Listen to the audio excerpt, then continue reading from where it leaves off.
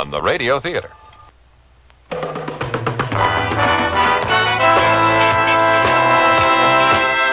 That's the theme from Sears Radio Theater, which will be brought to you Monday through Friday on this station. Today, Richard Widmark will host a tale of adventure in a faraway place. On Monday, you'll hear stories of the Golden West and the West we know today, with Lorne Greene as your host. Tuesday, you can laugh with Andy Griffith as your host for Things That Are Funny. Wednesday, Vincent Price will bring you a generous helping of mystery, suspense, and detective stories. And on Thursday, Cicely Tyson will enthrall you with tales of love and hate, dramas involving human emotions. The Sears Radio Theater will begin after this message from your local station.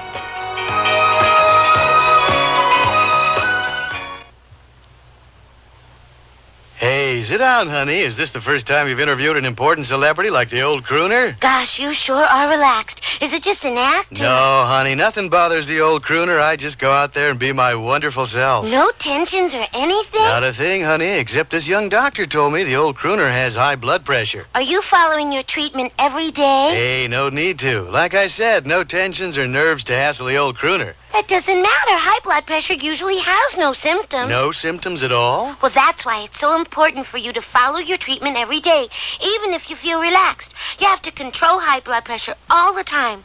Well, actually, I don't think I ever heard you sing.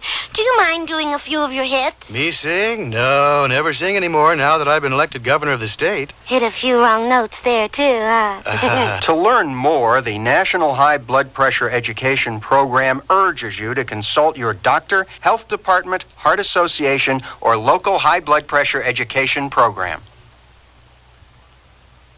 This is Richard Widmark. You're flying over a small tropical country in Africa. It could be any of half a dozen countries caught in the middle of civil war or political upheaval. Once occupied by the Belgians and the French and the British, it is now in the hands of its native people. Or perhaps I should say, in the hands of Mandu Ranana, the self-appointed president. The name of the country isn't important. What is important is the sound of those engines. A sound that has pilot Del Hall dripping in sweat, his knuckles bone white as he fights to keep his DC-3 cargo transport in the air for just a few more miles. A precious few seconds longer. Simbali Tower, Douglas 1169er Tango, over. Simbali Tower, Douglas 1169er Tango, over. Position 060, altitude 1,200, speed 9 knots. I have engine malfunction. Request emergency landing instructions. Acknowledge, over. Roger. Permission to land denied. Proceed to Marpura Airport. What? Say again, over. Permission to land denied. Proceed. Negative. I've got 5 passengers on board here. I can't make it to another. Simbali Tower, I have engine failure. Ready or not, I'm coming in. Mayday. And that's only the beginning of our story.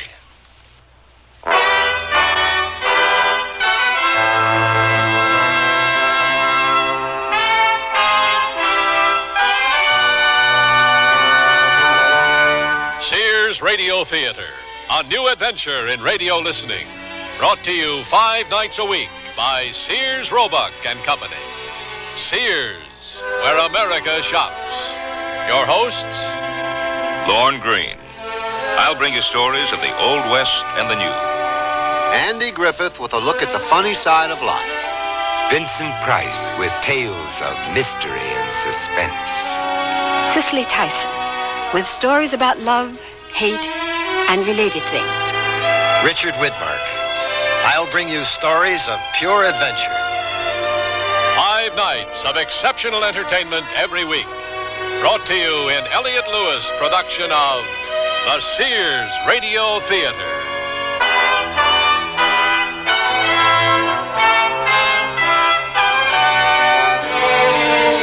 Our story, The Choosing, by Steve Sharon. Our stars, Dane Clark and Hans Conried. I sell draperies at Sears. Yesterday, a lady came in and said that she'd been in and out of about every store in town looking for draperies and at this point didn't know what she wanted anymore. I asked questions about her tastes and decor and then made suggestions. She was thrilled. She found what she wanted and learned a little, too. It made me feel good to know that I helped her out. Sears people are friendly people who help you find what you want. Sears, Sears, Sears, where America shops. Sears has a bedspread with all the muscle to resist the wear and tear it gets from high-spirited kids. It's Tough Cord, a sturdy blend of 75% polyester and 25% rayon. Choose from bunk twin and full sizes in 10 bright solid colors or 5 coordinating plaids. All machine washable and perma-pressed for no-fuss, easy care. When you want value in a strong and sturdy bedspread, look for Tough Cord, because kids not only sleep in their bedrooms, they play there too. At most Sears retail stores.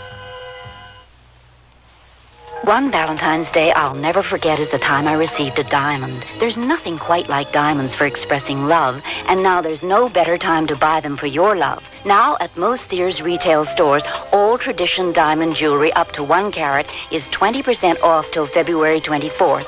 That's 20% off diamond solitaires, pendants, earrings, bracelets, stick pins, and fashion rings. So give her a diamond from Sears, and she'll remember this Valentine's Day forever. Dates may vary in Alaska and Hawaii. Give your Valentine fragrances from Sears and release the inner spirits of romance. Give her freewheeling, breezy Charlie by Revlon. Give him the rich, manly crispness of English leather. Or for them both, Chauvin Sport Scents. Refreshing, exhilarating, and all of them ideal for a Valentine surprise. Choose these or many other popular fragrances at most Sears retail stores.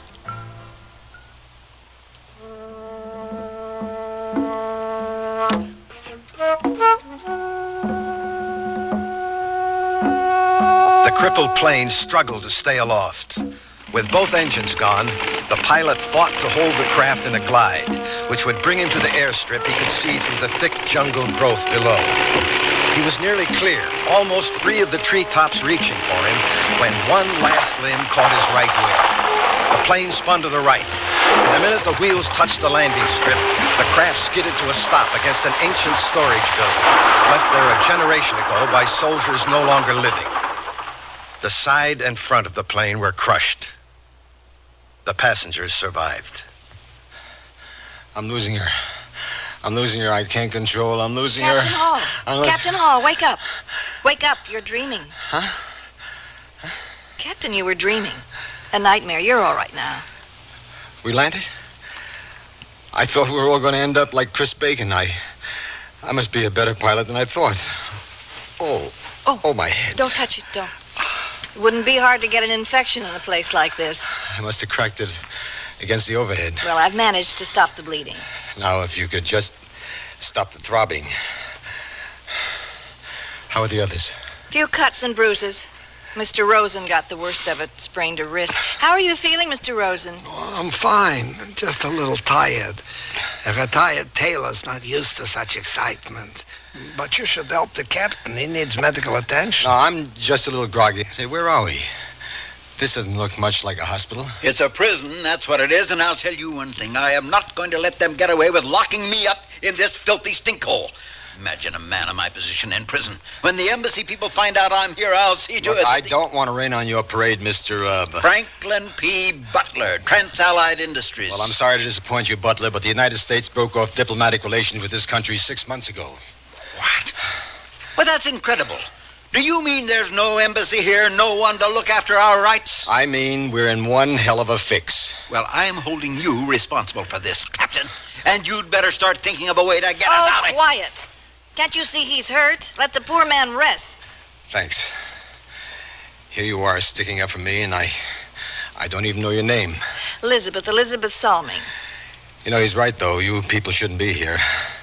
I fly cargo, not people. If I hadn't been so greedy to pick up a few extra bucks, Nonsense. We missed our connection, and we would have been stranded in Pretoria if it hadn't been for you. Well, I just wish I knew why they threw us in prison.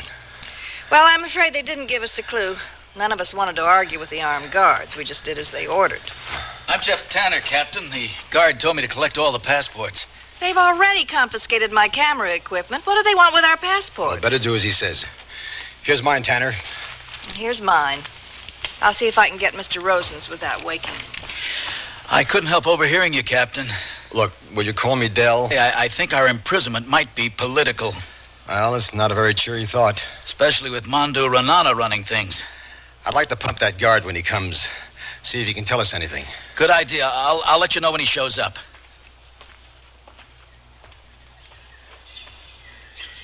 How's the view?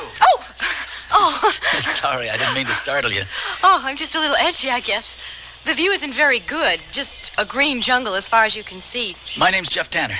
Ann Fraser. I'll need your passport for the guard, Ann. Of course. There you are.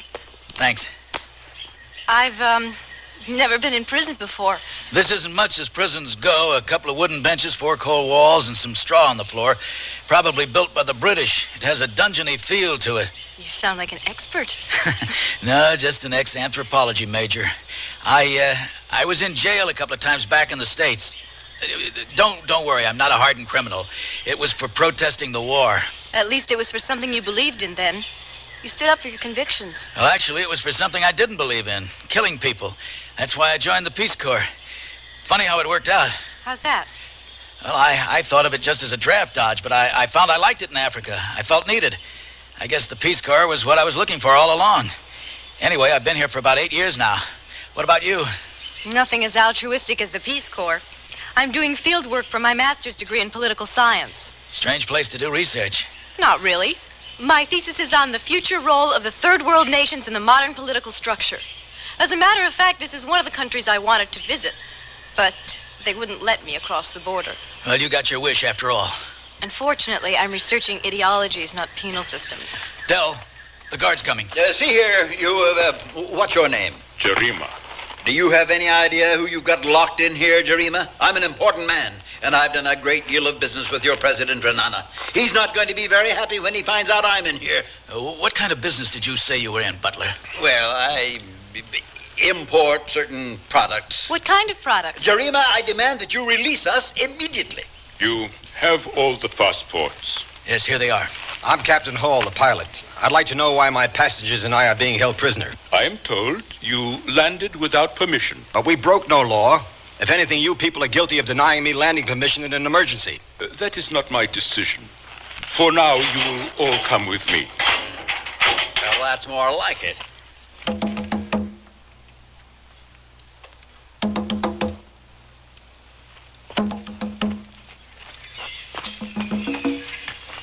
What are we doing out here? Looks like some kind of exercise yard. Yes. Now you will have exercise. You may walk about for a little while. Swell. Nothing like a brisk walk around a hot, dusty prison. Well, at least we can take advantage of the fresh air. Good idea. No telling when they might let us out again. You're not going to walk, Dale? No, I think I'll just sit here in the shade. Mind if I join you? I don't feel much like walking myself. Oh, not at all. How's your head? Oh, better, thanks. You know, I get the feeling I've met you somewhere, but I can't remember. Do you spend much time in Pretoria? Well, this is my first visit to Africa. I'm on a photography assignment for a magazine. Photography, that's it. You're a model, aren't you? I was at one time. Yeah, and you used to do those car layouts? The ones with the... That was 10 years ago at least. I was just starting out. 10 years? Yeah, that'd be about right. My parents sent me all kinds of magazines when I was in Vietnam. You know, that ad you did was taped right over my bunk. I used to dream about going home and buying one of those sport jobs and driving off with the girl. I'm flattered you remember me after all this time. Well, how could I forget someone as beautiful as you? What I mean is, dreaming about you used to keep me from going crazy in Nam. So, did you get the car? No, I never did. Just couldn't stay put in the job long enough to make any money. Too restless. Must have been a tough readjustment after Vietnam. Well, they say war is like a narcotic for some guys. They can't get used to no longer making life and death decisions after they turn civilian. They miss the high, the living on the edge, you know. Is that what happened to you? Yeah. I felt like a fool, so I came to Africa with some wild idea of finding adventure. So what do I end up doing?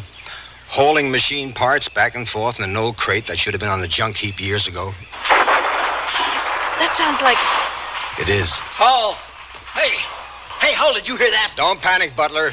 Those shots are about a half a mile away. But they could get closer, couldn't they? Oh, I think we are safe here, Miss Salming. At least I hope so. Well, that doesn't seem to be disturbing that Jarima fellow. He and that other guard he's talking to hardly seem to have noticed. Well, they're probably used to it by now. I could never get used to that sound. Well, my guess is Romana's boys are flushing out rebels. Well, I regret to say I don't know much about this country. In Israel, we have enough of our own problems to worry about. But this name, Ranana, I have heard. Oh, everybody's heard about Mondo Renana. He's practicing to become another Hitler. What you don't seem to understand, Tanner, is that since Renana took power, the You said it, Ann. He took power. That's what all the shooting is about out there. Renana wasn't elected by the people. He named himself president after he assassinated his own uncle. Great leaders have to seize power. So do the dangerous ones. I never said I condoned his methods. Now, what do you really know about it? You haven't seen the refugees fleeing out of this country like I have, beaten and maimed. You haven't heard the horror stories about the mass executions and the brutal torturings, so don't try to tell me. Shh. Better keep quiet about Renana's cheerful personality. Here comes the guard. All right. You have enough exercise.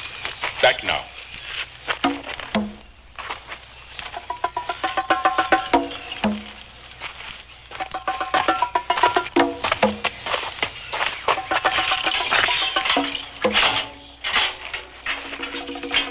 Home sweet home.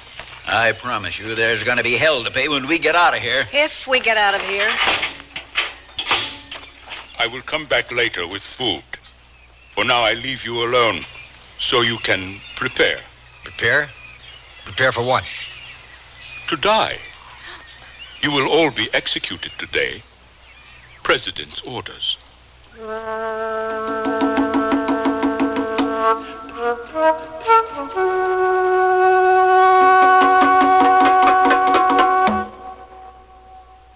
Sears Radio Theater will return after this message from your local station. Here's your chance to make someone's dream come true for Valentine's Day. Put their name in lights on Broadway on New York's most exciting light display, Spectacolor. For only $25, your message can blaze over Broadway. Tell her you love her. Ask him to marry you. Call 221-6938 for details. 221-6938. For a few extra dollars, they'll even take a picture of your message. So call Spectacolor 221-6938 now and light up someone's life. Hey, did you happen to see... Stan Martin letting you know this Sunday night we will relive 1974. After the 8 o'clock news, my special guest will be Marvin Hamlish on a WNEW $1 Million Weekend.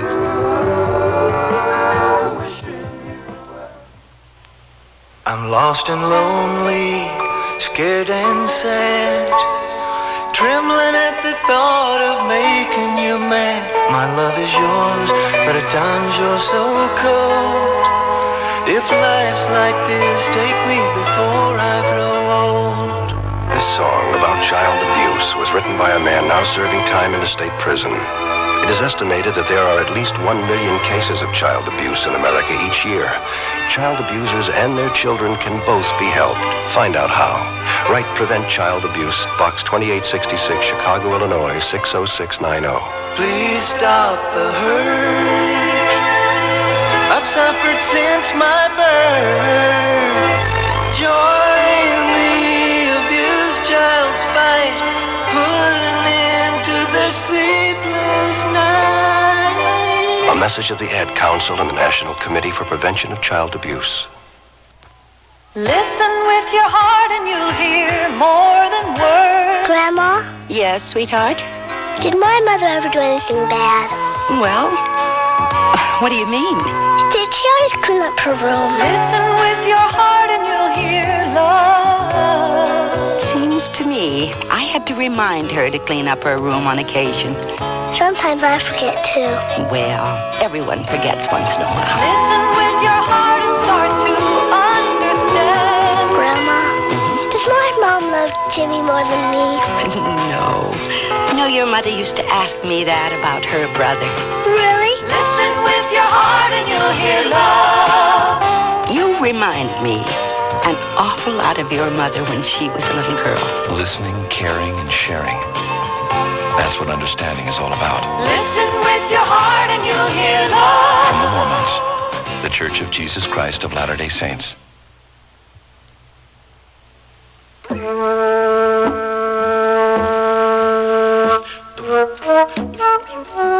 They stood stunned, staring in disbelief at the impassive guard. They looked toward one another, hoping they'd not heard. The guard must have been used to such a reaction.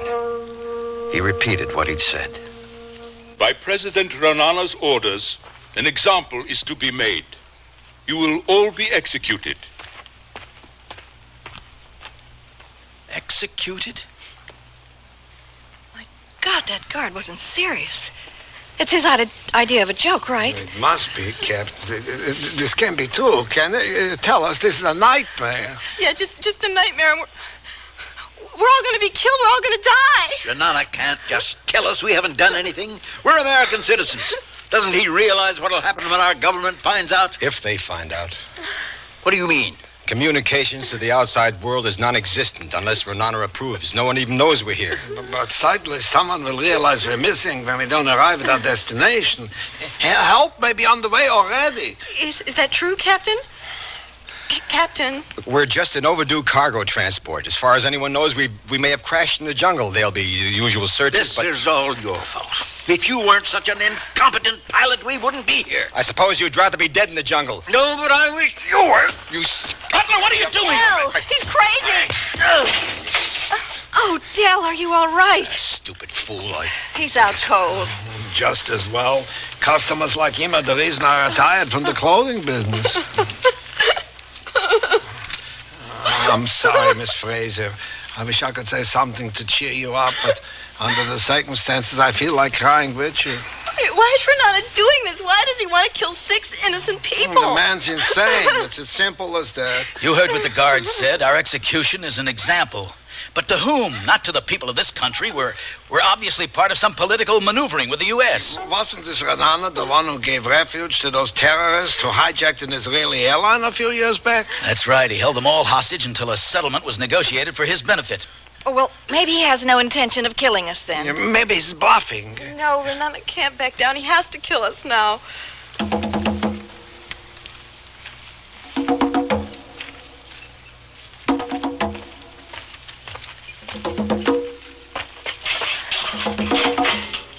Brought you food. I don't think anyone has much of an appetite now. But I also have good news. My president has decided not to execute all of you. Did you hear that, Anne? Thank God. Indeed, this is his doing. It's a miracle. I can't believe it. I knew Renana would back down. He knows better than to tangle with American citizens. Instead, my president has decided that his purpose will be served if only one of you is shot. Which one of us is it going to be? Oh, that is for you to decide. What do you mean? You yourselves will do the choosing of the person that is to be executed. Do you not want to eat now? I will leave the food.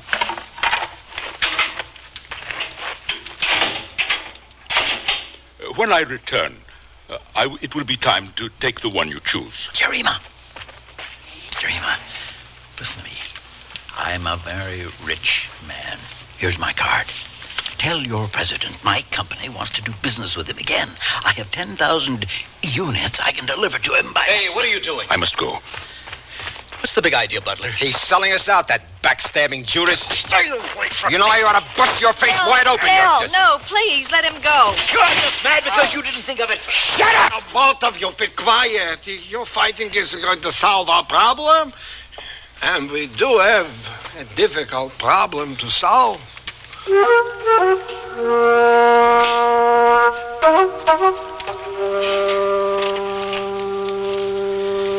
Anne, why don't you try to eat something? I don't think I can. Come on, try some of this. You'll feel better. No, I can't eat. Not until I know who it's going to be. Anne, I want to apologize for the things that I said to you out in the exercise yard. I was out of line. No, it was my fault. I must have sounded pretty stupid trying to defend someone like Renana. I guess I just wanted to show off my intellectual prowess. Think we can be friends? I'd like that. Good. Say, were you planning to go right back to the States after this? I don't know. Why? Well, I thought I could show you around a bit. I'd like to take you out to some of the villages so you could get to know the people like I do, see what they're up against. Well, that sounds really nice, Jeff. If we ever get out of here. You mean when? I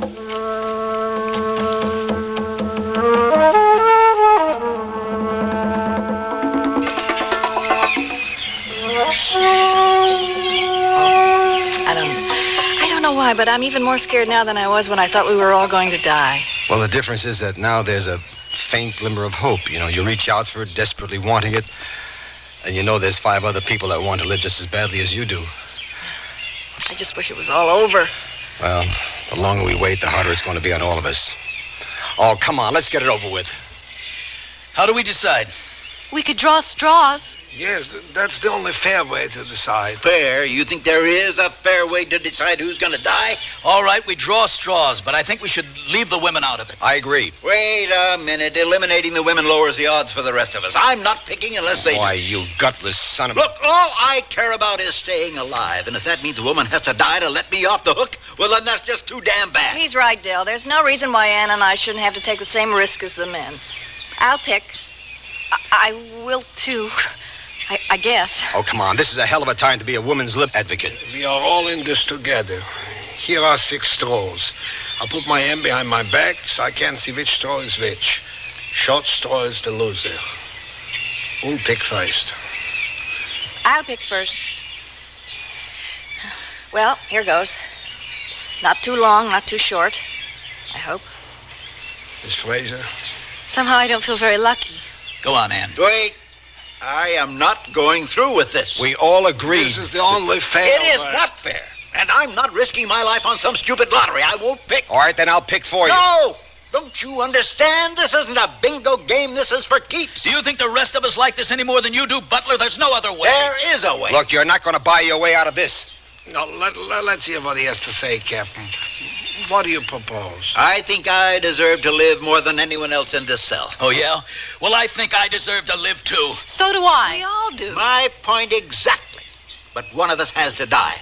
And it should be the one least worthy of living.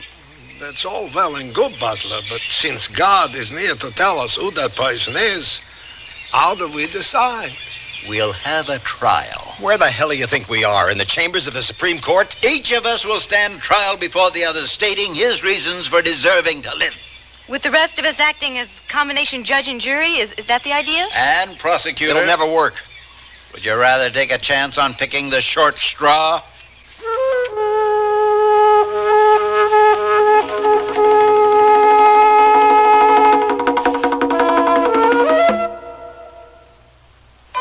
Sears, where America shops, invites you to apply for the Sears credit card. It gives you credit in over 3,600 Sears stores coast to coast. Whether you live or travel in any of the 50 states, there's a Sears store where you can shop for what you need for your family, home, or car.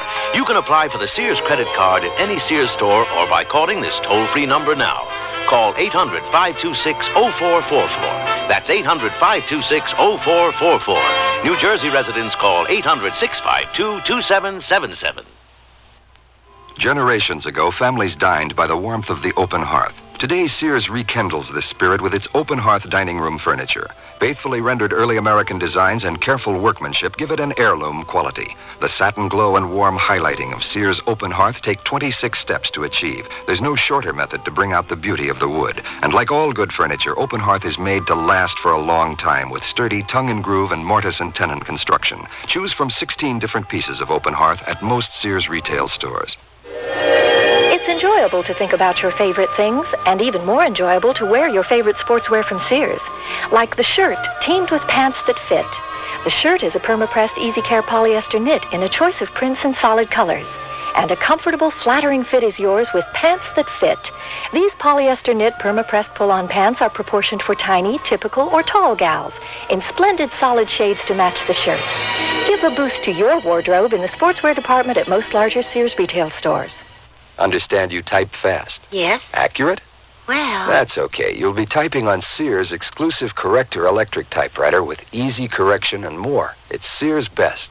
Try typing Sears Corrector typewriter. Whoops. Now first, Sears is S-E-A-R-S, not Z. So backspace to the incorrect letter, Tap the correction key. Now the mistake is blocked out. Next, type the correct letter. Then proceed. Yes, Daddy.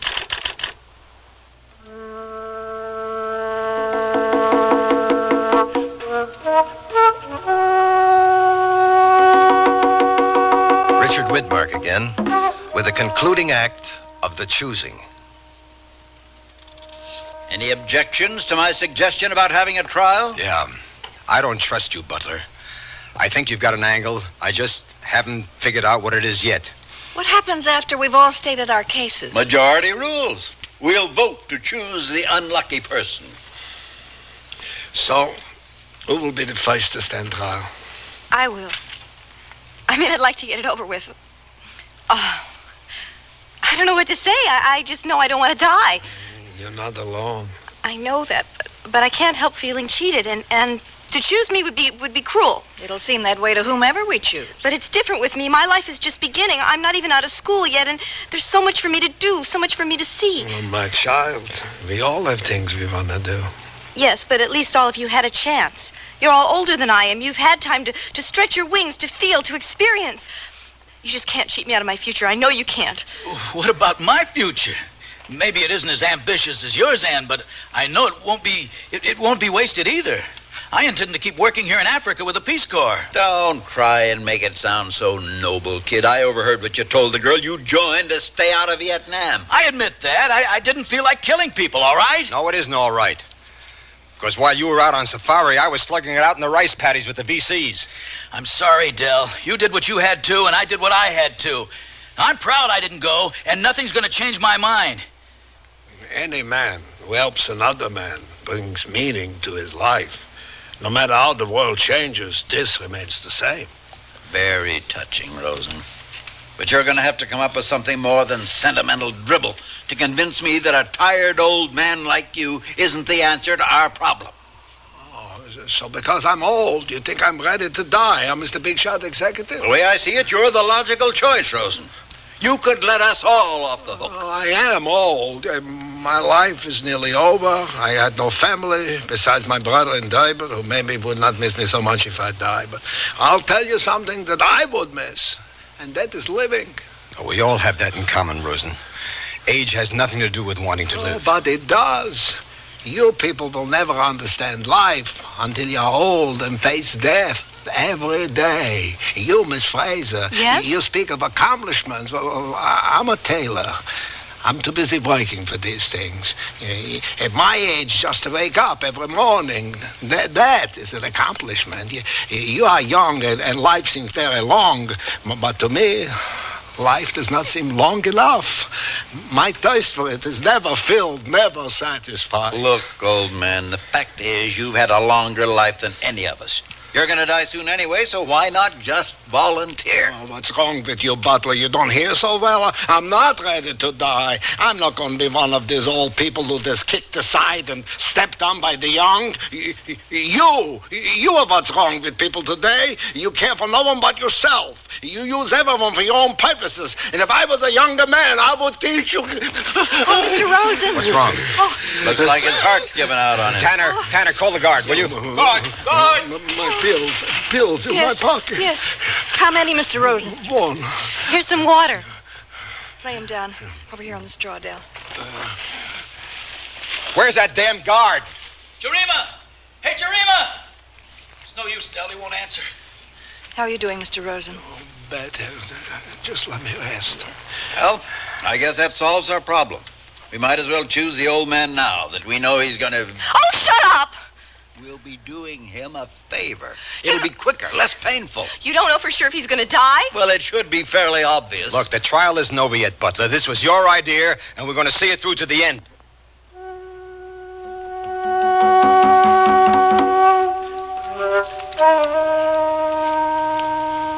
I look back on the frivolous life of pleasure I've led, and it hardly seems to have any reality now. It all seems a dream. Rather self-centered, I suppose.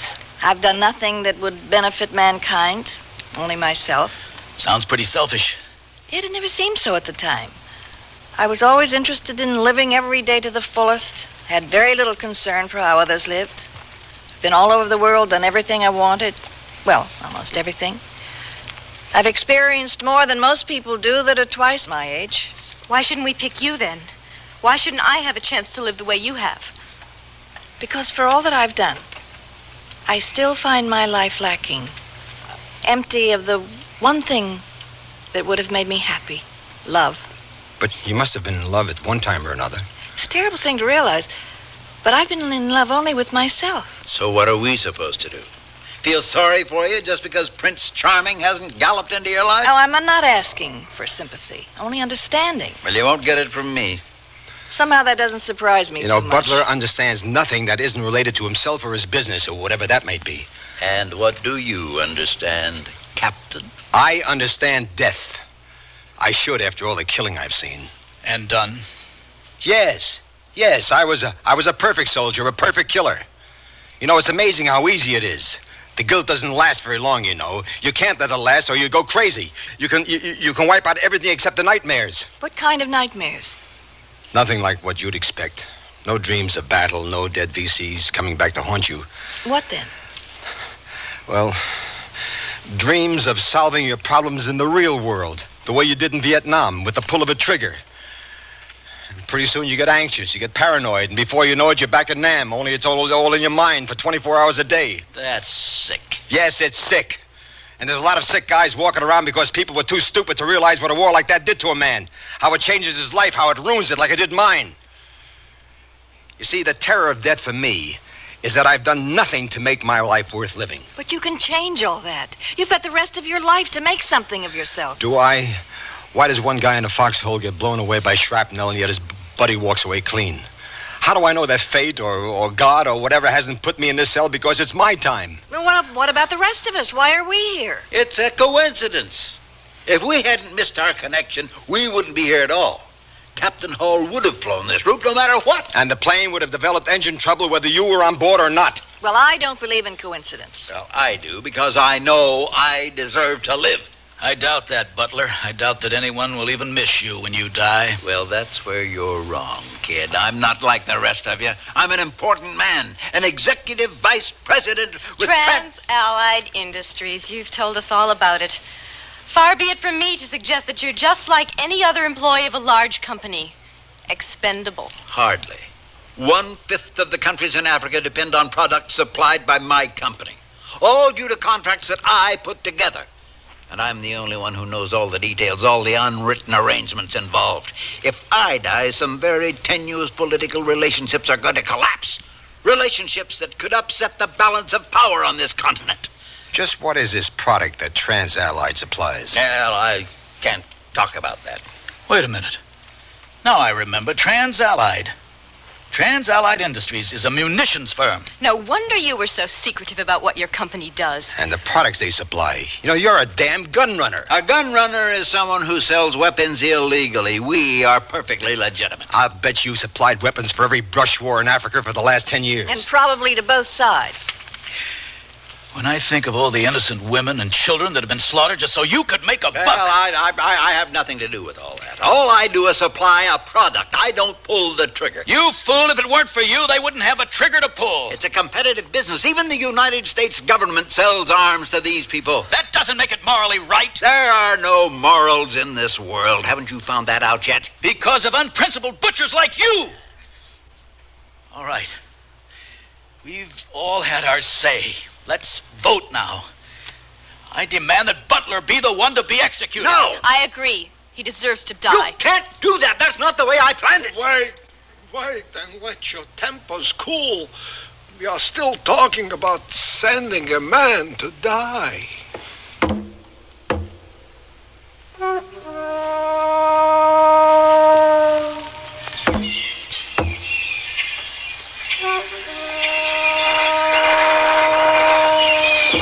Do you hear that? The rebels? Maybe it's the firing squad practicing. Oh. Dal, you think we'll get out of here? You will, Elizabeth. I'm sure of it. We both will, won't we? Dal, look at me. You can't be thinking they'll choose you. No, they won't choose me. Because I want us to be together when this is over, Dale. Look, we barely know each other, Liz. But there'll be time for that. Let's not kid each other. We're just two people who met briefly, that's all. No, there's something more. Is there? How do I know you're not trying to buy my vote with the promise that something might happen between us? Dale, you can't believe that. I do. You can't.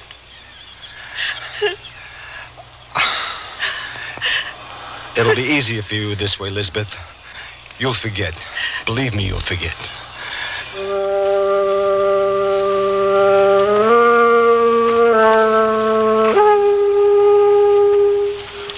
Rosen?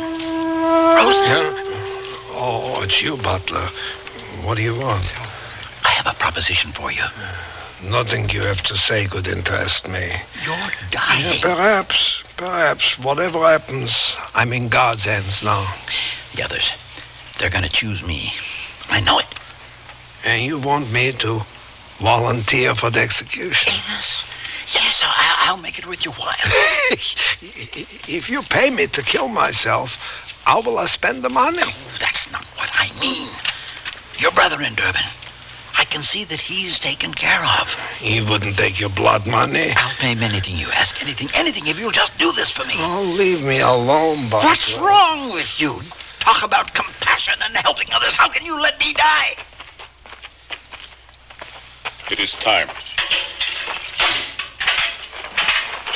Who have you chosen? No one. Yet. Then do so now. Jarima, did you take my message to Renana? Does he remember me? Is it a deal? He remembers you, but you are not to be released. But he has to let me go. He can't do this to me. Forget it, Butler. Let's vote. Mr. Rosen, who do you choose? The man who should die should be me. You won't regret this, Rosen.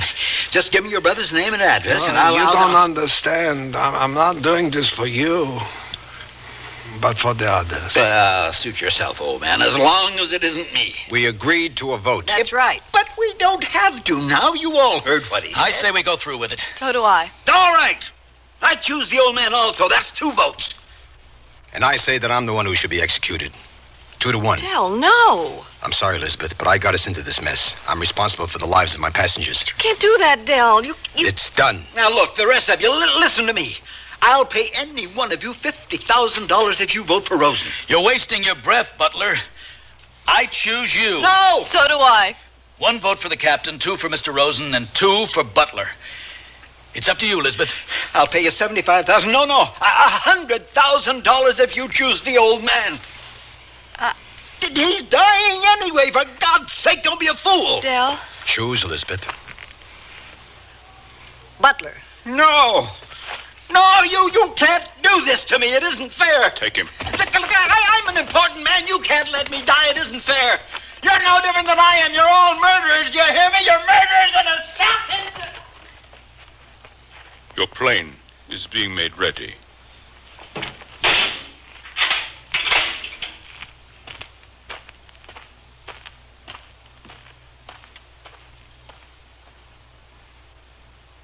God, what have we done?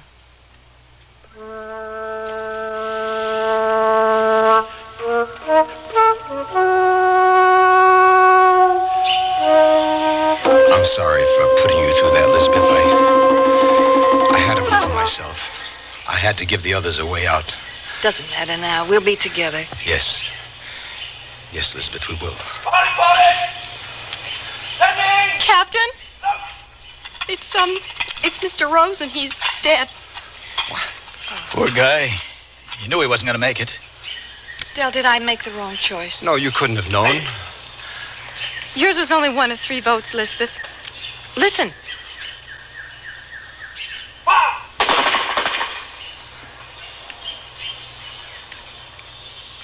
I'm ashamed to say I don't feel very guilty.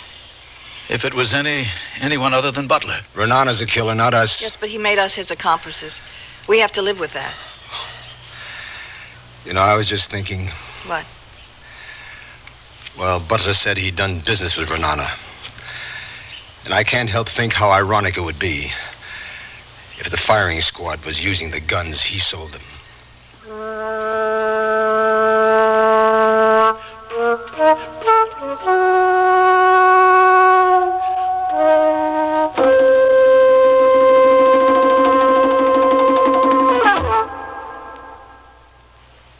on these jeans fit fine, but the hips are too tight. My hips look sleek in these jeans, but I'm swimming in the waist. We need jeans that fit at the waist and hips. We need jeans that fit from Sears. For every size waist in jeans that fit, there are 3 hip sizes to choose from, and 2 lengths. Tapered, contoured, fitting as if they were tailor-made. Whether a little skinny, a bit hippie, or in between, it's jeans that fit from the fashion place at most larger Sears retail stores. Oh, here I go again. It's time to rent one of those steam-type carpet cleaners. Why rent? Now Sears puts power in a carpet cleaner you can own yourself. The Power Spray from Sears for easy home carpet cleaning. Power Spray sprays hot water into your carpet, then sucks up the dirty water. You can see the dirt you get out. Dirt you didn't even know was there. The Power Spray Carpet Cleaner, a convenient carpet cleaner you can own yourself. Available at most Sears retail stores. Kenmore. Solid as Sears. My walls couldn't look worse. So I'm going to give them a new lease on life with Sears Fashion Flat and Semi-Gloss Paint. Right now, I'll save $4 on every gallon and choose from 25 snappy colors as well as bright white ceiling paint. They all cover with one smooth coat when applied as directed. Plus, easy soap and water cleanup is a snap. Good looks for the walls, big savings for me at most Sears retail stores. Hey, walls, you'll look terrific. Sale ends February 24th. When I need advice, I go to my mom. Why not? It's free. Now that I'm married and moving into a new house, I want all the advice I can get. So when Mom says shop Sears, I listen. You should. Sears is a great help on those big items you'll need for your new home. Major appliances like washers, dryers, and refrigerators. They'll deliver, install, and service. I always depend on Sears. You should, too. Sears, Sears, Sears, where America shops.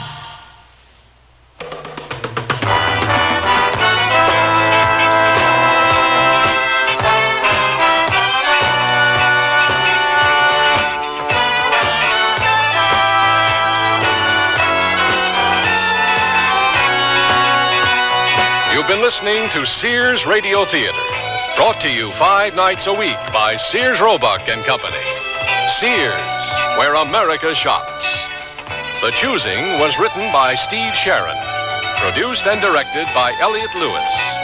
Your host was Richard Widmark. Our stars were Dane Clark and Hans Conry. Also heard were Shepard Menken, Mary Jane Croft, Parley Bear, Norman Alden, and Patricia Ann Joyce. The music for Sears Radio Theater was composed and conducted by Nelson Riddle. Art Gilmore speaking. The Elliott Lewis production of Sears Radio Theater is a presentation of CBI.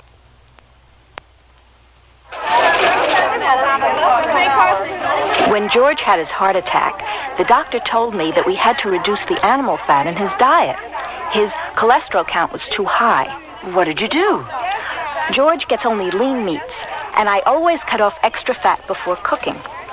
He gets low-fat dairy products, grains and cereals, fish, poultry with no skin, fresh fruits and vegetables, and you know what? What? Our food bill is lower than before George had his heart attack. But doesn't he miss all What's to miss? He eats better than ever before and has more variety in his meals, too. And you know what? What? I do, too. What? Enjoy. The American Heart Association wants you to eat foods that not only taste good, but are healthy for your heart. It's not as complicated as you might think.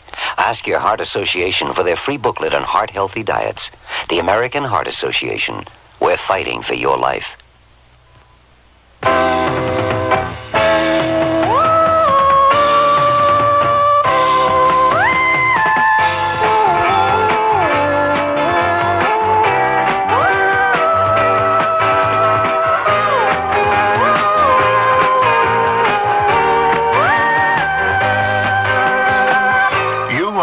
Traveler, and you know there are certain foods, plants, and animal products you can't bring back to the U.S. You can't because they're prohibited. They're prohibited because even one of these foods, plants, or animal products might carry a disease or pest that could spread to our crops and gardens and animals with devastating results. You haven't been everywhere on the globe yet, but there's always tomorrow. And before you go again, write for the free booklet that explains the law. Even one can hurt, right for traveler's tips.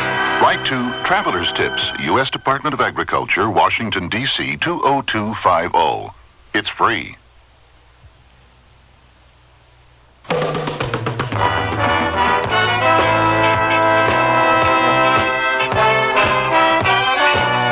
Be sure and tune in next Monday when Sears Radio Theater presents Leavin Cheyenne, a night of Western drama with your host, Lorne Green. The mood turns to comedy Tuesday with Andy Griffith as your host for Should Old Acquaintance Be Forgot? On Wednesday, Vincent Price is your host for The 13th Governess, a story of mystery and suspense. Love and hate is the subject of This Home is Dissolved, and Cicely Tyson will tell you about it next Thursday. And Richard Widmark will round out the week with a tale of adventure called Cataclysm at Carbon River. So be sure and tune in Monday to the Sears Radio Theater.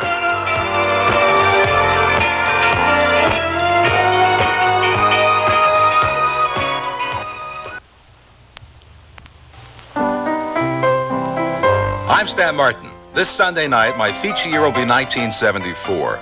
Relive it with me. I'm Palmer Payne, WNEW News, on the Radio Theater.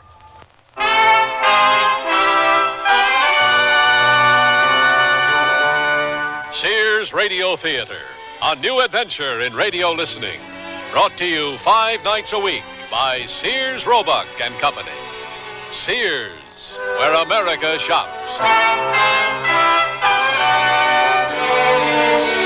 Our story, Leavin Cheyenne, by Percy Granger. Our stars, John Daner and Don Johnson. Sears Radio Theater will return after this message from your local station.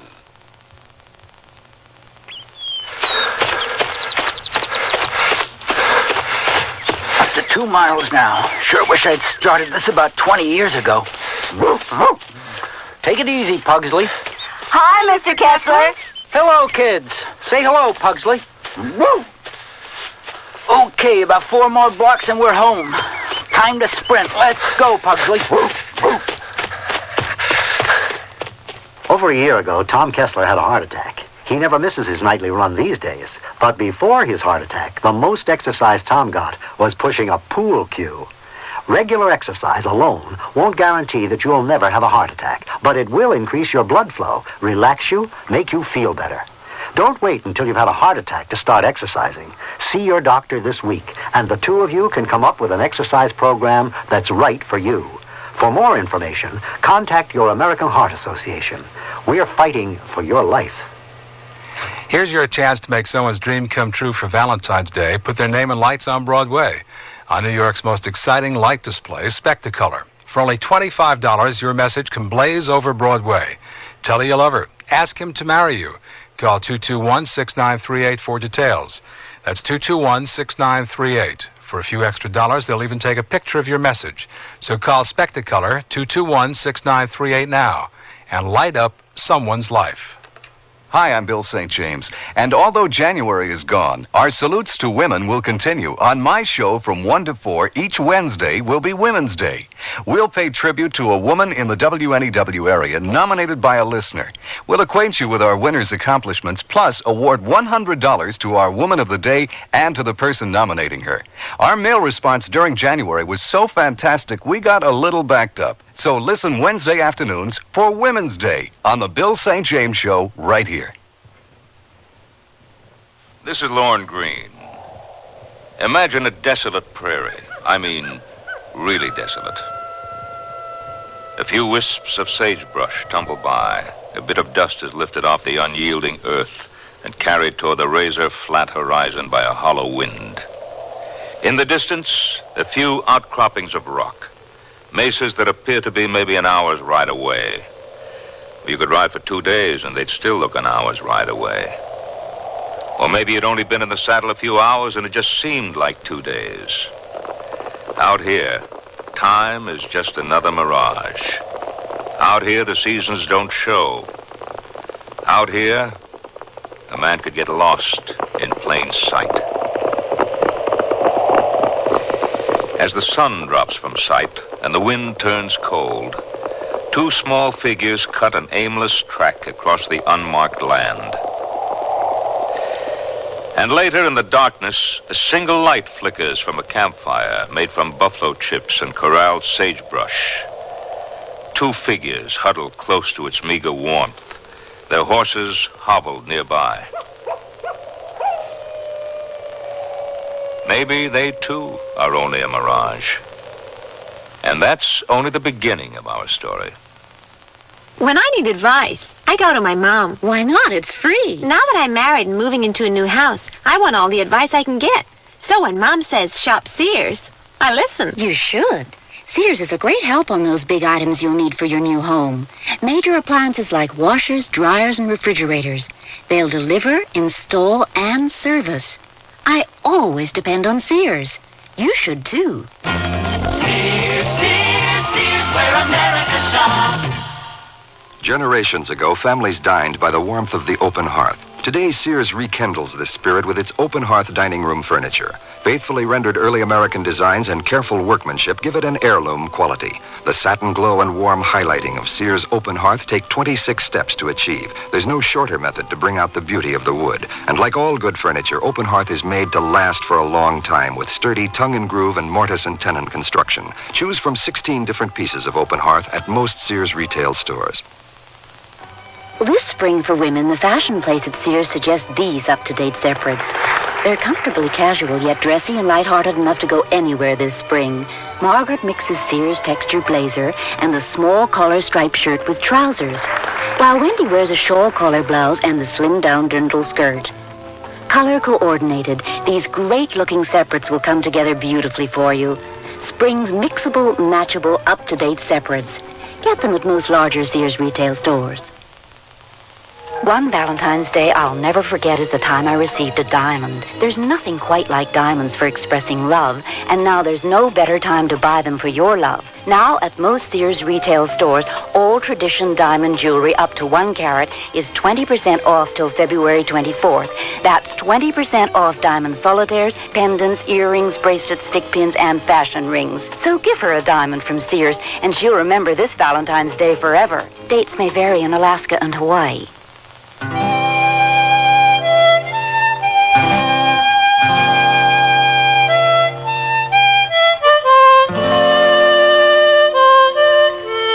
Hours have passed.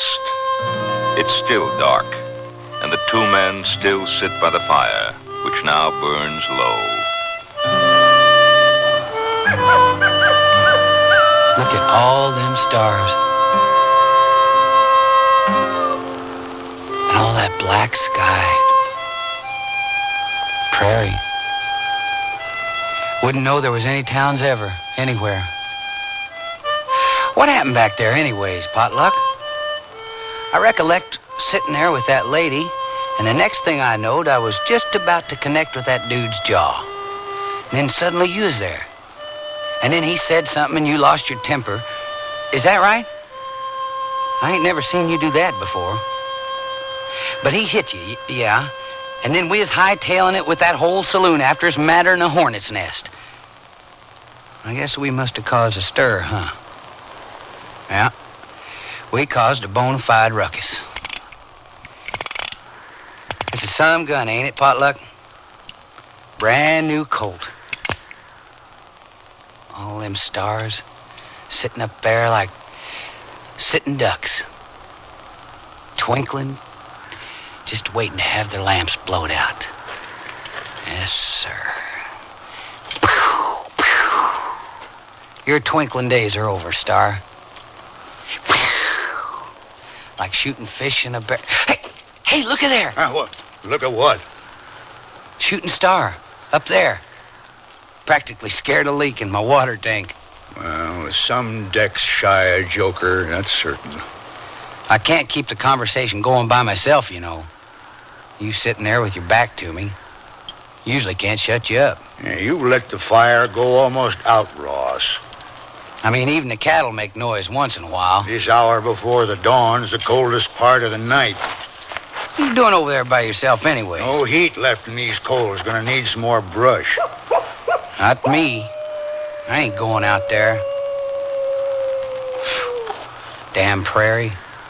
Hey, we got any more of that calomel? Sure is quiet without them cows. Fetch me the calomel, will you, Ross? Ain't no crickets either. That ain't natural, no sounds at all. Sure makes it more'n just dark. Calomel. Oh, first quinine, now calomel. All you need to make you a cripple's a fistful of pencils. Catch. Potluck. Huh? Here. Oh. Have to lean you up against the wall to spit. Thanks. I miss them cows. The cows is sold, Ross. They're sold, and we've been paid off. I need some more smoke. Hey, go easy on that stuff.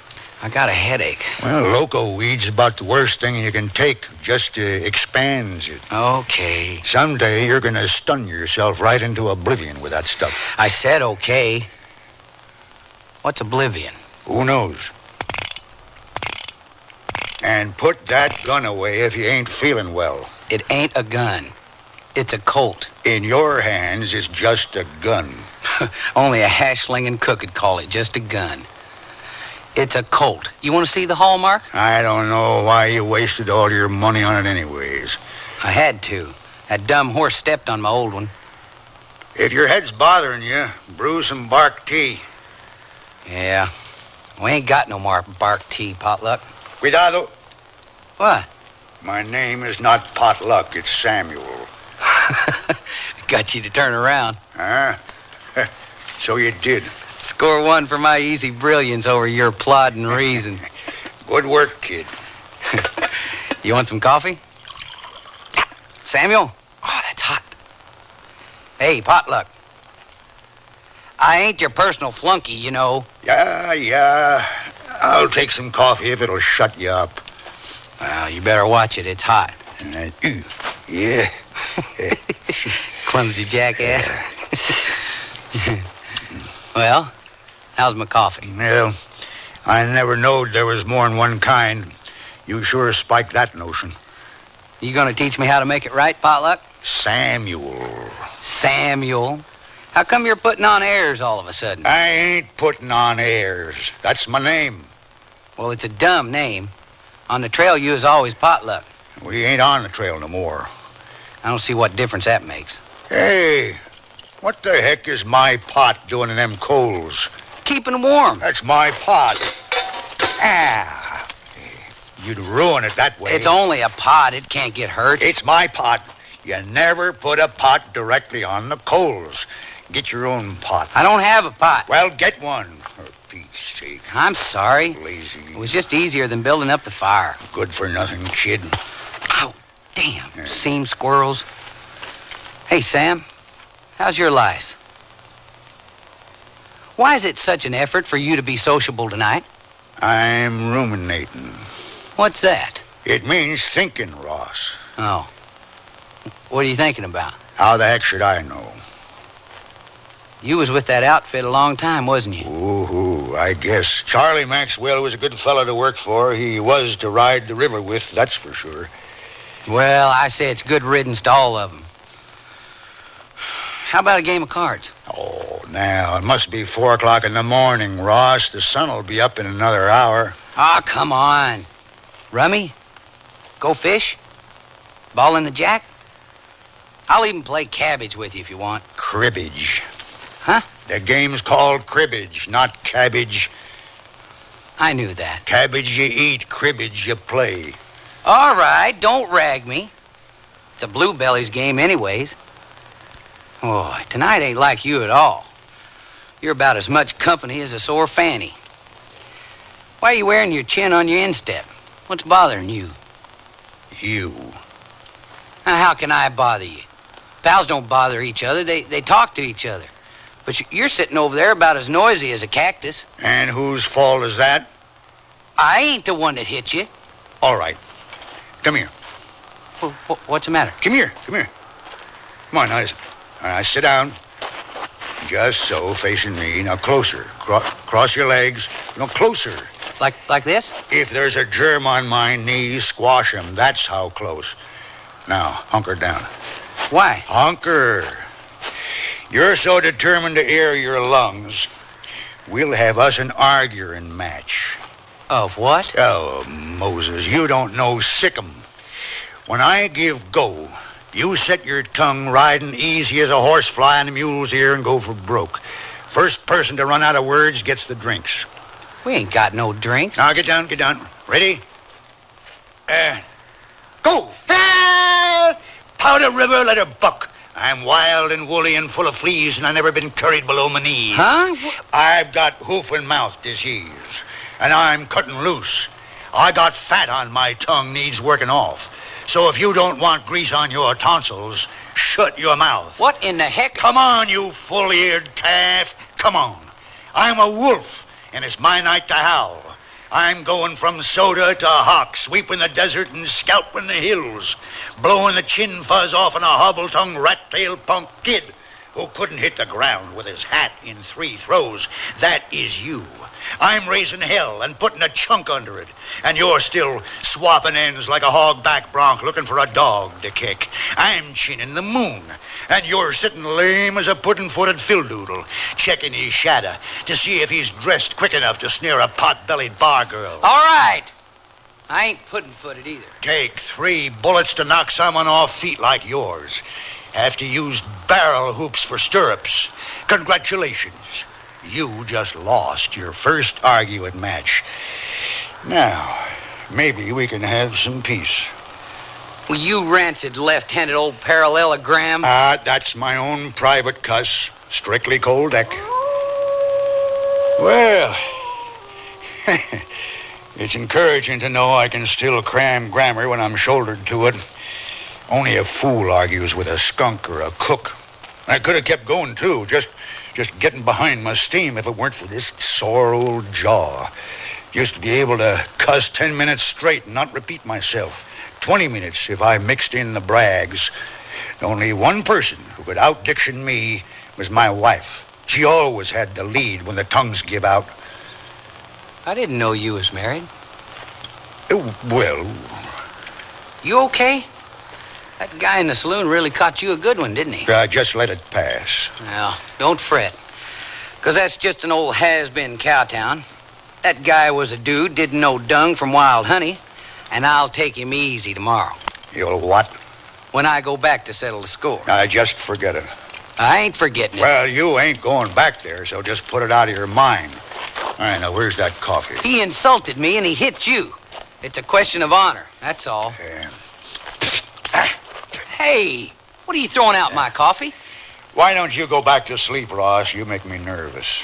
Heck, Potluck. Samuel. What kind of a man am I if I let some dude get away with hitting the guy that's been like a paw to me? I ain't neither. I ain't your paw. I ain't nothing to you. You got that? We're off the trail now. The drive's over. There ain't nothing more I can learn you. And your concerns ain't of no interest to me. Since the shank of yesterday afternoon, my ears has growed a second layer of skin. You got that, Ross? I just don't hear you.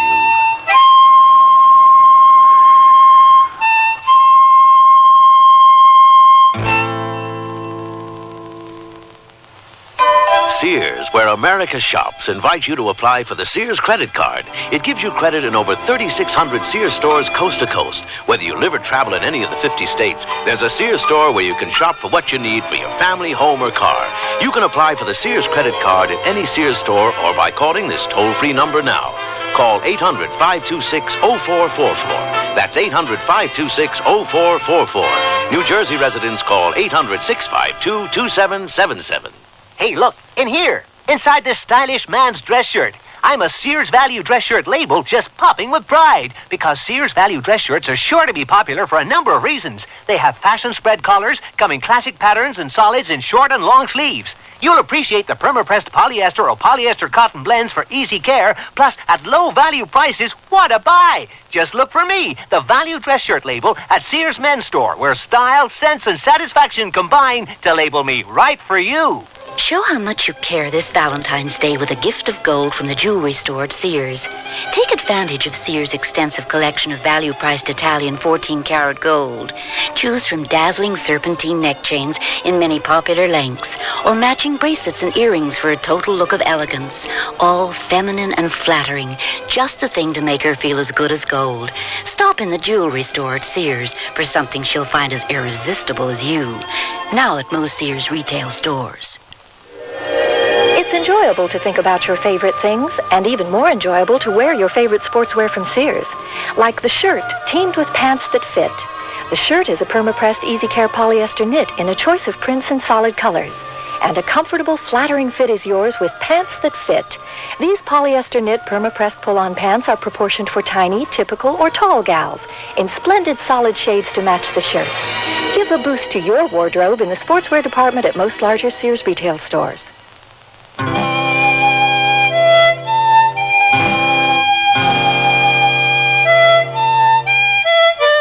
Two men, alone in wilderness country, their fire keeping the darkness away. The older man recognizes the young man's uneasiness. I just want to be alone. We're alone? Ross, I ain't a cook no more, and you ain't a wrangler. We're just a couple of out-of-work bums in the middle of nowhere.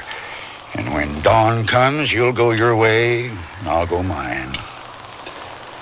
I ain't got much money left, Potluck. This gun, this new Colt, I don't know if I was overcharged or underpaid or... Well, you wasn't underpaid, I can tell you that right now. Oh, my head's getting worse. Feels like I got a fever blister on my brain. Well, here, look at here. Lie down. Now put a cold scarf at the base of your skull. If I'd have just laid that dude right out, you wouldn't have been cold-cocked, and we could have just been on our way tomorrow to wherever we'll go with no hard feelings. I ain't got no hard feelings. Come on now, lean forward. It was my fight anyway. You oughtn't to have butted in. Ross, our outfit left yesterday morning. We was all alone there. If I hadn't put a stop to it, they'd have had to scrape your remains into a tin filled with alcohol. It was between me and that guy. They wouldn't have interfered. Smarten up, Ross. You don't have to keep putting your finger up my nose every time it runs. I can look after myself. I mean, what do you suppose that lady thinks of me anyways? What lady? The one I was with at the table. There weren't no lady at that table, Ross. There wasn't? Yes, there was. She wasn't no lady. Yep, there was, and she was at my table. That's all I know. And that dude was trying to cut in. She tried stopping him, and he slapped her. And I was all set to slug him when you stumbled over.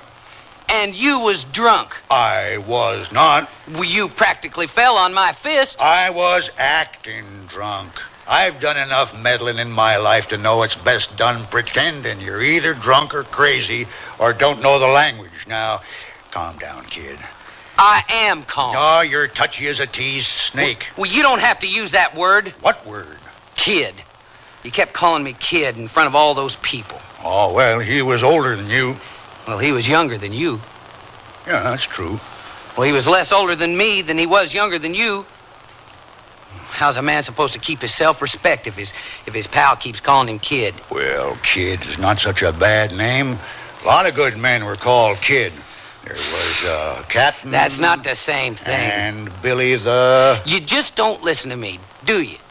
That's your problem. Look, Ross, I come into that brawl and saved your neck. You didn't save my neck. There was 100 men in there just itching to sweat the steer out of us. Boy, they love to see all us cowpokes ride in weighing our own bulk plus payday. But, Lord, you better not be the last to leave after the money's changed pockets. I get myself hit by some jerk I don't even know. Tells me if he sees me around there again, he's going to give me a pill I can't digest. Gets the whole town after us, and while I'm sitting here, still catching my breath and feeling the age in my bones, you're worried about semantics. About what? Words, honor, self-respect. They ain't words. They're important. Yeah, and so's our lives. We could have gotten killed in there. So? Yeah, there are two things a man's got to be careful how he picks. Listen, Pot. His friends and his quarrels. Potluck. But you don't never learn nothing. Pot. You're the same dumbass kid who come to our outfit 6 months ago. You sit there, puffing that loco weed and diddling your new gun, and I could get myself a breakfast of smoking hogs this morning over nothing. Potluck! It ain't over nothing. I am going to worry about you, Ross. You got a habit of using your gun when your mouth gives up on you. Boy, you sure don't look like the potluck I know. Will you leave me alone? You look really old. You know that? I'm sorry. I didn't mean that. Gotta admit, it's a switch, Ross. Usually it's the old fools get their fighting done for 'em. It's getting cold. I don't think it's ever going to be warm again. Maybe it was a mistake. What? Quitting the outfit. We'll find work next season. That's one thing there's always plenty of, work. I don't know. Charlie asked me why I'd chose this year to quit, and I couldn't give him a reason. I'd cooked for his outfits for more than 10 years, and I couldn't give him a reason. He was friendly enough not to press it, but I could see it in his eyes that he knew. And I've been trying to figure it out. What? We had a good drive this year. No stampedes. Hardly lost a head. 1868 now. That was a bad year. That was my first season as a cook. I had a natural instinct for socializing, and I could take criticism. So it was just natural I become a cook.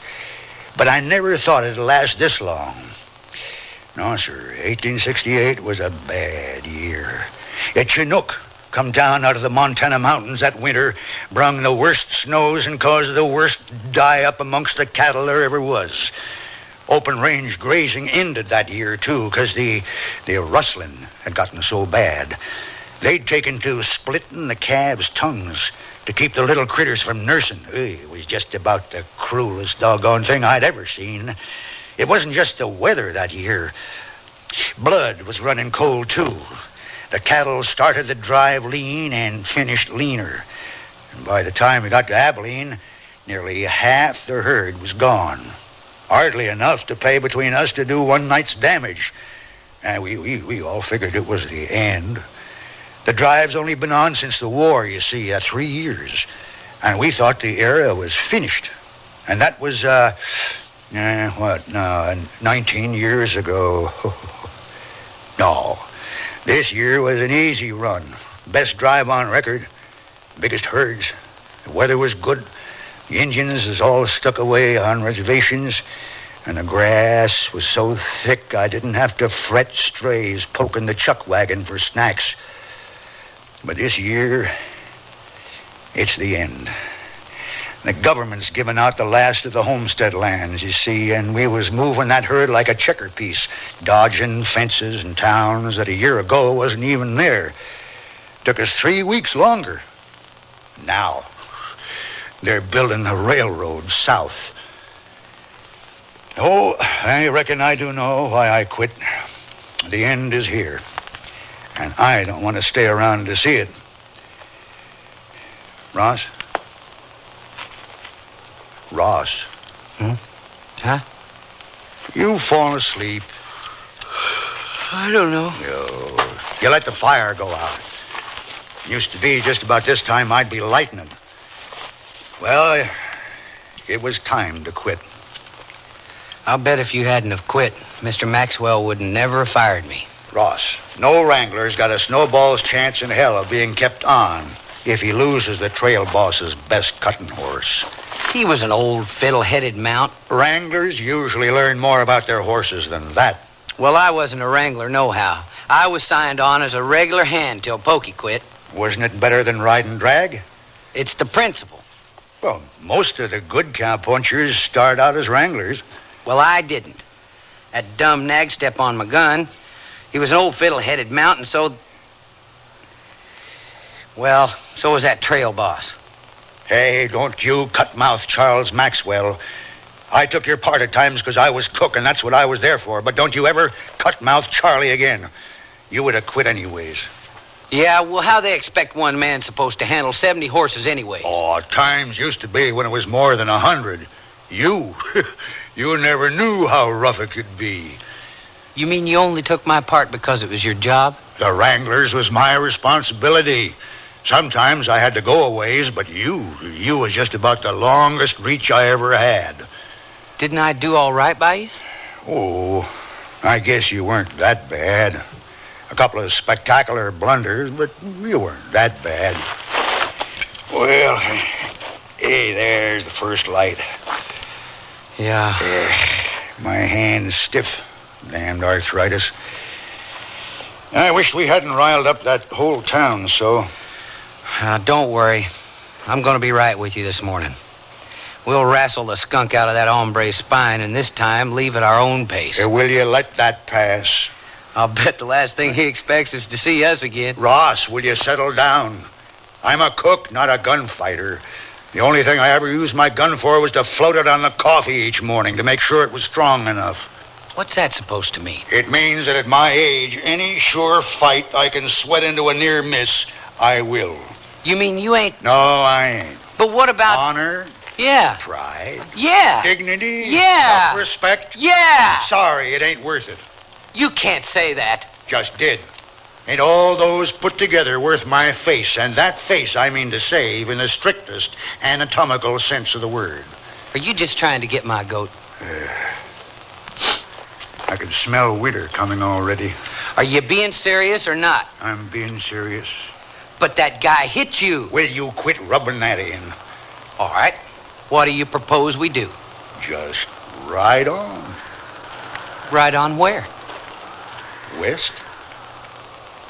Ride on. Just ride on. And what do we do when we get to the Pacific Ocean? You ride on. I ain't going. Huh? I got a score to settle, and I can do it myself. No, you can't. Yes, I can. It was my fight anyway. I don't need you chewing my cud for me anymore. You ain't never been in a gunfight in your life. He'd kill you. So, it's time I took care of myself. I'll drink to that. I ain't gonna ride on the rest of my life knowing there's a whole town somewhere that's laughing at me behind my back. It ain't important, Ross. Yes, it is. No, it ain't. Yes, it is. Quit pushing me, Ross. I ain't pushing you. You're pushing me. You've been pushing me all night. No, you're pushing me. No, I ain't. Yes, you are. No, I ain't. I got a gun here that says you are. Butler. What are you doing? I've had just about all I'm going to take from you, Ross. Potluck. There's only one way to settle this.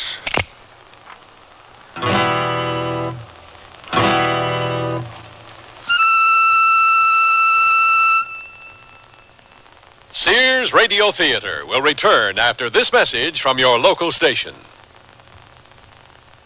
What if you went off to college and found that you were different from everyone else, and everything was designed for them, not for you? Suppose you went to the library and all the books you needed were in Braille, and you were the only one who couldn't read. You'd feel left out, wouldn't you? And what if you went to class and found that there were no chairs because all the other students rolled in with their own wheelchairs?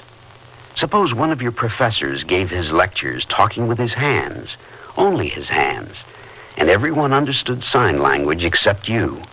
You'd think it wasn't fair. Well, that's how handicapped people feel now when they go to college and find extra handicaps.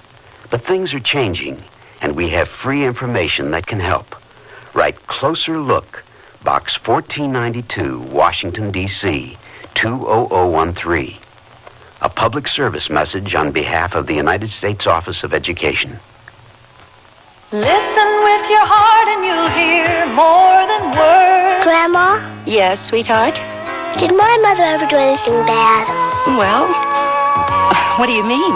Did she always clean up her room? Listen with your heart and you'll hear love. Seems to me I had to remind her to clean up her room on occasion.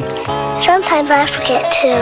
Well, everyone forgets once in a while. Listen with your heart and start to understand. Grandma, does my mom love Jimmy more than me? No. You know, your mother used to ask me that about her brother.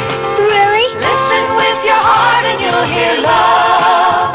You remind me an awful lot of your mother when she was a little girl. Listening, caring, and sharing. That's what understanding is all about. Listen with your heart and you'll hear love. From the Mormons, the Church of Jesus Christ of Latter-day Saints.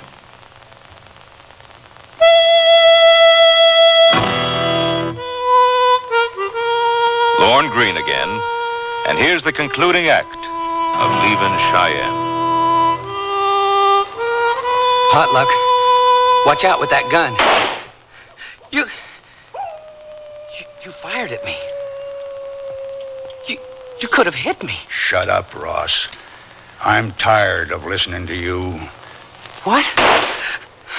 I said shut up. Wait a minute. Quit it! You're gonna shut up? What? I said shut up. What are you doing? This time I'm aiming right at your gut. Now throw down your gun. Throw it down. All right. There. That was a dumb move, Ross. You should have kept it. But you just told me A man oughtn't ever to let go his gun. What's got into you? Hey, what are you doing? I just threw mine down, Potluck. Come on now. Come on, cut it out. You ain't behaving normal. You gonna shoot me? What for? How many times I told you not to call me Potluck no more? Well, that ain't no reason to shoot someone, especially if he's your friend. That don't make no difference, kid. Quit calling me kid. You gonna apologize? No. Apologize. You'd shoot an unarmed man.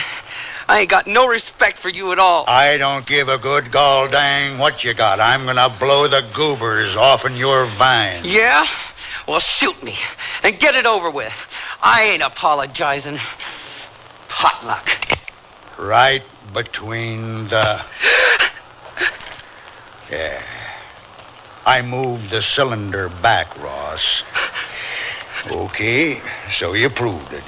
You proved you ain't afraid to die. So now you can forget about that fight. Oh, how'd I ever end up out here with you? You'd let the only guy you know kill you for name-calling. Well, that's dumb checkers, Ross. You ain't the only guy I know. Name another. There. That's what you ought to be shot for, making coffee like that. And that'd make more sense than getting killed over some knock-around tart in a saloon. Lady. Huh? She was a lady. She was for sale, Ross. She was dressed up like a sore toe. Do I have to put a knot in your skull that'd sweat a rat to run around? It was the bulge in your back pocket she was after. I know that. Well, if you knew it then, what... I just paid her when that guy come over. Oh, and you didn't want to lose your investment. I was sure going to do something. Oh, money. That's what everything's boiling down to now, isn't it? The only thing got any value anymore, money. Self-respect, hell. Scratch a man today, and you find scrip. You grousing more about your pay than trying to do your job right and learn something you could be proud of. What's proud about being low man on the totem pole? Well, a wrangler may be low man on the totem pole, but he can learn things about horses that few other men know, and he can use that knowledge to work his way up, because men will respect it. You find pride where you put it. Same with honor. A man's self-respect don't by nature extend to the tarts he sleeps with, and certainly don't extend to the tarts he don't sleep with. But he hit her. What was I supposed to do, stand by and let him do that? Ross, she signaled that man to come over. So? What? It was a setup. The whole thing was a setup. They get your money and then get you so riled so you kick up a row, and then they give you the bum's rush. It's the oldest trick in the book. You mean they... Well, that damn... Ross... I should have... Ross. Who's she think I am, anyway? Listen to me, will you? Will you listen? That's really something, isn't it? That's really... Boy. There's no way you can get even, so don't even think about it. You try, and you'll end up in jail for assault. And then what'll they do? Fine you. Money. That's just about the lowest. That's why the trail is closing down. Money. You can't play stud if the house is dealing blackjack, Ross. Well, that's just... Chalk it up to experience. Oh, that's Ross. Really... I don't need no experience like that. I can get along without that just fine. He probably wouldn't even fight with you anyways. Why should he? He's got his money. My money. They were in cahoots the whole time. Yeah. And you saw it. You saw the whole thing. I'll be damned. I really will. Ross, it works every time. Because they know our moves. As soon as we fly off the handle, they've got us for whatever they want to take us for. And the day our paws strap gun belts round our waists, we're just like hound dogs with collars on. Hound dogs to the coons of pride and honor. Well, them's just chips on the shoulder, Ross. Cow chips. Stink to high heaven and weigh a ton. On the trail, them words did mean something. A man's responsibilities was clear-cut, and his loyalties was obvious. And them words meant enough we never had to use them. It was only when we rode into town that we become self-conscious. And our code become nothing more than just waiting for somebody to insult us. We was cowpokes, but them town folk didn't see nothing but suckers. They even rumors that guys like us ain't all men. How do you contend with that, huh? You lose, and you're dead. You win, and they say, pretty good shot for half a man. So? So, you pick your friends right and pay cash with the rest.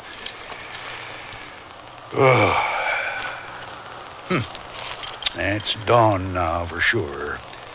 There's the sun. I'm getting my gear packed up, and then I reckon I'm off. Can't we go together? Well, I'm sure you got plans that don't include an old man like me. No. No, I ain't got no particular place. I just kind of figured that wherever you want to go is fine by me. Oh, I don't know. Where were you thinking of heading? Don't matter. Oh. What about west? Well, I think I'll go south. Well, that's okay. Yeah, I just want a warm corner, Ross. Sure. Let's go. Ross, I got some business to attend to. That's okay. It's kind of personal. What is it? Well, I got to go back to that town. Back to... Why? It's nothing. Potluck. Some guy stole my frying pan. Huh? While we was in that deadfall saloon, someone walked up to my horse and proceeded to get his frying pan mixed up with my frying pan, and in a confusion forgot to leave either one of them. You're going back for that? Well, I told you it was just personal. You'd fight over a frying pan? I just want it back. Why don't you just buy another? I don't feel like putting out money for another of something I already have one of. I'll give you the money. I want the one that stood by me for 19 years on the trail. You talk about it like it was a person. It was my partner. Well, okay. Ross, I won't need no help. But you're my friend. You just said that was the most important thing. Yeah, I know, but... You think more of your frying pan? Well, it's been with me longer, Ross. Well, geez. You pick your friends and they skip out on you. Take to the trail and it's closing down. Stay shy of towns, they're springing up like loco weeds. So what am I supposed to do? You'll manage. I'll manage? I'll manage? What the heck's that supposed to mean? Boy, you sure was right, mister. Your advice-giving days is over. You got the punch of a rubber spur. Don't you think I know that? It's like the time... I don't want to hear no more of your stories. Ain't none of it true anyway. I mean, anyone that thinks of a frying pan's more human than a person.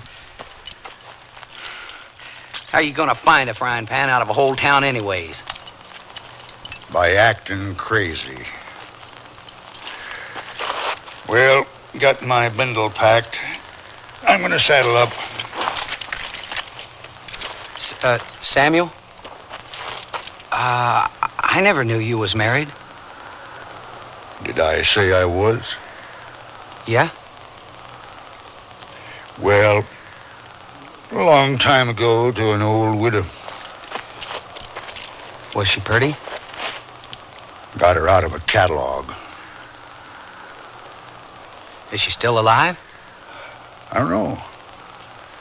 think she's teaching school now, somewheres north. Montana, maybe.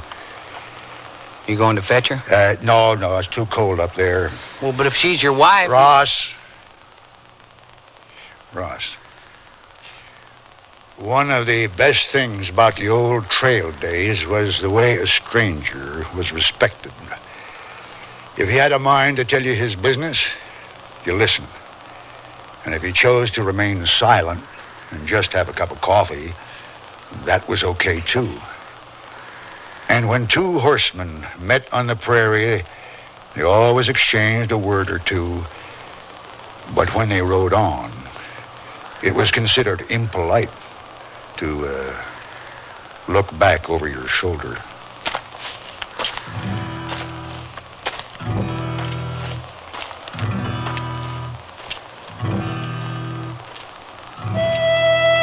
Yeah.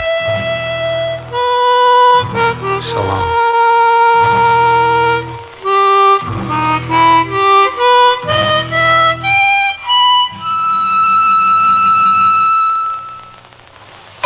Sears, where America shops, invites you to apply for the Sears credit card. It gives you credit in over 3,600 Sears stores coast to coast. Whether you live or travel in any of the 50 states, there's a Sears store where you can shop for what you need for your family, home, or car. You can apply for the Sears credit card at any Sears store or by calling this toll-free number now. Call 800-526-0444. That's 800-526-0444. New Jersey residents call 800-652-2777. Eyes right, eyes left. Eyes will go from head to toe when you dress right, dressing in the newest fashion attention getter. Sears salutes the military look with double-breasted short jackets, belted skirts, and narrow-leg trousers with front pleats. All standing tall in navy or tan polyester and cotton twill. Junior sizes 5 to 13. So, march into most Sears larger retail stores and arm yourself with the latest military style. Whew, at ease. Nearly everyone at our party mentioned our new Sears Dream Supreme carpeting. Didn't anyone say anything about my rutabaga dip? Marvin said Dream Supreme looked so thick and luxurious. He loved its velvety, soft plush pile. What about my rutabaga dip? Eloise adored the color Of my rutabaga dip. I told her that avocado lime is just one of Dream Supreme's 20 lustrous colors, and when Doris heard that Dream Supreme is so reasonably priced and treated with Scotchgard brand fabric protector... Okay, what about my tuna fish upside down cake? Dream Supreme carpeting in most larger Sears retail stores. I sell draperies at Sears. Yesterday, a lady came in and said that she'd been in and out of about every store in town looking for draperies and at this point didn't know what she wanted anymore. I asked questions about her tastes and decor and then made suggestions. She was thrilled. She found what she wanted and learned a little, too. It made me feel good to know that I helped her out. Sears people are friendly people who help you find what you want. Sears, Sears, Sears, where America shops.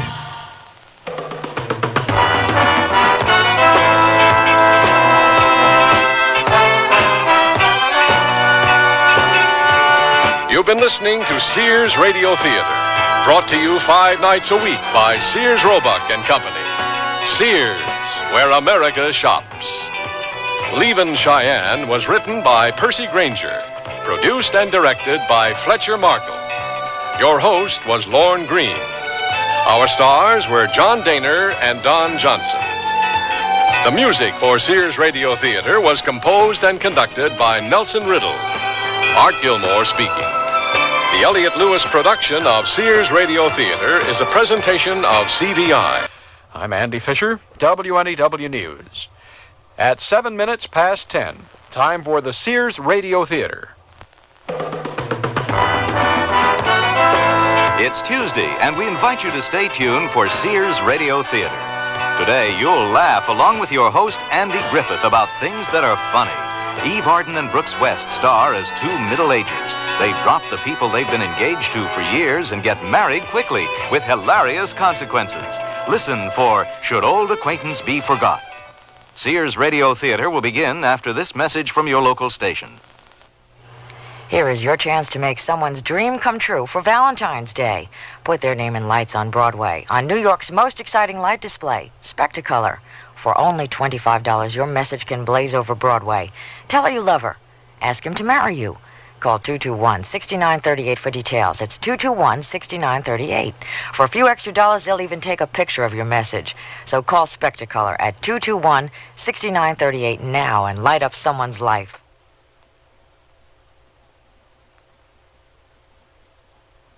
Related to the program objective. We can explain the law in clear, simple language. Free. Information under sub-clause E of clause 1 of subsection B. The commissioner there. Just write Closer Look, Box 1492, Washington, D.C., 20013. That's Closer Look, Box 1492, Washington, D.C., 20013. A public service message on behalf of the United States Office of Education. This is Andy Griffith. Here they come now, the newlyweds, Fred and Margaret Jackson, fresh from the wedding ceremony and the honeymoon. They make a lovely couple, really. Well, no, neither one of them will ever see 27 again, but nevertheless, it was a case of love at first sight. He saw her. She saw him. Double whammy. Neither one of them has ever done anything like this before. I mean, like getting married. You have to admit, that's making a commitment. 3 weeks ago, if you had told Fred Jackson that today he'd be carrying his bride across the threshold, well, maybe not exactly carrying her. At the same time, if you had told Margaret Jackson, that is, Margaret McElmurray, that today she'd be culminating a 2-week whirlwind courtship in a rented house in the country with a middle-aged Lochinvar who is practically a total stranger, well, they both would have told you were bonkers. But as I said, here they come, the newlyweds, with the ceremony and the honeymoon behind them, ready to tackle the happily ever after part, which in this case is not the end, but the beginning of our story.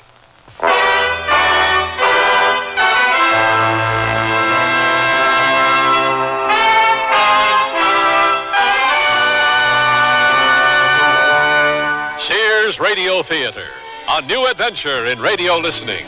Brought to you 5 nights a week by Sears Roebuck and Company. Sears, where America shops. Your hosts, Lorne Green. I'll bring you stories of the Old West and the New. Andy Griffith with a look at the funny side of life. Vincent Price with tales of mystery and suspense. Cicely Tyson with stories about love, hate, and related things. Richard Whitmark. I'll bring you stories of pure adventure.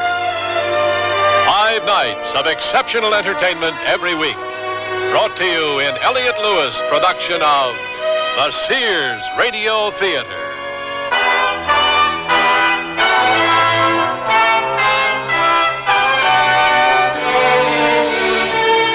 Our story, Should Old Acquaintance Be Forgot, by Shirley Gordon.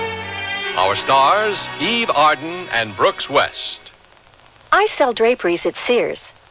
Yesterday, a lady came in and said that she'd been in and out of about every store in town looking for draperies and at this point didn't know what she wanted anymore.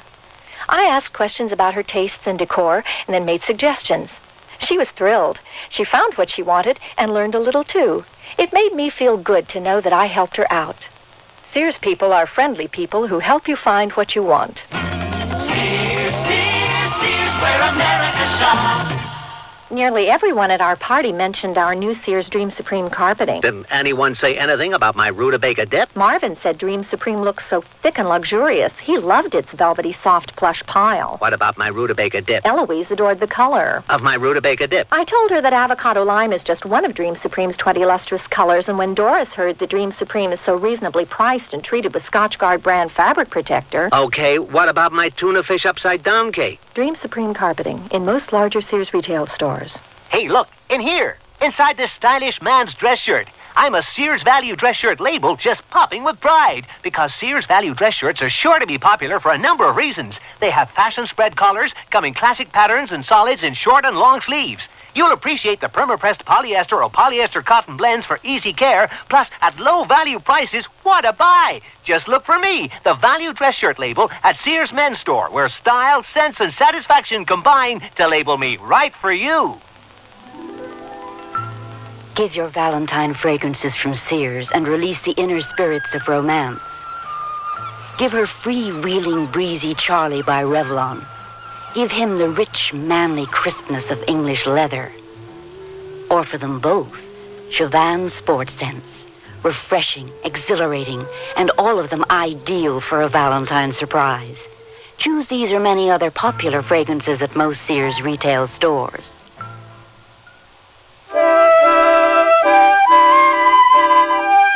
There they are, the newlyweds, stopped in front of their first little house. Happy, of course, we can see that. Ever after? Well, that's the question, isn't it? Well, there it is, ready and waiting. It has nothing on me. I've been waiting years for it. It's better than coming home to my old bachelor apartment, or yours, isn't it? Oh, much. We're beginning a new life together. It should be in a place that's ours together from the start. Our home. I hope all our things are here, and the utilities turned on and everything. Don't worry, they will be. I have a very efficient secretary. Very efficient, and very old and very ugly. Oh, darling. A wife being jealous of her husband's secretary went out with Jean Harlow movies. Oh, good. I hope you're not planning to wax romantic and try to carry me over the threshold with the way I've gone off my diet these last 2 weeks. I'll restrain myself. Well, open sesame. Welcome to our home, sweetheart. Oh, wait till I get the light. Oh. Well, if your secretary is as old and ugly as she is efficient... Oh, you know help these days. You have to take what you can get. Oh, no lights and no heat. Don't worry, sweetheart. I'll light up your life. And you've got my love to keep you warm. Who was it said, life begins at 40? You did when you proposed to me. I did? Wasn't very romantic. At my age, a woman is looking for other things besides romance, like a comfortable home. Sorry. I guess we'll just have to settle for romance. Until morning, anyway. Which brings up another point. What do you suggest we're going to sleep on? Well, hey, none of our things are here. I'll have to have a talk with that secretary. Well, first thing in the morning, darling. Meanwhile... I suppose we could drive to a motel. No, we're not going to spend our first night in our new home in a motel. We'll just have to curl up on the floor. Well, good hardwood. Oh, darling, remember, we're country folk now. Where's your pioneering spirit? Oh, I think I left it in my other suit. Well, look at it this way, darling. Someday you can tell our grandchildren about this night. Oh, I don't know about that. I was planning on giving it an R rating myself. Oh, I like that.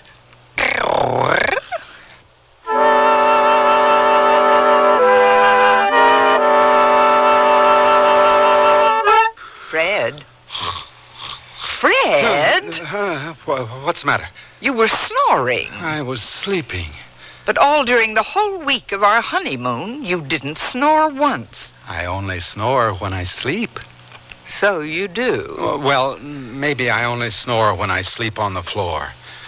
Oh, I thought sleeping on a board all night was supposed to be good for your back. Well, that's only if the board is under a posturepedic mattress. Well, sounds like we have company. Oh, and I haven't even got the floor made. No, I'll get it. I tried the doorbell. It doesn't work. Come in, Kelly. I have a few things to take up with you. Margaret, this is Kelly Brown, my... Secretary. I'd know you anywhere from Mr. Jackson's description. Really? What did he say? Just how was it you described Miss Brown, darling? Efficient. Honestly?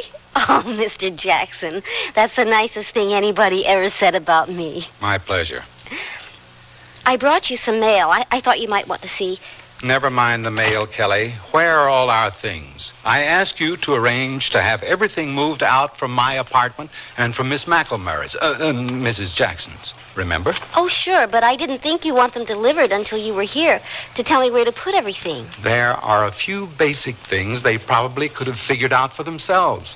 Like a bed in the bedroom. A stove in the kitchen. Well, don't worry. Everything's on its way. The moving van should be here any time now. Good girl. You see, Margaret? Thank you, Miss Brown. And the utilities? The gas and electricity? The telephone? Oh, I knew I forgot something. That's 3 things, Kelly. I'll take care of them right away, Mr. Jackson. I'll call you as soon as I get back to the office. Yeah. Well, if I don't pick up the phone right away, it'll be because I can't find it. Oh, that's right. I'll take care of the telephone first thing then. After the gas and the electricity. Right. Well, congratulations, Mr. Jackson. Oh, you too, Mrs. Jackson. Thank you. I'm glad to have met you, Miss Brown. Drop into the office anytime. Oh, I will. See you later, Kelly. Would you believe I'm just a father figure to her? She's the niece of an old college buddy of mine, and he asked me to hire her as a favor. I'm helping her work her way through business college. Darling, you're adorable when you squirm. And you'll never be a father figure to me.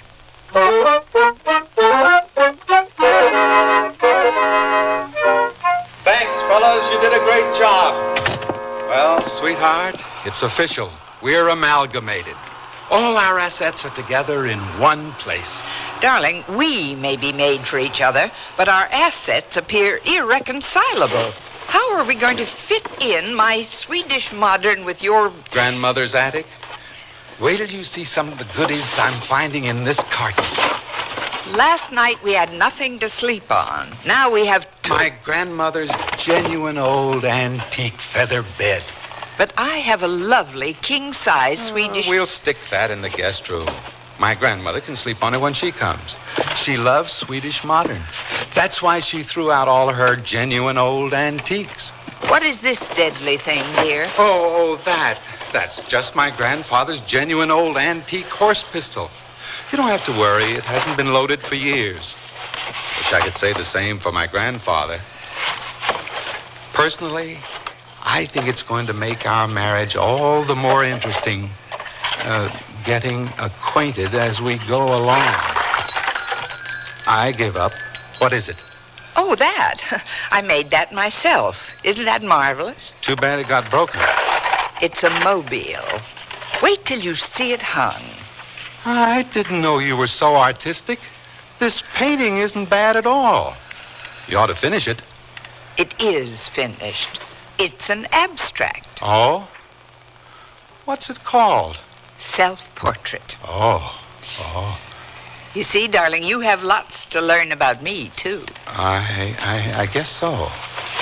Well, really, Fred, this looks like it was time you grew up and got married. Hey, you found my old box kite. I haven't flown that since last spring. Well, we'd better start figuring out where all this stuff is going to go. Wait a minute. Wait. Who's this? That photograph? Oh, that's only Tom. Only Tom who? Tom Hammer. He's an old friend. Darling, at my age, I'm bound to have a few old friends. Do they all look like this? Tom is very good looking, isn't he? But I married you. Well, I'm not exactly bad looking. How close an old friend? Tom? Oh, we've known each other for years. I suppose you could say we were kind of engaged. Engaged? How come you never even mentioned him before? On our honeymoon? Are you sure you don't have an old friend or two you haven't mentioned? Not that kind of an old friend. Except Jane, of course. Wait till she hears I've tied the old knot. Jane? Jane Roberts. I suppose you could say Jane and I were sort of engaged, too. For years. Do you have a picture of her? No. And his picture isn't staying up in our house. Tom's? But I'll have to find some place for it. I've always had it on the wall. I'd miss it. I told you he's an old friend. What are you looking for? I thought you said you didn't have a picture of your old friend. Only snapshots. But I can have one enlarged and framed. You're right. No reason to give up old friends just because we're married. No, of course not. Ah, here we are. This snap was always my favorite. You can hardly see her face. Her face will show up more when it's enlarged. Yeah, so will everything else. But I married you. You hadn't seen that much of me until after our wedding. You don't hear me complaining, do you? No, me either. Does he really look as good as that picture? Who? Oh, Tom. Does she? I'd like to meet him. I mean, since he's such an old friend of yours. And since I'm going to be living with his picture. I'd like to see what her face looks like. I'm sure Jane would love to meet you. I'm not sure Tom would love to meet you. You'll like Jane. She's very likable. Tom's adorable. You'll... But we married us.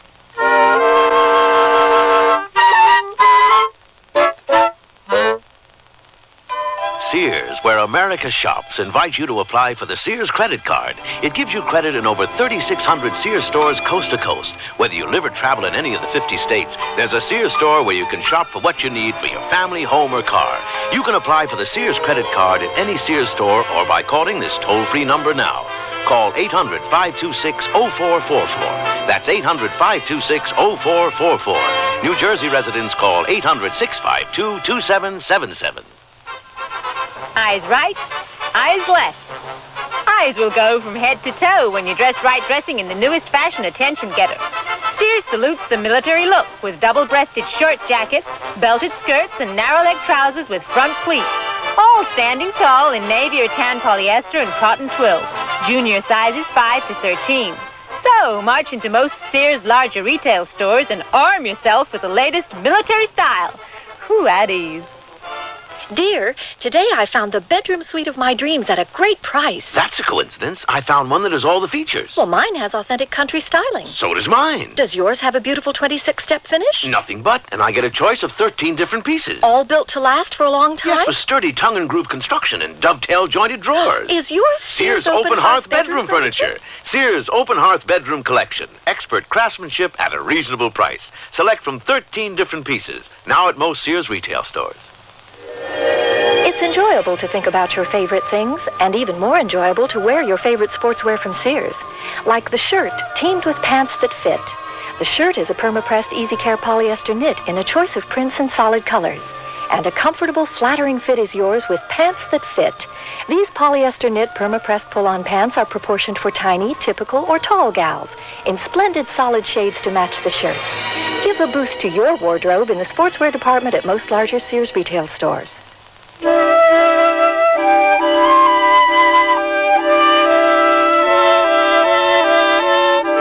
there's the predicament. Margaret and Fred happily married, if newly so. The ink on the marriage license not yet dry, in a manner of speaking. And he's invited his ex-lady friend over for a bite of dinner, while she's invited her ex-boyfriend. Gives us all a good chance to see if civilization works.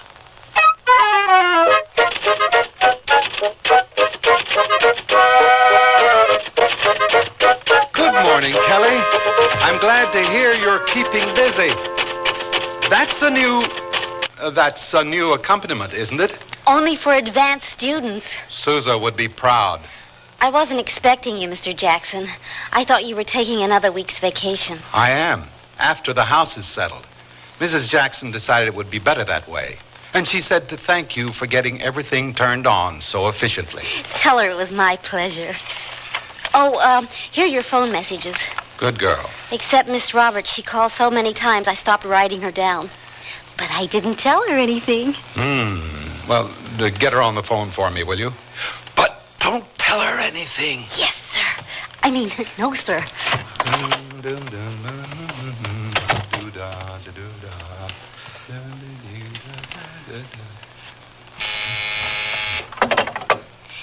Miss Roberts is on 1, Mr. Jackson. Thanks. Hello, Jane. Jane, how have you been? Where have you been? I didn't say where. I said how. All right, so I won't ask. All right, so I'll tell you. On my honeymoon. Very funny. It would be if it weren't true. You almost sound like you're on the level. Are you? Her name is Margaret. Margaret? No one you know. I just met her myself. What's her last name? Jackson now. Fred, you are on the level. Matter of fact, as soon as the house is settled, I want you to... You have a house already? A nice little place in the country. We rented it before we left on our honeymoon. Then that's really where you've been. No wonder Kelly's been acting like Secret Agent 007 every time I've called. She could have told you. You could have told me. Well, guess this means our engagement is off. If it was still on, yes, this means it's off. But since when was it still on? Oh, Fred, just because I kept telling you it was off. Well, I finally took you up on it. And you know darn well you're glad. That's how much you know. No woman likes to be jilted.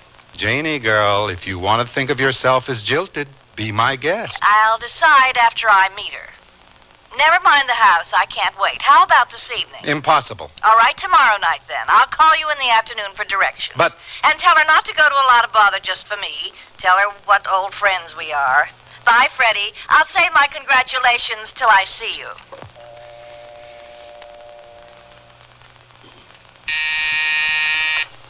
Yes, sir. You can talk now, Kelly. She's gone. Get me Mrs. Jackson on the phone. Yes, sir. Dee-dee-dun-dun, sing this song, a-doo-da-doo-da-bum.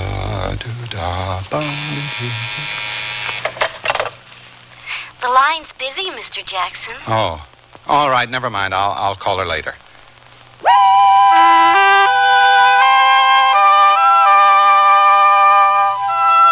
So, Tom, I wanted you to be the first to know.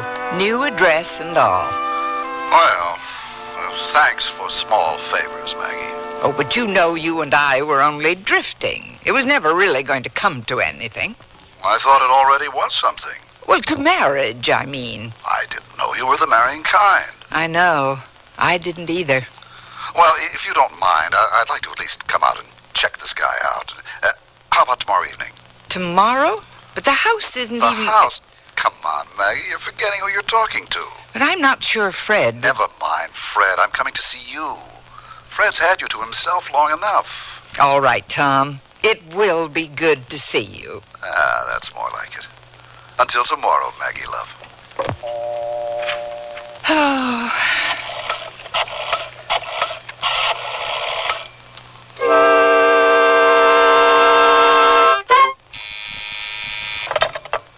It's Mrs. Jackson for you, Mr. Jackson. Oh. Hello, sweetheart. I'm sorry to disturb you at the office, darling. Matter of fact, I just tried to call you. The line was busy. Yes, I know. Darling, I was wondering if you'd mind if we had company tomorrow evening. Sweetheart, that's just what I was going to ask you. It might be fun. Should be laughs. Wait a minute. Who are you expecting? Who are you expecting? Well, Jane called and... Tom called me. You mean they're both coming? The same night?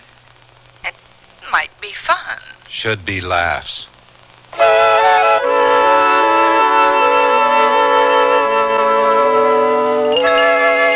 Well, here's to our first party in our new home. You're amazing, sweetheart. How you have managed to pull things together. I wonder what your friend Jane will think. She used to tell me if she and I got married, I'd have to throw out all my old junk. Likeable Jane said that? She didn't really mean it. Well, Tom has always been very supportive of all my artistic outlets. Did he understand them? Oh, perfectly. Because he knows me so well. Well, I'm willing to learn. You will.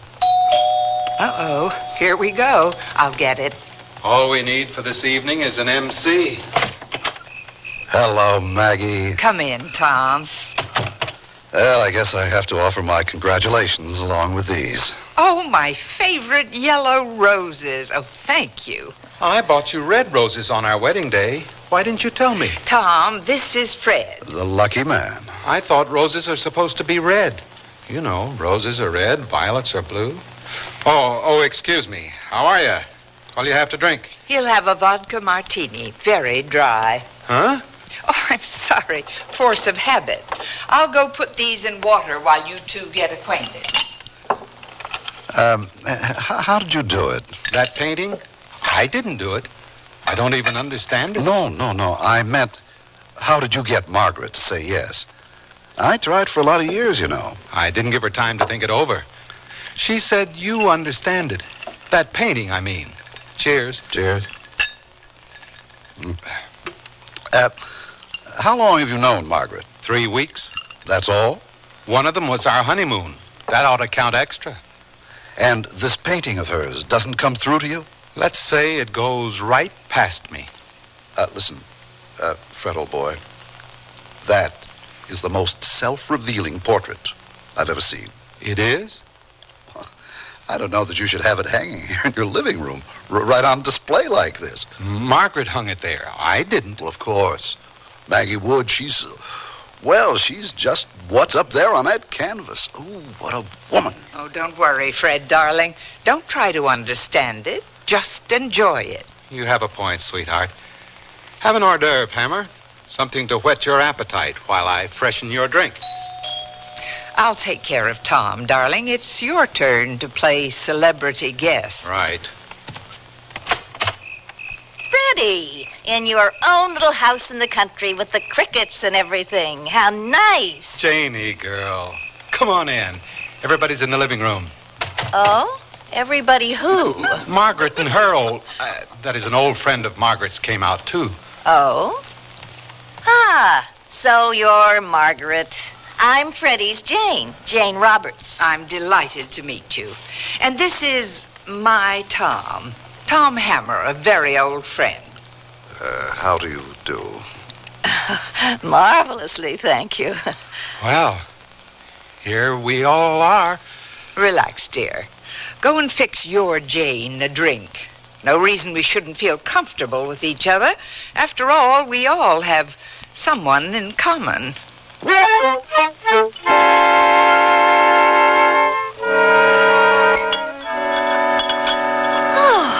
that was a scrumptious dinner.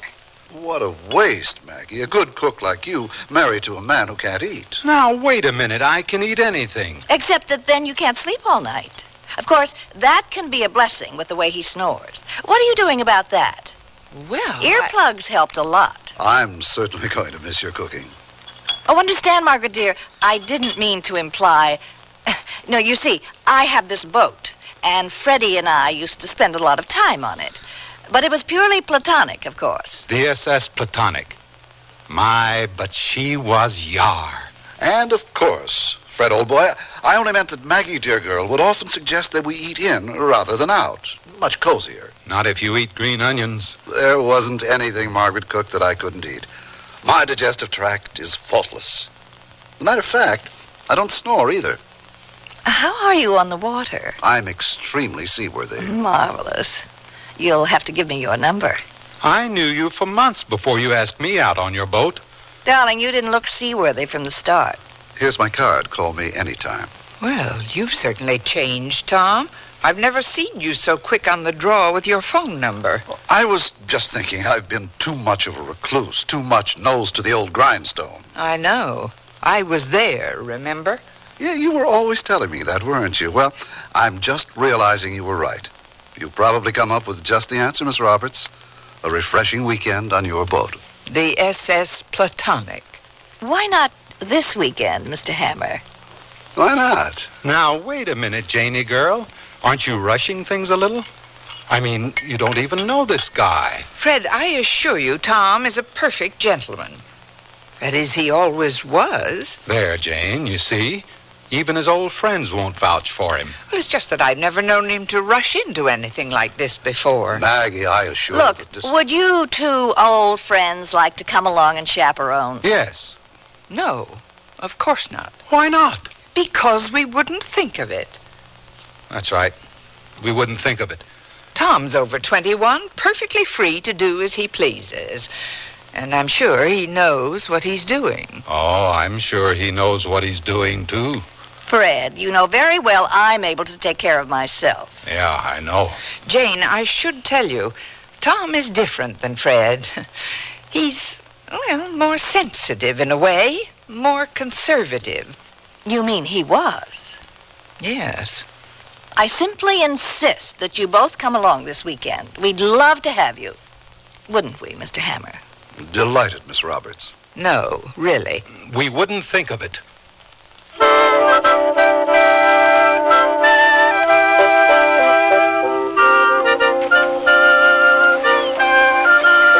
Welcome aboard. Thanks. This ocean air feels great.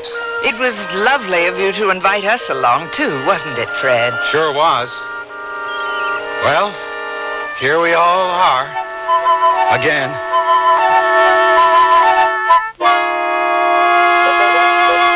Sears Radio Theater will return after this message from your local station.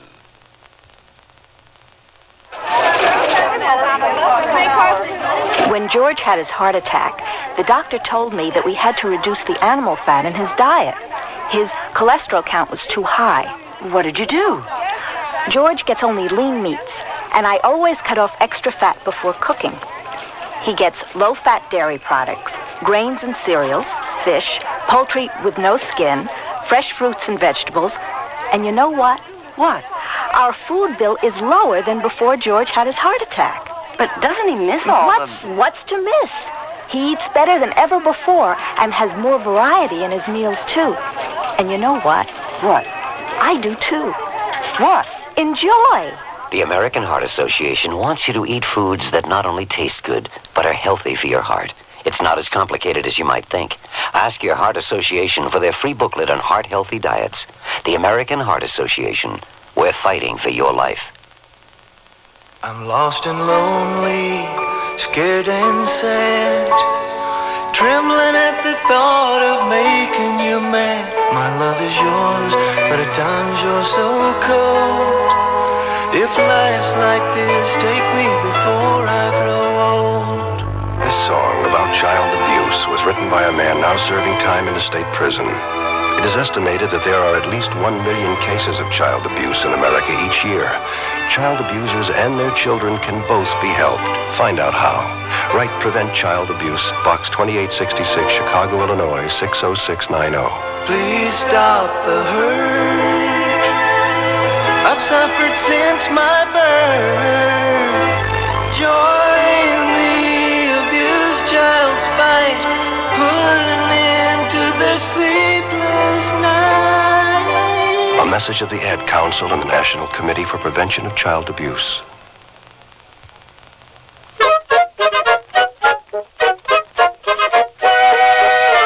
Andy Griffith again with the concluding act of Should Old Acquaintance Be Forgotten?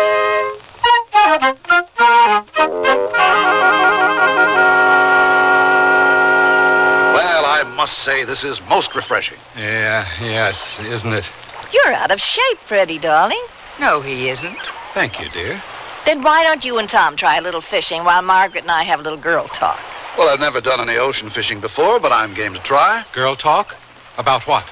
I should imagine Jane and I have lots to talk about.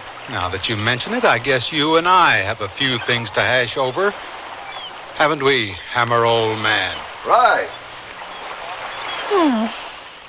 I feel as though now I should bring out a picture of Freddie nude on a bearskin rug. Do you have one? I really don't want you to tell me about Fred. I'd rather wait and be surprised. Oh, you probably already know him better than I ever did. Well, it only took me 2 weeks to know he was the man I'd waited years to marry. On the other hand, feel free to tell me everything about your old friend, Mr. Hammer. Tom? Well, as you can see, he's handsome and quite rich and very sweet. Freddie's sweet. Period. Tom is absolutely everything a woman dreams of. I wonder why I didn't marry him. Watch yourself. This deck can get pretty slippery. I'm afraid I'm not too much of an outdoorsman. Haven't had much time. Of according to Margaret, you've been busy hauling in the kind of fish that count. Well, I'm not so sure money counts in the long run. Didn't land me Margaret. Margaret's not the kind to marry a guy for his money. Fortunately for me. Well, she's also not the kind who would turn a guy down just because he happened to be a little filthy rich. No, she's no fool. What about your friend Jane? What about her? How do you suppose she would feel about a guy who's filthy rich? Jane is doing all right on her own. She's become queen of the real estate jungle. Yeah, she seems quite remarkable. Besides looking like a centerfold, I wonder why I didn't marry her. Excuse me, old boy. I'm not sure, but I think you may have something on the end of your line. Holy mackerel. Something bigger, I should think. You need some help? Out of the way, Hammer. This is my baby. Now, careful. It's a slippery deck, remember? Don't worry about me. You just take care of your... Oh! Steady, old boy. I'll get you. Oh! Help! Man overboard! Help! Did you hear something? I'm not sure. I thought I heard someone yell. Oh, dear, it's probably Freddie again. Or Tom. I'll get the life preservers. Man overboard! Help! Here, Tom. Grab hold. Here comes yours, Freddie. Catch. Well, let's reel them in.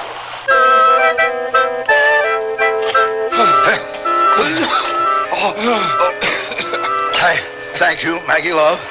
If you hadn't thrown me that life preserver, I would have been a goner. Lucky you remembered me, Janie girl. Oh, I'm sorry, darling, but I knew that Tom couldn't swim. Don't blame your bride, Freddie dear. How was she to know how sinkable you are? She didn't have to wait to find out. Oh, darling, I promise next time I'll rescue you first. Thanks a lot. Dear, he always catches cold when he falls overboard. Don't be too put out with Margaret, Fred, old boy. It's hard to break an old habit. Oh, Tom, your poor sinuses. Yes, after all, Freddie, I instinctively rescued you. Gesundheit, darling. Don't worry. I have a special hot toddy that always works for Freddie's colds. Wonder if it would work for me. Tom, I've known how to take care of your sinuses for years. Margaret, dear, it sounds as though you and I are going to have to exchange remedies. Or patience.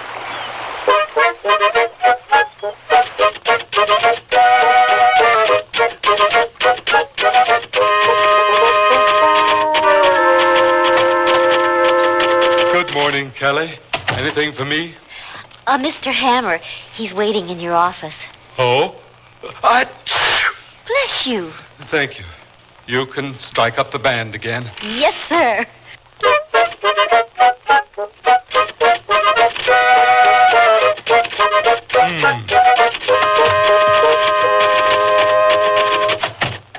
Hello, Hammer. Bless you, and cheer up, Fred, old boy. Jane sent you some of her magic hot toddy in a thermos. I put it there on the desk. Thanks, but how come she didn't bring it over herself? She had something else to do. Oh, and you can tell Margaret I won't be needing her vaporizer. The sea air is working wonders for my sinuses. The sea air? Yes, I've become quite fond of Jane's boat. Her boat? Yes.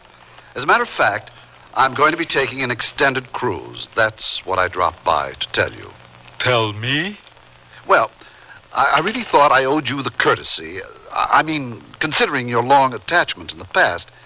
That is, it's rather like asking a father for his daughter's hand in marriage. Except in this case, we don't exactly have marriage in mind. Yet. I give up. Just what do you have in mind? The South Seas, Tahiti, or one of those places. Jane and I haven't decided exactly where yet.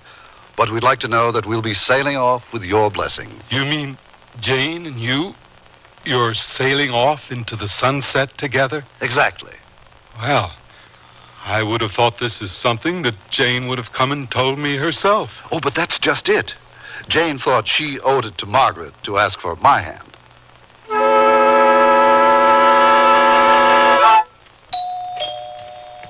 Coming. Oh, Jane. Come in. I hope you don't mind my popping in like this. Well, if you don't mind taking things as you find them. I really do think you're doing wonders, considering. I always told Fred if we ever got married, he'd have to throw out all his old junk. But he said you didn't mean it. Oh, yes, I did. Well, I'm getting used to it. I guess maybe you and Fred are made for each other. After all the years that I thought it was Tom. And all the years I thought it was Fred.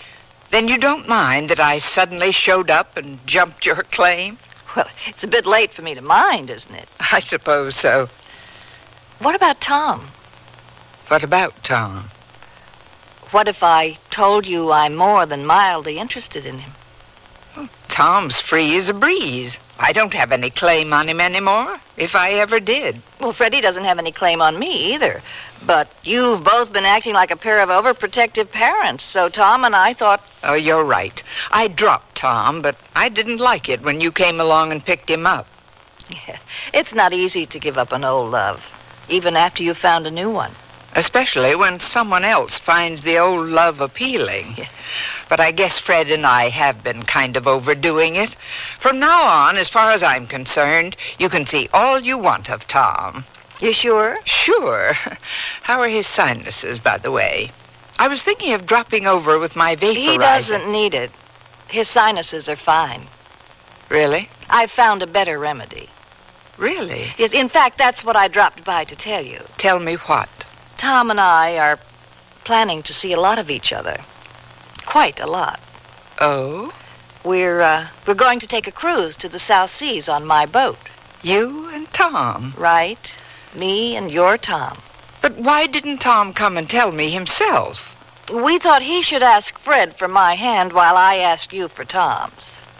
Oh. Well, then, give him a message for me, will you? What is it? Bon voyage.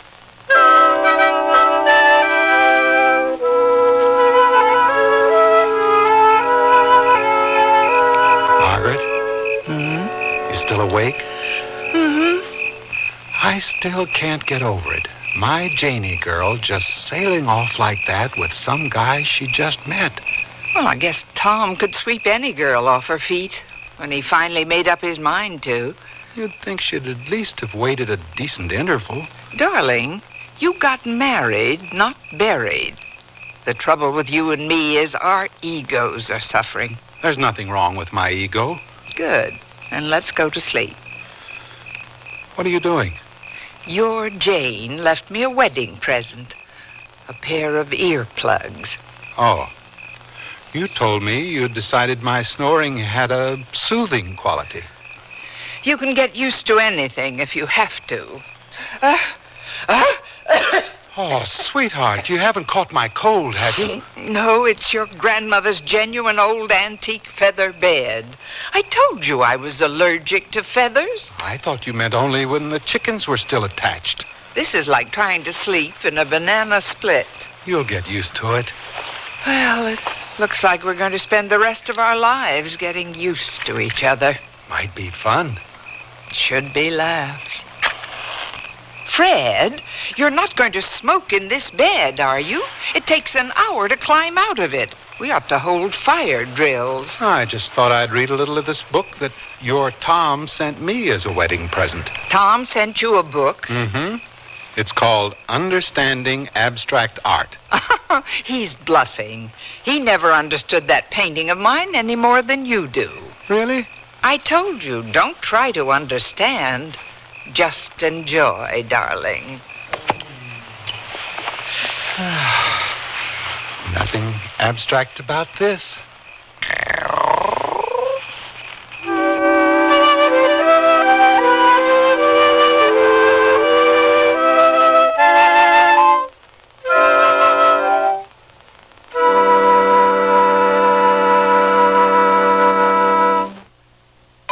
Sears, where America shops, invites you to apply for the Sears credit card. It gives you credit in over 3,600 Sears stores coast to coast. Whether you live or travel in any of the 50 states, there's a Sears store where you can shop for what you need for your family, home, or car.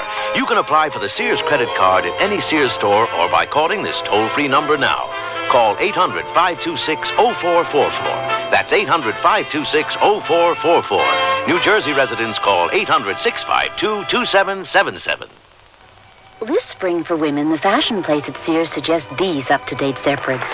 They're comfortably casual, yet dressy and lighthearted enough to go anywhere this spring. Margaret mixes Sears texture blazer and the small collar striped shirt with trousers, while Wendy wears a shawl collar blouse and the slimmed-down dirndl skirt. Color coordinated, these great-looking separates will come together beautifully for you. Spring's mixable, matchable, up-to-date separates. Get them at most larger Sears retail stores.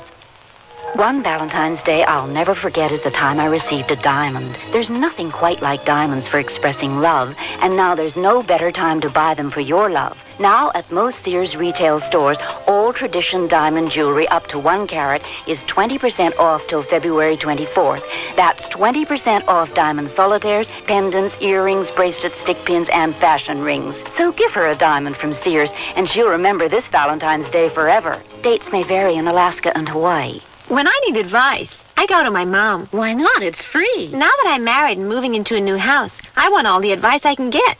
So when Mom says shop Sears, I listen. You should. Sears is a great help on those big items you'll need for your new home. Major appliances like washers, dryers, and refrigerators. They'll deliver, install, and service. I always depend on Sears. You should, too. Sears, Sears, Sears, where America shops.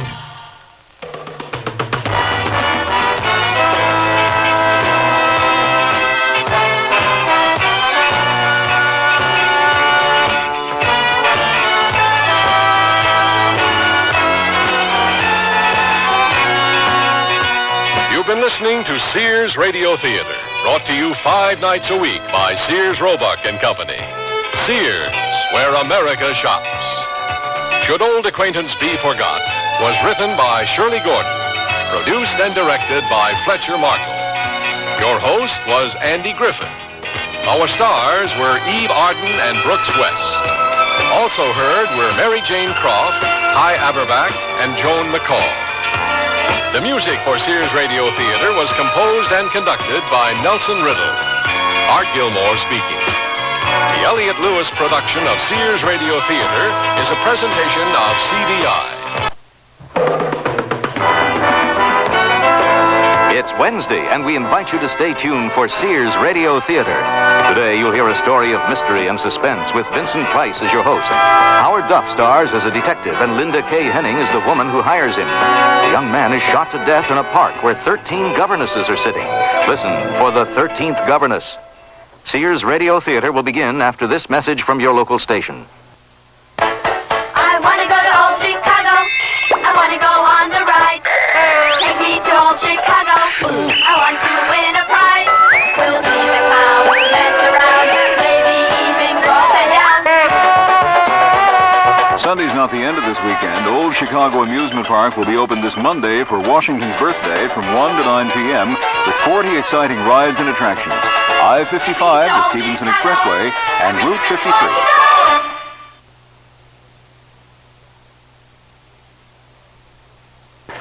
It's 8:34 now. The temperature in Chicago, 27 degrees. The outlook for the rest of the night, temperatures steady or rising with periods of freezing drizzle.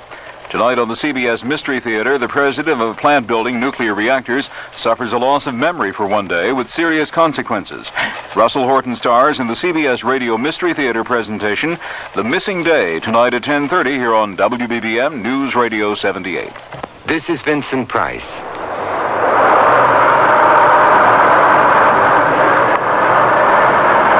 Except for the expensive briefcase he's carrying, the young man stepping off the bus looks like a college student. Dressed in casual clothes, he walks deliberately along a street lined with fully restored buildings. Ahead of him, a small child is trying to retrieve a ball, which is stuck between the posts of a wrought iron fence.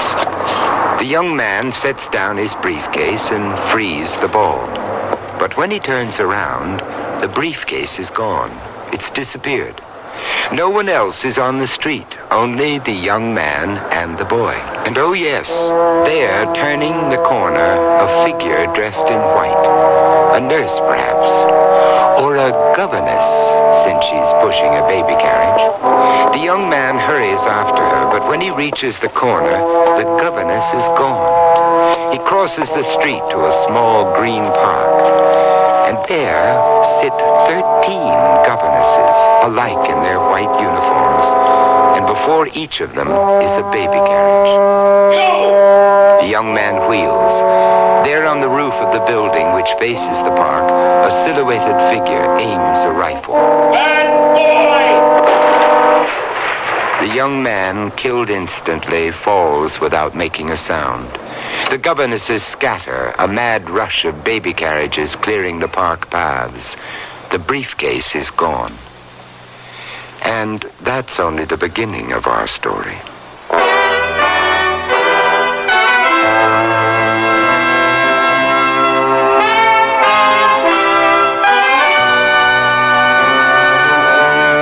Sears Radio Theater, a new adventure in radio listening. Brought to you 5 nights a week by Sears Roebuck and Company. Sears, where America shops. Your hosts, Lorne Green. I'll bring you stories of the Old West and the New. Andy Griffith with a look at the funny side of life. Vincent Price with tales of mystery and suspense. Cicely Tyson with stories about love, hate, and related things. Richard Widmark. I'll bring you stories of pure adventure. 5 nights of exceptional entertainment every week. Brought to you in Elliott Lewis production of the Sears Radio Theater.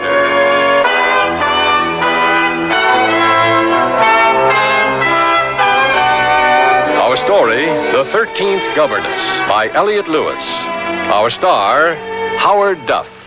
When I need advice, I go to my mom. Why not? It's free. Now that I'm married and moving into a new house, I want all the advice I can get. So when Mom says shop Sears, I listen. You should. Sears is a great help on those big items you'll need for your new home. Major appliances like washers, dryers, and refrigerators. They'll deliver, install, and service. I always depend on Sears. You should, too. Sears, Sears, Sears, where America shops.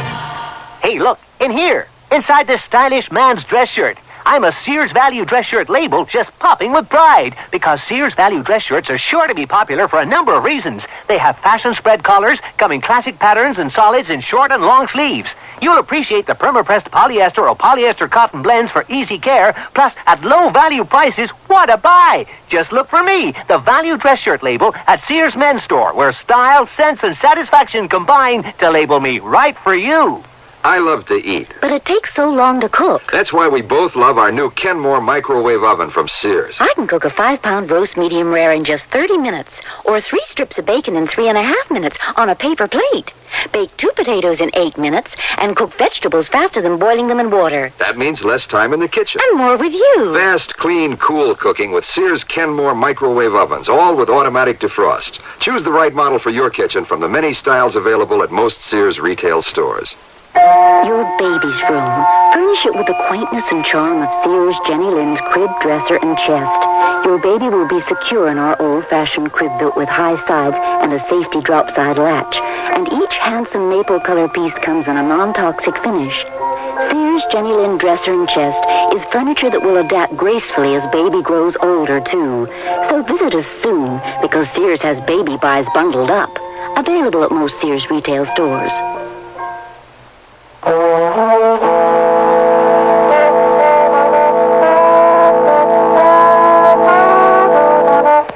A shopping center, by definition, is a place where you shop for groceries, sundries, medicines, toys, hobbies, and so on and so on. This particular shopping center has an added service. Note the discreet sign. Harry Holliday, Private Investigations, Confidential Matters. What sort of a man performs those services in a shopping center?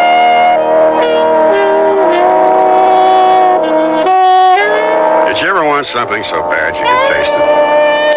That's how bad I always wanted to be a private investigator. I don't remember when the idea first came to me. I only know that it was something I headed for. I worked as a cop, as a private guard. I took classes. I spent time working for one of those large outfits. I took tests. And son of a gun, I passed and I got a license. And here's what really has me shaking my head in wondrous delight. My first case was a murder. How's that for wish fulfillment? She was young, early 20s, stunning, gorgeous. You know, all those adjectives that means she was a knockout. Mr. Holliday? She wasn't dressed in black. She wasn't sobbing or distraught. None of those things. The dark glasses were the only clue that she was a widow. My name is Valerie Robeson. My husband was Matthew. He was... Yeah, I read about it in the paper. Killed with a rifle fired by person or persons unknown. I'm sorry. The police said the shot probably came from the top of a building that adjoins the park my husband was in. It's their feeling some neighborhood kid was fooling around taking pot shots and accidentally hit Matt. I came to you because their explanation is so improbable. Do you live near the park? No. Does your husband work in that neighborhood? No. I don't know why he was there. He didn't. Will you do it for me? Find out who killed Matt? I don't have a great deal of money. You pay me by the day, plus my expenses. If we get lucky, it shouldn't cost you over $1,000. She nodded her agreement and opened her purse. She fumbled around in it before she remembered she was wearing dark glasses. She slid them off. Her eyes were red-rimmed, the expression a little lost. She was a young widow, filled with anguish and despair over the death of her young husband.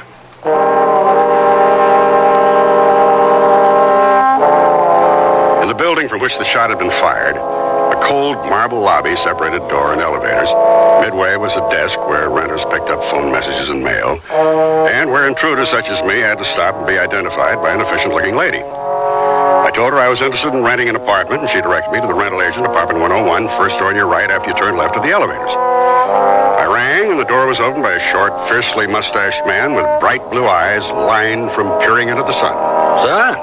I'm interested in renting an apartment in this area. Oh, come in, sir, come in. Major Emery Griffiths, sir, retired from Her Majesty's service. Major? Mrs. Griffiths is the house renting agent, but she's not immediately at home. Now, how can I be of service, sir? Is there an apartment available on the top floor, overlooking the park? Oh, jolly good time for the question, sir. Jolly good. The wards are planning a year-long cruise, you see. Well, out of the country 12 full months, and perhaps interested in subletting for that period, you know. Would that interest you? Why, yes, it might. My wife has this wish to settle in for a while, all that moving about the last 2 years, you know. He ate it up, nodding crisply at the invented travels my mythical wife and I had been taking. The wards were out, he told me, and led me to the elevator located directly across the lobby from the eagle-eyed woman at the front desk who would have seen anyone coming or going. Is there a freight elevator for our furniture? Oh, yes. It runs from the basement to the top floor, at the opposite end of the building. Of course. Ah, here we are. Now, if you'll follow me. Well, you're very fortunate. The wards only made their decision a day or two ago. Now we'll see if I brought the proper key, what? After you, sir. You'll see it's 2 bedrooms to the left and right before you reach the living room, which is directly ahead. And the kitchen is to your right, and there are 2 full baths. Lovely place, as you can see. Lovely, lovely. Our tenants often take the sun down there in the park, you know, where those governesses are sitting. Or we allow them to use the roof just above you, sir, which can be reached by stairs at either end of the building. Yeah, very nice. Very, very, very nice. I'd like to bring my wife, if you don't mind. I'd need her opinion. You understand that? Oh, of course, sir. Guy I went to school with, Ben Wheeler, works in the morgue of the morning newspaper, and he let me find a corner where I could go through the newspaper's filed stories of Matt Robeson's murder. You're suggesting Robeson's death wasn't an accident, sir? No, his widow doesn't think so. This her, Harry? The pretty lady in black? Yeah, that's her. Behind her, her parents. Beside her, a family friend, Zachary West. How about that mustache? He's a hairy one, isn't he? Hey, look here. Tragic family. Says her brother was killed in a boating accident 2 years ago. Out sailing, storm came up, boat sank. Found a cushion the next day, boat and brother gone. Here's the picture you ran on him. Kind of looks like his sister. But can I get copies of these? A lousy quality, but sure. I found family friend Zachary West's address in the phone book and drove out there. A big sign out front read, Century One Apartments, first in a series of posh pads for swinging singles. I parked across the street just as a dashing red sports car shifted down, mufflers burping, and ducked into the underground garage. The driver was the man in the newspaper picture, Zachary West, of all the hair. I got out and managed to bump into him on one of the paths. Instead of being straightforward, I put on my puzzled, ingenuous face. You find out more things that way. You look lost. Help you? Yes, I thought maybe I'd like to rent an apartment. You picked the best spot. I'll steer you to the manager's office. Oh, that's very, very nice of you. Appreciate it. Don't sweat. What happens if you move in and then decide to get married? Why get married when it's all lying around waiting for you? Here we are. Lorenzo, I bring you a customer. Welcome. Lorenzo is manager, master of ceremonies, and what one might call confessor arranger for our community. Glad to see you. Zach, tonight's 15B's birthday party. Count on me. I'm in 86A. Drop in for a drink anytime. And don't hesitate to bring 1 or 2 guests, even 3. I'll show you some of the apartments. You prefer blonde neighbors, brunettes? Speckled if they come that way. He showed me a series of flashy apartments, all furnished for a race of people who only got out of bed to have a drink or smoke a joint. I told him I'd let him know, and left through the garage, which gave me the chance to write down the license number on Zachary West's red sports car. I'd only driven a couple of blocks when I saw that someone was following me. A young woman, long black hair blowing, driving a beat-up station wagon. When I got to the shopping center, I drove around to the back where my office is and parked at the H. Holiday stencil. She circled, pulled into an empty space, and slid out, peering around like a baby bird looking for his mother. She tried to see where I'd gone. She spotted my car and came toward me. As she arrived, I stepped out. Oh. Looking for something? What? No, why? Because you were following me. Why? Why? That's a laugh. Why? Because I saw you before writing down Zachary's license number. What sort of behavior is that? I didn't take down his license plate, silly. I took the number of the car next to him. I'm an insurance adjuster. Not that it's any of your business. Any further questions? Oh, well, you see, I got this impression you were a cop, and I couldn't understand that Zachary, what he could have done to bring out the fuzz, so that's why I... Excuse me. Quite all right. Perfectly logical error.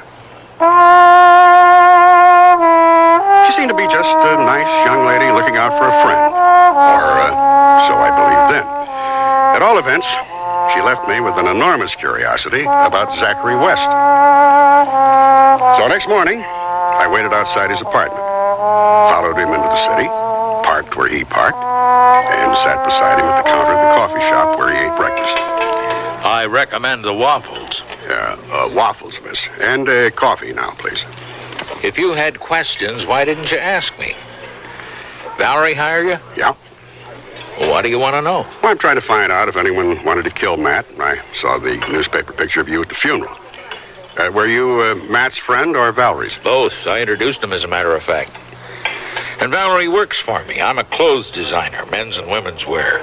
Oh. Any idea why Matt was killed? Well, the police called it an accident, according to the newspapers. Valerie doesn't think so. Well, Valerie's a new widow. It's very difficult for her to accept what's happened. Did you know her brother, the one who died in the boating accident? Larry? Well, yes. He's how I met Valerie. What's that got to do with... Oh, don't let your waffle get cold. Here's my business card. Call anytime I can be of help. Yeah, right. Valerie Rosen lived in the middle of an old housing tract in a one-bedroom house badly in need of paint. She introduced me to her mother, Dora Filbert, who was enshrouded in what my grandmother called a wrapper. I don't know what Matt was doing in the park. He left here about 7:30. He had a 9 o'clock class at the university. Did you ever get there? No. Now, while I was reading the background on this matter, I ran into the information about your brother. I'm very sorry. It was a terrible loss. Were you close to your brother? No one was close to Larry. He was a bachelor, what you'd call a swinger. Girl in every port sort of man. He didn't even have a job. His father kept after him. But Larry always had an excuse for not working. I'm sorry, I'm late. Will you excuse me? Well, sure. If it's all right, I'd like to talk to your mother for a minute, too. Of course. I'll be late, Mother. Zachary has a show tonight, and I said I'd work it. All right, One of the dear. girls is sick. All Bye. right. Bye-bye. I'd like to know a little bit more about your son, Larry. Would you mind? No. But what does that have to do with Matt's death? I don't know. Probably nothing. Do you agree that Larry's death was an accident? I'm sure that in your profession you hear all sorts of things about people. Well, I don't surprise easily, if that's what you mean. What I'm going to say is in confidence. Of course. I think Larry took his own life. Larry and another young man, Zachary West, they were very close. Too close, if you understand my meaning. Yeah, I think I do. His father spoke to him about it.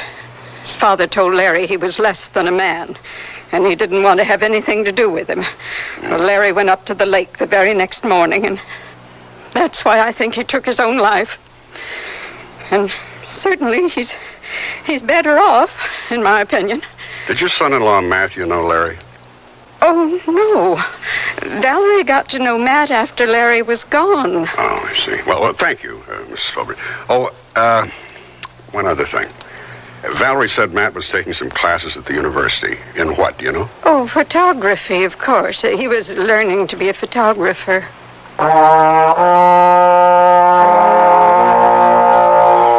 Matt's photography instructor had been Norman Fields, a full-bearded, shaved-headed man. I met him in the mall outside the Fine Arts Building. I sat in the sun while he hunkered beneath a tree, rubbing the top of his head. What did you want to know about Matthew Rosen? And why would anyone want to kill the dreadful little twerp? His widow asked me the same question. Tell me about it. Well, now, let's see. I suppose you want to know if he was a good student, innovative, questioning, and so forth? Yeah, things like that. No. Although he spent an inordinate amount of time here. Matthew Robeson was a man who didn't even own a decent camera. And yet he was in my class. Now, one must ask oneself, why? Why? Because Matt's own personal interest for what motivated and guided him. His time here was spent in the darkroom. He cleaned it up, set out the chemicals, stacked, sorted the photographic papers, cleaned the enlargers. Any notion why? Oh, sure. He needed a place to develop his own work. Things he didn't want anyone else to see. Pictures? Of course. Did he keep the negatives and prints here? Oh, you mean no one has mentioned Matthew Robeson's attaché case? Why, that was the most obvious and apparent thing about him. He was a scruffy little man, late 20s, skinny, wild clothes, who always walked in a slouch hurriedly.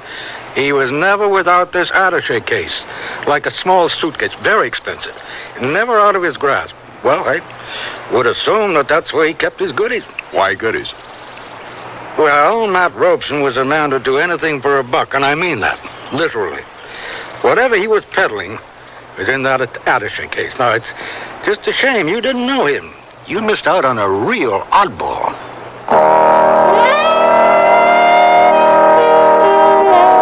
I drove from there to Zachary West's showroom to look for Valerie. I entered a salon where a showing of Zachary West's fall selection of clothes for the career woman was in progress.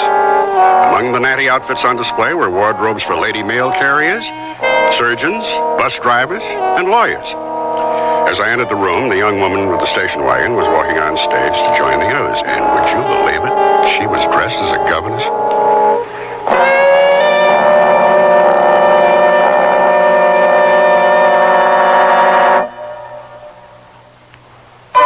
Sears, where America shops, invites you to apply for the Sears credit card. It gives you credit in over 3,600 Sears stores coast to coast. Whether you live or travel in any of the 50 states, there's a Sears store where you can shop for what you need for your family, home, or car. You can apply for the Sears credit card at any Sears store or by calling this toll-free number now. Call 800-526-0444. That's 800-526-0444. New Jersey residents call 800-652-2777. I can't believe they can do it for $19.99. Installed? The aluminized Sears muzzler is only $19.99 installed. And listen to the muzzler promise. Sears promises that the muzzler will last as long as you own your American-made car. Or return it for refund or replacement free. And if Sears installed it, they'll install the new one free. Well, you can't beat that. I think it's fantastic. It's a great promise. The muzzler, just $19.99 installed. Clamps if needed, 99 cents each extra. Sizes to fit most American-made cars. Prices may vary in Alaska and Hawaii at most Sears Tire and Auto Centers.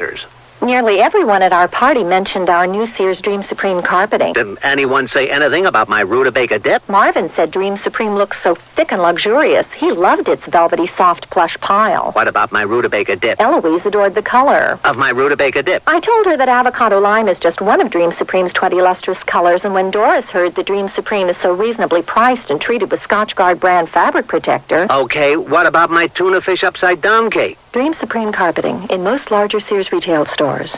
Are we finally set for Grandma's? I think so. We've got the new Sears Travel Guard baby seat in the car. Right, and the extra sleep and play baby suits. Oh, Grandma will love those. They're so cute and yet practical. The extra baby blankets and bottles are in the vinyl diaper bag. Oh, Sears certainly did make shopping for the baby easy. Sure did.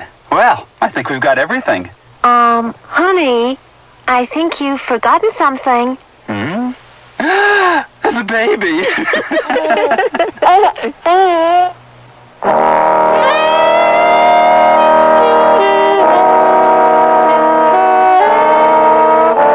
Harry Holiday wasn't comfortable sitting on a folding wooden chair watching a fashion show. But being the gung-ho type fellow he was, he sat there like a little gentleman and took it all in. When the show was over, he bought his client a drink in one of those dark English tavern replicas where patrons hid in shadowy booths tucked into dark corners. His attaché case? Mm-hmm. He wasn't carrying it when he was shot. Any idea where it might be? No, he never put it down. He lugged it around all the time. I can't imagine where it is. When you asked me to help you, did you suspect something? Suspect? Oh, that he might have been seeing someone else, and that's what he was doing in the park that morning, meeting somebody? Oh, no, I never thought Matt would cheat. He wasn't that sort of man. Matt's only weakness was his greed. Oh, he was a sweet, dear man when we got married. Then, well, somehow I must have given him the impression, led him to believe that I was dissatisfied with our life, that I expected more from him. And I didn't, really. It's just that I kept hoping he'd find himself, stop drifting. That terrible, restless drifting. I don't know why, because I don't find any connection. But I can't help remembering that in the pictures I saw of your brother's funeral, there was no casket. Was he cremated? No, because there wasn't a body. They never recovered it? They told us that often happens in deep lakes. The body is trapped in the boat. We held the services anyway, of course. Oh, yes, of course. The next morning, I called an old Army buddy who worked for the Department of Motor Vehicles and gave him the license plate number of the battered station wagon and asked for the owner's name and address. And then I got a phone call from the answering service, a Major Griffiths, who wanted to speak to me. Oh, is that apartment you liked is available? The Major told me. The wards had found a freighter leaving with the tide tomorrow night. Yes, the place needs a bit of cleaning, you know. There's some soap and water and she'll pass inspection. I'll hang on to it until your wife comes by, what? I thanked him, had some breakfast, and went over there. The Major and his wife were out. The lady sitting guard over the front desk told me. But Mrs. Ward was expecting me. Just go right on up. I did. Oh, you must be Mr. Holliday about the apartment. That's right. Isn't your wife? She'll be along later. I left word at the desk to send her up. Oh, please come in. Thank you. You'll forgive the mess, but suddenly we're on our way, and it's really so exciting. All the way around the world, can you imagine? And on a freighter. She babbled on, absolutely delighted with the new adventure she was about to have. She was a pretty, bright-eyed little woman in her mid-30s, and her face was flushed from her exertions. She was putting things into several large packing cases in the center of the room, which would be stored until their return, and she'd hung clothes that weren't to be taken in a large wardrobe. Half hidden behind a few dresses was a governess's white outfit. She saw me staring at it. I won't be needing that anymore, thank goodness.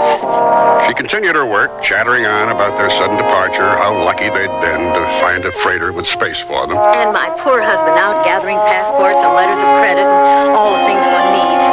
And speaking of good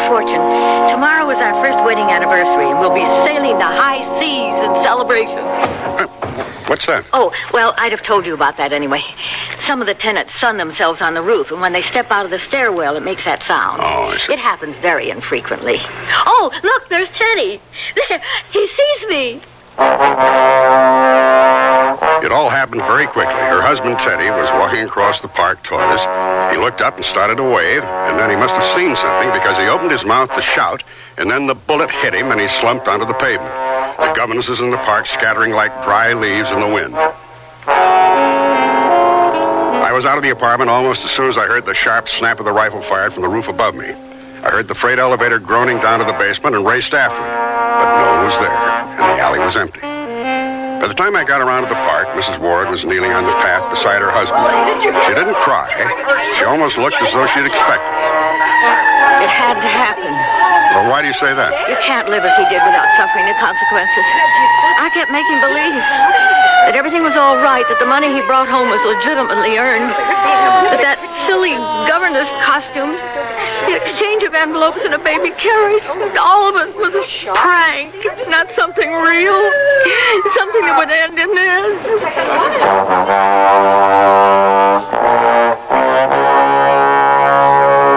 She didn't say anything more to me.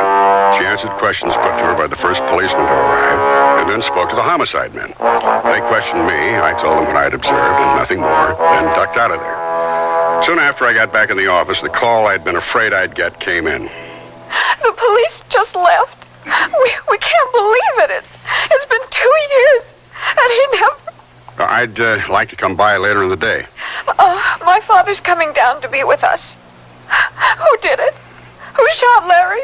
Or, what was he calling himself? Teddy Ward? I don't think they know who shot him. And it's something to do with Matt's death. It happened the same way in the same place. That's what I'm trying to find out.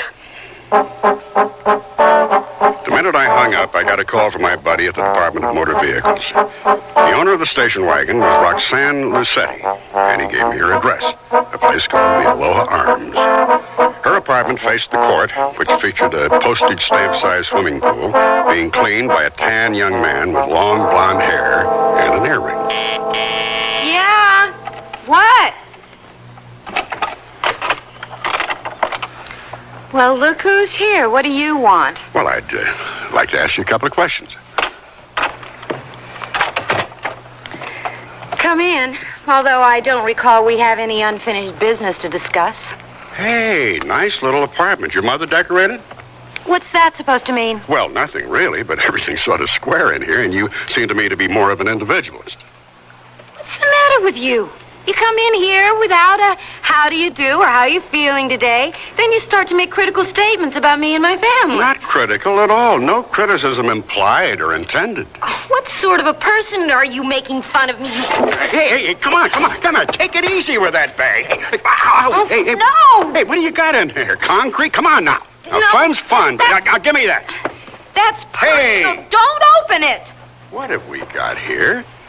Well, bless my heart. Just what every lady must carry in her bag, a rifle scope. Give me that. Is it yours, Is this your scope? I didn't realize you were a marksman. Markswoman. It's not mine. Well, why is it in your bag? This friend asked me to sell it for him. What friend? I don't remember his name. Now go away. You know, you're really a terrible liar. Your whole character changes. I like you better when you're yelling and screaming. You just listen. I was nice enough to allow you to come into my apartment, and then all you do is cast aspersion after aspersions at me and my friends, and it's none of your bleep business. So why don't you just go away and leave me alone? What kind of a jerk are you? Okay, gotcha.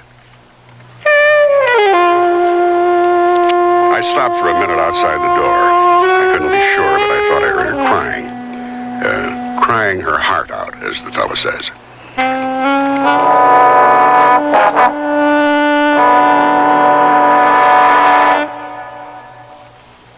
Sears Radio Theater will return after this message from your local station.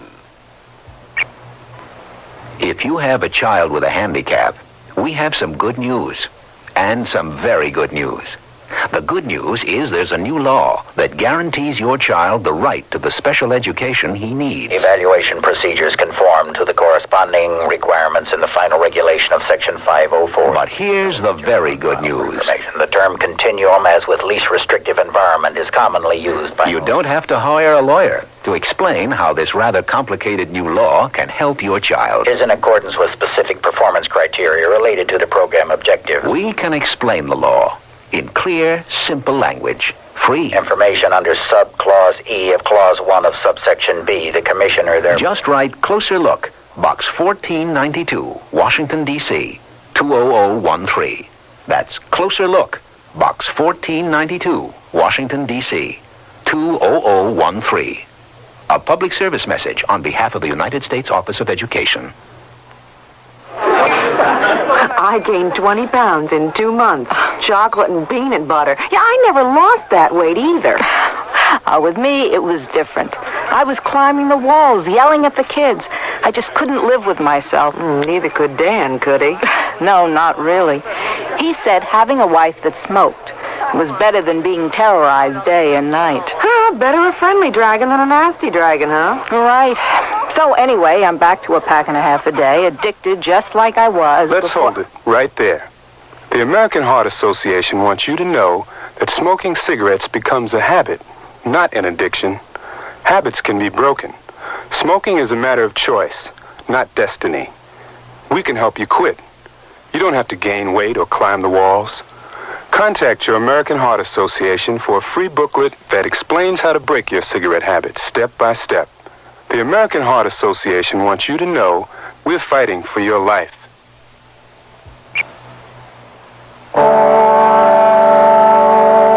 Vincent Price again, and here's the concluding act of The 13th Governess. I think you can sense death around the place.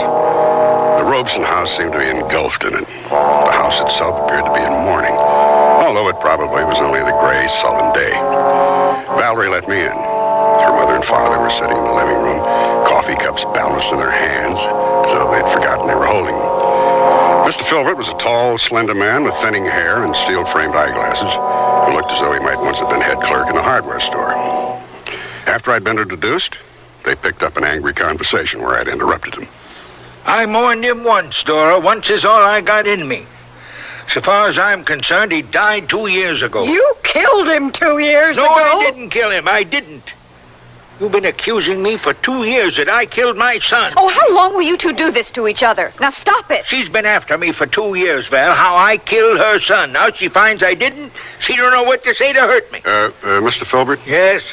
I wonder if we could talk, just you and me. Mother and I'll go into the kitchen. Come on, Mother. Mr. Filbert, why does your wife believe you're responsible for your son's death? The death that never happened, you mean? Because she claims I called him a pervert, and that drove him to take his life. Did you? When a young man don't work and accepts money from men, to my way of thinking, that's perverted. That's what I told my son, Larry. His mother misinterpreted what I meant. What did you mean? Larry wasn't never without that camera of his, is what I meant. Yet he didn't want to show me or his family what sort of pictures he was taking. I think them pictures was what he got money for, and I think his camera's what finally got him killed for real. Blackmail? Is that what you're trying to say? That's my opinion. The question yelling for an answer was who Larry Filbert had been blackmailing, as himself and as Teddy Ward. I drove over to the apartment where Mrs. Ward had her personal things hastily packed. I can't stay. I look down there into that pretty little park, and it terrifies me. Miss Ward, were you and your husband here when the first murder was committed? Oh, I think that's why Teddy was shot. Oh? He saw something that morning, something that surprised him. Yes?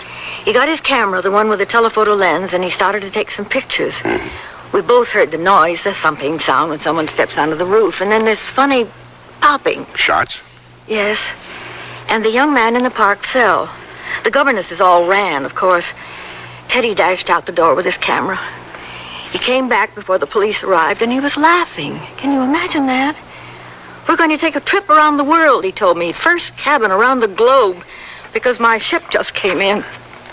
He developed his own films, of course. Here? Yes, in here.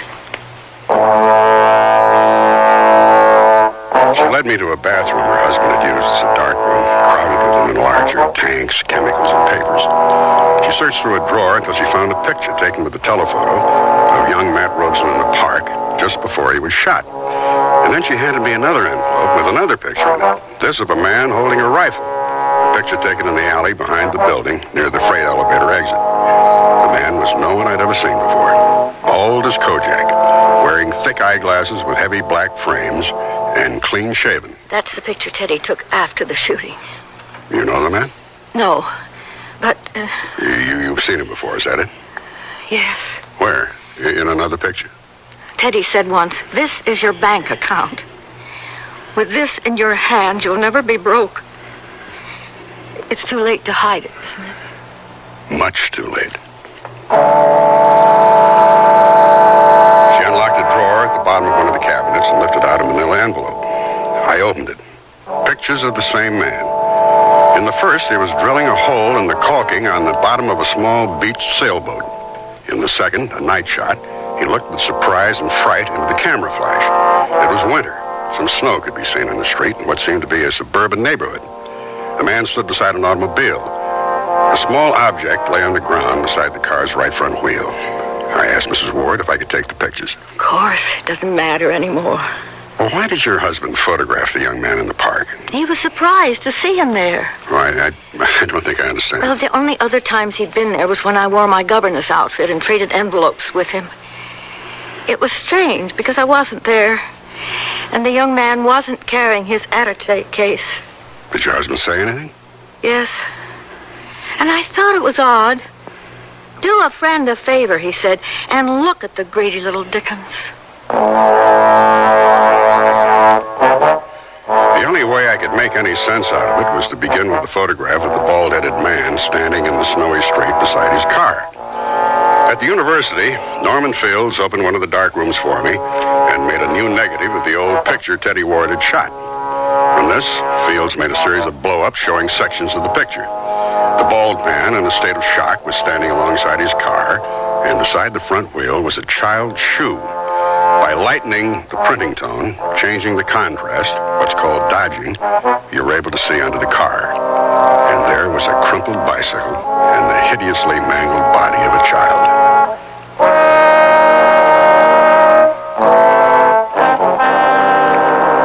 He was the only one involved in the mess who'd known all the principals through everything that had happened, and I wanted to ask him who the man was. Buy a drink? Oh, yeah, thanks. Vodka on the rocks. Fine. What brings you here? I'm trying to locate somebody. Someone I know? Well, I think maybe you do. Here's your drink. Thank you.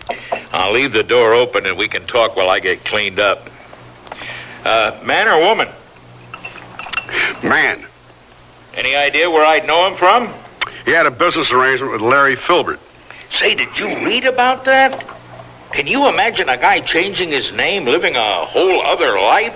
This man I'm looking for knew Larry Filbert, and I think also knew him as Teddy Ward. No kidding. Excuse me. Sure. He shot Matt Robeson and Larry Filbert, Teddy Ward, whatever you call him, with a rifle. What do you want me to do? I don't follow you. I know what this man looks like. I'll show you his picture, and maybe you can identify him. I'm glad to help, of course, but up to now you haven't given me too many clues on the guy. Bald with dark-framed glasses, that isn't much to go on. Clean-shaven, too, you said, huh? You know how it is when something strikes you? I hadn't said anything about how my phantom murderer looked, and out came the description to a T from Zachary West. I took the rifleman's picture from my pocket and a pencil, and I put hair on the bald head, erased the thick-rimmed glasses from over the eyes, and added a mustache. How's your drink? Fine. Now, let me ask you something. Shoot. How did you feel when you found out your new blackmailer, Teddy Ward, was really Larry Filbert, the man you thought you'd killed in that boat accident? Hey, slow down. You're throwing a lot of names at me like I'm supposed to know them. Well, no, that's not true. You know them. Larry blackmailed you after the hit-and-run accident with the child, so you tried to get rid of him by sinking his boat. So now here you are in town, thinking you're out of it, and Teddy Ward calls you, and the whole thing starts again. Only this time, there's more. There are pictures of you sinking the boat. I keep trying to imagine what you looked like when you found out you were being blackmailed by a dead man. I mean, wow, I would have had a fit. Well, what did you do? Follow Mrs. Ward to her apartment after she traded envelopes with Matt? That a picture of me? He was standing in the doorway, bald head, no mustache, no glasses. And just to make the picture complete, he was casually aiming the rifle in my general direction. Just enough so I wouldn't misunderstand him. Smart young fellow like you is bound to get into trouble. No, not so smart. Until a couple of minutes ago, I really thought there was another man. It's really remarkable what a hairpiece and a phony mustache and contact lenses can do to change a person. Remarkable. You know what troubles me, though? How'd poor Matt Rosen get involved in all this? His brother-in-law wanted to help him out, pass him a little money. I gave money to Roxanne, she gave it to Matt, he gave it to that governess until he got greedy and decided to go it on his own. Motivation. Money runs the ship, my lad. Money's what makes the world go round. Although I can't believe you're getting enough for what's about to happen to you. Move, please. We're getting out of here. Why'd you run away from the accident? If you'd stayed, maybe that little girl could have been saved. No way. Come along now. Happy birthday! Many more, Zach. Zach? Hey, where's Zach? We were just going out to pick him up. Well, his car's here. His friend Gilbert here drove it over. Gil, here, let me show him the rifle. Hey, look at this. Isn't it a beaut? Bought it for Zach for his birthday. Come on, Gil. We better get going. Hey, you guys will bring Zach to his party, won't you? I mean, we got all his booze and food and, you know, the trappings, little foxes, all sizes. We'll bring Zach back. Don't worry about it, but go ahead. Get the party started. Okay. Rifle in hand, I eased Zachary West out of there. He made a couple of moves, like he wanted to grab the gun or get away. But by the time we got to my car, he was a limp sack. All the fire was gone. He ducked the responsibility long ago. He'd run away, then killed two men who tried to bleed him. And finally, there wasn't any place to hide. No place at all. He sat in the front seat of the car, blinking his eyes behind the thick glasses, letting what had happened to him sink in. And like I said, that's how I handled my first murder case.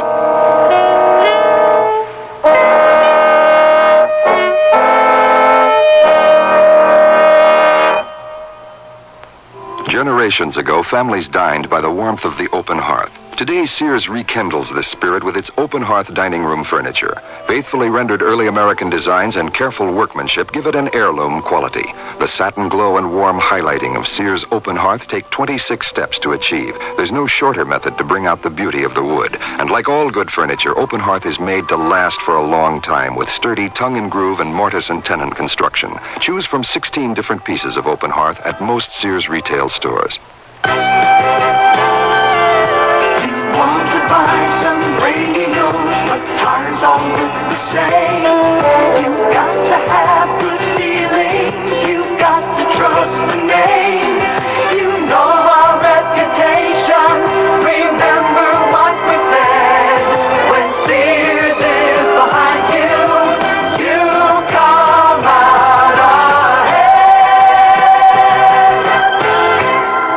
ahead. Hey, look, in here. Inside this stylish man's dress shirt. I'm a Sears Value dress shirt label just popping with pride because Sears Value dress shirts are sure to be popular for a number of reasons. They have fashion spread collars, come in classic patterns and solids in short and long sleeves. You'll appreciate the perma-pressed polyester or polyester cotton blends for easy care, plus at low value prices, what a buy! Just look for me, the Value dress shirt label at Sears Men's Store, where style, sense, and satisfaction combine to label me right for you.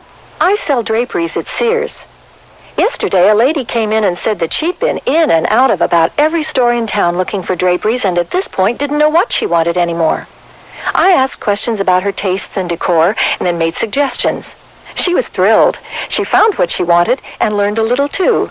It made me feel good to know that I helped her out. Sears people are friendly people who help you find what you want. Sears, Sears, Sears, where America shops.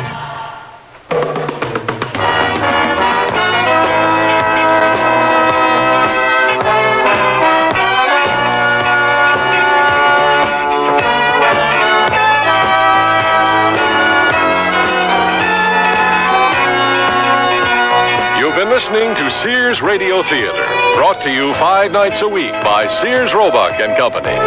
Sears, where America shops. The 13th Governess was written, produced, and directed by Elliott Lewis. Your host was Vincent Price. Our star was Howard Duff. Also heard were Linda K. Henning, Deborah Wally, Leorine Tuttle, Marvin Miller, Ben Wright, Sidney Miller, Peggy Weber. The music for Sears Radio Theater was composed and conducted by Nelson Riddle.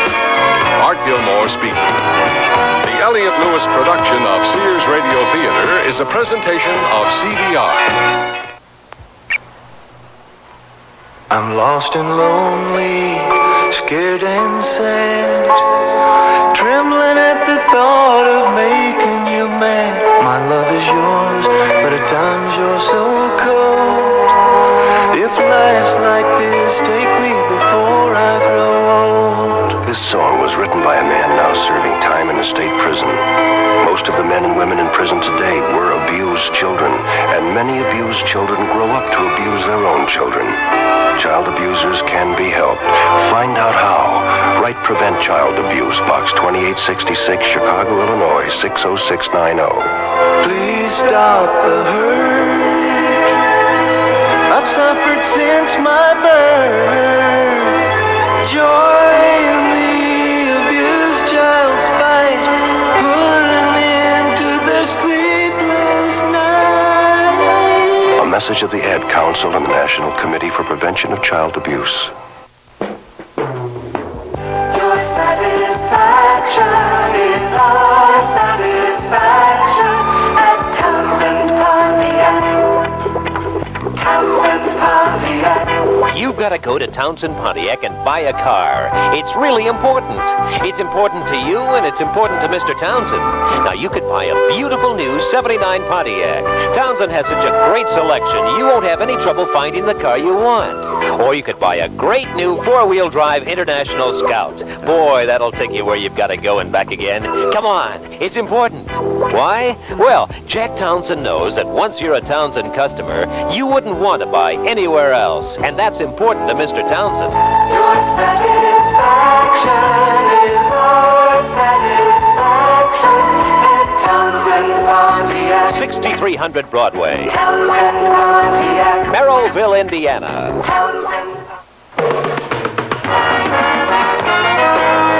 Cicely Tyson will be your hostess tomorrow for a warm-hearted story of 2 young people trying to help 2 elderly ladies find a suitable rest home. Our original story is called This Home is Dissolved, so be sure to tune in to this station tomorrow to hear the Sears Radio Theater.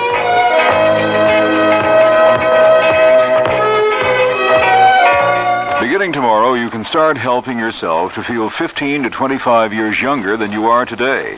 You're never too old to grow young. That's the encouraging message of medical authorities in a special 48-page report called 10 Ways to Grow Healthier as You Grow Older. Based on recent medical research, this informative and useful report was prepared by America's largest Better Health magazine, Prevention. It's yours free as a new subscriber. 10 Ways to Grow Healthier as You Grow Older tells about a new method to help you fall asleep faster, about the simple dietary substance that scientists believe may sharpen your memory, about the nutritional program that may add life to your sex life, and much more. If you'd like to receive this free report, you're invited to try 12 monthly issues of Prevention for only $6.99. If you don't like the first issue, cancel. You keep the issue. You keep the special report, too, and owe nothing. Send no money now. Just phone toll-free 800-331-1000. That's 800-331-1000. For Prevention and your free report, call 800-331-1000. CBS News, the Soviet ambassador in Washington called in tonight to hear a strong U.S. protest connected with the killing today of the U.S. ambassador to Afghanistan. I'm David Jackson reporting on the CBS Radio Network. Ambassador Adolph Dobbs was shot to death in a gun battle between his kidnappers and Afghan police who rushed the hotel where he was being held. State Department spokesman Harding Carter tonight revealed that Soviet advisors were on the scene in Kabul when the fighting took place. He says Acting Secretary of State Warren Christopher in Washington tonight summoned Soviet Ambassador Dobrynin to the State Department to lodge an official complaint about the role the advisors played. The acting secretary said that he was not accusing the Soviet advisors of responsibility for the ambassador's death. He did, however, charge them with failure to heed repeated requests by U.S. embassy officials that the assault on the hotel in which Ambassador Dubs was held not be undertaken. Carter also said some American citizens were taken from the U.S. Embassy in Iran when it was overrun by leftist guerrillas this morning. On the question of Americans missing from the compound, the last report we have is that some 18 Americans may in fact not have returned to the compound. However, it at least seems on the basis of the latest reports that their whereabouts is known and that they are reportedly going to be returned or are returning and are in any case physically okay. More news in a minute. I had it when I woke up this morning. Sinus, my worst ever, until I took Sign-Off. Send for Sign-Off. Sign-Off gives you all the pain relief of aspirin, plus relief from sinus pressure, congestion, even postnasal drip. Send for Sign-Off. And for the fastest known form of congestion relief, Sign-Off Spray, Sineoff. Sign-Off. The sinus medicines in the bright red box. Is here. For occasional use only as directed. Here's news from Amana. You can get a $50 rebate check direct from Amana when you buy the Amana Touchmatic 2 radar range, the microwave oven that cooks by time, cooks to temperature, even holds at temperature to tenderize economy cuts of meat, and holds at serving temperature for late arrivals. So automatic it even remembers the time of day. So buy your radar range from your participating Amana retailer and get a $50 rebate check direct from Amana. Offer expires February 28, 1979.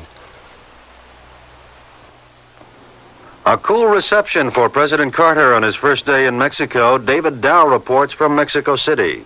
Just 6 hours after arriving here, President Carter received the first pointed evidence of a new Mexico, backed by new oil wealth, determined to use that for new leverage and equality with the U.S. It came in the form of a luncheon toast by Mexico's president, Jose López Portillo, which sounded more like a stern lecture to the U.S. president. Mexico has suddenly found itself the center of American attention, said López Portillo.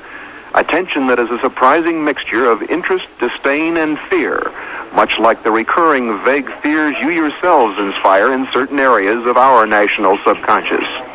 At another point, the Mexican president warned that surprise moves are poisonous fruits, an apparent reference to the sudden scuttling by the U.S. of a deal for Mexican natural gas a year ago. The tone of Mr. Carter's toast was conciliatory, with attempts at humor, alluding even to an attack of Montezuma's revenge the president said he suffered in a previous visit during a performance of Mexico's famous Ballet Folklorico. David Dow, CBS News, with the president in Mexico City. The big three U.S. car makers in Detroit report overall new car sales picking up, increasing 14.3% in early February. GM and Ford scored the gains, but Chrysler sales were down about 3%. Now this. Fred, it's after midnight. Oh, look what you've done. Will you stop eating and go to bed? You'll never get up in the morning for work. I can't get to sleep. I took an aspirin, but I'm still wide awake. Well, what did you expect? Aspirin's for headaches. You need a sleeping aid to help you fall asleep. I'll get you some Compose when I go shopping. Some what? Compose. Go to bed, will you, while I clean up this mess? Headache? Take aspirin. Sleepless night? Take Compose. Compoz. Taken as directed before you go to bed. Compose actually helps you fall asleep when you want to fall asleep at bedtime. So what else happened at the office today, Fred? Did you get the order for that new job? Fred? Fred, you asleep? That's Compose for you. Headache? Take aspirin. Sleepless night? Take Compose. Compoz. Take only as directed. Compose is available at all drug counters. The Illinois State Senate today rejected a rule change that would have made it easier to pass the Equal Rights Amendment there. Observers say the defeat drastically reduces chances ERA will be approved in Illinois in the next 2 years. It's the only northern industrial state that has not passed ERA and has been the focus of a strong pro-ERA campaign. David Jackson, CBS News. Tonight's weather in Chicago, locally dense fog causing hazardous driving conditions, but warmer with periods of freezing drizzle. Temperatures will be steady, or they will rise, perhaps, to a high of 35 by tomorrow. Tomorrow we expect more freezing drizzle, becoming just plain drizzle, and snow likely by evening. Then on Thursday night, snow continuing with several inches accumulation possible. Windy with blowing snow and bitterly cold with lows 0 to 10 below. Friday, chance of snow flurries again and a high around 10 degrees. It's 27 degrees at all the reporting points in Chicago. The humidity's 100%. The wind east, 7 miles per hour. First in news, we're CBS, News Radio 78, WBBM, Chicago.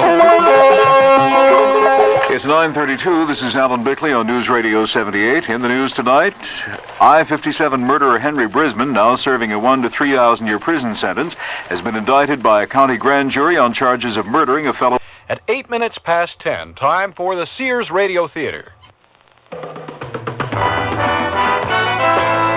It's Thursday, and we invite you to stay tuned for Sears Radio Theater. Today, you'll hear a story involving the human emotions with your hostess, Cicely Tyson. Peter Leeds and Linda Kay Henning star as a young couple.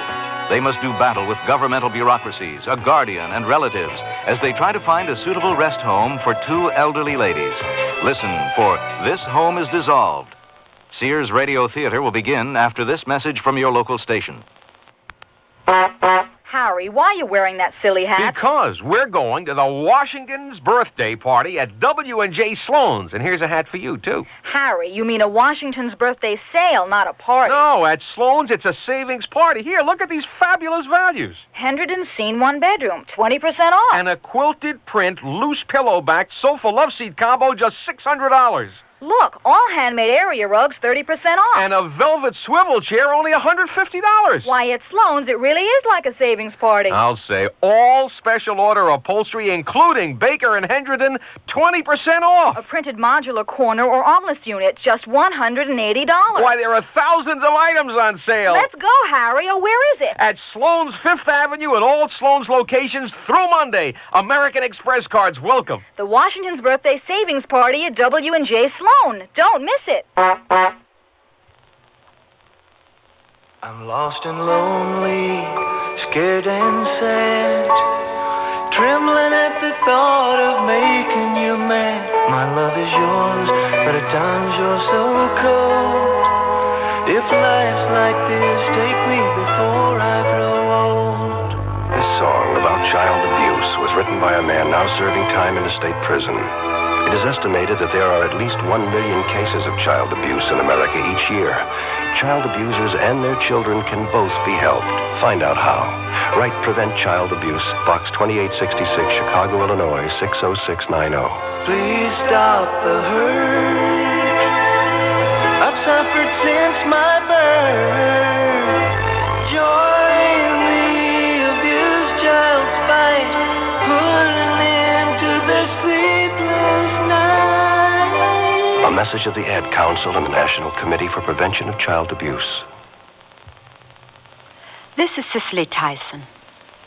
Perhaps you've wondered why there seems to be no place in the world for so many of the elderly whose friends have died, whose relatives are distant, uncaring, or dead, who spend their lives in rooms or on park benches.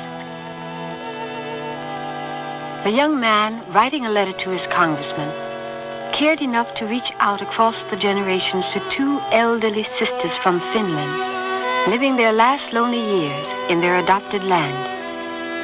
2 years ago, Tony Corter and his wife Louise had become managers of an old apartment building in order to take the financial burden off their graduate studies. During that time, they befriended the sisters and month by month witnessed their mental and physical deterioration. Wait a moment. Do I smell smoke? Do you smell smoke, Louise? Oh, come on. It must be Anna and Amelia. Oh, no. They're burning their dinner again. I've got the pass key. We might as well go right in. I'll check the kitchen, Louise. Why don't you throw open a few windows? It was the cabbage, burned to a crisp. Didn't you smell the smoke, Anna? No. I must have been thinking of something else. Amelia? What? Didn't you see or smell the smoke, Amelia? Who's smoke? And that's only the beginning of our story.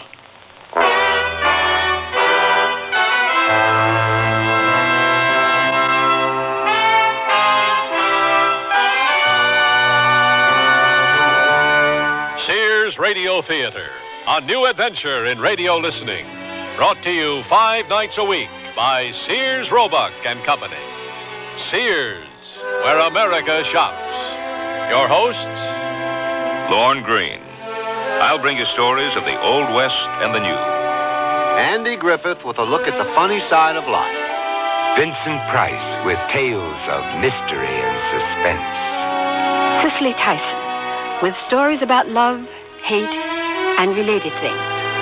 Richard Widmark. I'll bring you stories of pure adventure. 5 nights of exceptional entertainment every week. Brought to you in Elliott Lewis production of the Sears Radio Theater.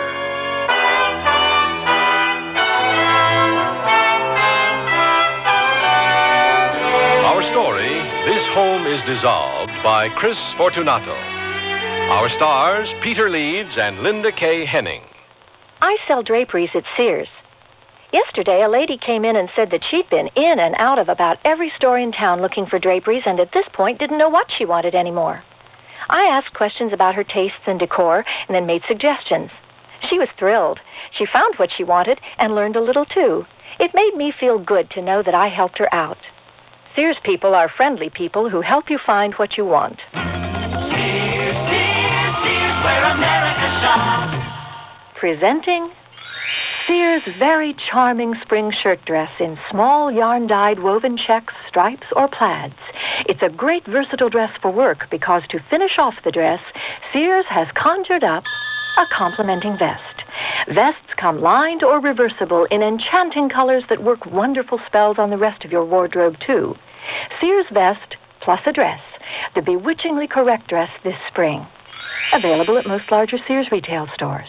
Nearly everyone at our party mentioned our new Sears Dream Supreme carpeting. Didn't anyone say anything about my rutabaga dip? Marvin said Dream Supreme looks so thick and luxurious. He loved its velvety, soft, plush pile. What about my rutabaga dip? Eloise adored the color of my rutabaga dip. I told her that avocado lime is just one of Dream Supreme's 20 lustrous colors, and when Doris heard that Dream Supreme is so reasonably priced and treated with Scotchgard brand fabric protector... Okay, what about my tuna fish upside down cake? Dream Supreme carpeting in most larger Sears retail stores. Oh, here I go again. It's time to rent one of those steam-type carpet cleaners. Why rent? Now Sears puts power in a carpet cleaner you can own yourself. The Power Spray from Sears for easy home carpet cleaning. Power Spray sprays hot water into your carpet, then sucks up the dirty water. You can see the dirt you get out. Dirt you didn't even know was there. The Power Spray Carpet Cleaner, a convenient carpet cleaner you can own yourself. Available at most Sears retail stores. Kenmore. Solid as Sears.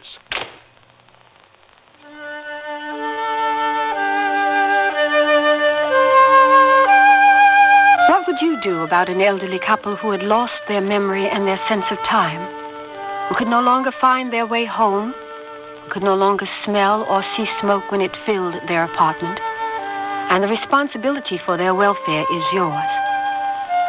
Tony and Louise Corder thought they had the answer and took upon themselves a task they had long contemplated without the slightest suspicion of how difficult it would be. Dear Mr. Congressman, I never thought I'd be writing to you when I first attempted to find a solution to the problem of the elderly sisters in my apartment building. So obvious was their helplessness that I thought placing them in a good rest home would be an easy task.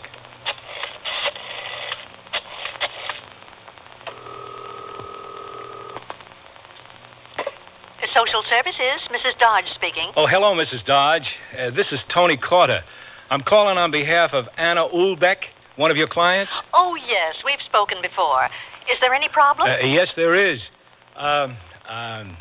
Mrs. Dodge, I think it's time for Anna and her sister Amelia to go to a rest home. They've reached a point where they can't go outside without forgetting their keys and even forgetting where they live sometimes. Also, they've burnt their dinner nearly every night this month. Well, perhaps I can arrange for an attendant to visit them during the week. That won't stop them from being a danger to the building. What they need is round-the-clock supervision. It would reduce the danger if somebody cooked their meals. Mrs. Dodge, may I explain further? These ladies can no longer reason for themselves. Their problems go far beyond the mere cooking of meals. But unless they have something physically wrong with them, it's hard to put them anywhere. What has to be wrong with them? Well, a debilitating illness or injury, incontinence, something like that. Do we have to wait for one of them to fall down a flight of stairs or suffocate the other tenants with gas fumes? Isn't there any procedure for this kind of situation? Well, I really don't know. Doesn't one of them have a son? Yes, Amelia does, but I don't think she's seen him more than twice in the past 15 years. Oh, they have a closet full of toasters and radios, which he sends them every Christmas. Oh, gosh. Well, how about their friend, that man who helps them pay their bills? What's his name, August? Yes. All right, Mrs. Dodge, I'll speak with him about it. But what I would like to do is to find some agency to take the matter in hand. Well, I just don't know if there are any. Now, what you can do is to get out the phone book and start calling board and care homes. Then we can take it from there. All right, Mrs. Dodge. Goodbye. Goodbye. Will she help, Tony? She seems content to let Anna and Amelia burn their place down. What are we going to do? Continue making inquiries, I guess.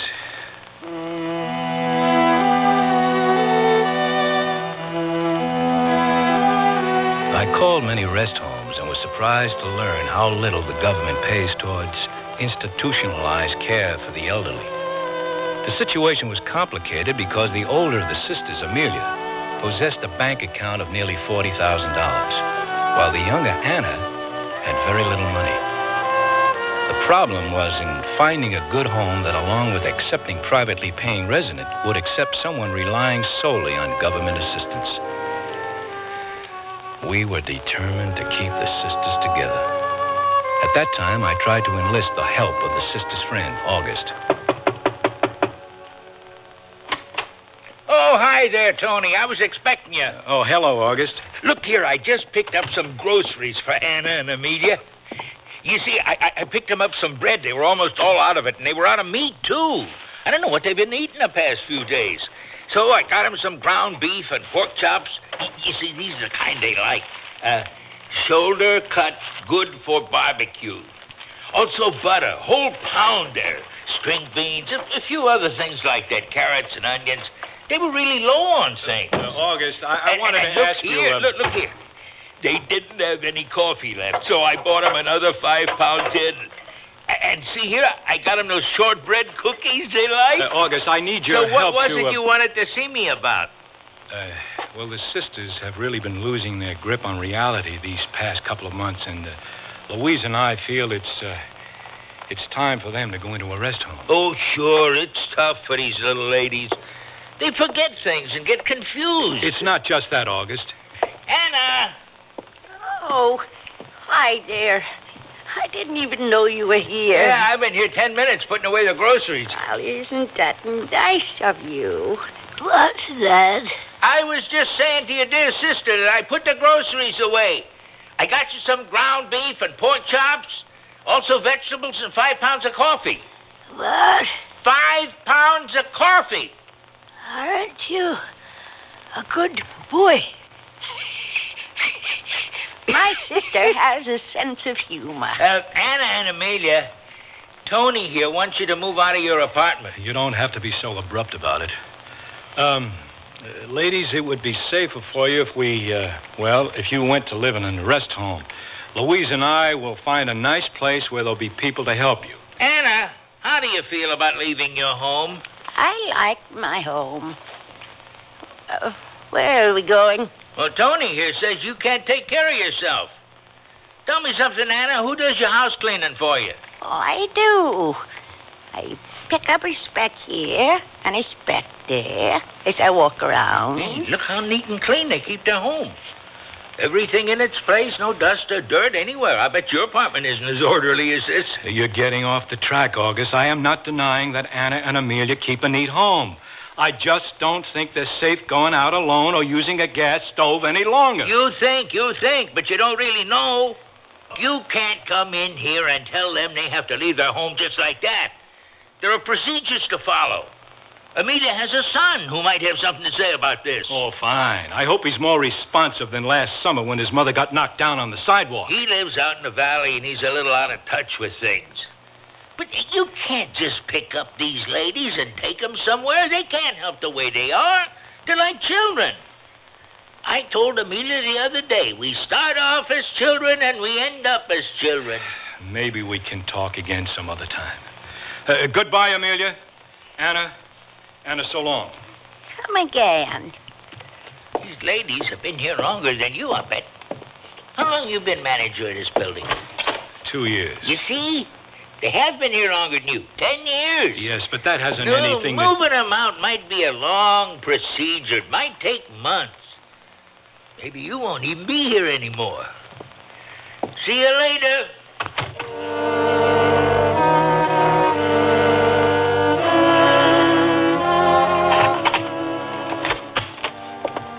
How did it go? Oh, not so good. August bullies them into saying what he wants them to say. Doesn't he agree that they should go? Well, he refuses to commit himself on that point. But, honey, let me tell you something I found out. What? When August had his back to me in the kitchen, I noticed a couple of bank books lying on the counter. Out of curiosity, I peeked into them and saw his name typed in as co-signature on both of their accounts. Now, I wonder if that has something to do with his wanting them to stay right where they are. Oh, you don't think that he's... Oh, I certainly do indeed.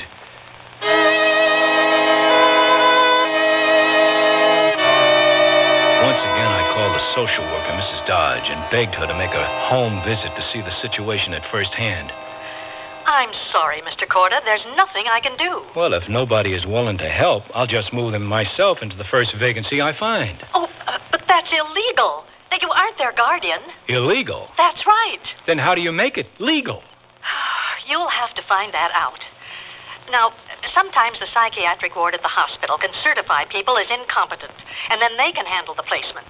At least that's what I've heard. It was the lead I had been looking for. I called the psychiatric ward, and they referred me to the mental health clinic. Mr. Abel called upon the sisters, told us he understood the urgency of the problem, and promised to file a petition of incompetency with the court and to contact us in a few days. A week passed, and we didn't hear from Mr. Abel. So my wife decided to call him.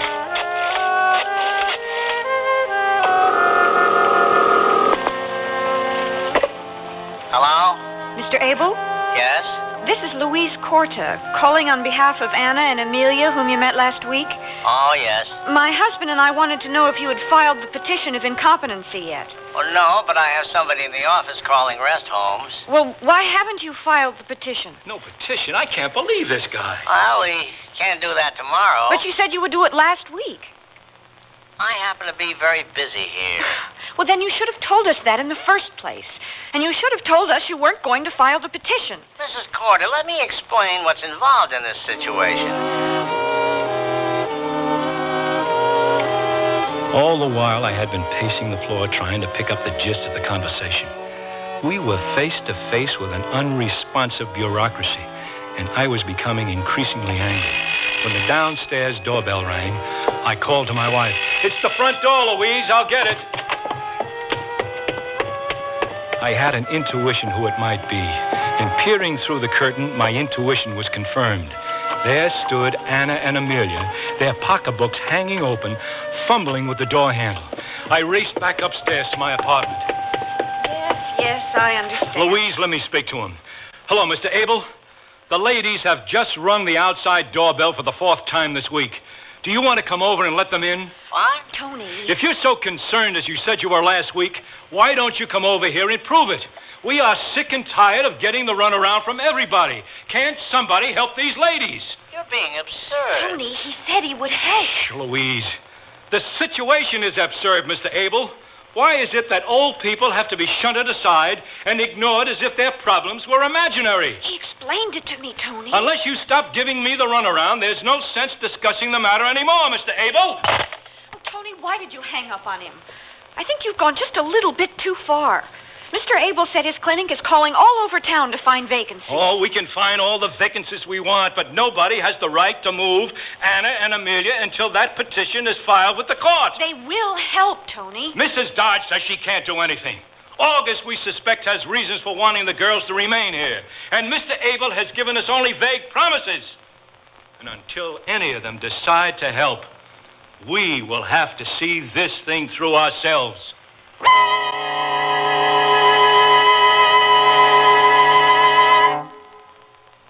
Hey, look, in here, inside this stylish man's dress shirt. I'm a Sears Value dress shirt label just popping with pride because Sears Value dress shirts are sure to be popular for a number of reasons. They have fashion spread collars, come in classic patterns and solids in short and long sleeves. You'll appreciate the perma-pressed polyester or polyester cotton blends for easy care, plus at low value prices, what a buy! Just look for me, the Value dress shirt label at Sears Men's Store, where style, sense, and satisfaction combine to label me right for you. Your baby's room. Furnish it with the quaintness and charm of Sears Jenny Lind's crib, dresser, and chest. Your baby will be secure in our old-fashioned crib built with high sides and a safety drop-side latch. And each handsome maple color piece comes in a non-toxic finish. Sears Jenny Lind dresser and chest is furniture that will adapt gracefully as baby grows older, too. So visit us soon, because Sears has baby buys bundled up. Available at most Sears retail stores. Buy some radios, but tires all look the same. You've got to have good feelings. You've got to trust the name. You know our reputation. Remember what we said. When Sears is behind you, you come out ahead.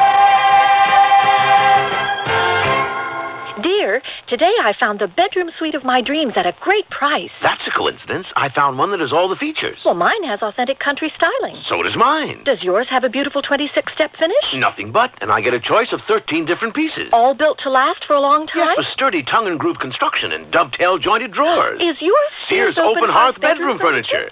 Sears Open Hearth Bedroom Collection. Expert craftsmanship at a reasonable price. Select from 13 different pieces. Now at most Sears retail stores.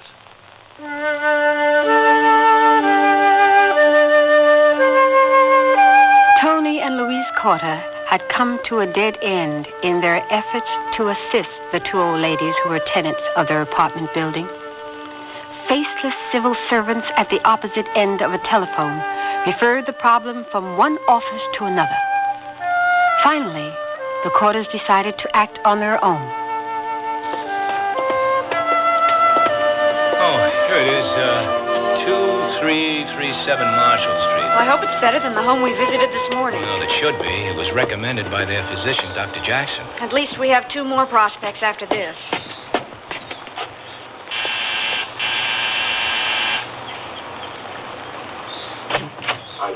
Hello, Mrs. Smith? Yes, come right in. You came at just the right time. Dr. Jackson called yesterday asking if I could accept 2 more residents, and sure enough, I'd just finished cleaning a double room. Oh, this is a stroke of luck for your 2 ladies. Now, let me show you the living room first. Look at these pictures on the wall. Why is it that people think that paintings of sad-eyed cats make for a cheerful environment? Our people are free to watch TV or read the magazines we provide or play cards or do pretty much anything they want. Now, if you'll just follow me. It looks like everyone is submitted to the TV. What do you mean? Half of them are staring at their feet. Oh, excuse me, Mrs. Smith. Are there any attendants here? I'm here during the day. Then I have a girl come in during the afternoon, and another girl stays here all night. Oh, yes, we're very secure here. Then, of course, we have someone in to cook meals and help with the laundry. Here's the kitchen. Step in. Look around if you like. It's smaller than ours is. How old was it you said your ladies are? One is 93, the other 86. Do you think they'd prefer their meals brought to them? Most of our people take their meals in their rooms. Probably not. They usually eat standing up in the kitchen. Well, I'm not sure we can work it out for them. Now, let me show you the upstairs.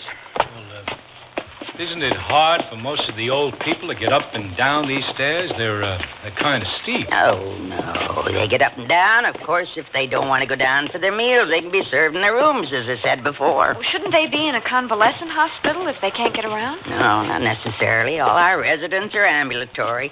If there are any problems, we call Dr. Jackson. Does he make regular visits? Every other month. That's not very often. These are all his patients, you see. He knows the medical history of each and every one of our residents. Now, here's that nice room I was telling you about. It's all ready anytime your ladies would like to move in. I'd like to take a look at the view. By all means. It's very nice. You can see down to the neighbor's backyard, and they have such a pretty lemon tree growing there. Do you see? Oh, yes. Understand from what you told me on the phone that one of the sisters receives supplementary Social Security and that the other would be a privately paying resident. That's correct. Mrs. Smith, we have other homes to visit today, so we won't be making a commitment yet. Oh, well, surely. I'd like to show you the upstairs porch. Now, we keep this door locked at all times for the security of our residents. We don't want anybody wandering out onto our porch here. Down below, you see our backyard. It doesn't look like anybody uses it. We have little cookouts here from time to time. Everyone loves it. Shall we go back downstairs?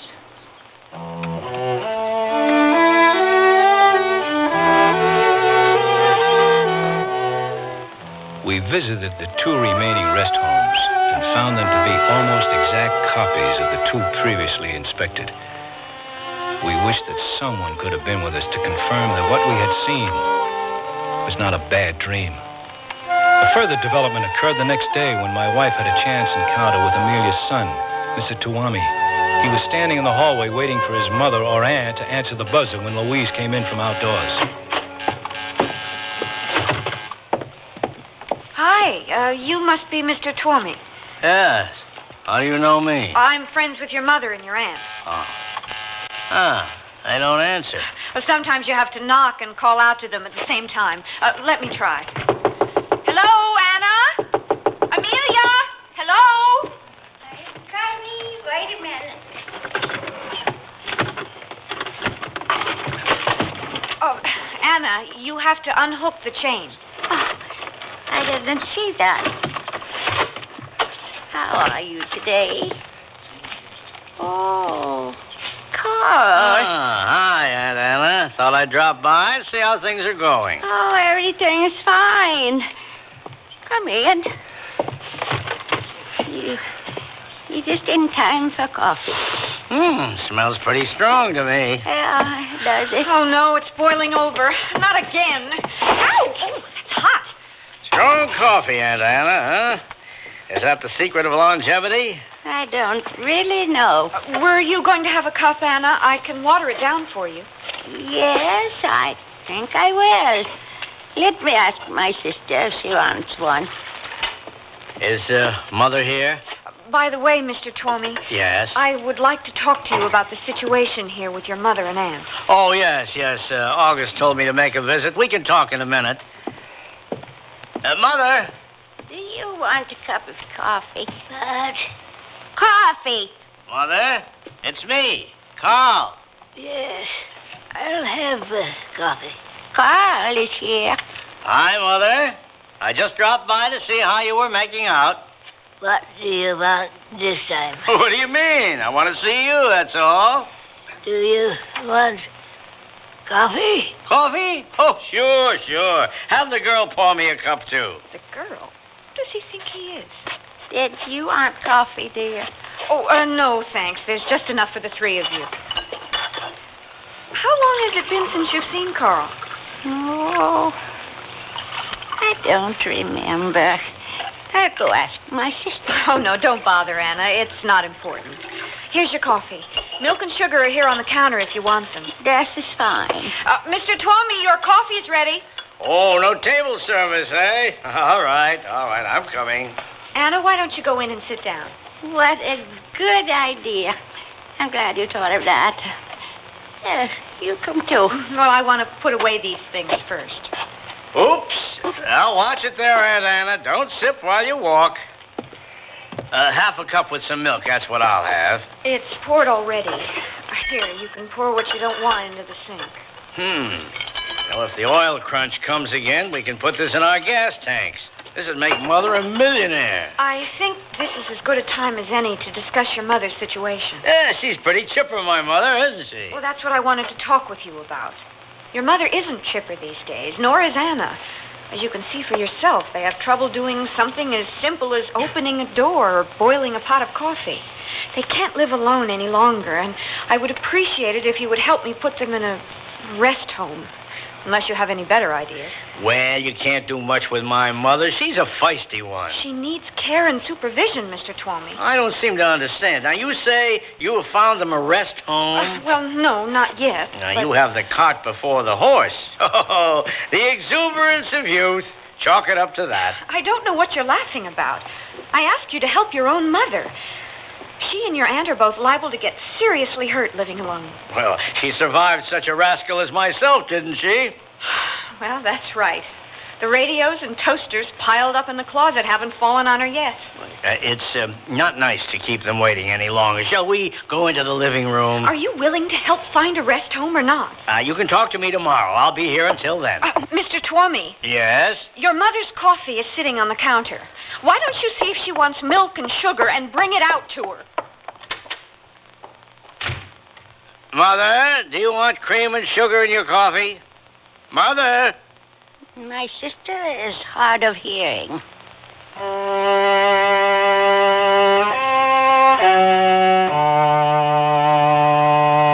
We found out the next day that Amelia's son had driven back to his home 6 hours away. So much for caring relatives. I began to wonder why he had come by in the first place. And I thought I understood the relevance of his mother's question. What do you want this time? It seemed he was as content as August to let the ladies fumble along in their apartment. A voice within me told me it might have something to do with Amelia's considerable bank account. Obviously, this money would be eaten away if she went into a rest home. Soon afterwards, we had a stroke of good fortune and found a clean, well-managed rest home with 2 vacancies. I contacted the mental health worker. Surely he would help us now. Just be patient, Mr. Carter. Be patient. The petition can wait. We're still checking our list of homes. Save your energy. We found 2 vacancies at the Briggs home. We'll put them in there ourselves. Unless someone else cares to do it. Oh, don't fool yourself. You can't take these ladies just like that. Have you spoken to August about this? You know as well as I that he wants them to stay there so he doesn't have to share Amelia's bank book with anyone. Louise even spoke to Amelia's son yesterday, but he couldn't care less. Well, I can't speak for August or Amelia's son, but I am very concerned with what happens to these 2 ladies. Then come over here and help us put them into the Briggs home. Take some of the burden off our shoulders. Have Anna and Amelia been warned? Have you given them time to understand what is happening? Mr. Abel, we can't pass up this vacancy. We had hard enough time finding it. Now, I'm warning you, you're getting yourself into hot legal trouble doing this on your own. These ladies have rights, you know. They have the rights to be treated kindly and sensibly, which is what I am doing. What did he say, Tony? He said he's not going to help and that moving Anna and Amelia is illegal. Oh, Tony, I can't go through with it. I can't rip 2 sweet, helpless old ladies away from their homes. Shall we leave them be and let them kill themselves along with everyone else in the building? On a rational level, what you're saying is right. But I don't have the heart for it. Oh, fine. This is a fine time to desert me. How am I going to move them along? Tony, now we're both at our wits' end. Why don't we sleep on it and work things out tomorrow? Please. Oh. All right. Maybe the night will make it all go away.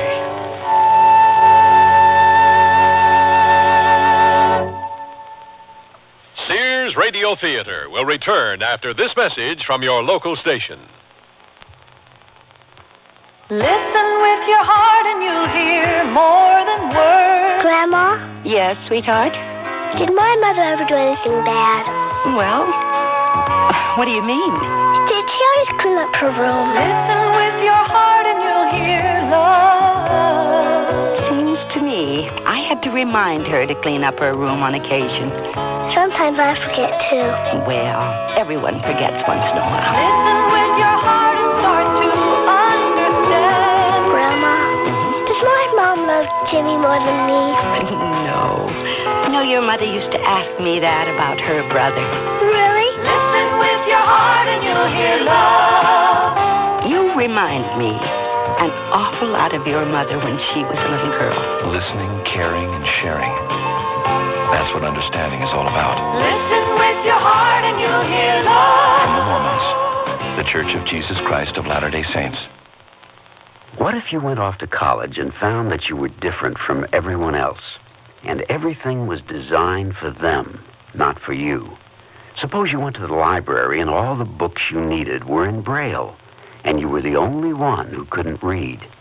You'd feel left out, wouldn't you?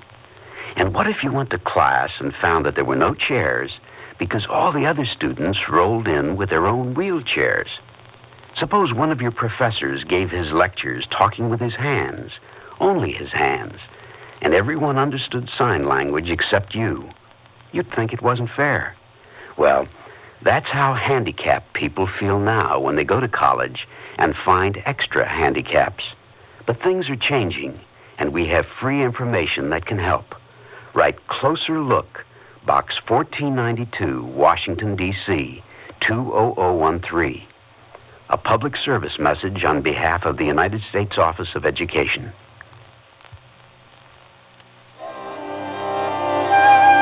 Cicely Tyson again, and here's the concluding act of This Home is Dissolved. Following morning, I set an irrevocable course for myself and arranged with the director of the Briggs home to bring Anna and Amelia over at 7:30 that evening. I called Mrs. Dodge, but she was unwilling to come out and help us. She said she didn't handle placement. You have to have them certified, Mr. Cordet. Now, I thought you knew that. Mrs. Dodge, the mental health clinic are still dragging their heels about that. Yet they tell me if I move the ladies, I'm breaking the law. You are breaking the law if they're unwilling. But if they go to the rest home willingly, it's all right. Oh. Now, if you do manage to place them this evening, why don't you call me tomorrow? There's nothing she can do. Well, somebody has to help us. All the somebodies obviously don't want to help. Well, I'm calling Mr. Abel. I can't stand this any longer. If you'll just be patient, we can do the best for them. How can you say that? You haven't had to live with this for months on end. You haven't had to save them from a new catastrophe every day or wash their stinky old clothes because they're too feeble to do it themselves. I don't want to hear the whole story of your involvement, Mrs. Corder. You told me once already. Frankly, I feel you aren't acting in the best interest of the ladies. You seem to be moving them to benefit yourselves more than them. Well, as far as I'm concerned, Mr. Abel, you take courses in detachment so you don't have to get your hands dirty helping somebody else.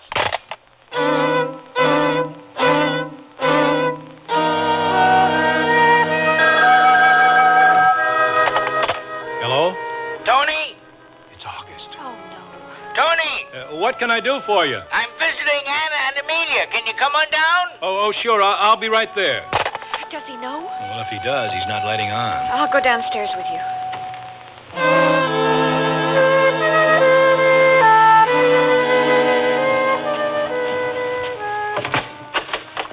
Hello, Tony, Louise. Come on in. Hello, Anna. Oh, it's you. Isn't that nice? Hello, Amelia. Amelia? Hi. Hi. I took them to the bank today and got some money withdrawn. So, here's the money for next month's rent. Why don't you count it to make sure it's all there? We wouldn't want the landlord to be shortchanged. We can't accept the rent. If we do, we're legally bound to accept the ladies as tenants next month. We aren't going to be tricked into keeping them here. There are only 5 days until the 1st. You can't kick these poor ladies out onto the street. Oh, who said anything about kicking them out into the street? We want them to go into a good rest home. Amelia, Amelia! August, what's the point explaining everything to her? She can't make any decisions anymore. Well, she has to know. She already knows. August, what is it you wanted to see us about? I wanted to pay the rent, that's all, and see if you found a rest home yet. No, not yet. Because if you find something, I have to take them to see if they like it first. That's all right by me. Also, if you want these ladies to leave, we have to have a letter from the landlord. They want to see in writing what they've been doing wrong. Oh, come on, August. You don't need a sheet of paper from the landlord to tell you what's obvious. These ladies are confused. They want to see in writing what these accusations are. Accusations? You make it sound like we're putting them on trial. Amelia doesn't understand why she has to leave. She thinks you're making up stories about her. Amelia is an old woman with a lot of pride. But it's obvious to everyone who sees her that she can't take care of herself. Who says it's obvious? You. Well, that's not enough. We have to see it in writing. All right, if that's what you want. I have the authority of the landlord, and I'll write up an eviction notice right now. Louise, will you please hand me that pad and pencil on the telephone table? Thank you. These two sisters have been here longer than you. What does that have to do with their inability to continue living on their own? Tony, write the note. We can't go on arguing. You see? Listen to a woman. They'll always set you straight. Here's the eviction notice. Now, without this, we can't do anything. You understand what I'm trying to say? Satisfied? We have to go. Come on, Louise. Wait a minute. You say here, due to the problems cited above, I must ask you to vacate your apartment as soon as possible. You didn't say 30 days. As soon as possible could mean 3 months. Oh, give it back and I'll change it. No. This is fine, just the way it is. I don't get it. He wants the ladies to stay here forever so he can keep his hands on their money. You're talking through your hat. What do you know? Oh, let's go, Louise. What if he stays there all evening? Oh, he won't. He doesn't know we plan to move the ladies tonight. Oh, I wouldn't be so sure of that. Look how tricky he was trying to give us the rent. We'll have to stand here in the doorway and listen for him to leave. Whoever thought it would come to this? Playing cat and mouse. We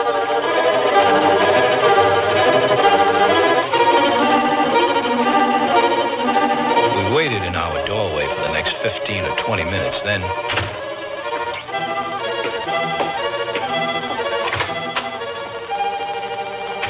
It was him, no doubt about it. Tony, I feel butterflies in my stomach. Oh, honey, it's going to be tough. But we're doing what's right. We might as well go down now.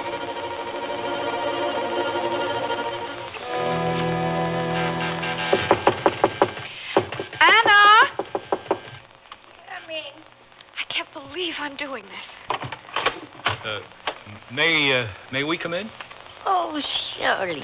Anna, we wanted to take you and Amelia to visit a nice home not too far away. Yes, that'll be nice. Well, why don't you put on a coat? It's chilly outdoors. Amelia, we wanted you and Anna to come with us to look at a home nearby. What? We want to take you and Anna for a little drive to look at a home. Here's your coat. Oh. Let me help you put it on. Louise, is Anna ready? All set. Here I am. I forgot where we were going. Where was it?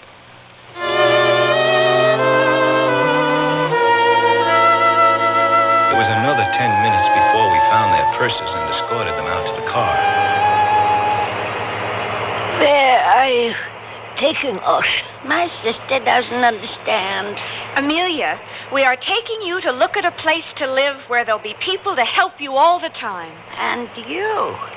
You help us too. Yes, we'll help you too, Anna. They have no idea what's happening. Oh, Louise, don't you understand? We're doing what's right.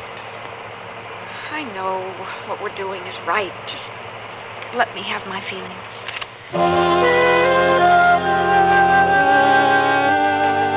At the Briggs home, we were met by the director, Mrs. Roy.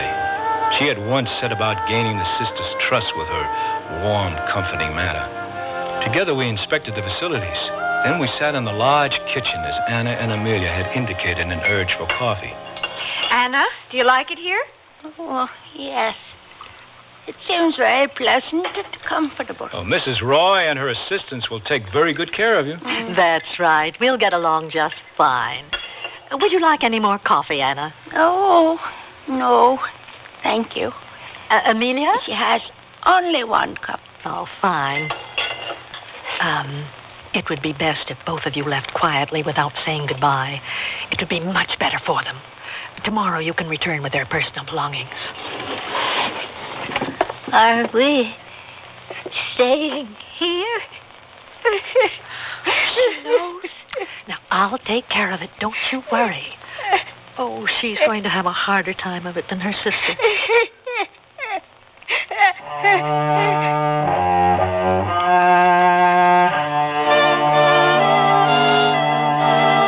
The next morning, I called Mrs. Dodge and informed her that we had taken Anna and Amelia to the Briggs home. She asked if they had gone willingly. Yes, I replied. But I knew in my heart that they had only gone as willingly as people who have been fooled. Oh, here they are on the porch. Oh, it looks like them. Hello, Anna. Hello, Amelia. We brought you some of your belongings. Oh, I must have forgotten. Oh, it's pleasant here with the geraniums and the mimosa tree. Pretty indeed. How's Amelia? She's tired out talking to Huldah and to me. That is hard to hear. She used to be in my Finnish singing group. Oh, pleased to meet you. How do you do, Huldah? Oh, how nice they should come and visit Anna. Oh, we plan to visit you often. And maybe we'll visit you.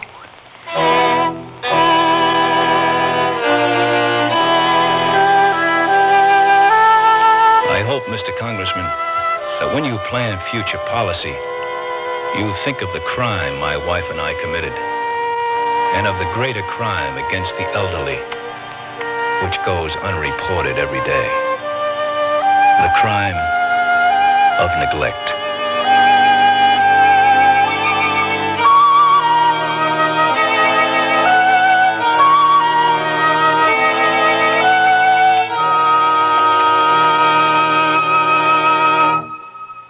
I love to eat. But it takes so long to cook. That's why we both love our new Kenmore microwave oven from Sears. I can cook a 5-pound roast medium rare in just 30 minutes, or 3 strips of bacon in 3.5 minutes on a paper plate. Bake 2 potatoes in 8 minutes, and cook vegetables faster than boiling them in water. That means less time in the kitchen. And more with you. Fast, clean, cool cooking with Sears Kenmore microwave ovens, all with automatic defrost. Choose the right model for your kitchen from the many styles available at most Sears retail stores. Hey, look, in here, inside this stylish man's dress shirt. I'm a Sears Value dress shirt label just popping with pride because Sears Value dress shirts are sure to be popular for a number of reasons. They have fashion spread collars, come in classic patterns and solids in short and long sleeves. You'll appreciate the perma-pressed polyester or polyester cotton blends for easy care, plus at low value prices, what a buy! Just look for me, the Value dress shirt label at Sears Men's Store, where style, sense, and satisfaction combine to label me right for you. What would it cost to replace your car's muffler, including installation? Oh, I'd say about $50. No, wait, $45. Would be around $30. Just about $40.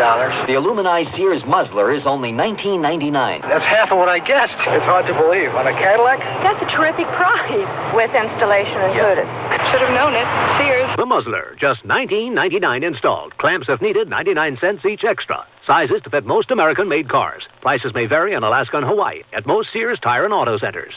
When I need advice, I go to my mom. Why not? It's free. Now that I'm married and moving into a new house, I want all the advice I can get. So when Mom says shop Sears, I listen. You should. Sears is a great help on those big items you'll need for your new home. Major appliances like washers, dryers, and refrigerators. They'll deliver, install, and service. I always depend on Sears.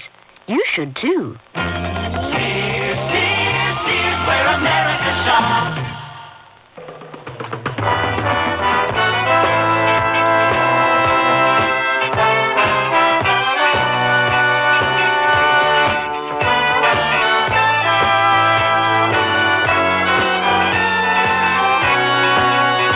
You've been listening to Sears Radio Theater, brought to you 5 nights a week by Sears Roebuck and Company.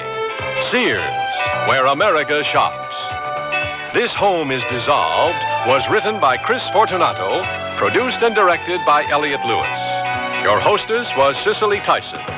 Our stars were Peter Leeds and Linda K. Henning. Also heard were Lurene Tuttle, Marvin Miller, Virginia Gregg, Paula Winslow, and Jerry Hausner. The music for Sears Radio Theater was composed and conducted by Nelson Riddle. Art Gilmore speaking. The Elliott Lewis production of Sears Radio Theater is a presentation of CDI.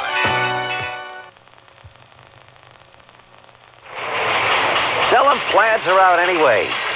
Yeah, we'll back order his silly trousers. We get the piece goods on the 4th. We finish them on the 15th. We ship them on the 15th. That means you receive shipment on the 18th. Oh, no. That's a Sunday. The 19th at the absolute latest. I'm very sorry. Thank you. Nobody but nobody showing cuffs this year. They're a waste of good polyester, which, by the way, no one's buying either this year. Yeah. Oh, okay, baby. Ciao. Boy, the things people expect from you these days. Here's that invoice, Mr. Stanley. Are you feeling all right? You're sweating.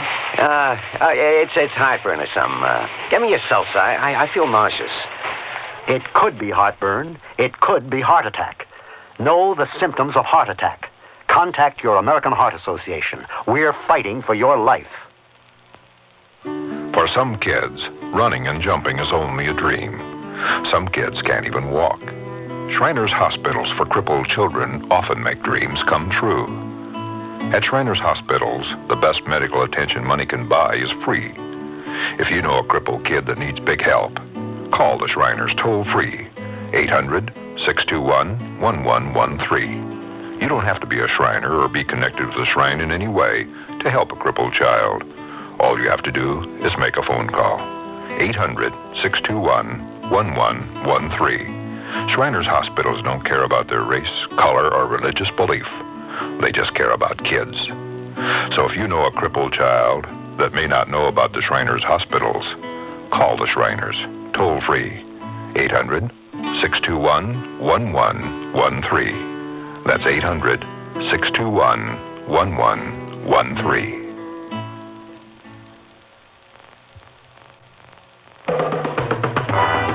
Tomorrow, we will present a thrilling adventure story. Richard Widmark will be your host for Climb. Jack, you all right? Yeah. I'm working on a hold. A blind man would have a handhold by now. Will you help me? Tune in tomorrow to the Sears Radio Theater.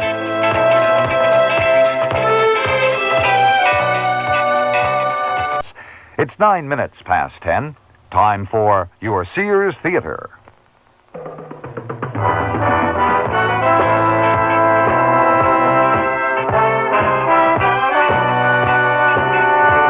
The Sears Radio Theater will present a story of two men in Climb. Jack, you all right? Yeah. I'm working on a hold.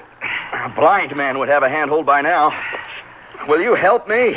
Your host, Richard Widmark, will be with you after this message from your local station. I'm lost and lonely, scared and sad, trembling at the thought of making you mad. My love is yours, but at times you're so cold. If life's like this, take me before I grow old. This song was written by a man now serving time in a state prison. Most of the men and women in prison today were abused children, and many abused children grow up to abuse their own children. Child abusers can be helped. Find out how. Write Prevent Child Abuse, Box 2866, Chicago, Illinois, 60690. Please stop the hurt I've suffered since my birth. Join the abused child's fight, put an end to the sleepless night. A message of the Ad Council and the National Committee for Prevention of Child Abuse. This is Richard Widmark.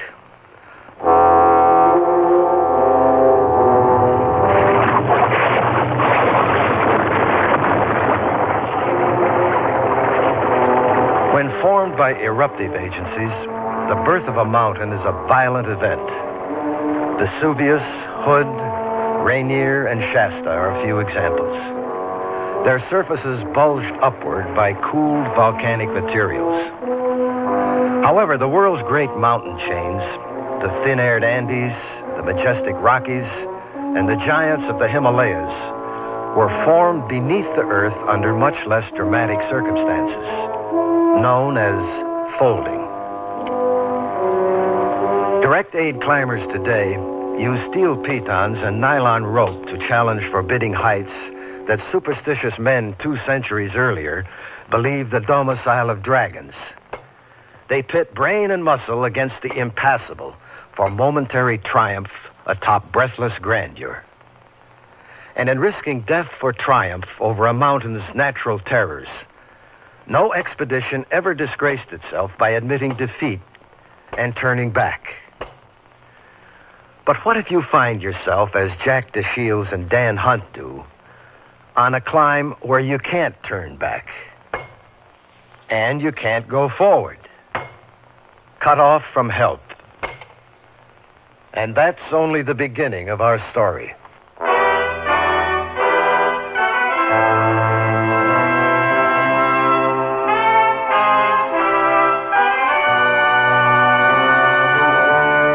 Sears Radio Theater, a new adventure in radio listening.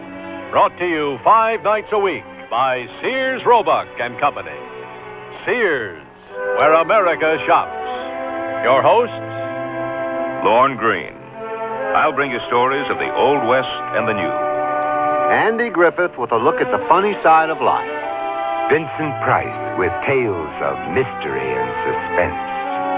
Cicely Tyson with stories about love, hate, and related things. Richard Widmark. I'll bring you stories of pure adventure. 5 nights of exceptional entertainment every week. Brought to you in Elliott Lewis production of the Sears Radio Theater.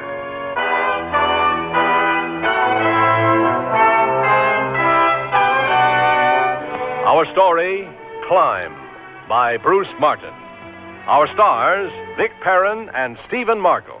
When I need advice, I go to my mom. Why not? It's free. Now that I'm married and moving into a new house, I want all the advice I can get. So when Mom says shop Sears, I listen. You should. Sears is a great help on those big items you'll need for your new home. Major appliances like washers, dryers, and refrigerators. They'll deliver, install, and service. I always depend on Sears. You should, too. Sears, where America shops. I can't believe they can do it for $19.99. Installed? The aluminized Sears muzzler is only $19.99 installed. And listen to the muzzler promise.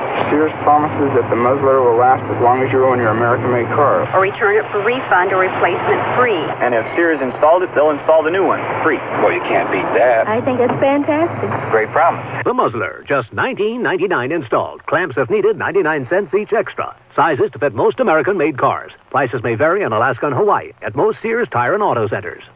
Generations ago, families dined by the warmth of the open hearth. Today, Sears rekindles this spirit with its open hearth dining room furniture. Faithfully rendered early American designs and careful workmanship give it an heirloom quality. The satin glow and warm highlighting of Sears open hearth take 26 steps to achieve. There's no shorter method to bring out the beauty of the wood. And like all good furniture, open hearth is made to last for a long time with sturdy tongue and groove and mortise and tenon construction. Choose from 16 different pieces of open hearth at most Sears retail stores. Hey, look, in here, inside this stylish man's dress shirt. I'm a Sears Value dress shirt label just popping with pride because Sears Value dress shirts are sure to be popular for a number of reasons. They have fashion spread collars, come in classic patterns and solids in short and long sleeves.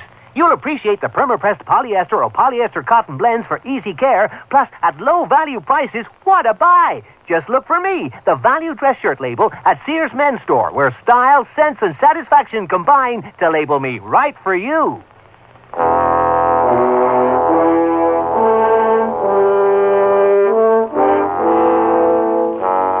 If you were standing at the base of Long's Peak, 10 miles outside Estes Park in Colorado, you might be able to see the figures of 2 climbers as they move upward on what is called the Diamond Face.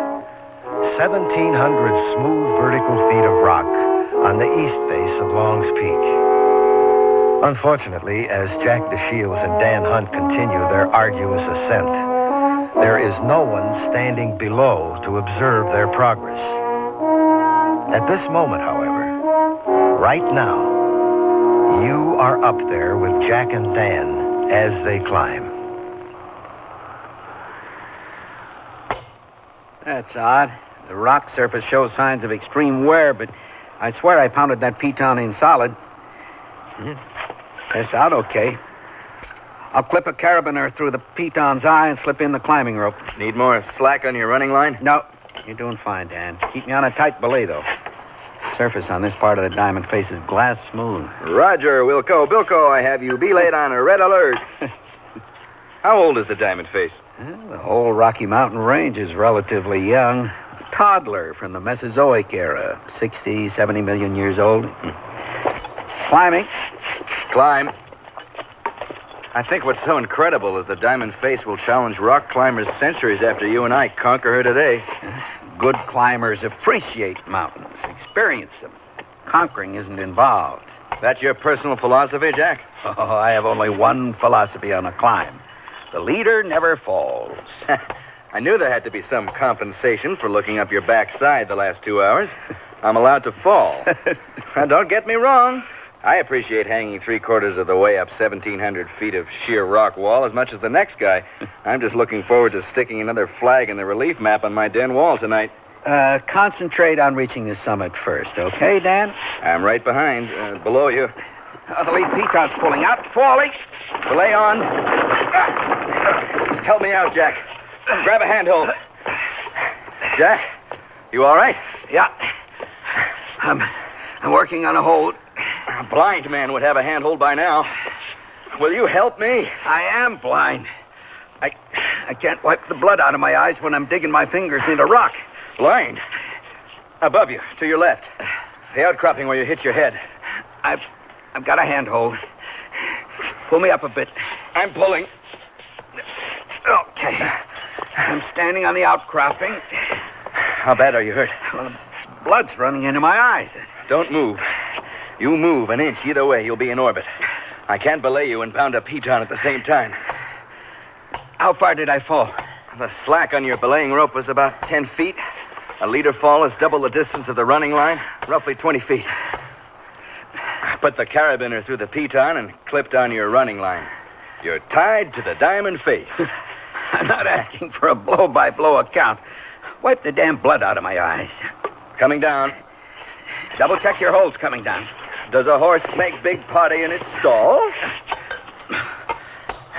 Why another piton? Because you were right. This part of the diamond face is all glass. Of course, you hit your head on the only outcropping for 50 feet. Dan, I feel blood running down my chest inside my shirt. Let me tie in before I put on my surgical gloves. I'm sure it's nothing. 30 or 40 stitches won't close. Oh, you really know how to keep up a guy's morale. And I'm digging the first aid kit out of my pack from behind the bologna sandwiches. Don't you dare ask me if I'm hungry. You read my mind. Okay, cotton balls, iodine. Turn your face to me. Oh, wow, Jack, you're a 6-foot replica of the Red Sea. The mountain ripped the Panama Canal under both your eyebrows. Well, head wounds usually bleed worse than they are. Spare me the commentary and wipe the blood out of my eyes. I'd love to, but the blood won't stop. I'm prescribing gauze and canceling the climb. You wrap gauze around my eyes and you condemn me to die on this mountain. Well, what am I supposed to do? Watch you bleed to death? Nobody's ever led a blind man off a mountain peak like the diamond face. I've handled technical climbs for 13 years, I know. The blood isn't only inside your shirt, it's dripping on your boots. You wipe the blood out of my eyes and I'll climb. Listen a minute, Neil. Hear the drip. Do it. If there was another... Just do it. I carry prescription codeine in my first aid kit. Exactly what I want to do, immobilize myself. You're wrapping enough gauze around my eyes to muffle a gunshot. What happened up there? I heard you yell your piton had pulled out, and I braced for the belay. I hammered the piton into a patch of rotten rock. Rotten rock? The piton sounded solid. You even tested it. We weren't listening. We were talking. When rock is piton compatible, each hammer blow carries an increasingly higher pitch, and I didn't listen. But rotten rock? On this mountain, the diamond face? Yeah, rotten rock from the spring thaw. The heavy snows melt and pour down the summit in a waterfall. The runoff strikes the rock wall where I tried to sink that piton. Geez, Dan, I haven't been blindfolded since the last time I played pin the tail on the damn donkey. The blindfold's only temporary. You'll get your sight back. There. I taped your head bandage.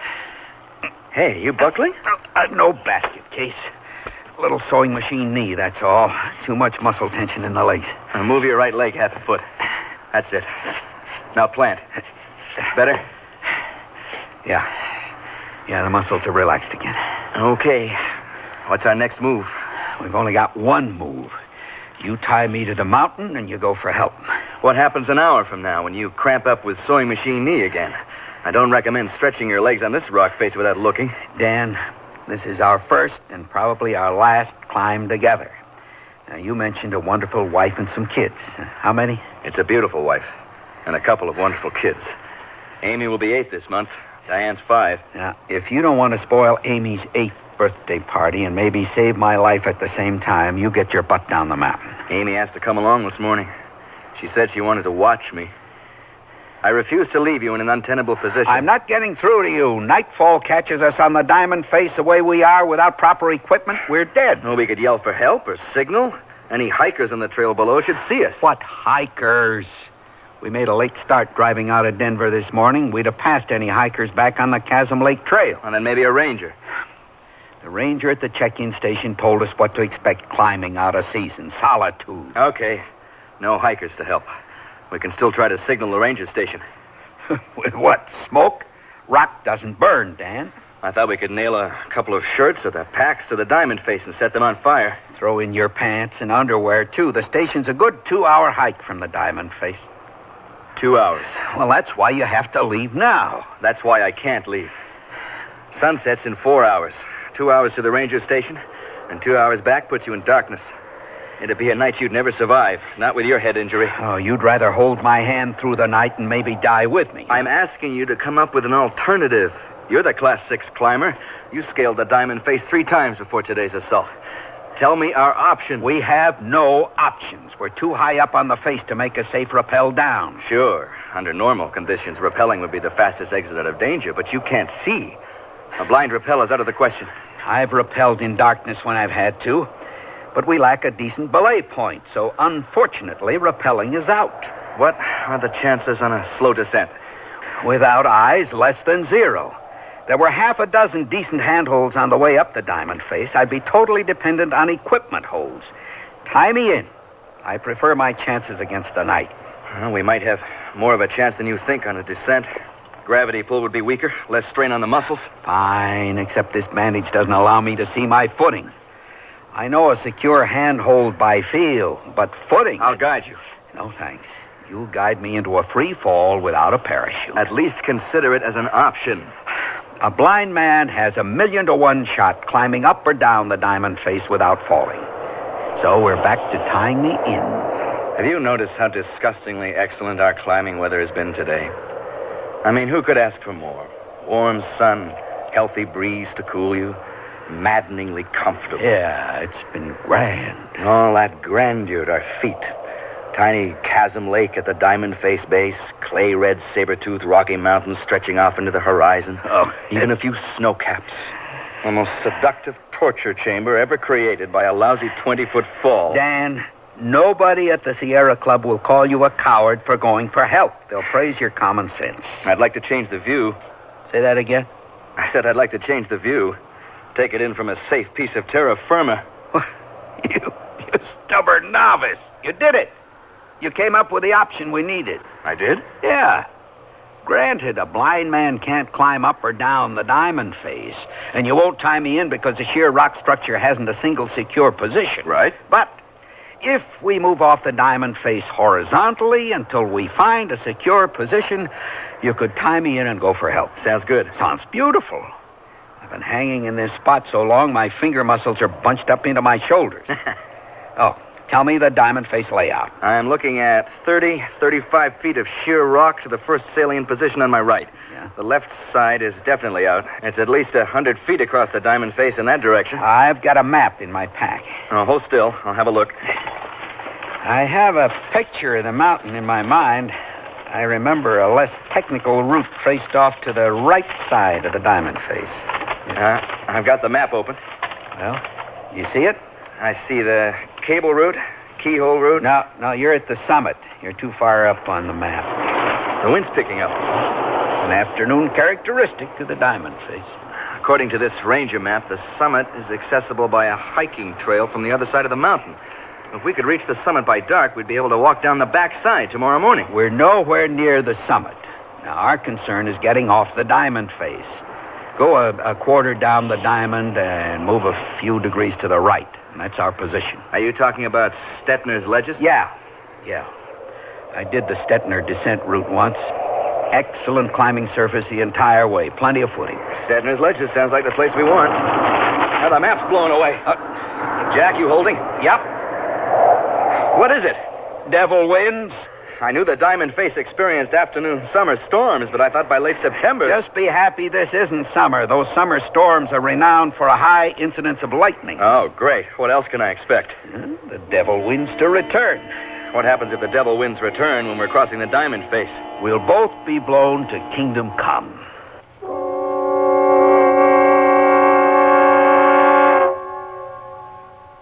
Nearly everyone at our party mentioned our new Sears Dream Supreme carpeting. Did anyone say anything about my rutabaga dip? Marvin said Dream Supreme looks so thick and luxurious. He loved its velvety, soft plush pile. What about my rutabaga dip? Eloise adored the color Of my rutabaga dip? I told her that avocado lime is just one of Dream Supreme's 20 lustrous colors, and when Doris heard that Dream Supreme is so reasonably priced and treated with Scotchgard brand fabric protector... Okay, what about my tuna fish upside down cake? Dream Supreme carpeting in most larger Sears retail stores.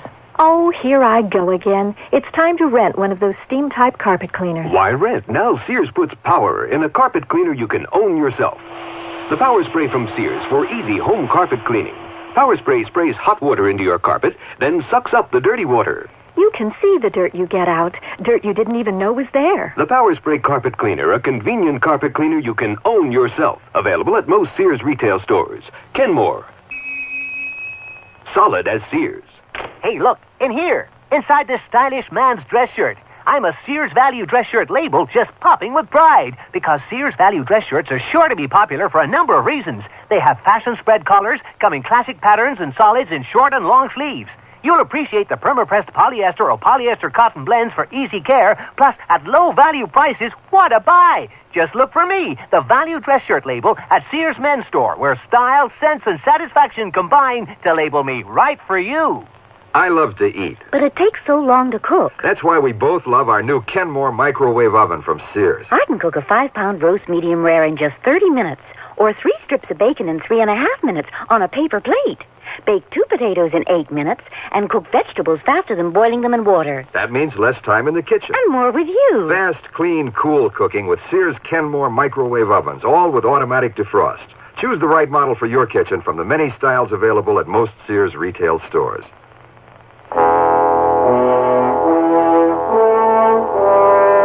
On the sheer diamond face of Long's Peak in Colorado, 2 men continue a climb in the course of which one slip will bring death to both of them. Jack DeShields is a Class 6 direct aid climber, a professional who has been temporarily blinded by an accidental fall. Dan Hunt, his companion, is a mountaineering apprentice and father of 2, upon whose eyes their lives now depend. Can you imagine what 2 men in such a situation would be talking about while one of them hammers life-giving steel pitons into the rock wall of the diamond face? Just listen. You are with them.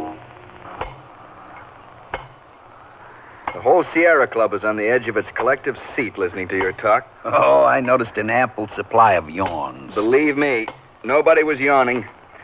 Not many professionals have climbed mountains on each of the continents. I guess today is your toughest setback ever. I don't follow you. I'm hanging here talking, listening to you sink a piton. And I'm one of the 7 dwarfs. You unhooked yourself from the belaying rope. When we cross the diamond face, my footing won't be as secure as yours. I see no reason in pulling you off the mountain with me. I'm reclipping your running line.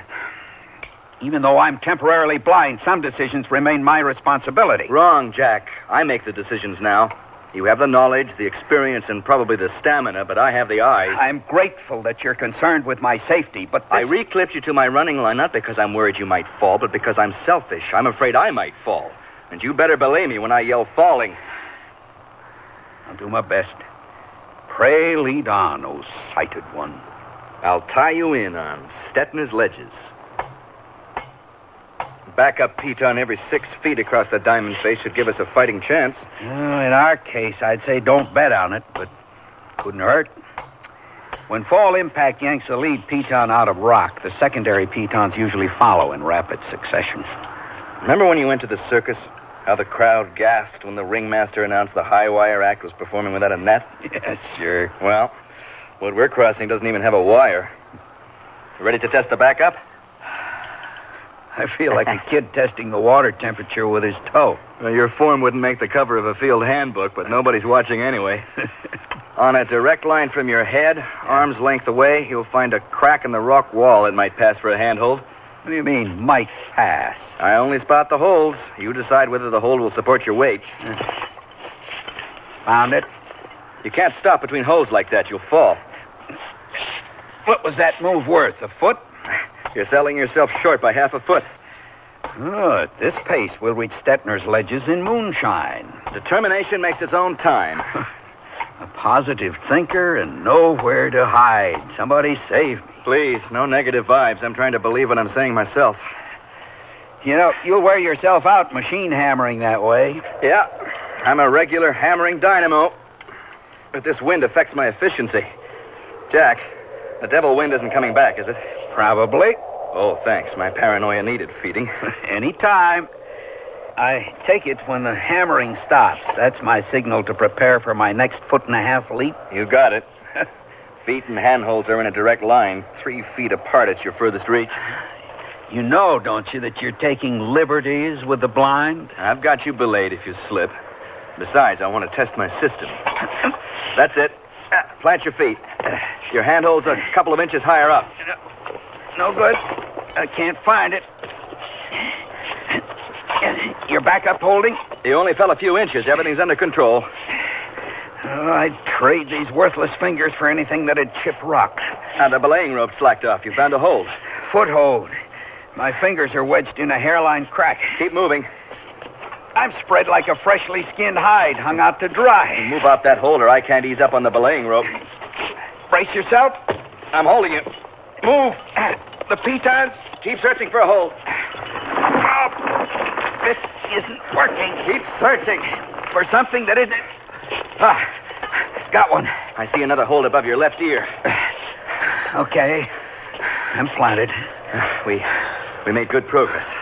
5, 6 feet. You call it progress. I call it scrambling for my life. Oh, you didn't bargain for this when you volunteered to guide me across the diamond face. I knew what I was buying into. I told you our act has no wire. I'm talking about fatigue. Fatigue makes the best of climbers careless, and on this rock wall, carelessness kills. Only another 25 feet to Stetner's ledges. I promise not to get careless. Well, you already are careless.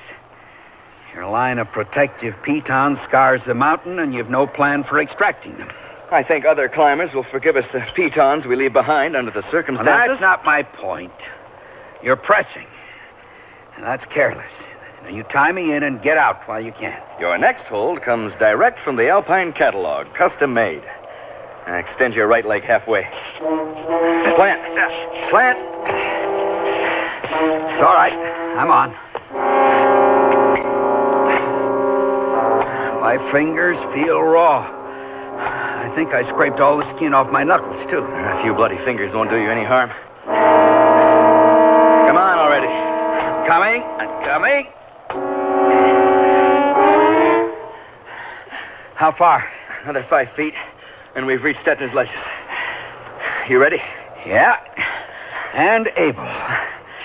I have my reservations about willing. Straight out from your shoulder, you'll feel a depression in the diamond face. I'm touching it now. I didn't find any prominent holes next to the rock ledge like I expected. You might be able to push across the depression and brace your feet on its lip. Are you on the rock ledge? No, I'm hanging right beside it. I'll help you onto the ledge first and then climb on. Right. I'm pushing across. This position isn't secure at all. Another couple of feet. Falling. Steady yourself. I'm dragging on your belaying rope. I pray to God you have your footing. I've got zip. The first piton pulled out. You're hanging on me, and I'm hanging on that last piton. Any second it'll pull out, too. How far am I from Stetner's ledges? 3 feet. Grab any hold you can. I'm going to swing out onto the rock ledge.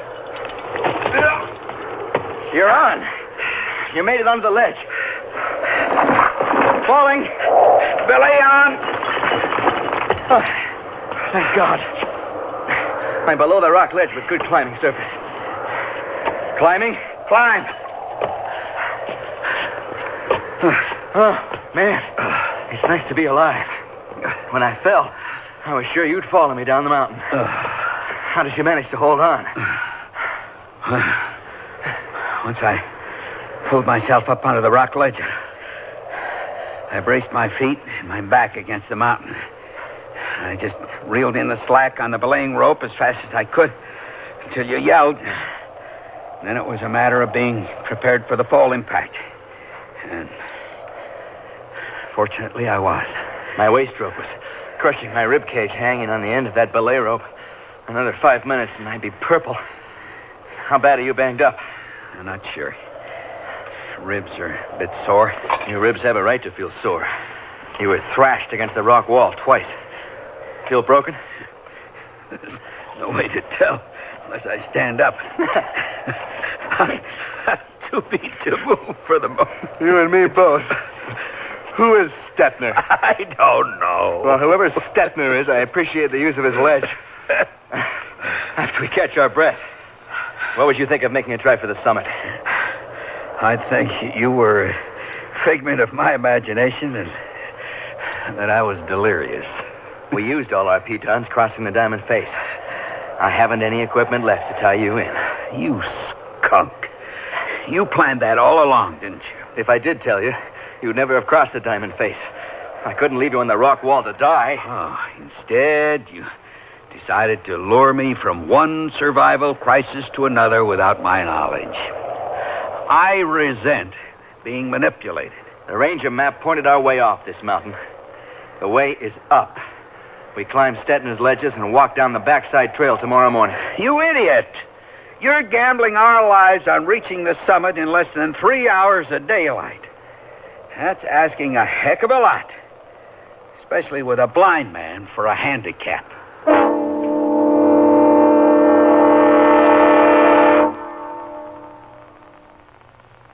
Sears Radio Theater will return after this message from your local station. Well, it all started when my son Willard said, Dad, you just don't understand how it is to be in my shoes. And so I said, Okay, I'll tell you what. I'll do what you do for a day, and I'll see how it is. Well, first it was great. I slept in till 20 minutes, too, like Willard does. But then after school, Willard told me... The garage is dirty. Would you mind cleaning it up? And I told him... I'll see about it later. Willard, and he said... You'll see about it all now. All right. And so I did, but I wasn't very happy about it. Well, after supper, I thought I might catch a little TV, but then Willard reminded me... don't you have homework to do? 2 things I know for sure. One is, I'm going to work harder to understand how Willard feels. And 2, I got to get Willard's shoes off. My feet are killing me. Listening, caring, and sharing. That's what understanding is all about. From the Mormons, the Church of Jesus Christ of Latter-day Saints.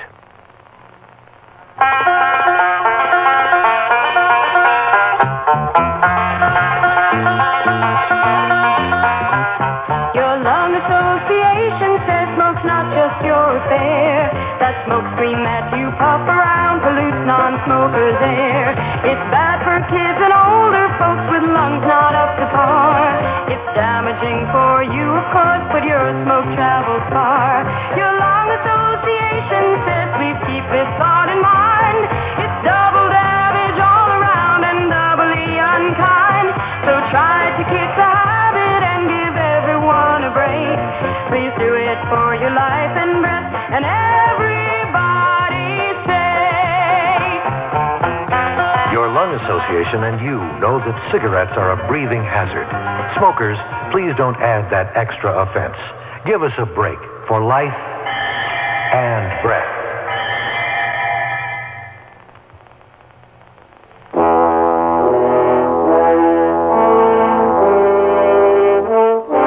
Richard Widmark again. And here's the concluding act of Climb. This ledge has a flat surface, a couple of feet wide. We'll be able to walk for a little while. How about we take 5? Oh, we can't afford a break. What time is it? 3:10. We've been climbing for an hour straight. I want to sit down for a minute. Your gamble either pays off in 2 hours or nightfall traps us on the mountain. The higher we climb the Stettner route, the more hazardous the rock surface becomes. And the harder it is to backtrack to tenable ground. It'll be totally dependent on your eyes to point out my footing near the summit. It's impossible to spot holes in the dark. So, like it or not, we're in a foot race with a setting sun. You're right. Darkness falls fast in the mountains. I wouldn't want to deprive myself of the pleasure of sticking another flag pin in my den map. Where I can keep the center of gravity over my feet, I'll be able to climb by feel. You have to use your eyes to climb, like a chess game, several moves ahead. That way, we won't end up on a patch of rotten rock or blocked by a cul-de-sac. A blind man like me would bump his nose against a cul-de-sac before he ever knew it was there. Is the devil wind on this side of the mountain, too? No. We're on the north face of Long's Peak. The ledge ends here, at a junction of rock ledges. One line to the left, one to the right. Which do we take? This mountain is not my hometown. The last time I took the Stettner route was 2 years ago. And we used a map to guide us down, not up. Then we're faced with a small problem because we don't have a map. The wind blew it away. How do I know which is the safe route? We won't have time to backtrack if we choose the wrong line. I'm depending on your eyes. You decide. You said you remembered a steep pitch towards the summit? Yeah. We'll take the right line then. Hope we're closer to the summit than I think we are. We climb side by side where possible so I can qualify your holes. Balance is everything on rock. Sometimes rock can look deceptively secure. Watch out for loose outcroppings. Now, stick to a 3-point stance. Keep both feet and one hand planted. Let your free hand seek out the next hold. Spread eagle climbing tires you out, throws off your balance. I'm aware of that. And I'm also aware of the time. We move fast or we lose. Better the rocks fall than us. You don't sound too angry with me for manipulating you into this climb anymore. I am. I haven't forgotten. It's difficult to punch out somebody you can't see. I'm forewarned. I'll keep my guard up. I'll either punch you out or I'll buy you a drink. Depends on my condition when I'm returned to civilization. What's the time? 3:40. 3:40 already? What's happened? What do you see? You didn't mention anything about a chimney. Chimney? I don't remember a chimney. Well, there's one standing in our way. Runs a crooked line toward the summit. Impossible to determine what we'll find above it. Well, we'll climb the chimney to the summit. What if there's a cul-de-sac above the chimney? The game is over and we cash in our chips. We find a cul-de-sac, we'll work our way back down to a wide ledge and spend the night. Now, I know 3 ways up a chimney. Counterforce, jamming, or, if you absolutely have to, the layback. The chimney closes sharply at the top. We'll have to leave our packs behind. Too narrow for them to make it through. Press and pull yourself up the funneling sides of the chimney, taking as much abrasion on the soles of your feet as you can. You keep your face and hands free, away from the rock, in case you slip. And for heaven's sake, be careful when jamming. You slip with your elbow jammed in a rock crack and you're an instant basket case. Climbing.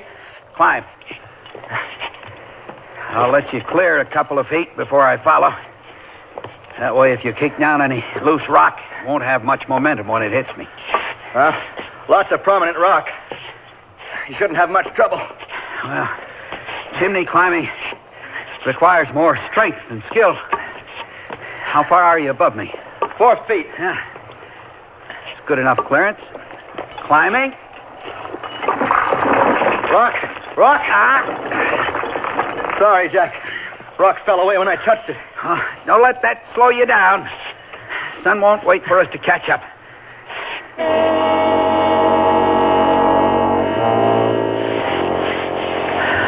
How much daylight we got left? It's 4 o'clock. We're down to our last hour.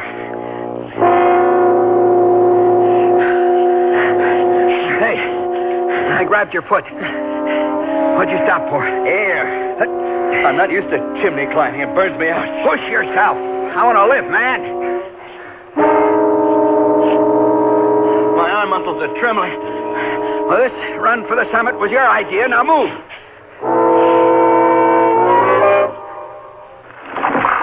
Rock. Cleared me. Keep moving. We've reached the bottleneck. Almost out of the chimney. I feel miserable.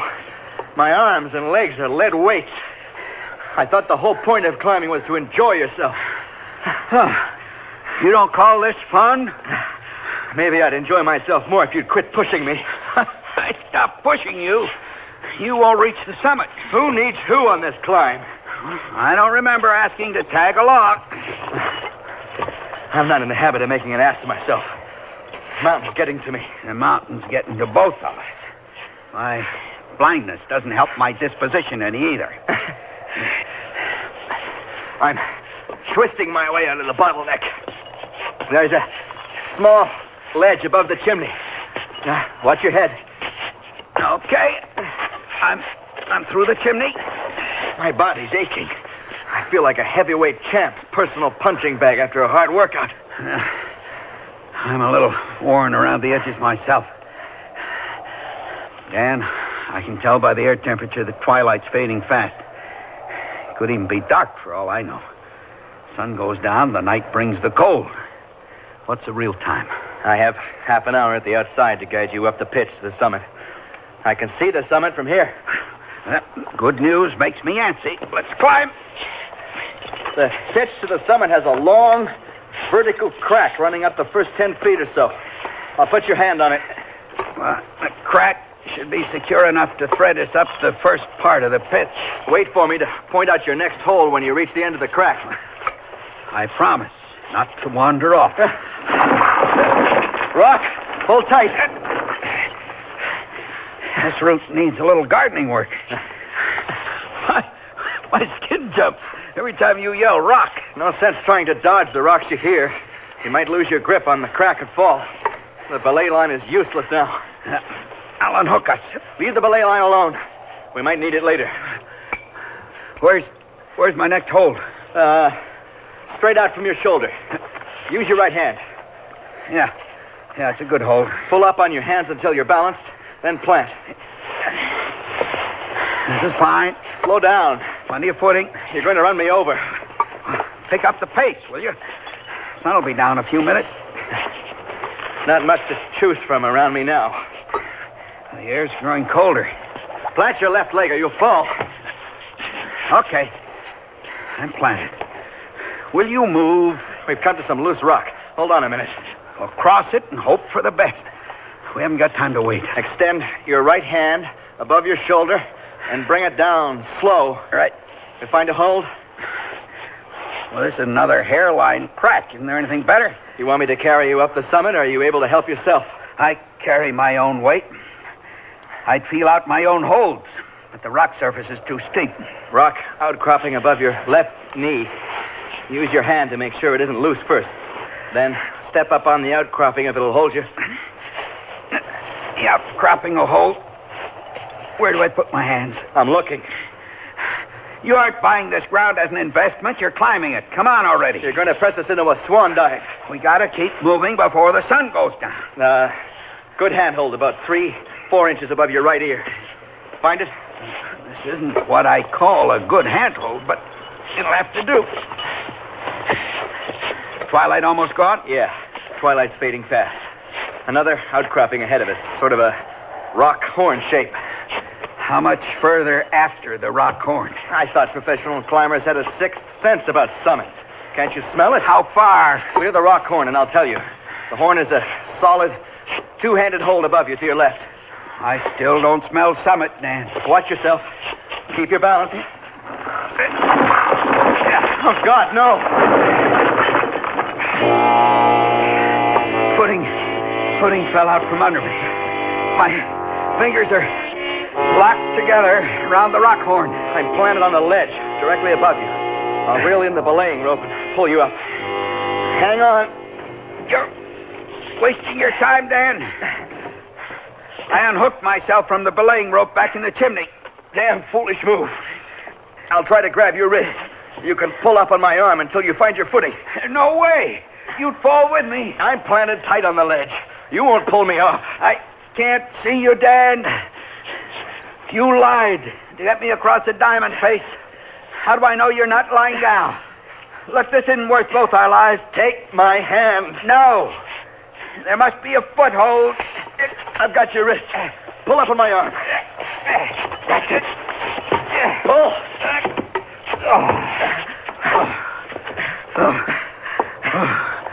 You are one crazy man.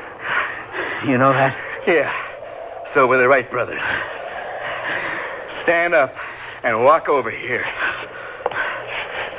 Stand up? You mean we made the summit? Scout's honor. We made it. We're up the mountain. Hey, walk away from the edge or I'll be up here by myself. Take my hand for a couple of steps. Dan, thank you for saving my life. Any sensible man would have left me hanging on the diamond face. I told you I've been out of my senses for years.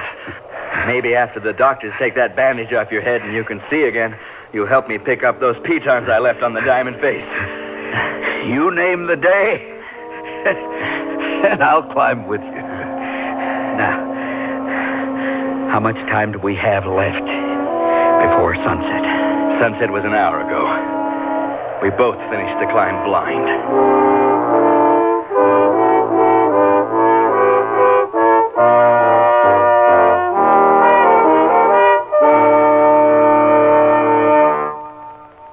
Are we finally set for Grandma's? I think so. We've got the new Sears Travel Guard baby seat in the car. Right, and the extra sleep and play baby suits. Oh, Grandma will love those. They're so cute and yet practical. The extra baby blankets and bottles are in the vinyl diaper bag. Oh, Sears certainly did make shopping for the baby easy. Sure did. Well, I think we've got everything. Honey, I think you've forgotten something. The baby.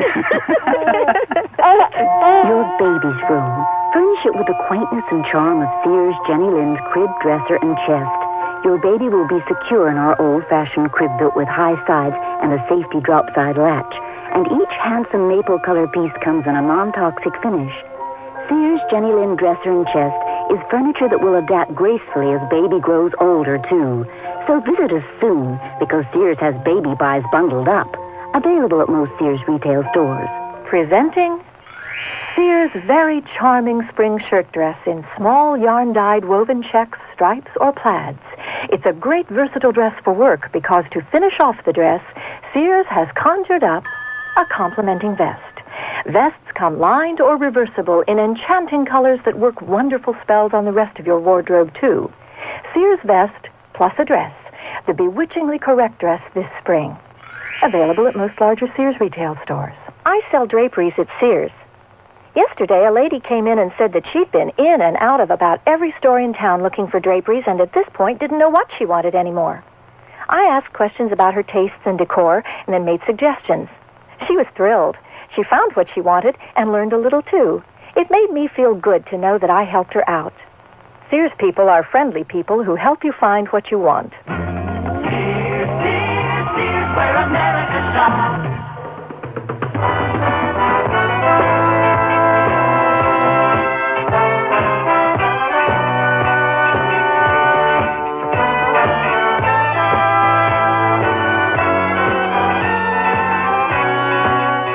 You've been listening to Sears Radio Theater, brought to you 5 nights a week by Sears Roebuck and Company. Sears, where America shops. Climb was written by Bruce Martin, produced and directed by Fletcher Markham. Your host was Richard Widmark. Our stars were Vic Perrin and Stephen Markle. The music for Sears Radio Theater was composed and conducted by Nelson Riddle. Art Gilmore speaking. The Elliott Lewis production of Sears Radio Theater is a presentation of CBI.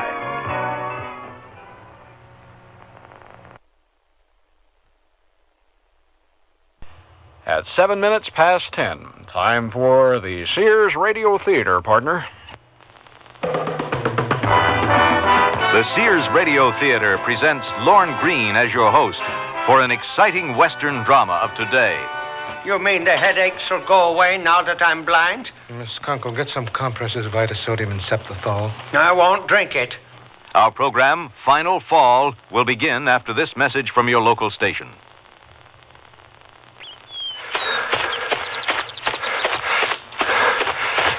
Up to 2 miles now. Sure wish I'd started this about 20 years ago. Take it easy, Pugsley. Hi, Mr. Kessler.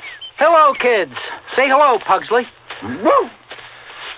Okay, about 4 more blocks and we're home. Time to sprint. Let's go, Pugsley. Over a year ago, Tom Kessler had a heart attack. He never misses his nightly run these days. But before his heart attack, the most exercise Tom got was pushing a pool cue. Regular exercise alone won't guarantee that you'll never have a heart attack, but it will increase your blood flow, relax you, make you feel better. Don't wait until you've had a heart attack to start exercising. See your doctor this week, and the two of you can come up with an exercise program that's right for you. For more information, contact your American Heart Association. We're fighting for your life. This is Lorne Greene. We are in the north woods of Minnesota. Once the land was covered with virgin timber, stands of pine that shot 200 feet into the air. In the early part of this century, logging companies moved in and clear-cut the vast sylvan tracts which had once been the hunting and fishing grounds of the Ojibwe and Sioux Indians. In a small clearing in these woods, lost in a maze of lakes, stands an ancient log cabin. The occupant of this dwelling is Anders Fritzen, an old half-breed lumberjack who lives a hermit's life except for a single friend, Clarence Egan, the local postman. Clarence visits Andy almost daily, even though Andy never gets any mail. The two men drink coffee and play cribbage. Andy is a loner, to all appearances content and self-sufficient. But as the years go by, he's become more and more like his Ojibwe forebears, stoic and cautious. Egan is a hard-nosed man of affairs in the metropolis of Calvin, population 360. His ambitions reach far beyond his postal duties. Yet without his regular visits, Andy would be alone and probably helpless. Which is why the old man wears a kerchief over his eyes as he works. He's practicing blindness, as he calls it. And that's just the beginning of our story.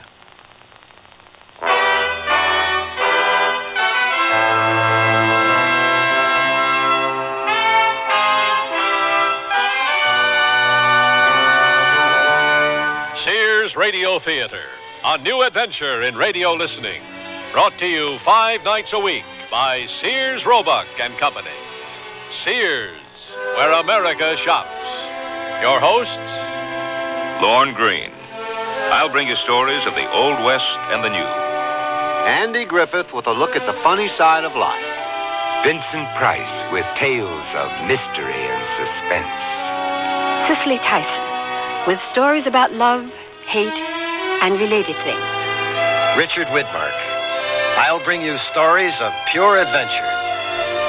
5 nights of exceptional entertainment every week. Brought to you in Elliott Lewis production of the Sears Radio Theater.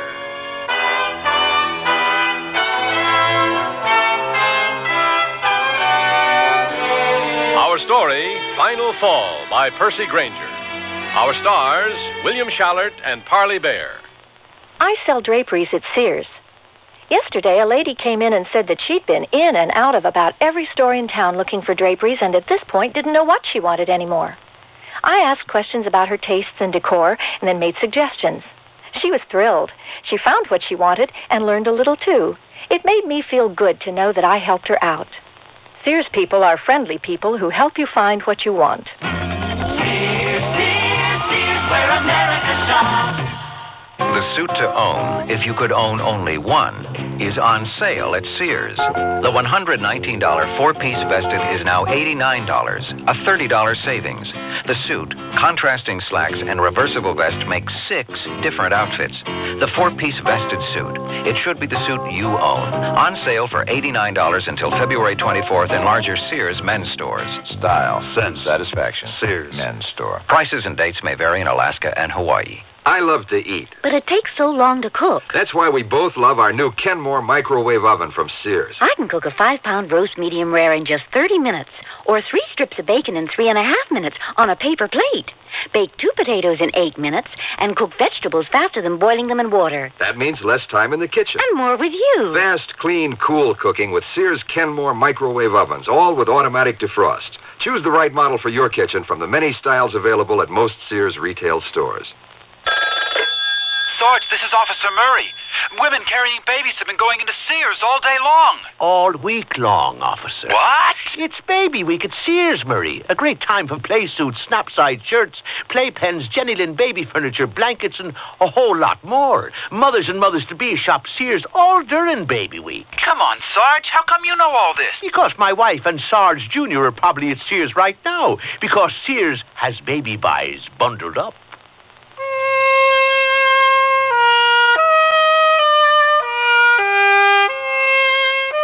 Andy Fritzen's cabin was way out beyond the end of Clarence Egan's mail route, on a remote corner of a small Indian reservation. All the other Indians, those who hadn't chosen to move away years ago, were dead. Andy was the last survivor, and the only person who saw him regularly was old Clarence. Andy? Yeah. Andy? Do you want to give me a hand with this dang box of groceries? Who's that? You know darn well who it is. Oh, hello, Egan. All right, I'll bite. What the heck you got that cloth tied around your eyes for? I'm practicing blindness. Crazy half-breed. They got snow predicted for today, and you're yanking around out here half naked. Oh, I'm a tough old crow, Egan. You know I can go to 20 below before I even have to put laces in my boots.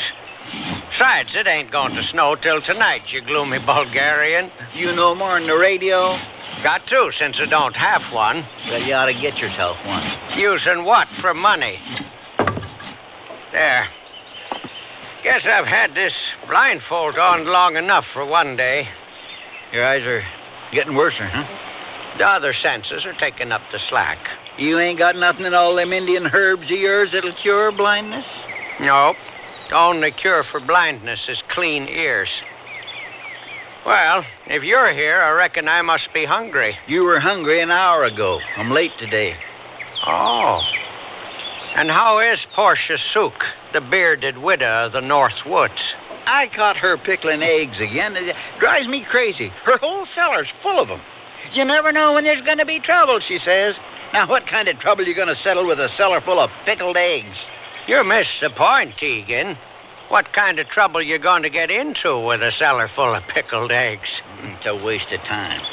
Well, then marry her, like you're always threatening to do. I might just do that. You just might, huh? Yeah, I might just. I had about all of this day I want. Mm-hmm. I ought to quit this mail route altogether. Yeah. I'm going to. Sure. When the fish get lost in the woods. 36 years. Well, the route's treated you pretty good. Kept you in widows as far back as I can remember. Yeah, but things is changing around here, Andy. There's real estate folks coming up from the Twin Cities, sniffing around, making deals. Sit down and finish your cigar while I stack this wood. Now they've raised the water level on the lake, the fish will be coming in, and fish means tourists. Oh, Clarence, everyone knows your real talent ain't delivering the mail. It's poaching. Yeah, and that's getting harder to do, too. Now all them land speculators are yanking around. You know that new sheriff down in Bryant? He confiscated my trap lines yesterday. He didn't. Why, you've been poaching longer than he's been alive. I know that. I don't understand people these days. They take everything so seriously. Like they was the first people in the world to ever have their jobs. No respect. No, nothing. Well, you can't quit, Clarence. You know what that'd make me? A hermit. There. Wood's all stacked. Put out that cigar, would you? And come on in the cabin. I'll heat up the coffee, get down the cribbage board.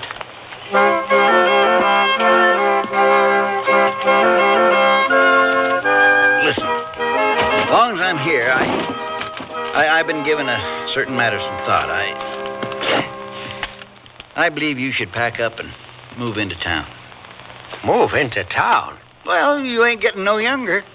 I'd be in the circus if I was. And how are you going to manage out here when you go all the way blind?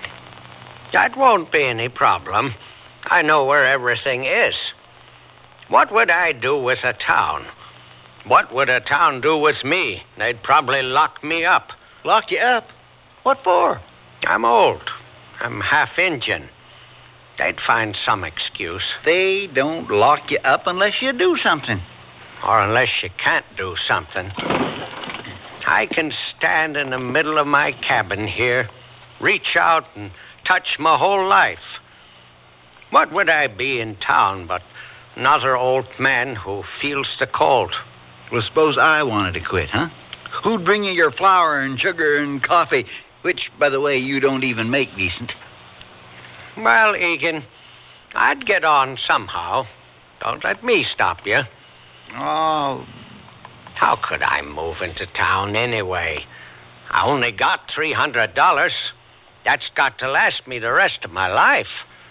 Out here, that means 6, 7 years. In town, I'd be broke by Christmas. I'd have to be dead by New Year's.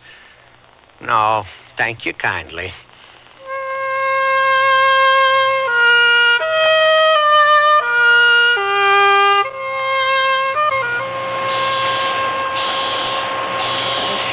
Andy! Hello, Egan. Put out your cigar and come on in. Andy. Coffee'll be ready in a minute. Now, why don't you yank down the cribbage board? I ain't got time for no cribbage today. Sure you do. Andy, you got a letter. I did. Who from? Here. Bureau of Indian Affairs. What do they want? How would I know? Open it. I told them I didn't want anything to do with them. As far as I'm concerned, this isn't their land. Just open it. Hey, it's already been opened. Egan? Oh, don't squawk. I sealed it up again, didn't I? Are they going to evict me? Is that what this is? Andy. I've lived here a long time. Have they changed the law? Just open the letter and read it. Dear Mr. Fritzen, in reparation for 40 acres, Ojibwe Reservation, pursuant to Article 5 of Treaty. There's a check. $10,000, Andy. What are you going to do? Sit down. You could move into town now. Town? Why, sure, they ain't going to lock up nobody with $10,000. You could get yourself some new clothes, cut a figure, buy a round. When's the last time you went to the movies? The movies? And you could get your eyes fixed. How? Well, they got operations now. That costs money. You got money right there. You mean not go blind? They can fix you up good as new. I don't know. I'd already accepted going blind. Well, you don't have to. They can patch you up, make you a new man. Here, you take this back. What? I don't want it. I can't take it. Why not? This land ain't for sale. It belongs to my people. Your people. All right, my mother's people. But it ain't mine to sell. I'm only a caretaker. You ain't selling it. It goes back to the government anyway. As soon as you die, you know that. Why'd they send me this? Well, how should I know? Andy, I got an idea. Let's go up to Weekly's bar. Weekly's? What for? A celebration. You're rich. I ain't moving. Okay, you ain't moving. But when was the last time you were off your place? I don't remember. Well, okay then. Let's go. I got some more wood to cut. Oh, duff. You got enough wood put up to last you 3 years. Now, come on. I got some sourdough rising. I can't leave that for too long. And that storm... Don't worry about the storm. I'll have you back before it hits. I'd better not. Why not? The Ojibwe, my mother's people, they said as long as a man was on his own land, he was strong. If he left it, he became old, unreliable. Well, you don't have to rely on that stuff anymore, Andy. You're rich. Well, okay. But one beer, one song, Egan. That's my limit.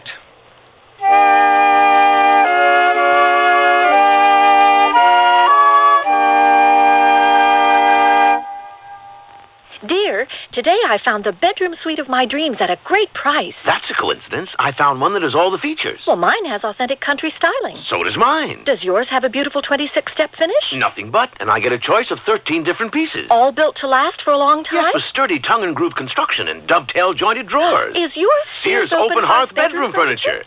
Sears Open Hearth Bedroom Collection. Expert craftsmanship at a reasonable price.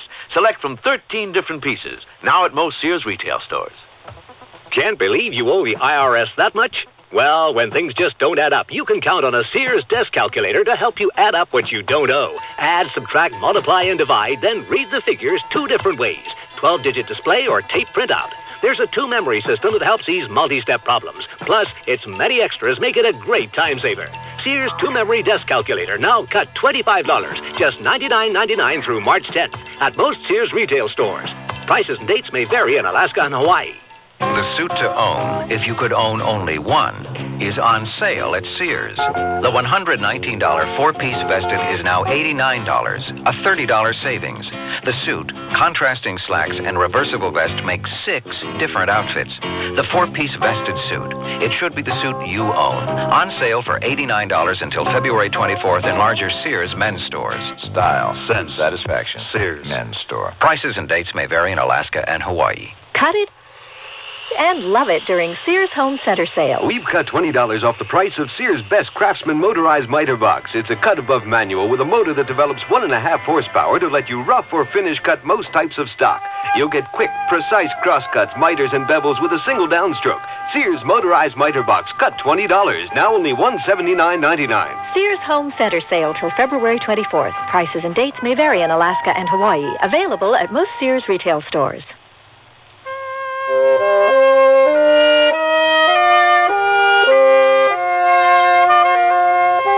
They ran down the rutted road in Egan's small mail truck, heading for Weekly's bar for a drink and a song. The sky was made of lead, signaling a coming winter storm. Hang on to your legs, Andy. Boy, are they going to be surprised up at Weekly's bar when they see who I got with me. The sky's getting worse, Egan. That storm's moving in faster than I thought. Oh, don't worry. You know, I've been thinking what you could do with some of that money. You could get your access road graded proper. What for? Don't use it. Well, you could buy an old pickup truck to get you around. I can't drive. You could get some lessons. Who'd give me a license with my eyesight? Get that operation. Sounds like as soon as I cash this check, I'm going to be spending it till it's gone. Yes, that's the whole point. You can finally get yourself fixed up.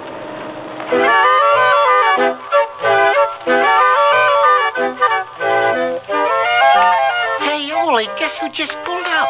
Who? Clarence Egan. Oh, yeah. Well, I'll be. Guess who's got with him? Queen Sheba. Andy Fritzen.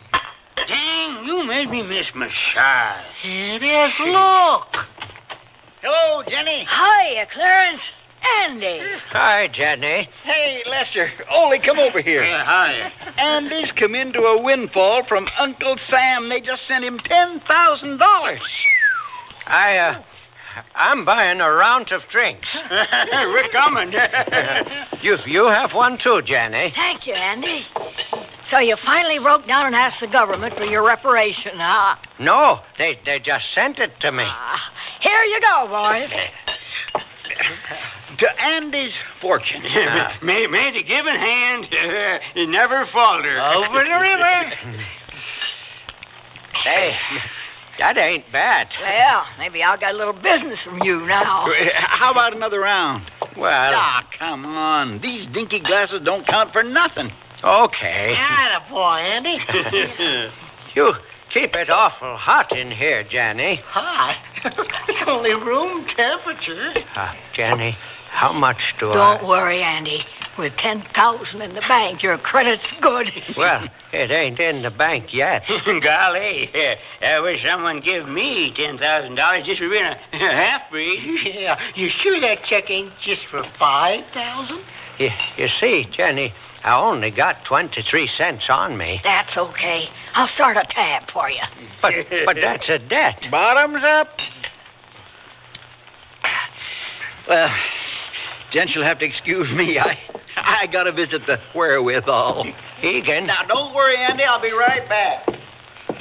Jenny, how much is that now? Let's see, $1.40. Well, that ain't... Times 2 is $2.80. Oh. Next round's on me.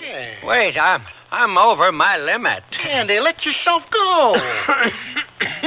What's the matter, Andy? What's up? Oh, so all the smoke in here makes my eyes water. Oh, that's just Ole's cigar. You'll get used to it. Looks like the snow's starting to come down. Is it? Yeah, we're in for a real Eskimo strangler tonight. Where's Egan? It's really coming hard. I left some sourdough bread rising. Here we go, boys. Oh, well. Well, my dream of paradise just being snowbound in a bar. Cheers, Andy. Hey, Andy, how about a game of pool? Well, I ain't played in a long Now, time. listen, you ain't afraid of a couple old duffers like us, now, are you? I think I need some fresh air.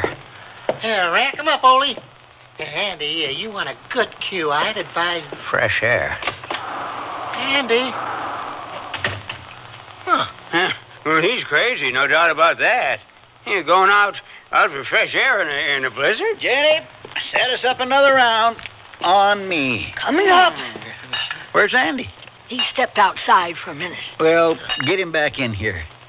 I got an announcement to make.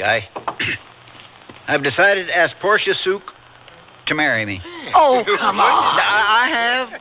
You know, I've been tied to this route because of Andy. And I'd have quit a long time ago if it wasn't for him. But now that the government's taking care of him, I can start making other plans. Man can't hide his light under a bushel forever, huh? Nope. Say, where is he anyway? Andy? Hey, Andy! Say, he ain't out here. He's gone.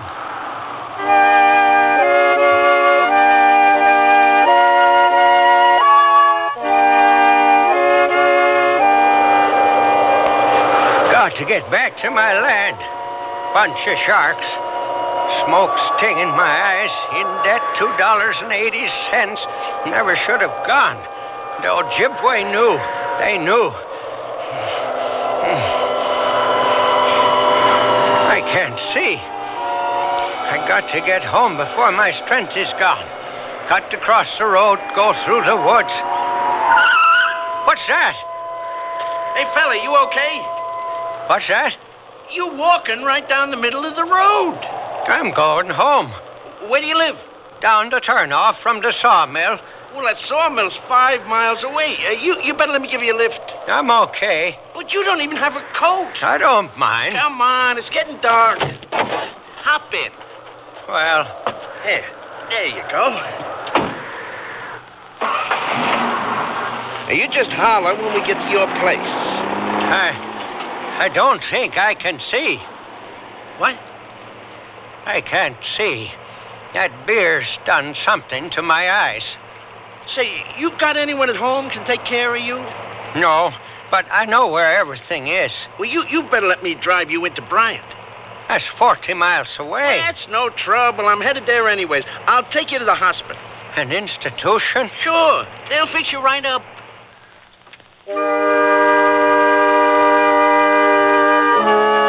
Dr. Adams! Dr. Adams! Can we help you? Well, I found this old fellow wandering the road up past Calvin. I wasn't wandering. I was going home. Yes, Miss Uncle, what's the problem? Doctor, I think he's gone blind. It ain't none of your business. Well, let's have a look. I know I'm going blind, and I've been preparing for it. Now, hold still. Mm-hmm.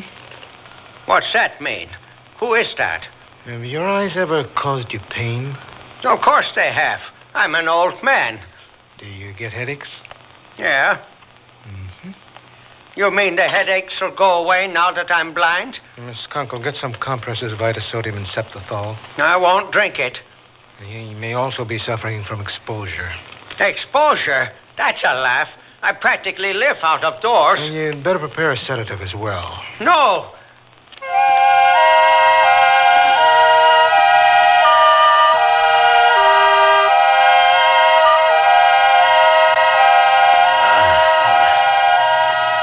What the dinky hell hit me?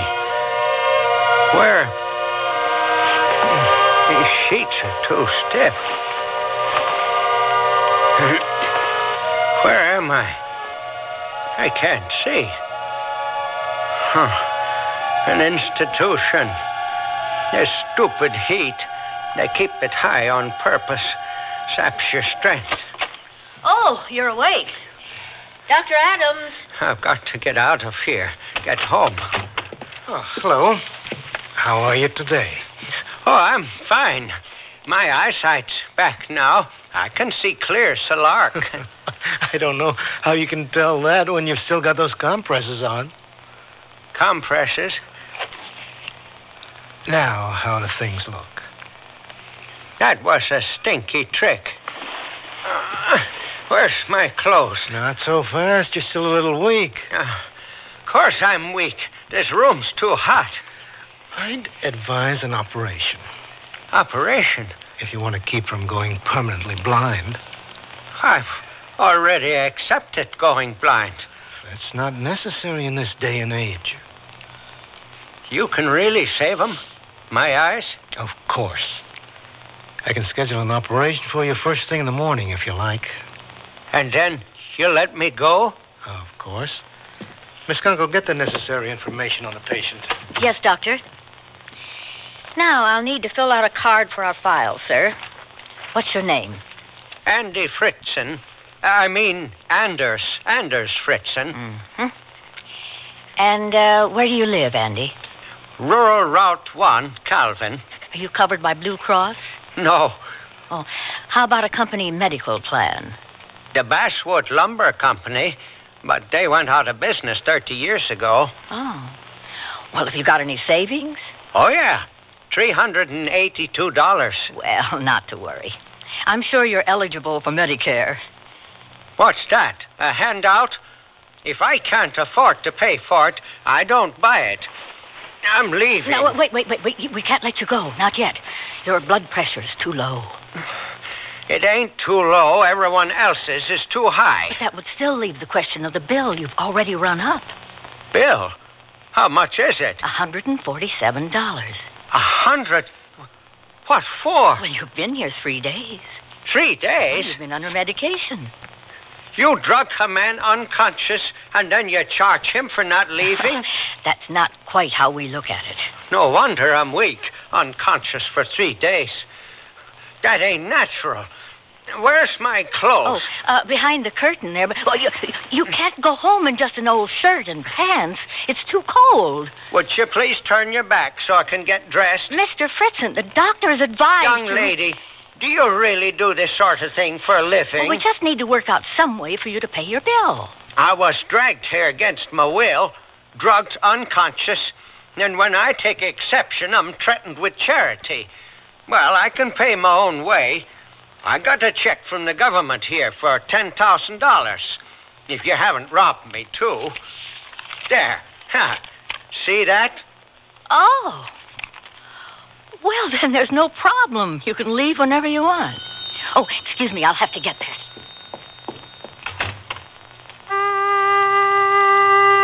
If I can't pay, I got to stay here and run up a bill. If I can pay, I'm free to go. This place is an institution. I've got to get out of here.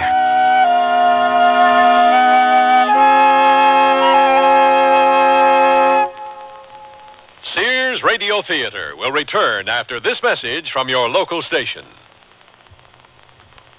What if you went off to college and found that you were different from everyone else, and everything was designed for them, not for you? Suppose you went to the library and all the books you needed were in Braille, and you were the only one who couldn't read. You'd feel left out, wouldn't you? And what if you went to class and found that there were no chairs because all the other students rolled in with their own wheelchairs? Suppose one of your professors gave his lectures talking with his hands, only his hands, and everyone understood sign language except you. You'd think it wasn't fair. Well, that's how handicapped people feel now when they go to college and find extra handicaps. But things are changing, and we have free information that can help. Write Closer Look, Box 1492, Washington, D.C., 20013. A public service message on behalf of the United States Office of Education. Here's an important tax tip from the Internal Revenue Service. If you're 65 or older, there are some special tax breaks that you can claim, like a double personal exemption. That's right, an extra $750 for yourself, and still another if your spouse also is 65 or older. And there are advantages if you decide to sell your home and move to a smaller place. There's also a tax credit for the elderly. They're all spelled out in one of IRS's free publications, number 554, Tax Benefits for Older Americans. You can get copies by calling the IRS toll-free number listed in your telephone directory, or you can order by mail. There's even an order form just for that purpose in each tax package. Use it to send for the Older American publication or any other IRS publication or form you need. Tax Benefits for Older Americans. Get all the details now so you can take advantage of the benefits on your tax return.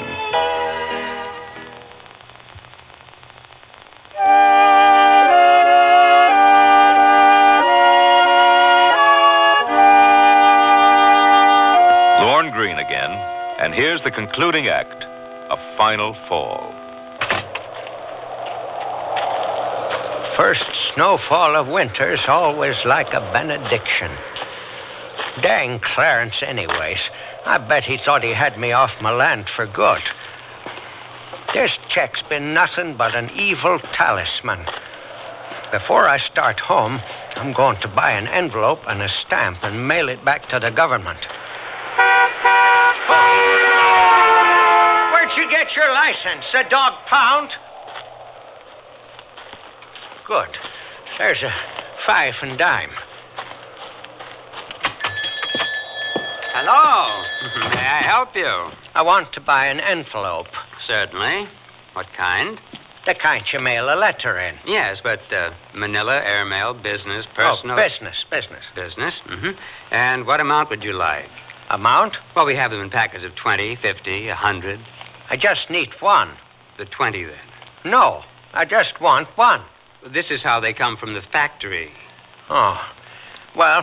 How much is 20? Do you want the Elite, the Bond, the co-erasable? I want the one that'll last till it gets to Washington, D.C. Well, they all do that. Then give me the cheapest. All right. That'll be 49 cents. Just a minute. I only got 23 cents. Oh, well, I'm sorry, sir. Ain't you got a single envelope lying about I could barter for? Barter? I'm afraid not. Well, what about those envelopes over here? Well, that's our greeting cards display. I'll just take one of them. You can't buy a greeting card envelope without buying the greeting card. Oh, well, how much is the greeting card? The cheapest we have is 25 cents. But I told you I only got 23 cents. Well, I guess I could sell it to you for that. What's the matter now? Can't do it. Why not? Got to have money for a stamp.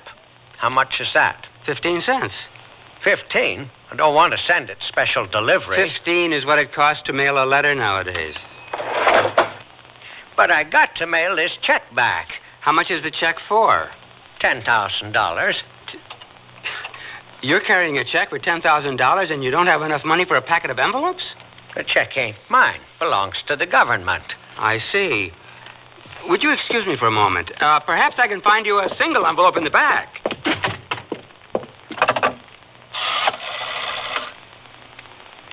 Clara, this is Ned Hames.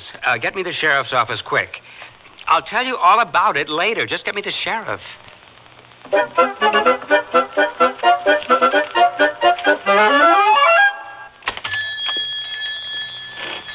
Hello, Ned. Why, Sheriff. Is this the fella here? What's going on? Are you carrying a government check for $10,000? How'd you know? Can I see it? Oh, Lordy, I guess so. U.S. Treasury. Looks okay enough. Anders Fritzen. That's you? Yeah. Well, I don't see what the problem was, Ned. Well, it just seemed odd. If I can just see some identification, Mr. Fritzen. I don't carry any. You don't care? Why not? Ain't no need to. But that's against the law. Why? I know who I am. Have you got any way of proving this check is yours? It is mine. I mean, it ain't. It ain't mine to accept. That's why I think you had better come with me over to the station. I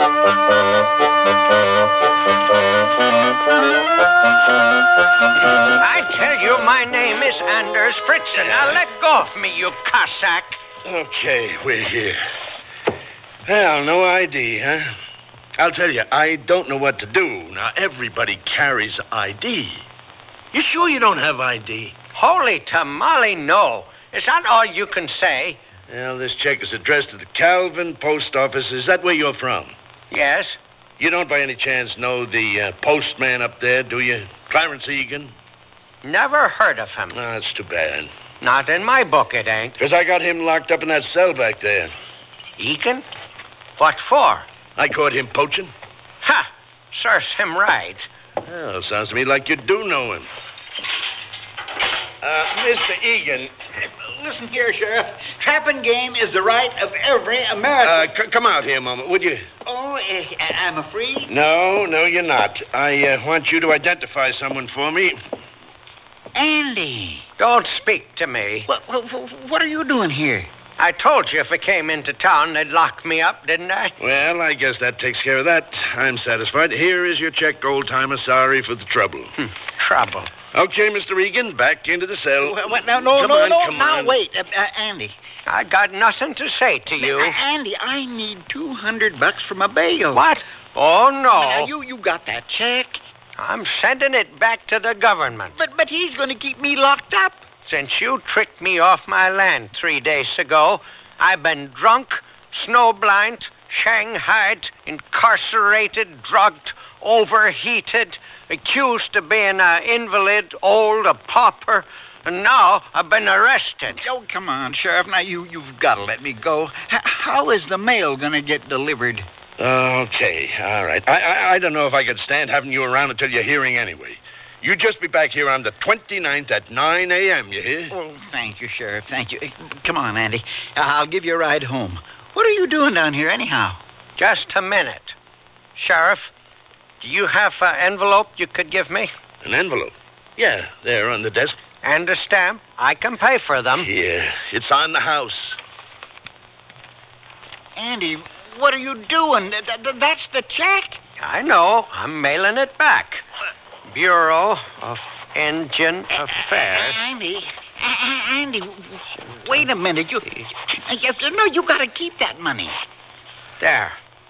Sheriff, would you send this out with your next mail? Why don't you just give it to Mr. Egan? He's a postal employee. Would you trust him with your mail? Okay, I'll mail it. Now, the both of you, get out of here.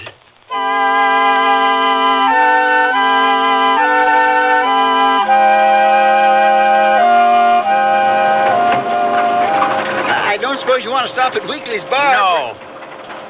My treat. No. Well, I didn't know. I figured you'd made your way home, you know. That hospital almost did me in.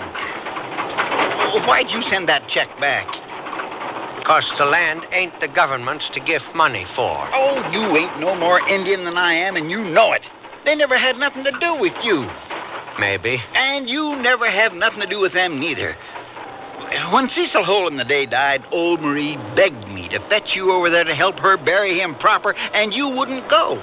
The public health officials finally had to come and take the body away from her. Everybody figured she must be crazy.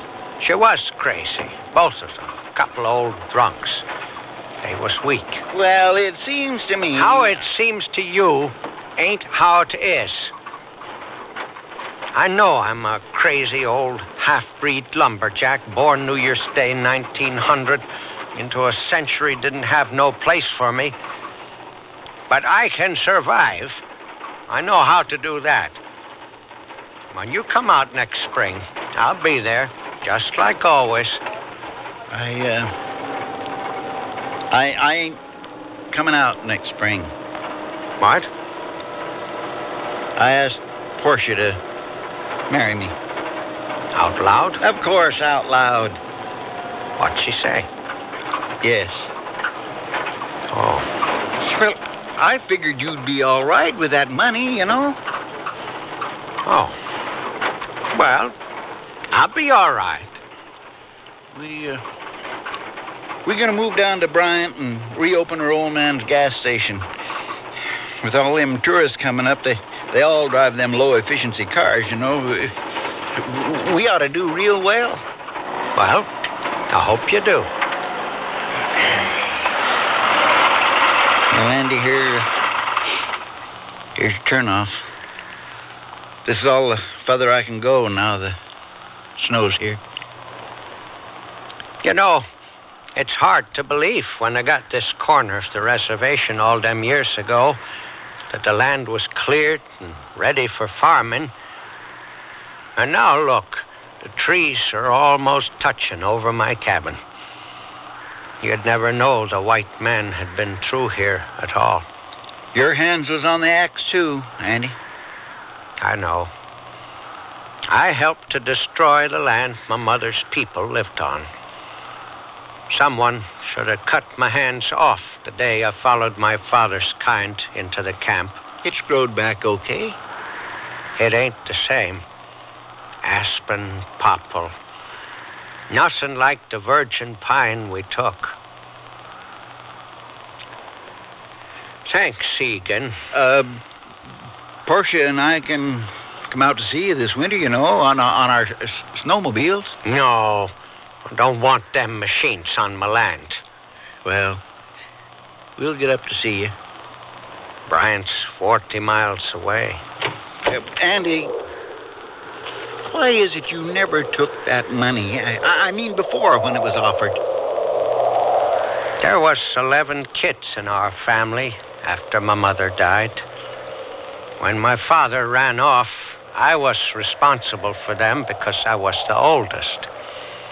By the time I was free of that, I was 39 years old, and I was so far behind there wasn't any point in even trying to catch up. I got no complaints, but I couldn't take so much money. Not now. The wedding's New Year's Day. Huh. That's my birthday. We could send somebody. No. I wouldn't know what to do with my hands.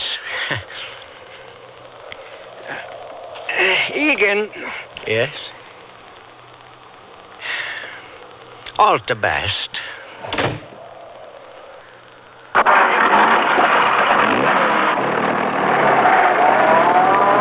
Cold?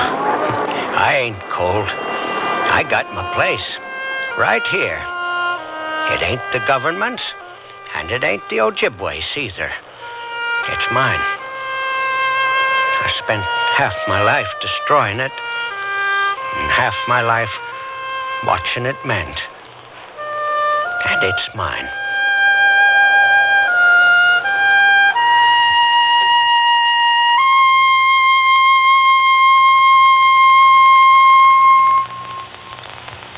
Sears Budget Shop has a vested interest in value. Vested dresses and vested skirt and pant sets in sizes 8 to 18. Styled just right for spring. They're romantic flounce dresses topped by vests. Tunic pantsuits coupled with vests. Also the tunic and skirt smartly finished with a vest. The vest, the season's fashion basic. Lots of exciting print and solid color combinations, so you can be choosy. Invest in fashion. Invest in value. Vested dresses and vested skirt and pant sets in the Budget Shop at most larger Sears retail stores. You want to buy some radios, but tires all look the same. You've got to have good feelings. You've got to trust the name.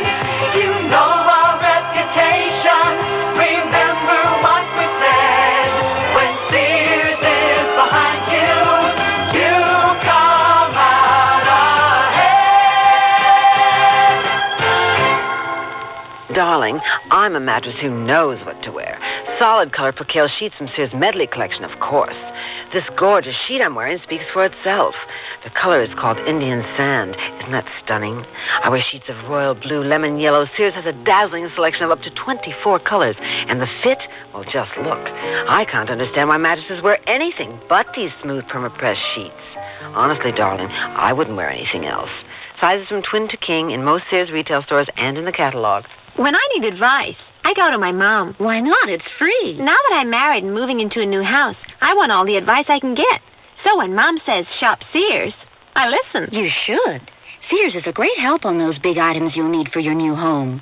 Major appliances like washers, dryers, and refrigerators. They'll deliver, install, and service. I always depend on Sears. You should, too. Sears, Sears, Sears, where America shops.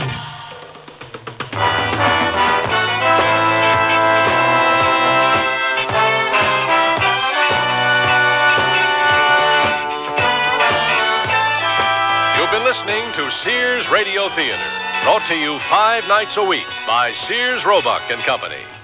Sears, where America shops. Final Fall was written by Percy Granger, produced and directed by Fletcher Markle. Your host was Lorne Green. Our stars were William Shallert and Parley Bayer. Also heard were Lurene Tuttle, Don Diamond, Dawes Butler, and Bill Zucker. The music for Sears Radio Theater was composed and conducted by Nelson Riddle. Art Gilmore speaking. The Elliott Lewis production of Sears Radio Theater is a presentation of CBI.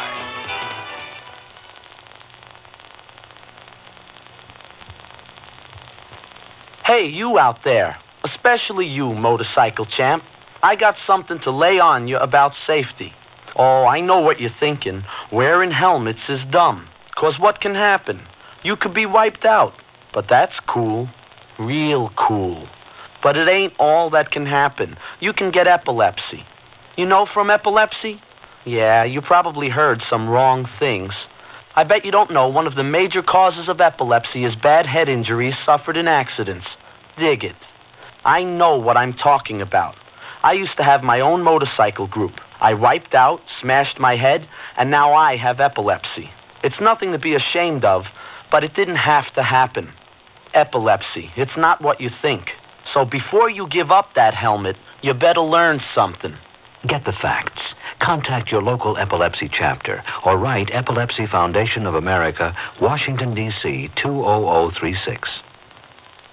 What in the world happened in February? Brought to you by your local Navy recruiter. February is Admissions Day for Massachusetts, admitted as our 6th state in 1788. Oregon is our 33rd state in 1859. And Arizona became our 48th state in 1912. In February 1789, George Washington received a unanimous electoral vote for President of the United States.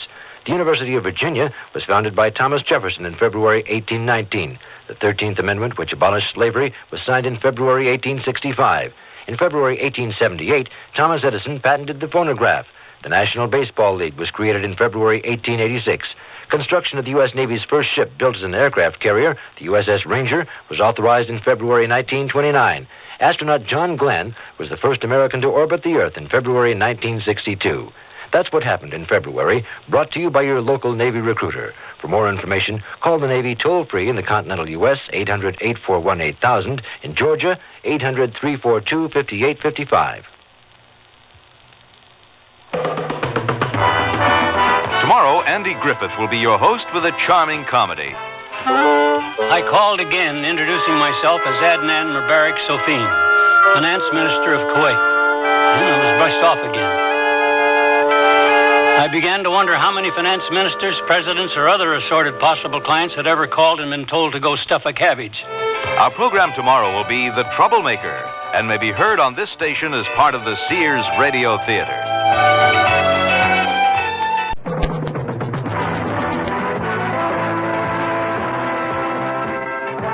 Comedy is tonight's theme as your Sears Radio Theater host Andy Griffith presents Jim Jordan in The Troublemaker. Your esteemed father is not about to do an El Poldo. I called again, introducing myself as Adnan Mubarak Sofin, Finance Minister of Kuwait. Then I was brushed off again. I began to wonder how many finance ministers, presidents, or other assorted possible clients had ever called and been told to go stuff a cabbage. Made me very nervous about my investment. Our program will begin after this message from your local station. I'm lost in Rome. Remember when gas stations were closed on Sundays? When long lines drove you nuts? Well, listen to this. A big gas price hike may be on the way. Gas could go to $1 a gallon. International Motors brings you gas-saving new 78 Datsuns at low 78 closeout prices. Save on the Datsun B210 and hurry in to register for the fantastic ski giveaway this weekend. 3 pair of Olin skis and bindings courtesy of Bobo's Rena Ski Shop. No purchase necessary, no obligation, but you must be present to win at International Motors, 2620 Kitsky Lane, open 7 days a week. Say, are you one of those pretty Mackenzie dancers from the Bodacious show? Yes, I am, sir. I sure enjoyed the show. Saw it 7 times. That Ken Newton on that fiddle, and Peter Van on banjo, something else. And them jokes of Gail Baker. I never laughed so hard.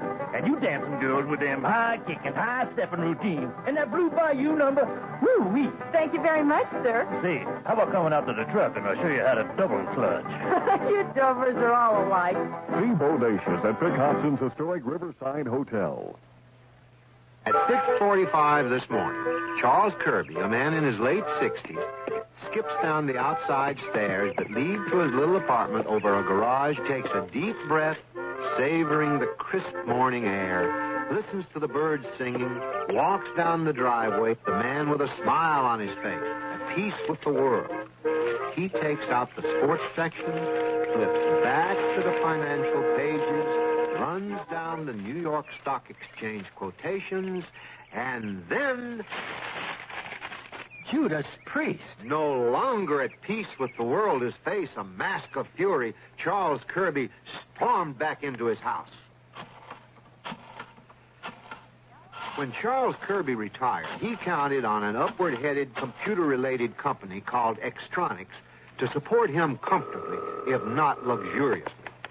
His broker referred to it as a tiger. Well, the tiger had just bit him. Kaufman, George, and Moss, this is Larry Bendel.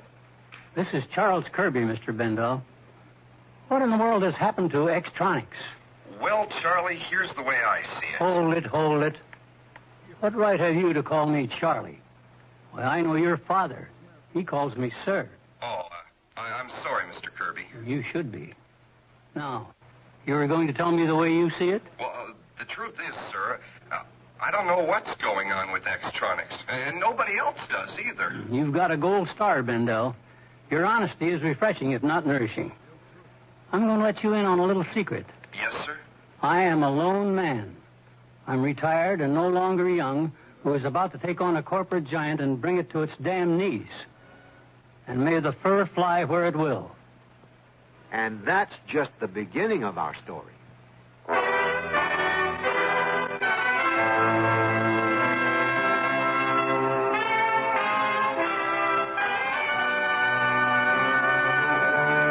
Sears Radio Theater, a new adventure in radio listening. Brought to you 5 nights a week by Sears Roebuck and Company. Sears, where America shops. Your hosts, Lorne Green. I'll bring you stories of the Old West and the New.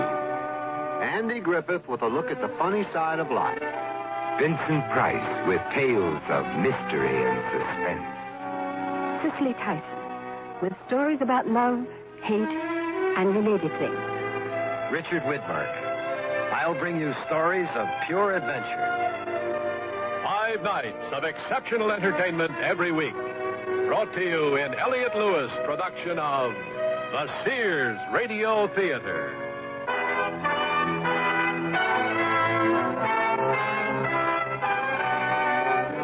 Our story, The Troublemaker, by John L. Green.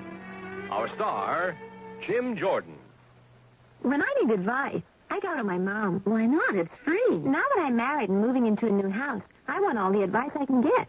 So when Mom says shop Sears, I listen. You should. Sears is a great help on those big items you need for your new home. Major appliances like washers, dryers, and refrigerators. They'll deliver, install, and service. I always depend on Sears. You should, too. Sears, where America shops. Can't believe you owe the IRS that much? Well, when things just don't add up, you can count on a Sears desk calculator to help you add up what you don't owe. Add, subtract, multiply, and divide, then read the figures 2 different ways. 12-digit display or tape printout. There's a 2-memory system that helps ease multi-step problems. Plus, its many extras make it a great time saver. Sears 2-memory desk calculator now cut $25, just $99.99 through March 10th at most Sears retail stores. Prices and dates may vary in Alaska and Hawaii. Light it, clean it, and love it during Sears Home Center sale. With lighting buys that shine. Save $10 on 4 chandeliers with colonial, transitional, or country mood. Your choice, $29.99 each. And save over 20% on a 15-pound box of Sears laundry detergent. It removes more soil than the nation's leading detergent. So light it, clean it, and love it during Sears Home Center sale till February 24th at most Sears retail stores. Prices and dates may vary in Alaska and Hawaii. From Sears, passion that sends out the storm. Salute the sunshine. Step out, military flair. These double-breasted trench coats get down to details. Choose olive green or khaki tan Dacron polyester and cotton, sizes 8 to 18. Another fashion winner, the new quilt trim sheared shoulder coat with self-belt. In chino beige polyester and cotton, sizes 6 to 16. Both coats come with a nylon lining. Passion that sends out the storm. Salute the sunshine. In the coat department at most larger Sears retail stores.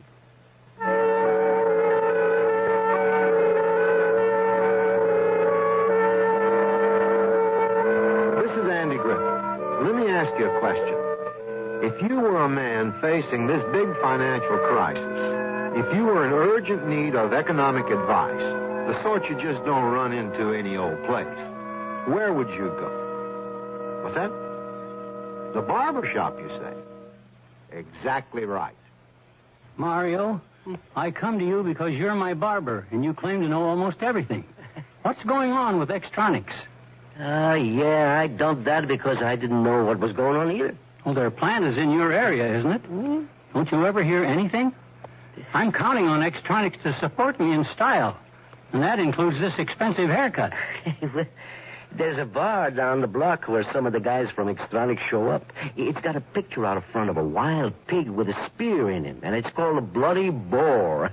You get it? You see the... Mario, don't explain jokes to me, or I'll cut your throat with a lady's razor and make it look like suicide. Go on.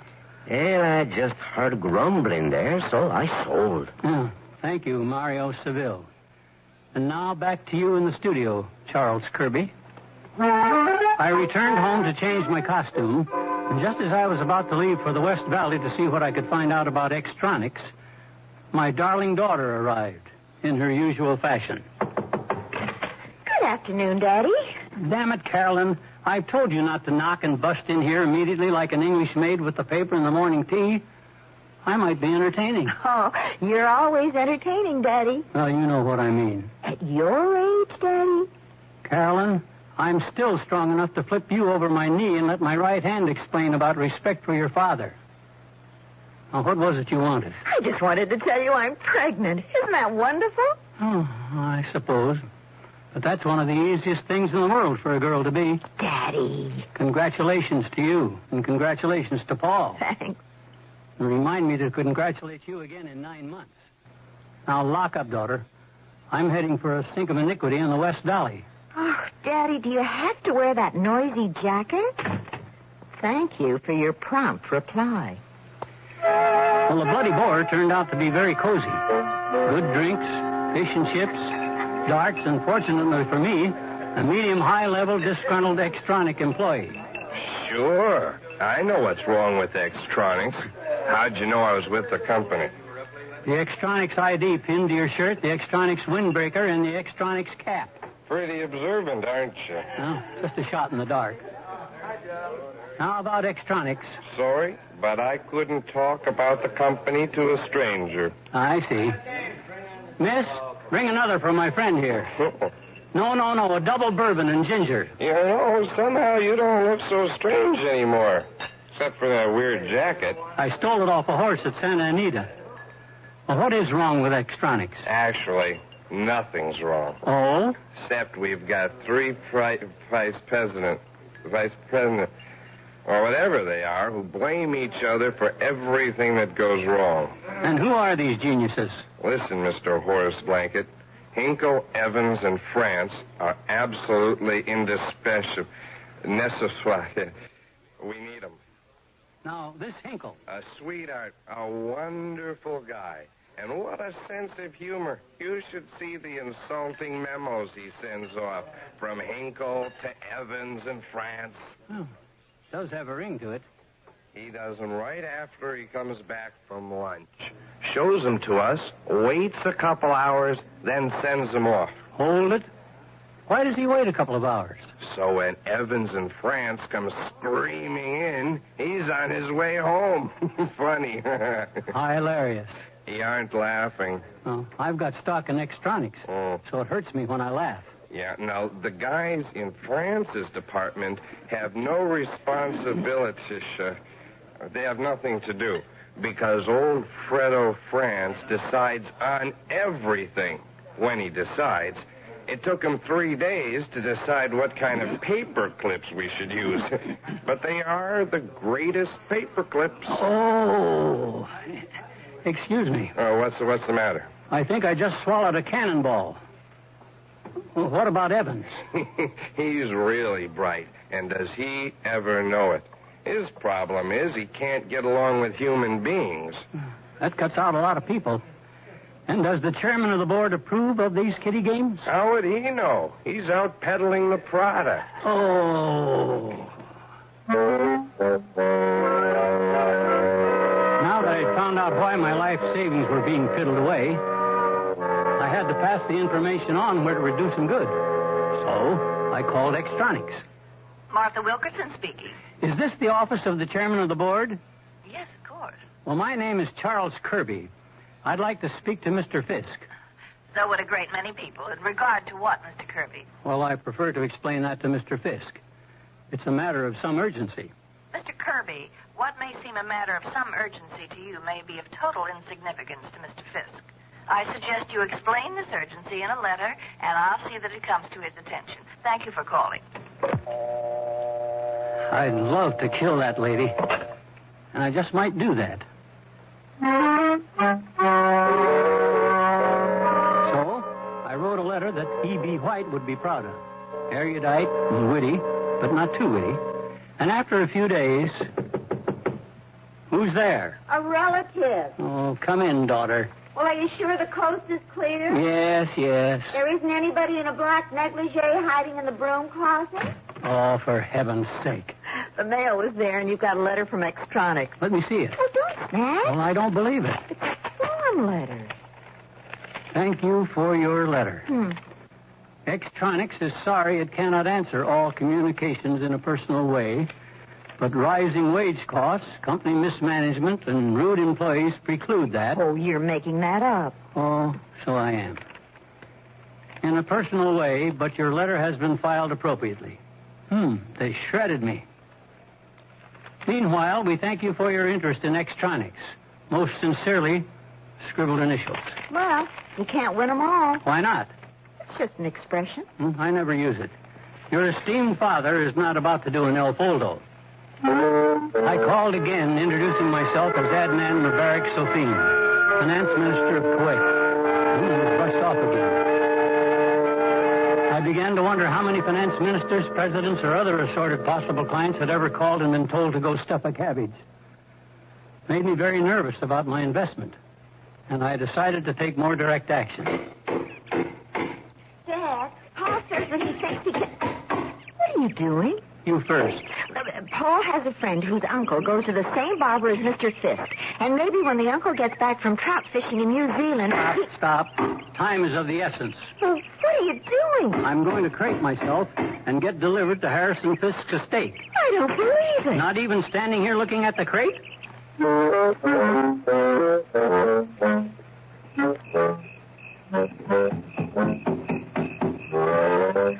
damn it, Harry. Don't shoot. Yeah, but who knows what's coming out of the crate? Could be the ultimate blob, the goo from outer space, the totipotent cell. Oh, why can't you read a sports page instead of science fiction? Oh, hold it. Hold it. Okay, mister. Don't make any funny moves. Where am I? And who are you? You're in the outer drive of the Fisk home, and we're the Estate Patrol Bomb Squad. I was supposed to be taken inside the gates. Where's Harrison Fisk? When this crate showed up, he and his wife lit out for the Blackwell Hotel. Shall we recrate you and send you back? Daddy. Oh, Daddy, they haven't arrested you, have they? No, and they're not going to. Too many papers to fill out. I think we'd better take this man in. Okay, but you fill out the papers. Sir, consider yourself a free man. Oh, come on, Daddy, I'll take you home. By way of the Blackwell Hotel. Oh, base 1, this is Mobile 16. Alert the Blackwell Hotel that an unwelcome man will be trying to contact Mr. Fisk. He is a male Caucasian, about 75. 67. Works every time. 67, white hair, wearing a sport jacket you wouldn't believe. Sort of a two-button rainbow. Take me home, Carolyn. I've got to institute Operation Squeaking Wheel. And what is that going to be? Harrison Fisk is going to think God has declared Practical Joke Week exclusively on him.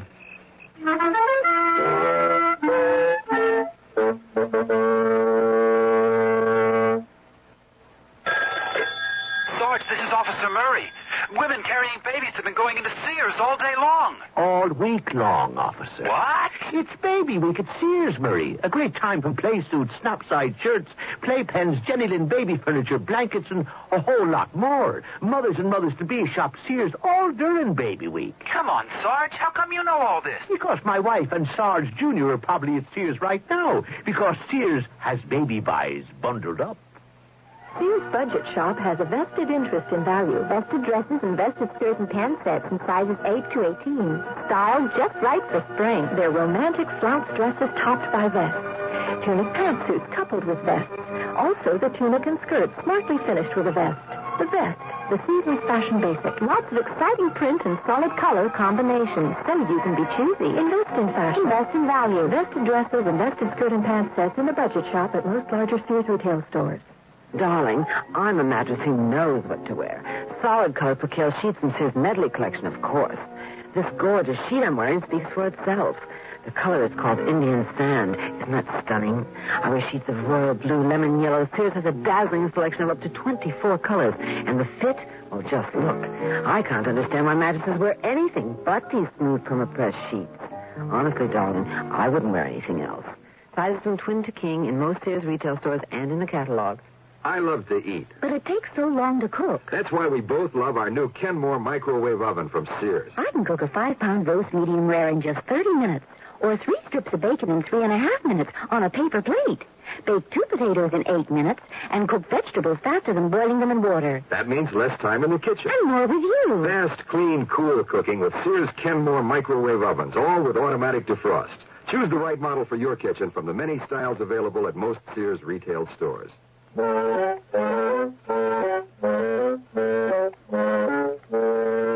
takes a large barrel full of imagination to come up with a scheme that'll make somebody listen to what you have to say. Charles Kirby is such a man, which is a good thing since our story's about him. Harrison Fisk wouldn't listen. And so Charles Kirby raised his voice a little bit, so to speak. Monsieur and Madame Fisk, pardon the interruption. Everything is perfection as usual, Emile. The salmon is marvelous. Oh, thank you, merci. But I have just been asked to hand this note to you. Mrs. Fisk gets all the notes in this family. This seems to be for you. Oh? What is it, dear? Your car is not here. It has been reparked at the Acapulco restaurant in Long Beach. You'll like their margaritas. Do you know anything about this, Emile? Oh, they do have very good margaritas here. No, about my car, for heaven's sakes. Well, no, sir. Well, check on it, Emile. Check on it. I'm afraid your car's not here, sir. Oh, bleep. Harrison.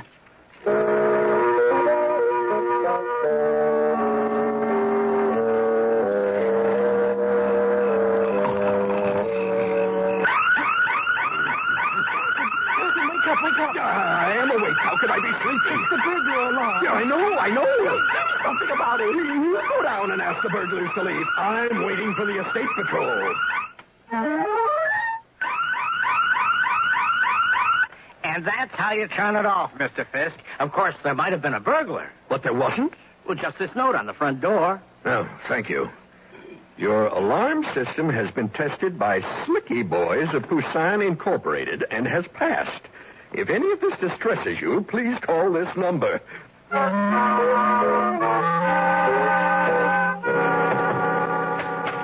Mr. Fisk, I asked not to be disturbed. Maybe you'd like to write the quarterly report. Very well. I'll tell Mrs. Fisk you can't see her. Oh, wait a minute. What's she doing here? Trembling since you asked. She's almost hysterical. Well, bring her in. Yes, sir. Oh, my God, now what? Oh, Harrison. Well, Margaret, sit down. I can't sit down. My knees are clenched. What happened? Everything, that's what's happened. Party Rents wants to deliver 100 folding chairs, an electric hospital bed, and a portable toilet. There are tree surgeons who want to give us estimates for taking down all the eucalyptus trees. And there's a man with a bulldozer who thinks we want him to knock down the front gate. There's a man who wants to clear the hillside of brush. He looks like Pancho Villa, and he's got a whole army of mercenaries with machetes. There are four plumber's trucks. And when I sneaked out the back way and drove off in Isoroku's pickup, the third howdy neighbor was just driving up. I've had it, Harrison. I've had it up to here, or maybe even up to here. Oh, I love you, but you seem to have a lousy karma lately. And I'm thinking of leaving you before somebody has a charity block party in my house. All right, Margaret. I think I know what I have to do. It's all right now. It's all right, darling.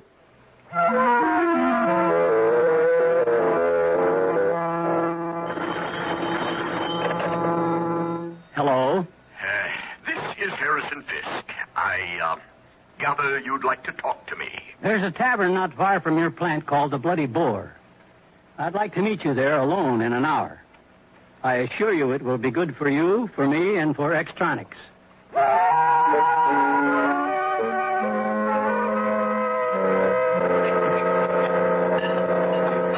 Charles Kirby? Sit down, Mr. Fisk. Thank you. I consider the way you forced me to come here completely reprehensible. I'm sorry you forced me to be reprehensible. I realize you're a busy man, Mr. Fisk. You're inaccessible. I phoned, and I wrote this very nice letter on my best stationery. This is a carbon. Erudite, witty, but not too witty. Exactly. In answer, I received this foreign letter. Oh, I begin to sense the source of your animosity. I'd like to shove it down the throat of that snide secretary of yours out there. Now, the reason for all this is that I put most of my retirement money into Extronics. And now I see my semi-comfortable life threatened. So I found out why Extronics stock is going down. How could an outsider possibly... I talk to insiders. You have three factions here that don't get along. Groups headed by Hinkle, Evans, and France. So your management is divided. Or as today's kids put it, polarized. As chairman of the board, you should have done something about this 3 years ago. You're quite right. But goodbye, Mr. Kirby. You sit right down, or I'll tear this solid gold button right off your jacket. All right. I'll hear you out. But I know the problem.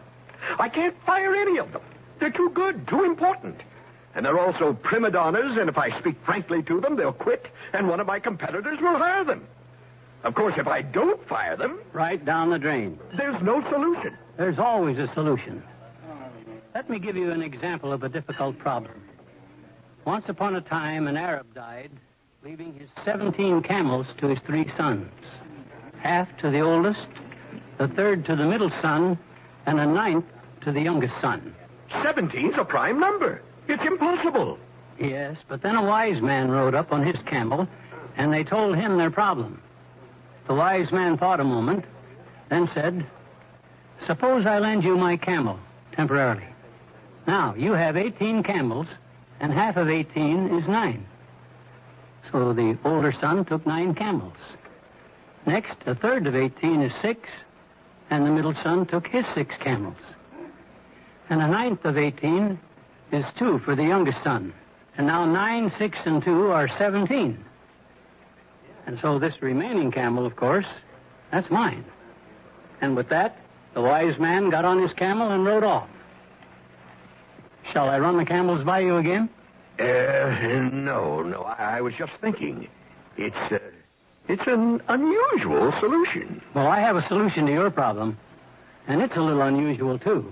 When I'm through, Hinkles, Evans, France, and you will be one big happy family again. You'd have to be a genius. Oh, I do have my bright moments, and I expect to be well paid for them. Yes, right. But about the camel... Well, think about that for a while. First, I suggest you hire me, and then here's what you do and what I'll do. Good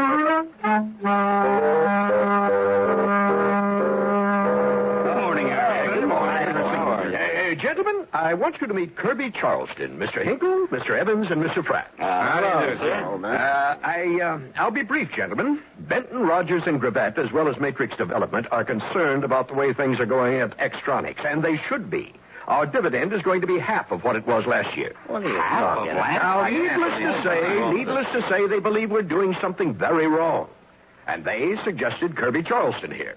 He's been a very successful troubleshooter with other companies, and I'm confident he'll do as well here. Now, I want you to give him your cooperation and extend all courtesies to him, because he'll be working directly under me as special assistant to the chairman of the board. Oh, well, you won't find any problems in my department. I don't have any trouble. Nor do I. How can you be so damn sure? What? Your 3 departments make up the company, and the company is in trouble. At least one of you must be grossly misinformed about his own department. And I'm going to find out who it is.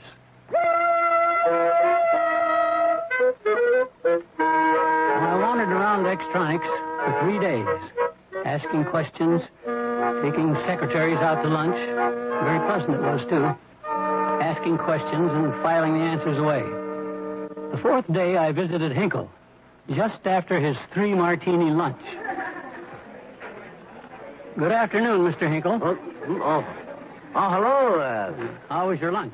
Oh, delicious. Very tasty. What'd you have? What? To eat. Oh, what did I have to eat? Let's see. I had, You had veal kidney. Now, do you answer your mail now? Sure. I'll do it now. Never put off till today what you don't have time to do tomorrow. That's one of Fredo Francis's problems. Can't make decisions. Come to think about it, I ought to write him a memo about that. Yeah. I had veal kidney. How do you know? The shadow knows. Oh, he do.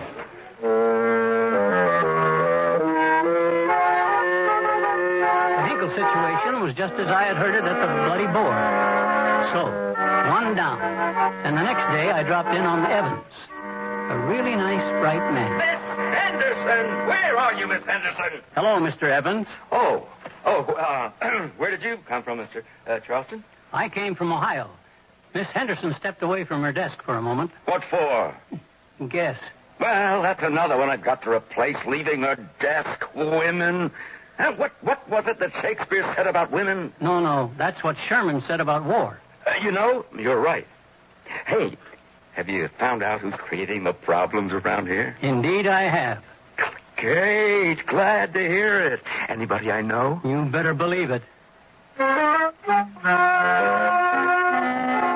was reasonably sure that I was right about France, but I wanted to check. I dropped in as he was on the intercom to his secretary. And tell National Oxides I'll get back to him in 2 days. Then tell Henderson at Formula X I'll get to him with an answer in a day or so. And tell Harvey Levick I won't be able to talk a deal this week. I've got to look over all that material he sent me. Now, you've got to put off that meet... I'll get back to you later, Eunice. Hello, Mr. Charleston. Mr. Franz. What can I do for you? Answer a few questions. Gladly. Have you okayed the order for the Syndrex Corporation? No, not yet. Haven't had time to look them over. Well, the space and tolerances are what you asked for. Why the delay? I've had other things to do. I'm taking care of it, Mr. Charleston. In a very sloppy way. What did you say? Surely you heard me. How long did Syndrex Corporation guarantee their prices? Now, you look here, Mr. Charleston. Today is the last day. I suggest you call them personally and say yes before you get a 15% hike. I'm a very busy man, sir. Would you mind getting out of my office? Out! I can only say to you what you said to me when I came in. Oh, gladly. I had found the problems. 3 of them. Now the trick was to solve them without losing the company and my retirement checks in the process.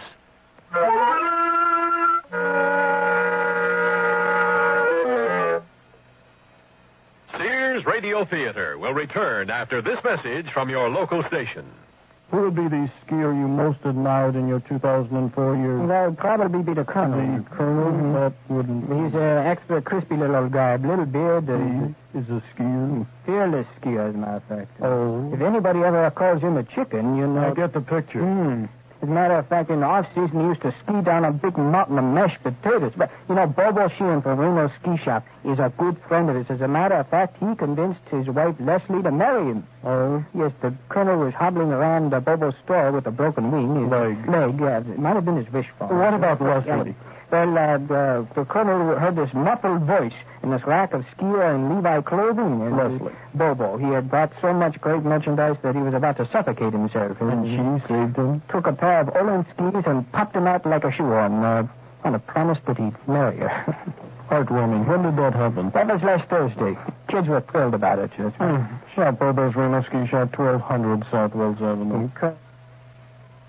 I gained 20 pounds in 2 months. Chocolate and peanut butter. Yeah, I never lost that weight either. With me, it was different. I was climbing the walls, yelling at the kids. I just couldn't live with myself. Neither could Dan, could he? No, not really. He said having a wife that smoked was better than being terrorized day and night. Better a friendly dragon than a nasty dragon, huh? Right. So anyway, I'm back to a pack and a half a day, addicted just like I was Let's before. hold it right there.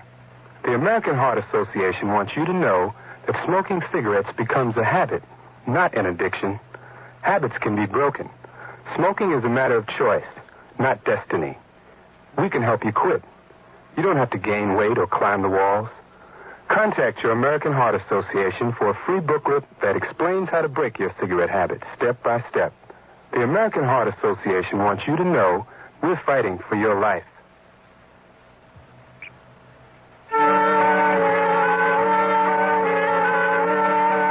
This is Andy Griffith again with the concluding act of The Troublemaker. There are several ways of skinning a cat. At that particular moment, none of them had to be used because only a worried Mr. Fisk was involved. He stopped me in the corridor between offices. What about those camels? Well, I can tell you more about Extronics, and I think it's about time to set up a meeting. Oh, good.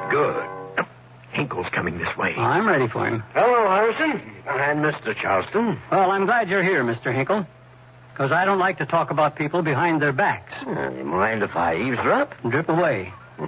I was just about to recommend to Mr. Fisk that you not be allowed to make any company decisions after 1 o'clock. And what does that mean? It means that those 3 martinis at the Simpering Bull turn your brain into a bowl of minestrone. Oh, wait a minute. Your judgment goes to pot. People tell you things you wouldn't even look at in the morning. You get childish and write insulting memos.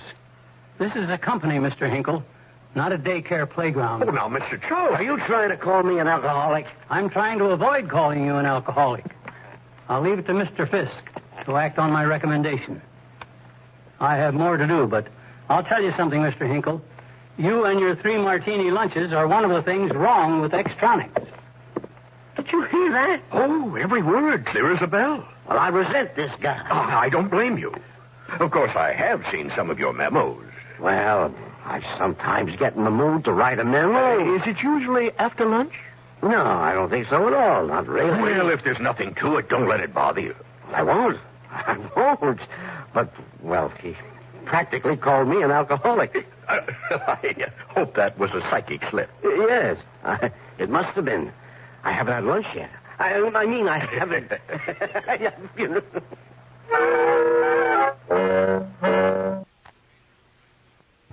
And why is that, Mr. Charleston? Wouldn't you like to know? You would, and I'll tell you. I was planning to play a tape of a phone call in which your attitude toward the president of System 3 Semiconductors can only be described as outrageous. My God, is that who that was? Naturally, Mr. Matsumoto didn't get through to Mr. Fisk. Matsumoto? And he won't call again unless I persuade him to reconsider. Oh, I wish you would. Oh, yes. Very well. Well, I'll just tell him that... I'll tell him Martha's father and mother died in an automobile crash the day before, and she was out of sorts. I'll say it was her car. I'll go, but please don't play that tape. Very well. The point is, try not to filter out everybody. I got the point, Mr. Charleston, and I'll be more careful. Now, I have already recommended to Mr. Fisk that Mr. Hinkle not be allowed to make business decisions or write memos after his 3 martini lunch. The whole thing is ridiculous. I'll miss those memos. It seems to me that's pretty strong, but... Mr. Fisk has not taken the recommendation yet. It's an easy solution, which is more than I can say for the problem with Mr. France here. What problem? Mr. France, you've got to do something about that enormous ego of yours. Ego? I? Mr. Charleston, I am the humblest of men. Yes, I know. You're the tops in humility. And considering yourself humble is just another form of arrogance. I consider that pretty insulting. Well, since we're paying for it, I think we ought to hear him out. Well, what's that got to do with my department in electronics? I'll get immediately to the point. You and your ego think you're the only ones who can pass on everything. You may be the best to decide, but anybody can order special paper clips. And meanwhile, your desk becomes a hiatal hernia obstructing the passage of vital paperwork, information, and decisions. Maybe you don't realize that he often works all night for Extronics. I know, doing things he should delegate to other people. And then he's tired all the next day. But it's interesting you should come to his defense, Mr. Evans. Why not? I don't like the way you're handling this whole thing. You're going to like it less. I'm surprised you back up, Mr. France, when you're the most inconsiderate of the people who work for you. You ride roughshod over your assistants like a Hungarian nobleman. Now, hold it. No. What about Annabelle Potkin? You drove her out of Extronics, and now she's with Rockworth, when she's needed here. Have you found a replacement yet? How would you like to step outside? Now, take it easy, Eddie. I suppose you think that would prove Extronics didn't need her. Don't you have the slightest feeling for your fellow human beings? Can't you be satisfied being a minor god? You'd get cooperation you wouldn't believe. I'm not going to take this. Wait for me, Eddie. And you wouldn't have to break in a new secretary every week. I'm coming too. Think about what I said, Sorehead. I'm just going to... Eddie, come on. Let's go. I just hope I haven't lost my 3 top men. So do I. Just remember, I have stock in Extronics, too. What would you have done if Evans really tangled with you? I would have beaten the hell out of him. The 3 department heads caucused in the executive restroom. Let me tell you one thing, boys. We may have had our differences, and we may have needled each other more than was absolutely necessary, but we have got to get together and get rid of this character. Eddie, would you go in and shoot him now if we all promised to swear you were in Chicago at the time? I'm tempted. And, Harry, you may have to wait until 5 for your martinis for a while. I may take up jogging for lunch. I didn't know we lost Annabelle Potkin. I shouldn't have yelled at her. She's too sensitive. Seems to me somebody found your sensitive spots recently. You could say that. All right. I agree with Fredo. We've got to sign a truce, back each other up, and Tell Harrison to wrap up Kirby Charleston and send him back to Benton, Rogers, and Gravette. Yeah, but we're going to have to stop taking extronics for granted. Yeah, we've all been doing it. Yeah, first things first. Are we prepared to tell Harrison or else? I am. I am, too. No, not me. Not me. I didn't go out for lunch today. I thought you seemed friendlier. Oh, wait a minute, Eddie. Now, hold it. We've got to go back to what we used to be. The Three Musketeers, the can-do kids. And it's got to be one for all and all for one. Are we ready? Almost. Thank you. You know, about those camels. Now, you know, the old Arab, I've been wondering how... Oh, here they come, Charles. You were right. Go ahead. Say anything. And furthermore, these are the men who made extronics what it is. Oh, gentlemen, I'm glad you're here. I was just about to tell Mr. Charleston that we were the team that made extronics, and we aren't breaking it up on the basis of a fast psychological fix from some corporation medicine man. Now, wait a minute, Mr. Fisk. You agree... Believe me, Harrison, he's not a troubleshooter. He's a troublemaker. Oh, you can say that again. But everything I said was right. Hinkle was screwing up with his martini lunch. France wouldn't let anything get done in his department without his initials. And Evans was alienating everybody in his radiation fallout zone. Douglas MacArthur was a pussycat in comparison. That's enough, Charleston. But wait, it's all true. These men don't realize how they've been kicking extronics down the tube by fighting among themselves. I don't want to hear it, Mr. Charleston. But you've got to hear it. No, I don't. Mr. Charleston, you may be very perceptive, you may be very bright, and you may even be very right. I'll have to check with my three right-hand men about that, because they've always been honest with me. But as far as I'm concerned... No, I'm not through yet. My work isn't done here. Oh, that may be so, but all I can say is out. I see. Well, I can't imagine how you're going to survive. Goodbye. Hey, all right. How about that? That's one cheer for the chairman. Hip, hip, hooray!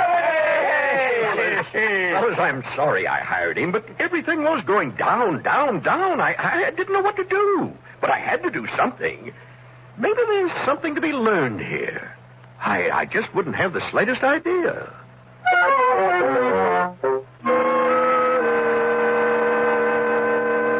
Well, Charles Kirby, a.k.a. Kirby Charleston, it was worth it. Retrieving my car from Long Beach and suffering with the burglar alarms and all the rest of it. I think you've got my management team straight now. Well, the idea was get them all to hate me instead of each other and then get them united in their hate. And you fire me. Well, they're happy, you're happy, and I'm happy. Oh, what could I say? You said the things to them that nobody could say without upsetting the relationships. Oh, boy, were you frank. I had to be. But they're going to remember. You burned a lot of your criticism right on their... minds? Well, yes. And that was quite a number you did on Martha Wilkerson. She had it coming. I guess so. I presume you were Mr. Matsumoto? Oh, yes, calling long distance from Honolulu. Now, about those camels... Well, a half, a third, and the ninth don't equal one. So the Arab didn't give them all away. Oh. I like to think that I'm the floating camel that solved your problem. I have a check here for you, Charles. Thank you. I don't mind saying that while the squabbling was going on, I sold extronics short and picked up a small bundle. But now... Yes? I am happy to say I'm bullish on extronics. I keep hearing those people talking. Some really impossible guy was hired by this company. I think it was the one you used to be interested in. Contronics? Extronics. No, Contronics. Or maybe it was Centronics. Extronics, Mario. That's what I said, Extronics. Well, he went over there and blistered the whole management team. Rumors. They said he was an older guy in his 50s. Oh, so they said that, eh? You know? Well, I don't know how to put this, but let me tell you something, Charlie. Mr. Kirby, damn it. Sorry.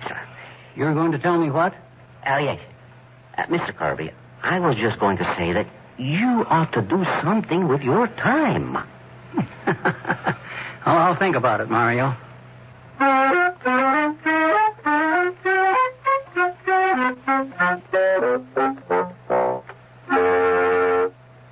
What would it cost to replace your car's muffler, including installation? Oh, I'd say about $50.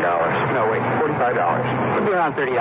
Just about $40. The aluminized Sears muffler is only $19.99. That's half of what I guessed. It's hard to believe. On a Cadillac? That's a terrific price with installation included. Should have known it. Sears. The muzzler, just $19.99 installed. Clamps if needed, 99 cents each extra. Sizes to fit most American-made cars. Prices may vary in Alaska and Hawaii at most Sears Tire and Auto Centers.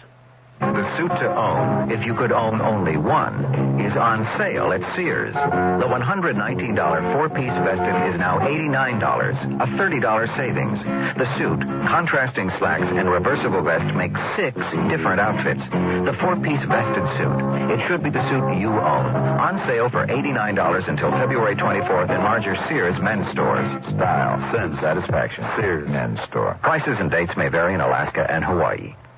Generations ago, families dined by the warmth of the open hearth. Today, Sears rekindles this spirit with its open hearth dining room furniture. Faithfully rendered early American designs and careful workmanship give it an heirloom quality.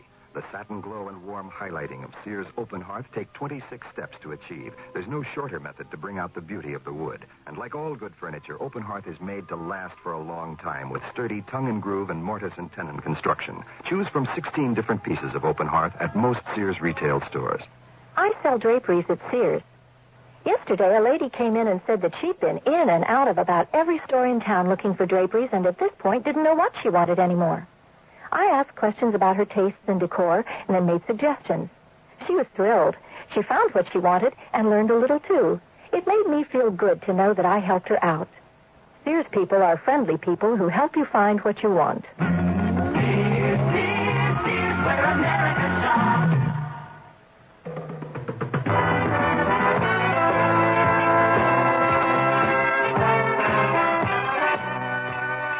You've been listening to Sears Radio Theater, brought to you 5 nights a week by Sears Roebuck and Company. Sears, where America shops. The Troublemaker was written by John L. Green, produced and directed by Elliott Lewis. Your host was Andy Griffith. Our star was Jim Jordan.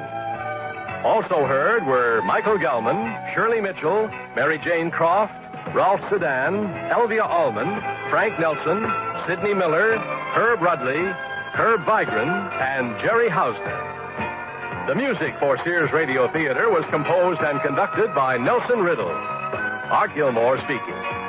The Elliott Lewis production of Sears Radio Theater is a presentation of CBI.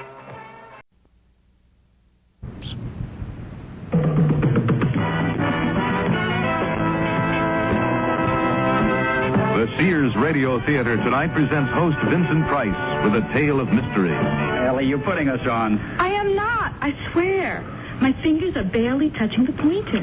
What sort of message? I don't know. Let's find out. Just be still and concentrate some more. The Ouija Spells Murder will begin after this message from your local station. This is Vincent Price. The nights are getting dark so early now.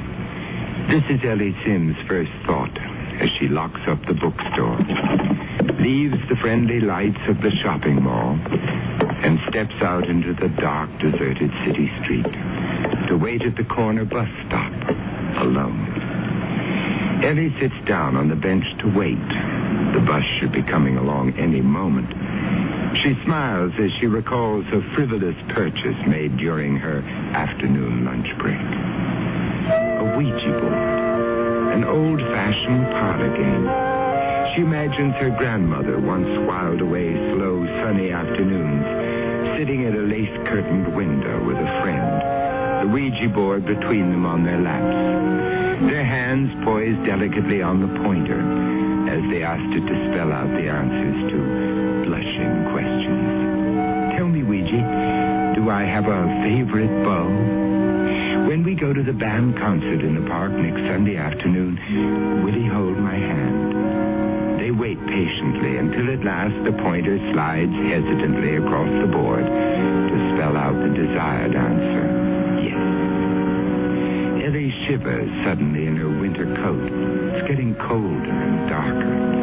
She wishes the bus would come along. There's a newspaper vending machine beside the bench. She could at least read a bit of the paper under the corner streetlight while she waits. She walks over to the machine, fishing a coin from her purse, drops it into the slot, and lifts the lid to take out the paper. Only then do her eyes focus on the bold black headlines splashed across its front page.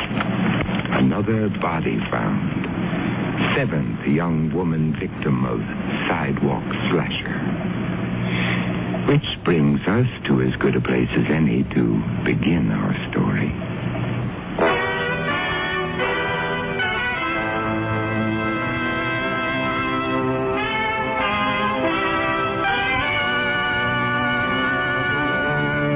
Sears Radio Theater, a new adventure in radio listening. Brought to you 5 nights a week by Sears Roebuck and Company. Sears, where America shops. Your hosts, Lorne Green. I'll bring you stories of the Old West and the New. Andy Griffith with a look at the funny side of life. Vincent Price with tales of mystery and suspense. Cicely Tyson with stories about love, hate, and related things. Richard Widmark. I'll bring you stories of pure adventure. 5 nights of exceptional entertainment every week. Brought to you in Elliott Lewis production of the Sears Radio Theater.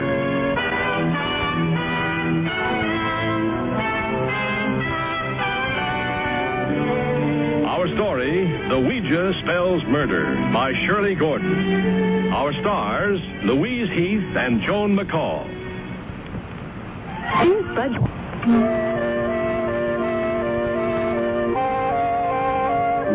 A young woman sitting in a bus, riding through dimly lighted streets. She gets off at her stop, shivering in a sudden icy wind, and hurries home, clutching a Ouija board. That you, Ellie? Me? You're a little late. I know. I must have missed my regular bus somehow.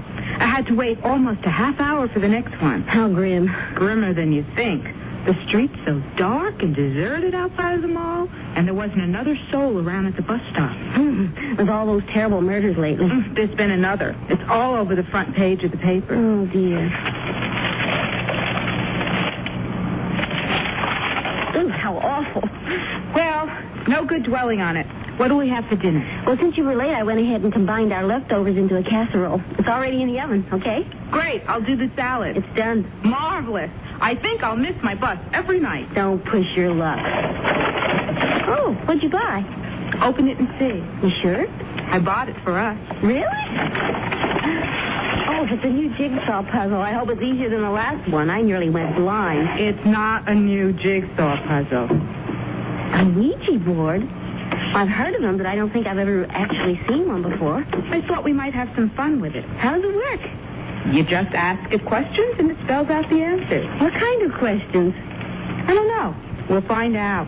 Well, let's give it a try right after dinner, shall we? Bill's going to drop over. He'll be intrigued. Are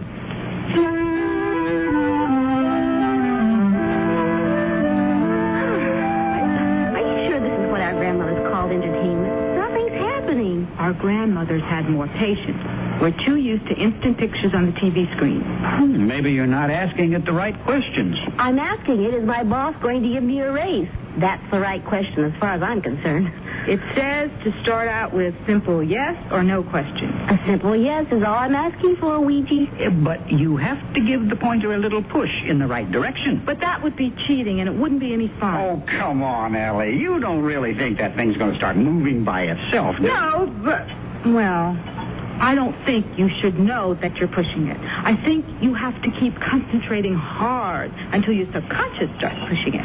All right, then. I'll just sit here and quietly munch on my cheesecake and let you two concentrate on concentrating. Good. Come on, Ann. Close your eyes.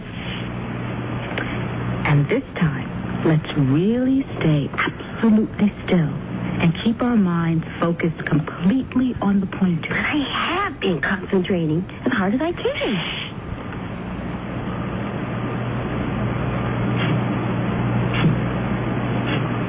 It's moving. You're pushing me. I am not. You must be. But I'm not. I swear.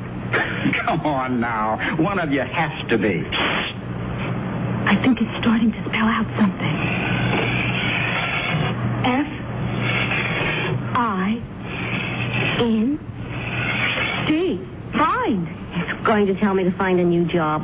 There you are. It is your subconscious. You probably really want to quit your job and find a new one. I do not. My subconscious doesn't know what it's talking about. Be quiet, you two.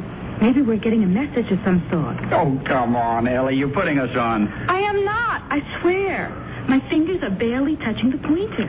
What sort of message? I don't know. Let's find out. Just be still and concentrate some more. I'm not making you move. I'm really not. T-H-E. Find the... I'll bite. Find the what? Be quiet, Bill. K-I-L-L. Kill? E-R. Killer. Find the killer. I was only asking about my job. Now, that's funny. What's funny?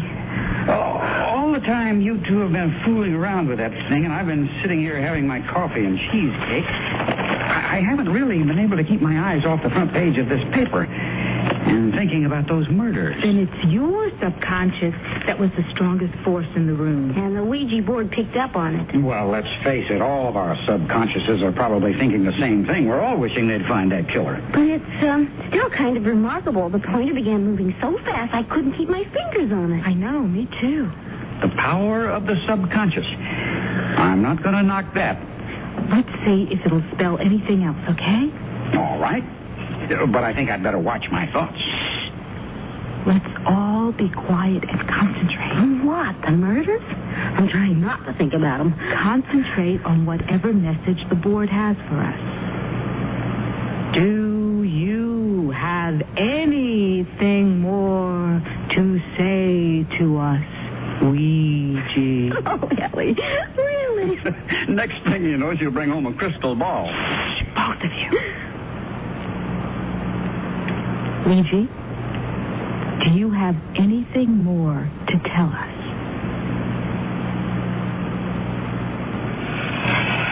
G-O-T. God, no, wait. It's moving back to O again. G-O-T-O. Go to Bill. You don't look at my subconscious. You do. C-L-O-U.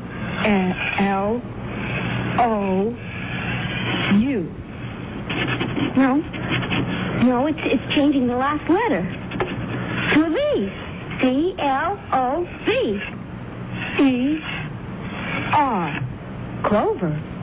Go to Clover. What does that mean? I haven't the slightest. How about Clover Heights? A new housing tract? What made you think of that? I don't know. It just popped into my head. It's the only Clover around here that I know of. But why is it telling us to go there? You don't suppose that was the second part of the same message, do you? What do you mean? Put them together. Find the killer, go to Clover. You mean the murderer is in Clover Heights, and the only one who knows about it is your friend Ouija? Look, it wasn't my idea to play detective with this silly thing. Then let's not. Let's put it away and turn on the TV. Or play a nice friendly game of three-handed rummy, okay? Okay. Only you're curious, right? Right. So am I. So let's all jump in my car, drive over to Clover Heights, and find the killer. No. But let's at least see what else my friend Ouija has to say. Just for fun? Some fun. Well, you might say it beats curling up in bed with the latest Hardy Boys. Especially considering Ann's cheesecake. Don't let him fool you, Ellie. He's just as curious as we are. I think so, too. Yes, but curiosity kills. Remember?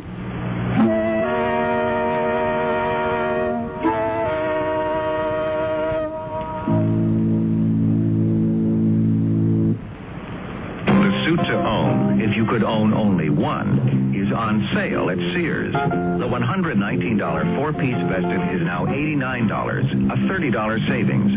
The suit, contrasting slacks, and reversible vest make 6 different outfits. The four-piece vested suit. It should be the suit you own. On sale for $89 until February 24th in larger Sears men's stores. Style, send satisfaction. Sears Men's Store. Prices and dates may vary in Alaska and Hawaii. Painted and love it during Sears Home Center sale. If your walls need a facelift, Sears has something to lift your spirits. $4 off every gallon of Sears Fashion Flat and Semi-Gloss Latex paints. Plus, save $100 on a 1-horsepower safety-shrouded compressor, now just $249.99, complete with air hose, air chuck, and 12-gallon tank. So paint it and love it during Sears Home Center sale till February 24th at most Sears retail stores. Prices and dates may vary in Alaska and Hawaii.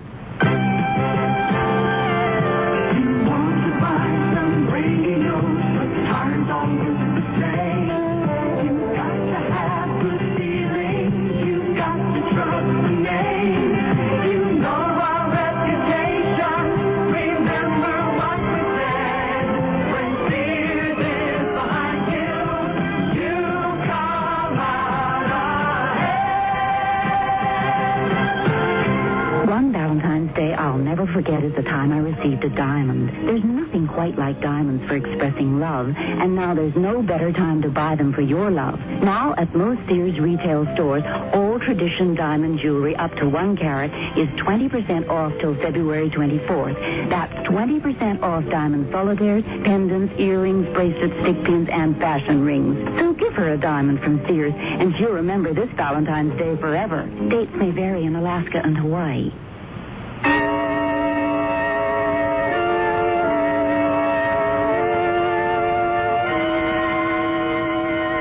They sit there, the three of them, hardly daring to breathe. The Ouija board, waiting a question, seems to be a tangible, living thing. Absolute stillness for what seems an incalculable time. Then it moves. G-E-T. Get. P-O-L-I. Oh, sure. C-E. Police. Get police. So now we're going over to Clover Heights, find a policeman, and tell him our Ouija board says the killer is around there someplace, and all we have to do is find him. Find the killer. Go to Clover. Get the police. That sounds like what we're supposed to do, all right. You have to tell us more than that, Ouija. Clover Heights is a big area. And we don't really even know if Clover means Clover Heights. Yeah, Ouija. You gotta stop being so vague.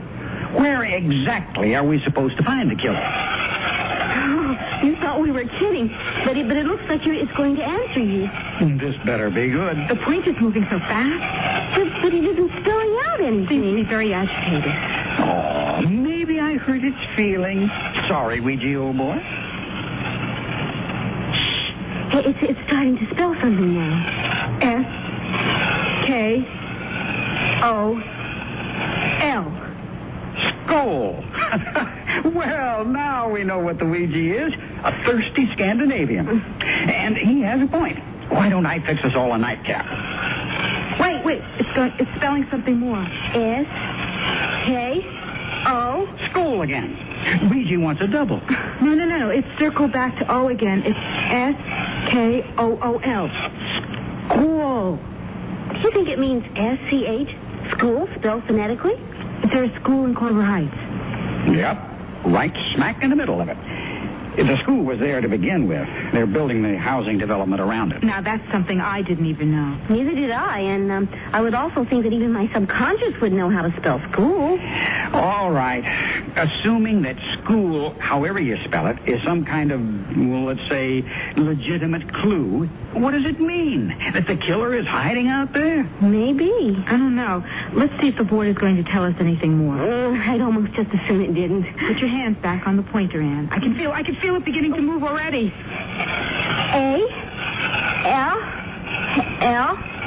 A-L-L-E-Y. Alley. Correct spelling this time. There's more.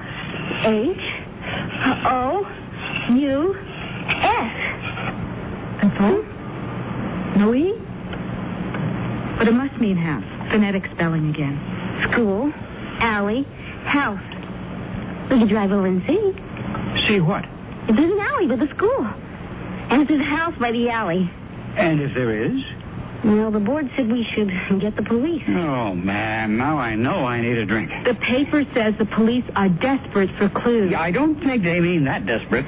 But we can't just ignore all this information. I doubt that what you have would be classified as information. But according to the paper, the police are even following up on every crank call they're getting. Now, that's a classification you might qualify under. Look, all I know is I'm much too stimulated right now to just go to bed and forget all this. So, why don't we take a drive over to Clover Heights and just look around? All right. I think you both could do with a little fresh air. And if we can find a cozy bar afterwards, I could still do with that drink.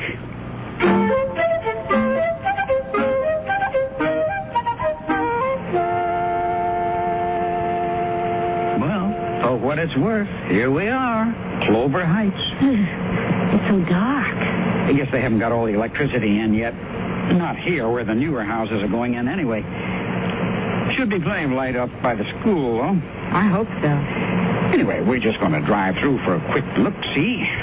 If there's a cop around, he's liable to haul us in for trespassing. Better a cop around than a killer. There's the school. Drive around it. See if there's an alley. All right. But there really isn't any point. There is an alley. Looks like it goes all the way behind the school. You could call it a driveway. I'd call it an alley. A very dark alley. Drive through. Let's just see. We will get taken in for trespassing.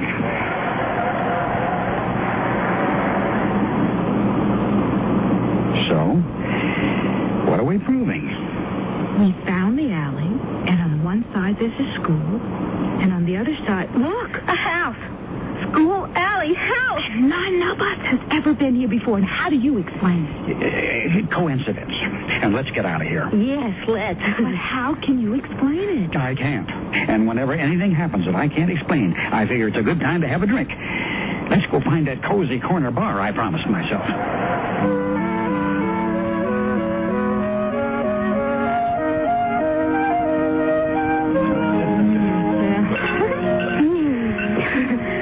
Good to be inside where it's warm, at least. Yeah, I'd say the only thing this whole little escapade proves is my faithful old dog devotion to the fair Anne. For which I thank you. Again. You have to admit, Ellie, Bill's been a brick to go along all the way with our fun and games tonight, hasn't he? Yeah. Ellie, what's the matter? I think we ought to tell the police. But what would you tell them? That your Ouija board told you all this? All right.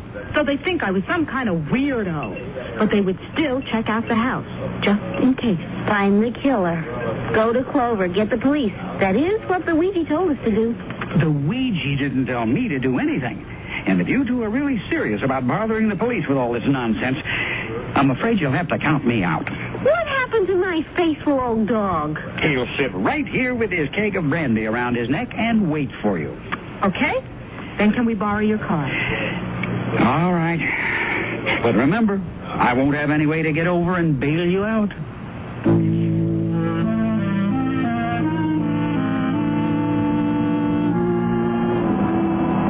There's the police station. I noticed it on our way into Clover Heights. Now that we're here, I'm not sure I have the nerve. The worst they can do is take us for a couple of cranks. I know. But the paper did say they were desperate for clues. So it's our city's duty, right? Right. I'm still right behind you. What time is it getting to be? Going on midnight. A perfect time for a murder. Well, at least we'll be safe inside the police station. If the desk sergeant doesn't kill us when we tell him why we're here. Yes, can I help you? We've come about the murders. The ones that have been in the newspapers so much lately? The sidewalk slasher, you mean? Yes. Well, if it's protection you're concerned about, young ladies, I'd suggest first off that you not be out on the streets alone this time of night with what's been going on. Oh, we have someone with us. That is, he's waiting for us. He didn't think we should bother you with this, but we thought. That we should. And it's something to do with the murders? Yes. May I have your names, please? Our names? It's routine for my entry log. Oh, yes, of course. I'm Ellie Sims, and this is Ann Benson. That's Ann with an E. Right. Now, just what is this information you have regarding the murders? I don't know if you'd call it information exactly. Sergeant, do you know what a Ouija board is? A Ouija board? Yes. That's where our information came from. A Ouija board? I know. You're probably thinking we're a couple of cranks. But we aren't, really. You see, I bought this Ouija board only this afternoon, just for fun. And tonight after dinner, we were asking it some perfectly harmless questions. Like whether or not my boss was going to give me a raise. When it suddenly started giving us messages about the murderer. What kind of messages? It said, find the killer. And that's all? No. That was only the first message. Then it told us to go to Clover. Which we figured out meant Clover Heights.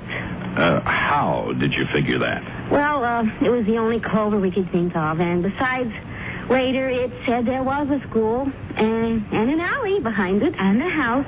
Just this one house behind the alley. I see. The Ouija board also told us to get the police. It did. Yes, it did. Anyway, we thought we should come and relate all of this to you, just in case it might mean something. We didn't want to bother you or anything. Well, that's what we're here for, miss. I think maybe you better wait in the next room for a minute. But that's really all we have to tell you. Well, and my friend is waiting for us. You see, he let us borrow his car, and... We won't keep you for long. Right in here, please. Someone will be right with you. What do you suppose he wants us to wait for? I don't know. Do you think we ought to telephone Bill? On TV, they always allow you one phone call. Oh, Ann, we're not under arrest. I don't think. Miss Sims? Yes. And Miss Benson? Yes.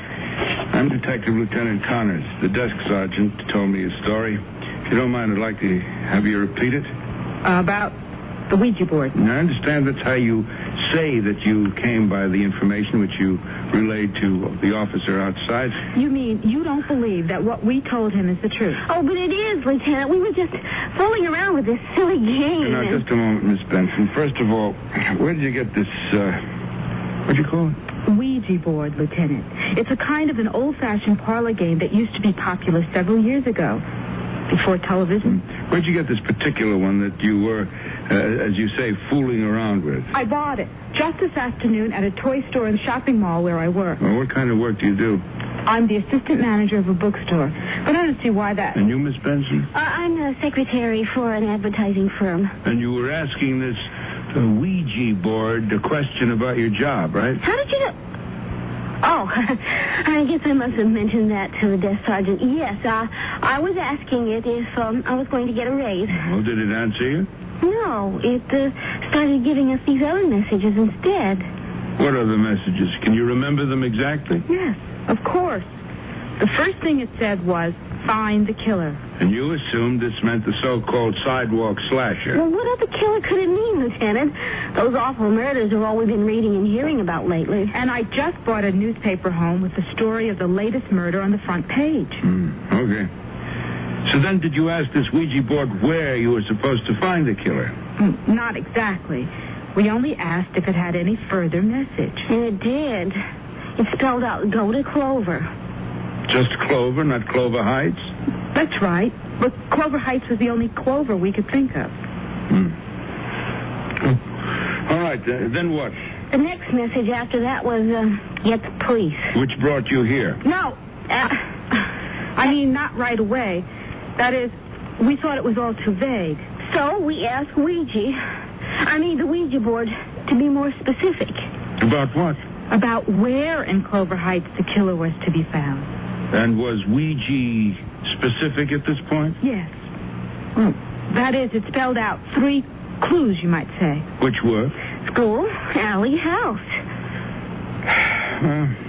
I see. Anything else? No. That's when we decided to drive over to Clover Heights just to see if there was a school with an alley near it and a house. And there was. So then we thought that maybe we should come here and report all of this, in case it would be of any interest to you.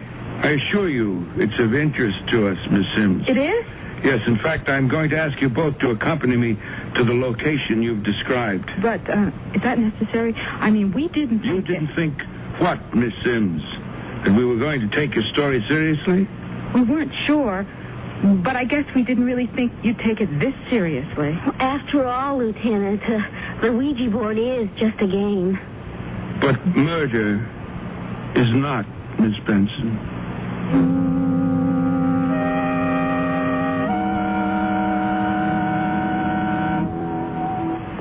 Sears Radio Theater will return after this message from your local station.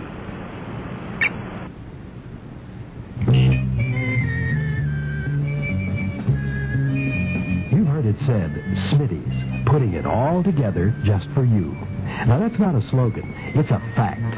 Smitty's team of qualified experts are trained to select the best buys that continually offer the value you've come to depend upon.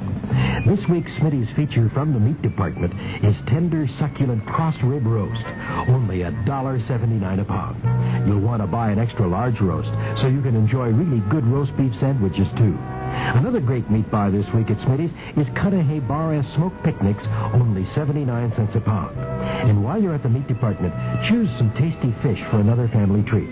You'll love the fresh Dover sole fillets. This week, only $2.99 a pound. See why more people prefer to shop Smitty's. You'll enjoy the selection and Smitty's low prices.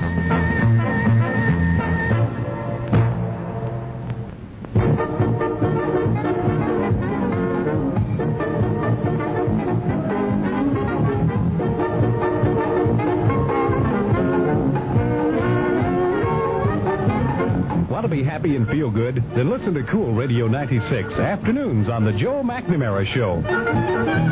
Joe is on from 2 to 6 every afternoon, Monday through Friday. Now, we could tell you about the music, the news, and the special traffic reports, but that really wouldn't do justice to the show. We'd like for you to be the judge and the jury. Tune in and hear the Joe McNamara Show. You'll find out how Joe adds a dash of flavor to your listening with his unusual sense of humor. You can be happy and feel good when you listen to the Joe McNamara Show on Cool Radio 96. That's Joe McNamara, 2 to 6 weekdays on Cool.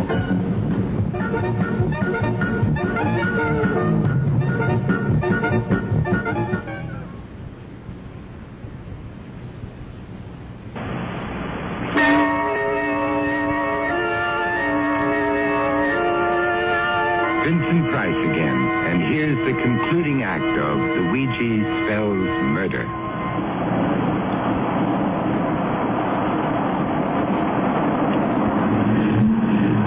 Is this the house you were referring to? Yes, Lieutenant. That is, it's the only house beside the alley. So we thought that it must be the one. According to this information you received? Yes. You two wait here a minute. Oh, Lieutenant. I'll be right back. Oh.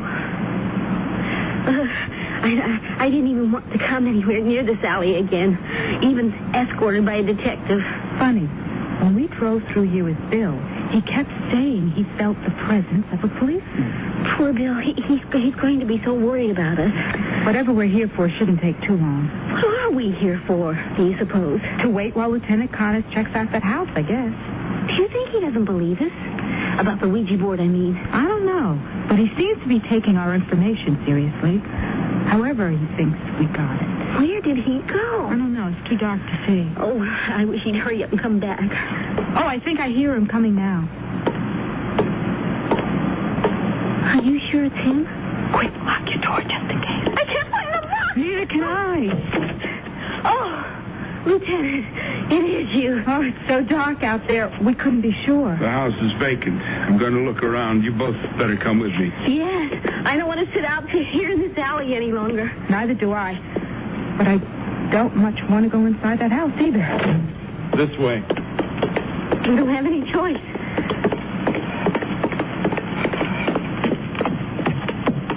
In here.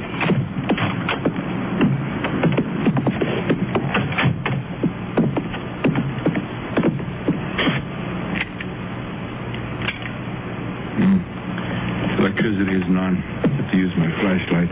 Can't see anything. This isn't one of those new houses, is it?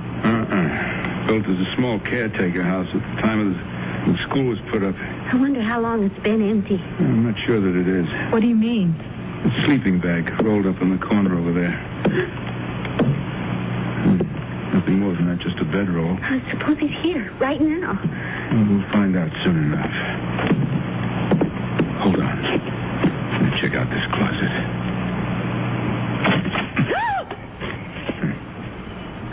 Nothing, just an old coat. For a second, I thought it was someone standing there. Oh, I felt worse than that. No labels, nothing in the pockets. Something off the second-hand rack at a Goodwill store, I'd guess. You two can wait here if you want. I'm going to check out the other rooms. No, thanks. We're sticking right with you, Lieutenant, if you don't mind. Especially since there's only your flashlight to see by. All right, come on, then.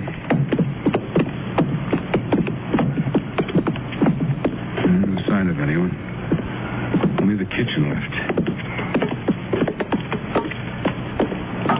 Beer cans. Old wine bottles. Transient's been making himself at home here, looks like. Harmless transient, perhaps. But maybe not harmless. Maybe not. He might come back here at any time. It's possible, with the coat and the bedroll still here, but more likely he's sleeping it off in a drunk tank someplace.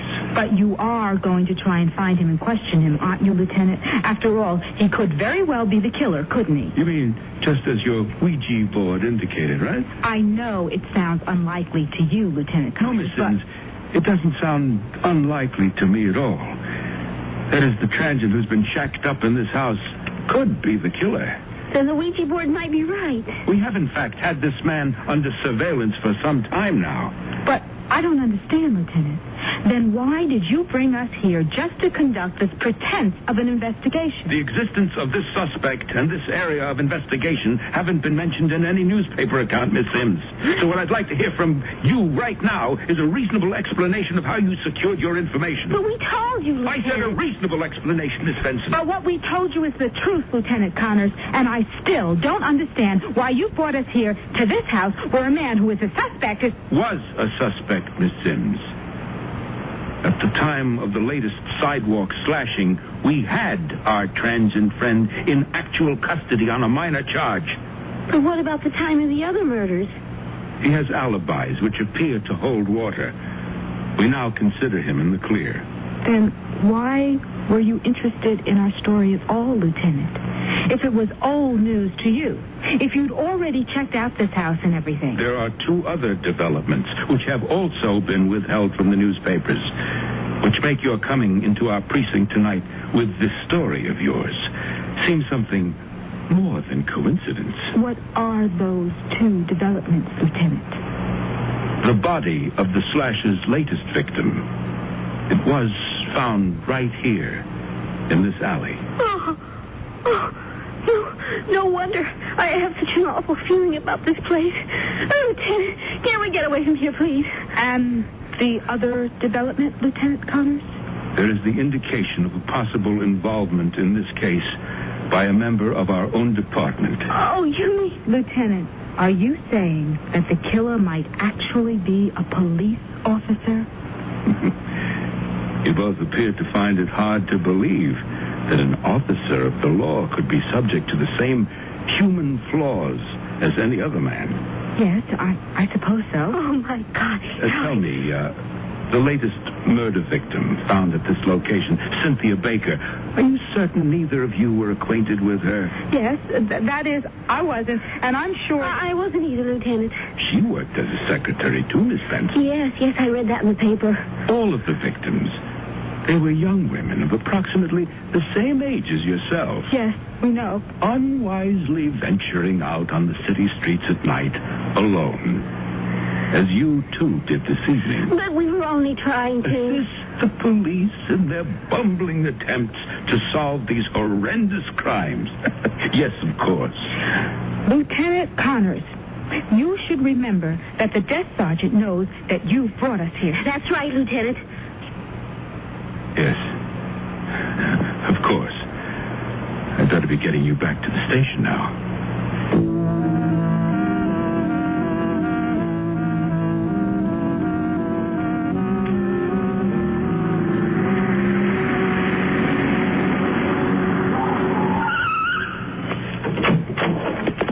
You'll have to go in for a minute. The sergeant will need you to sign his report. Then will we be free to leave, Lieutenant? I still don't buy your story of being brought here tonight by some kind of mumbo-jumbo. But I've no cause to detain you any further. Which way do we go? This way.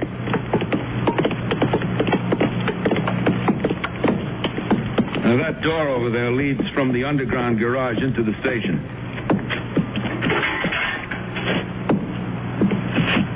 The lobby's right through that door at the end of the hall. I have to get back to do some work in my office. Thank you, Lieutenant. Good night. Good night. Oh, Ellie, let's get out of here as quickly as we can.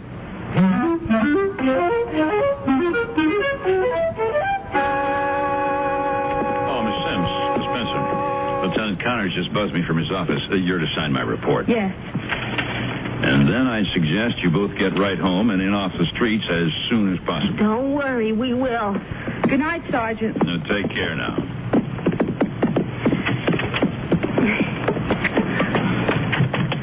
Ellie, I could have sworn that Lieutenant Connors back in that house in the alley, he acted so strange. No. Do you think the killer could be a policeman? Let's just get in the car and get away from here. All right. I never want anything to do with a Ouija board again. Oh, I hope my old faithful dog hasn't given up on us again. Don't move or scream, either of you. I have a knife poised at the back of one of your lovely necks. Oh, Lieutenant Connors. Oh, I'm so sorry. As a police officer, I should have cautioned you. Before getting into your car, particularly on a dark, lonely night, always make sure that no one is waiting for you in the back seat. Lieutenant, please. Stop the car, Miss Benson, and drive until I tell you to stop.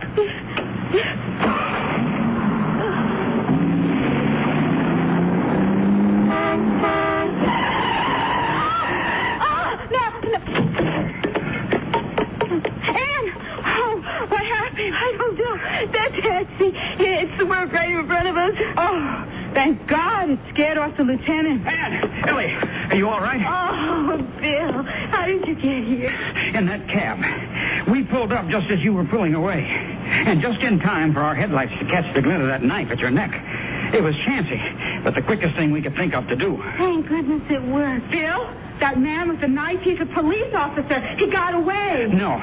The cabbie brought him down with the best flying tackle I've ever seen. Oh, Bill, it's so lucky you came. How did you happen to come just at the right time? It was closing time.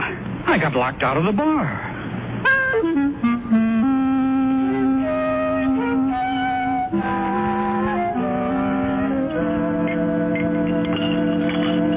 Well, I hope you two have learned your lesson from this. No more messing around with the occult. Right? Right. I'm even going to give up my tarot cards and go back to solitaire. But it is amazing. The Ouija board actually directed us.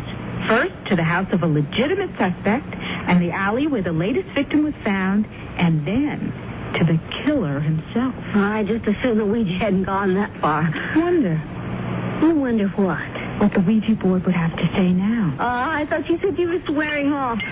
Good night, folks. This is where I came in. Oh, stick around a few more minutes, Bill, and see what happens. We'll just give Ouija one more quick try. Come on, Ann. Well, all right. But I still think we may be tempting fate. Close your eyes and concentrate. It's moving already. Oh, man, here we go again. What is it, Ouija? Do you have another message for us? Tell. P-O-L-I-C.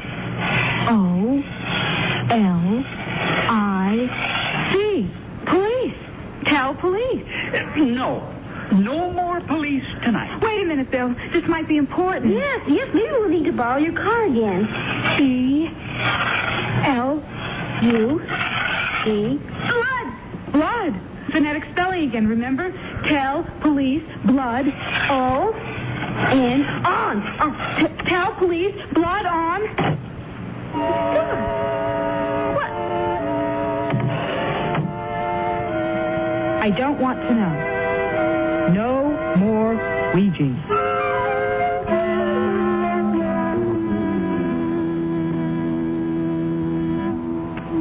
I love to eat. But it takes so long to cook. That's why we both love our new Kenmore microwave oven from Sears. I can cook a 5-pound roast medium rare in just 30 minutes, or 3 strips of bacon in 3.5 minutes on a paper plate. Bake 2 potatoes in 8 minutes, and cook vegetables faster than boiling them in water. That means less time in the kitchen. And more with you. Fast, clean, cool cooking with Sears Kenmore microwave ovens, all with automatic defrost. Choose the right model for your kitchen from the many styles available at most Sears retail stores. Sarge, this is Officer Murray. Women carrying babies have been going into Sears all day long. All week long, officer. What? It's baby week at Sears, Murray. A great time for play suits, snap-side shirts, playpens, Jennylyn baby furniture, blankets, and a whole lot more. Mothers and mothers-to-be shop Sears all during baby week. Come on, Sarge. How come you know all this? Because my wife and Sarge Jr. are probably at Sears right now. Because Sears has baby buys bundled up. Can't believe you owe the IRS that much? Well, when things just don't add up, you can count on a Sears desk calculator to help you add up what you don't owe. Add, subtract, multiply, and divide, then read the figures 2 different ways. 12-digit display or tape printout. There's a 2-memory system that helps ease multi-step problems. Plus, its many extras make it a great time saver. Sears 2-memory desk calculator now cut $25, just $99.99 through March 10th at most Sears retail stores.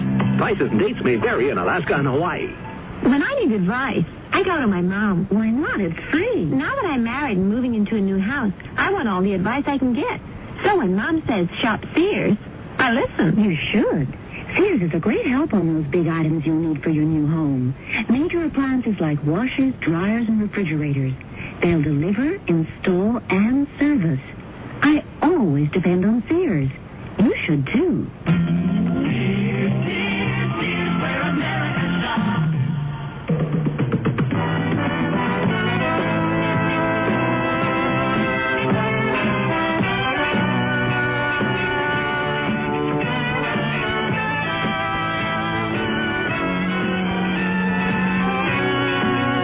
You've been listening to Sears Radio Theater, brought to you 5 nights a week by Sears Roebuck and Company. Sears, where America shops. The Ouija Spells Murder was written by Shirley Gordon, produced and directed by Elliot. I'm Andy Fisher, WNEW News. At 7 minutes past 10, time for the Sears Radio Theater. Tonight, your Sears Radio Theater hostess will be Cicely Tyson. Our story will be, I Want Him Dead. Man, that Trenton sure's caused you a lot of problems. I'm going to take care of him today. You still got that gun? What gun? The one you were talking about before. Oh, yeah, but you really don't want it, do you? Where is it? Our story will begin after this message from your local station. Would you hire a person with epilepsy? Before you answer, consider this. Companies that do employ people with epilepsy say these employees often have better job performance, attendance, and safety records than non-handicapped workers. Employers also find that when employees are given the facts about epilepsy, they're most understanding. And even if a person has a seizure on the job, co-workers aren't alarmed. They're helpful. Accident insurance rates don't increase when you employ people with epilepsy. These rates aren't based on who's employed, but on the actual accident experience of the company and of similar companies in the area. Most types of epilepsy are controlled by medication. That's why people who've chosen not to reveal their condition can keep it hidden. Why hide? Well, that gets me back to the question. Would you hire a person with epilepsy? Epilepsy. It's not what you think. Get the facts. Contact your local epilepsy chapter or write Epilepsy Foundation of America, Washington, D.C., 20036.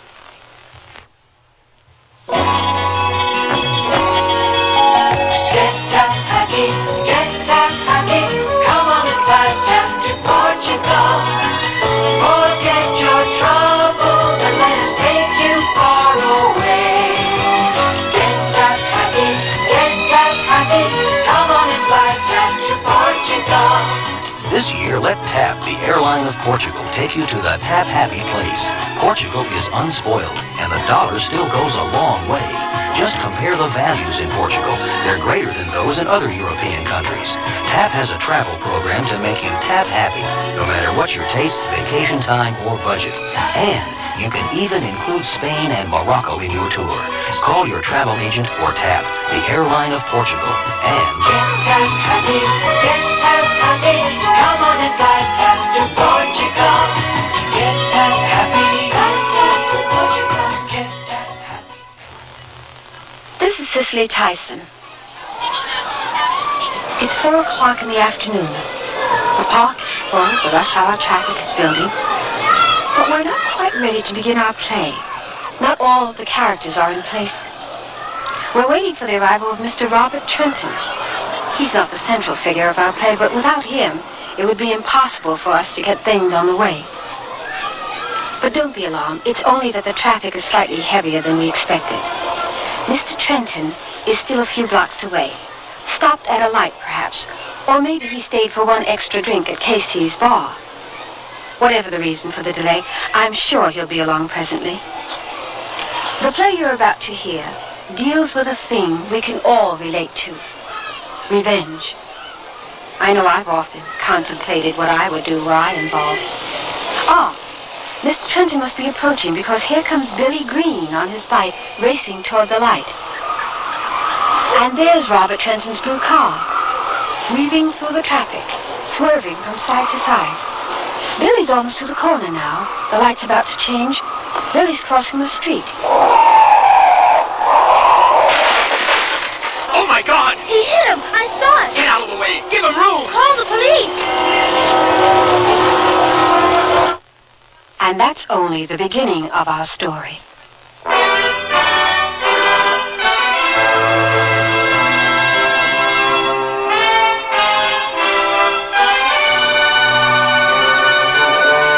Sears Radio Theater, a new adventure in radio listening. Brought to you 5 nights a week by Sears Roebuck and Company. Sears, where America shops. Your hosts, Lorne Green. I'll bring you stories of the Old West and the New. Andy Griffith with a look at the funny side of life. Vincent Price with tales of mystery and suspense. Cicely Tyson with stories about love, hate, and related things. Richard Widmark. I'll bring you stories of pure adventure. 5 nights of exceptional entertainment every week. Brought to you in Elliott Lewis production of the Sears Radio Theater.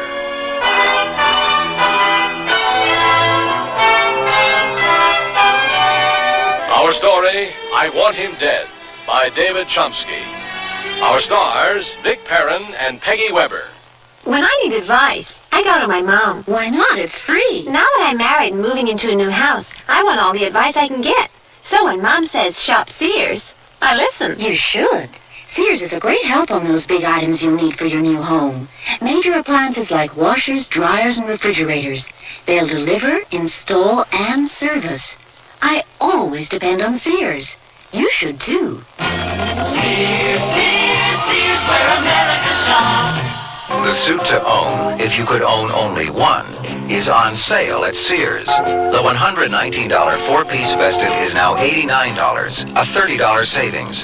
The suit, contrasting slacks, and reversible vest make 6 different outfits. The 4-piece vested suit, it should be the suit you own. On sale for $89 until February 24th in larger Sears men's stores. Style, sense, satisfaction. Sears men's store. Prices and dates may vary in Alaska and Hawaii. Sarge, this is Officer Murray. Women carrying babies have been going into Sears all day long. All week long, officer. What? It's Baby Week at Sears, Murray. A great time for play suits, snap-side shirts, playpens, Jenny Lynn baby furniture, blankets, and a whole lot more. Mothers and mothers-to-be shop Sears all during Baby Week. Come on, Sarge. How come you know all this? Because my wife and Sarge Jr. are probably at Sears right now. Because Sears has baby buys bundled up. Want to buy some radios, but tires all look the same. You've got to have good feelings, you've got to trust the name. You know our reputation, remember what we said. When Sears is behind you,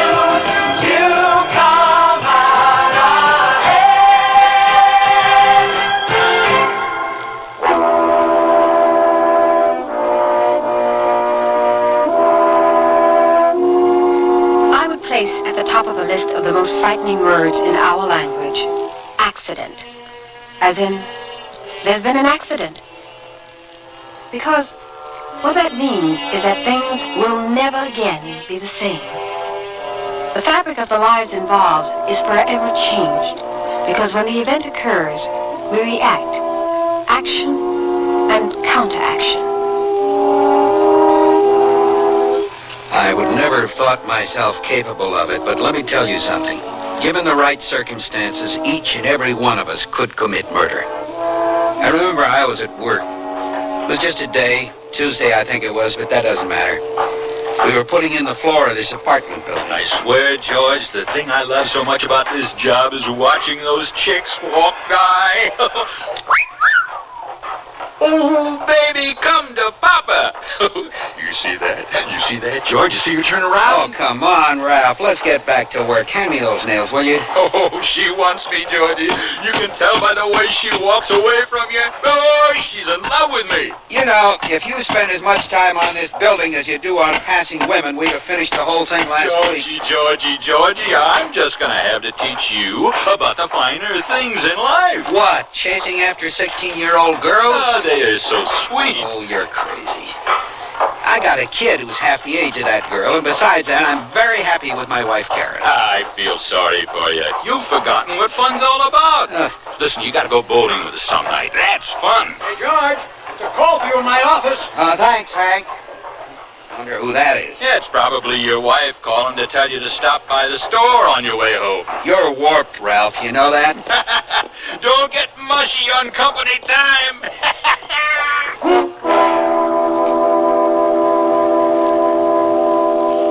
Anyone who has a child has feared the nightmare call. An accident. What a terrible, horrible word, accident. He's at Mercy General Hospital. Hurry, hurry, come quickly. Call for Dr. McMahon. George! Karen, how is he? What happened? Oh, I'm so glad you're here. What happened? Billy was hit by a car. Oh, God. Where is he? They're working on him now. What did they say? They wouldn't tell me anything. Excuse me, are you George Green? Yes, I am. I'm Officer Pruitt. This is my partner, Officer Floyd.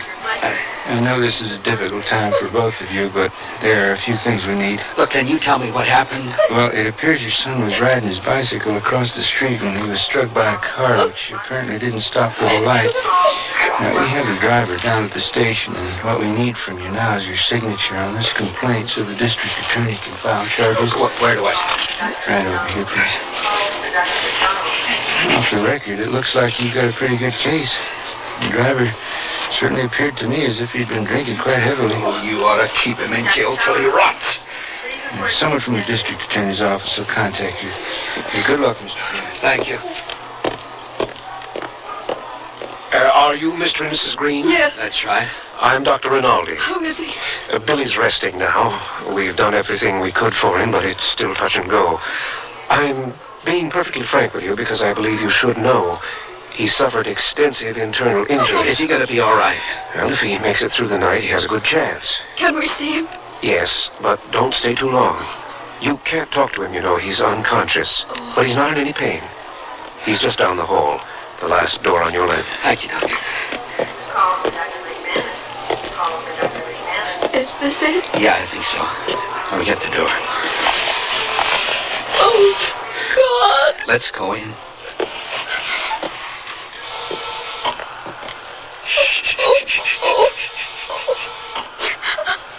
Look at him.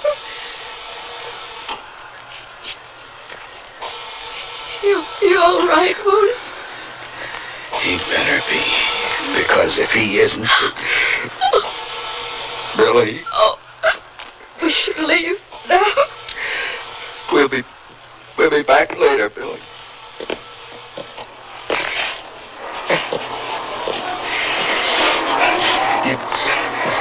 You want anything? Some coffee? No, I don't think so. Oh, George. Oh. Hey, where's Cindy? I left her with Ann and Jerry. Good. Excuse me.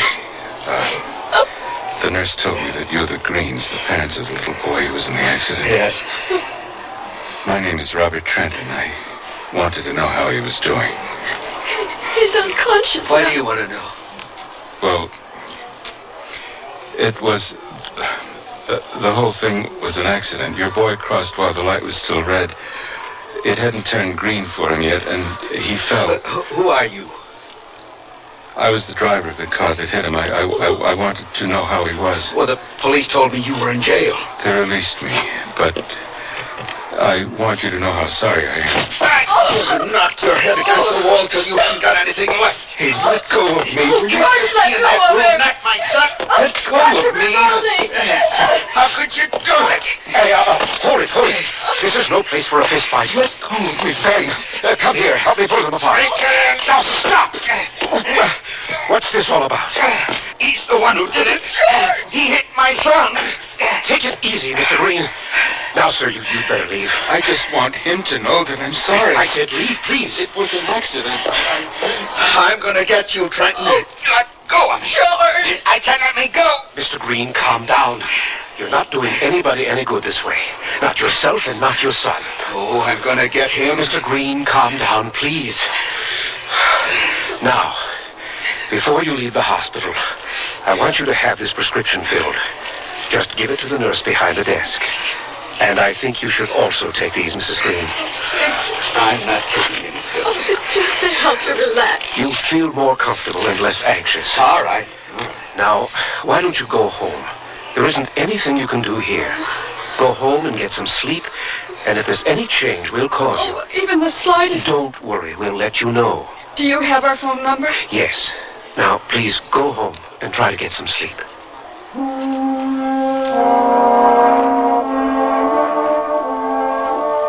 We did what we'd been told to do. We went home. Neither of us could eat, but we fed Cindy, our little girl, and told her there'd been an accident. Nothing serious is how we reassured her. We watched some television without seeing anything, then went to bed. But it was useless. I lay there staring at the ceiling, and all I could think of was Billy in that hospital bed and that louse Trenton out free. Accident? No way. George, what's the matter? I didn't mean to wake you up. Can't you sleep? No. Why don't you take one of those pills the doctor gave you? I already did. Now go back to sleep. Oh, I wasn't sleeping anyway. What time is it? 3 o'clock. You want anything to eat? No. No, I keep seeing Billy's face. So do I.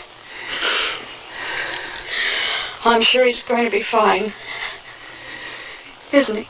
I can't believe the police let that Trenton go. I thought they said we had a strong case. The district attorney called. He explained that.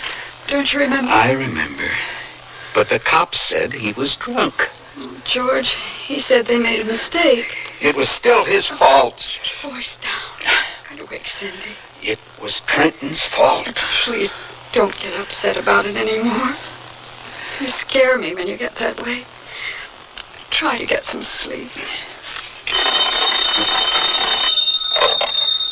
Hello? Who is it? The hospital? Yes, doctor. What's he saying? Well, tell me. Oh, God. Oh, what? God. Let me talk to him. Oh, thank you, doctor. Tell me. He's gone. What? He came to for a little while. And what? The doctor said he was conscious for a little while. But then... Oh, my little boy is gone. Mommy, what? I can't sleep. Son woke me up. It's all right now. You can go back to sleep. Why are you crying, Mom? Oh, I'm not crying. You go back to sleep. When's Billy coming home? Isn't he afraid to be alone? No, Billy's a big boy. He's not afraid of anything. He told me. Can I sleep with you and Daddy now? Oh, of course, baby. Come You sleep next to Mommy. You sleep well, my baby. Mommy and Daddy love you. I'm gonna get him. I'll get him. Get Billy? You mean you're gonna get Billy tomorrow? No, sweetie. Somebody else.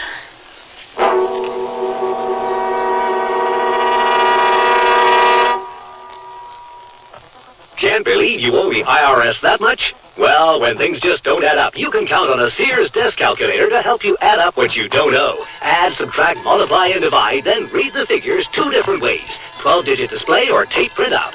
There's a 2-memory system that helps ease multi-step problems. Plus, its many extras make it a great time saver. Sears 2-memory desk calculator now cut $25, just $99.99 through March 10th at most Sears retail stores. Prices and dates may vary in Alaska and Hawaii. Generations ago, families dined by the warmth of the open hearth. Today, Sears rekindles this spirit with its open hearth dining room furniture. Faithfully rendered early American designs and careful workmanship give it an heirloom quality. The satin glow and warm highlighting of Sears open hearth take 26 steps to achieve. There's no shorter method to bring out the beauty of the wood. And like all good furniture, open hearth is made to last for a long time with sturdy tongue and groove and mortise and tenon construction. Choose from 16 different pieces of open hearth at most Sears retail stores. What would it cost to replace your car's muffler, including installation? Oh, I'd say about $50. No, wait, $45. Give me around $30. I guess about $40. The aluminized Sears muzzler is only $19.99. That's half of what I guessed. It's hard to believe. On a Cadillac? That's a terrific price. With installation included. Should have known it. Sears. The muzzler, just $19.99 installed. Clamps if needed, 99 cents each extra. Sizes to fit most American-made cars. Prices may vary in Alaska and Hawaii at most Sears Tire and Auto Centers. Darling, I'm a mattress who knows what to wear. Solid color percale sheets from Sears Medley collection, of course. This gorgeous sheet I'm wearing speaks for itself. The color is called Indian Sand. Isn't that stunning? I wear sheets of royal blue, lemon yellow. Sears has a dazzling selection of up to 24 colors. And the fit? Well, just look. I can't understand why mattresses wear anything but these smooth permapress sheets. Honestly, darling, I wouldn't wear anything else. Sizes from twin to king in most Sears retail stores and in the catalog. The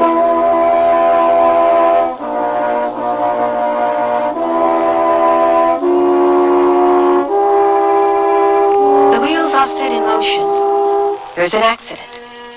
Now someone must pay.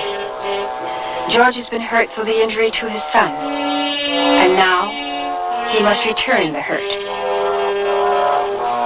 I went to work the next day. I didn't know what else to do. All I could think about was Billy. And the more I thought about him, the more I knew I wanted the man responsible. I was working alone that day. In fact, I remember Hank, the construction boss, came over to talk to me. Karen had called and told him what had happened to Billy. He told me to go home and take the rest of the week off.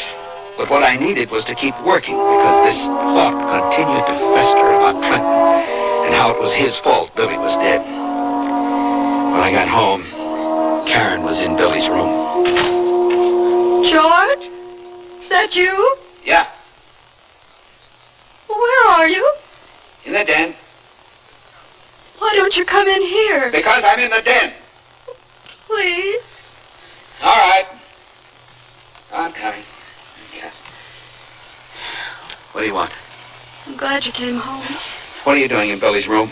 Well, I just thought I should sort his things. Why? Because he doesn't need them now. We can call Goodwill or somebody. They'll pick it up. What are you in such a hurry for? Well, I just thought it would help if we did this now. No. Well, we have to do it sometime. But not now. All right. Why are you so angry at me? Where do you get off calling me at work? You didn't have to go in today. They would have understood. That's not for you to decide. You shouldn't have called like that. I just wanted you home with me. Well, I thought if I went to work, if I didn't think about it... Why do you have to pack up his things now?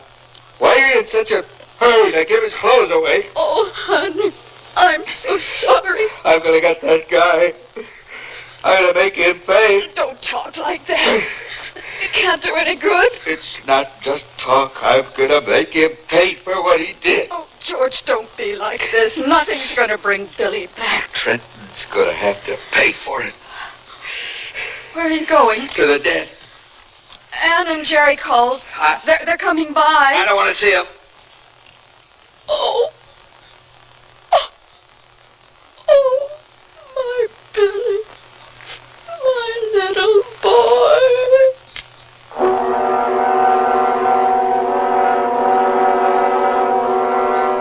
I knew I was taking out my grief and anger on Karen, and I couldn't seem to do anything about it. I was striking out in fury at anything close by. I poured myself a long drink, and I found myself crying. Daddy? What is it, honey? Can I have some ice cream? Yeah, I think that's all right. Daddy, when's Billy coming home? Billy isn't coming home. Why not? Why don't you get a couple of bowls and put them there on the table? Well, why isn't Billy coming home? Well, you know, Billy was in a very bad accident and he had to go to the hospital. I know. Well, sometimes people are hurt so bad that they never get better. And when that happens, God comes and takes him to heaven. Well, why can't Billy get better? Because, honey, sometimes you just can't. When Billy was hit by the car, he was very badly hurt, and there wasn't anything anybody could do. Now, sit down. Here's your ice cream. Thank you. Daddy, I want to play with Billy. Honey, you can't, because he's in heaven now. But he's looking down on us. And anytime you want to talk to him, all you have to do is close your eyes, just like when you're saying your prayers to God, and Billy will hear you.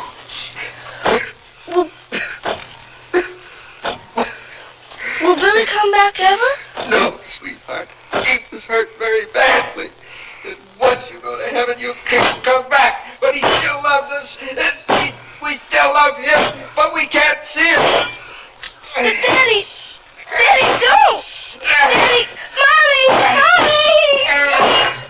Stop it! Stop it! What's the matter? Oh, George, what started this? Him!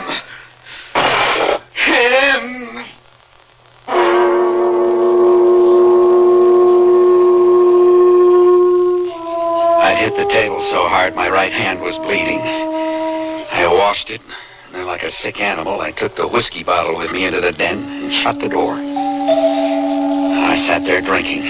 I knew Karen would answer it. Oh, Karen, when I heard, if there's anything either Jerry or I can do, please don't. No, thank you. I appreciate that. Have you made arrangements for the funeral yet? Yes. It's tomorrow at 10 o'clock. Oh, it's so terrible. Please don't cry. That's all I've been doing all day. I'm sorry. I just keep thinking, what if it had been my little Jerry? Oh, what a terrible thing to say. I'm sorry. That's all right. I'm sure I'd have thought it. You know, I've been going through some of his old things. If there's anything there you can use. I couldn't. Listen, Karen, I don't know what I said, but whatever it was, George kicked me out. Oh, he didn't mean it. He's been very upset. Oh, I know. You don't have to apologize, but... Well, look, I hope you won't be offended by this, but maybe he should talk to someone. You know, get some help. He was really wild. You think I'm nuts, huh? Now, George, I didn't mean that... I know what you meant, and I don't have to take that from you. George... He just thinks you should talk to someone. I don't have to talk to anybody, and I don't have to talk to him. So why don't you get out of my house? George. I said get out, both of you. Karen, maybe we'd better go. All right. I'll call you later. Goodbye. Good night, Karen. Goodbye. Take it easy, George. Just get out, now. All right. Good night, Karen. Good night, Jerry. Now. Goodbye, George. Who does he think he is? You're drunk. What of it? You got no right telling me I'm crazy. You have no right throwing him out like that. I've got every right. It's my house, too. Anne is my friend. They came here to be with us, and you behaved like an animal.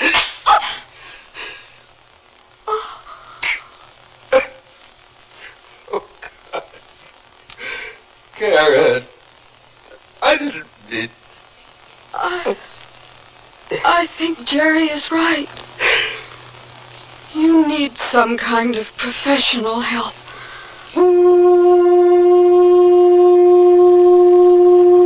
I didn't know what to do. I've never felt so alone. I had to talk to somebody. I couldn't speak to Karen, and Jerry wouldn't understand. I decided to call Ralph. Hello? Hello, Ralph. It's George. Hey, George, good to hear from you. Listen, I heard about your kid. I'm real sorry. Thank you. What can I do for you? I just wanted to talk. Well, go ahead. I'm free. Spill your guts. What's on your mind? Well, I don't know how to put it. You can tell me. It's this guy, Robert Trenton. He's a murderer, and the police let him go. They just let him go, and it's not fair. Well, if it's really bugging you that much, I'd take care of it myself. That's what I'd do if I were you. That's all I've been thinking about, Ralph. Why don't you find out where this guy lives, and the two of us will pay him a little visit. You know what I mean? Teach him a lesson. Yeah, I like that. Just show him he can't get away with it. That's good, Ralph. Thank you. Hey, what are friends for? Listen, I gotta go now. I'll talk to you tomorrow. Okay. Goodbye. Yeah, we'll go over where he lives and we'll teach him a lesson. We'll make him pay for it. We'll fix him real good. I want him dead.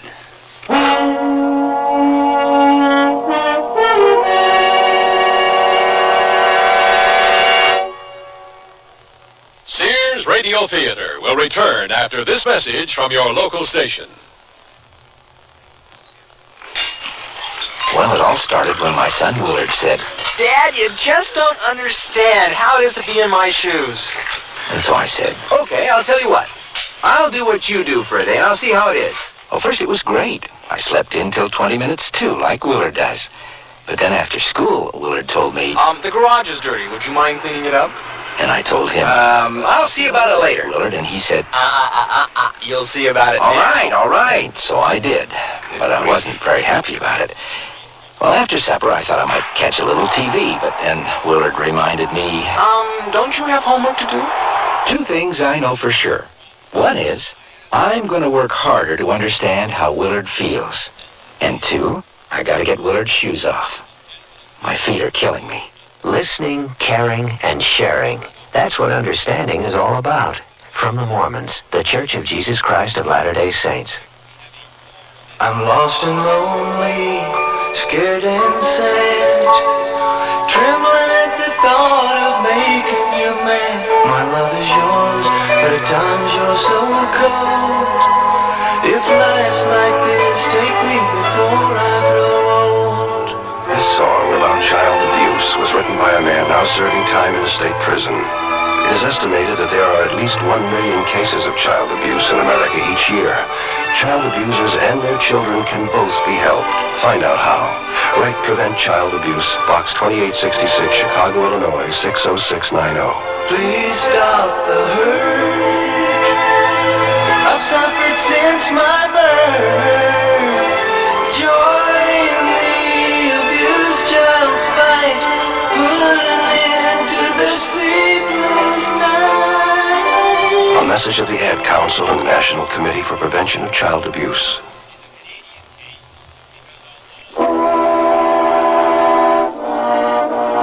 Cicely Tyson again.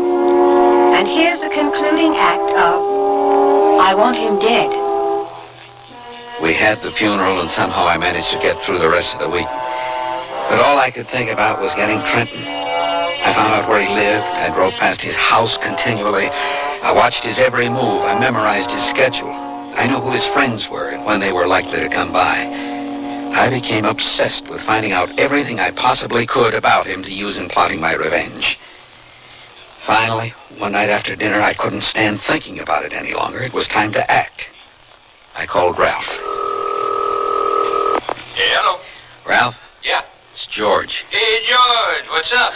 I got his address and everything. Oh, good. Thought maybe you'd change your mind. When you want to go over there? Let's see. Tonight's not good, and I got bowling tomorrow night. Look, somebody's coming. I'll talk to you at work tomorrow. Who are you talking to? What were you sneaking up on me for? Wasn't sneaking up on you. Who was on the phone? It was Ralph. Ralph? Who's Ralph? Somebody I met on this job. Never heard of him before. So what? Why are you so touchy about everything? I am not touchy. What were you talking about with Ralph? Nothing. Don't lie to me. Nothing. What business is it of yours anyway? I care about you.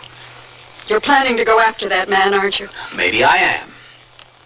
George, getting yourself thrown in jail isn't going to help anything. Nobody's going to put anybody in jail. Well, what are you going to do? Teach him a lesson. And you don't think he'll call the police the minute you show up? You can't just go over there. Will you leave me alone? George! Leave me alone. Doesn't have to be this way. You don't have to drink all day long. Leave me alone.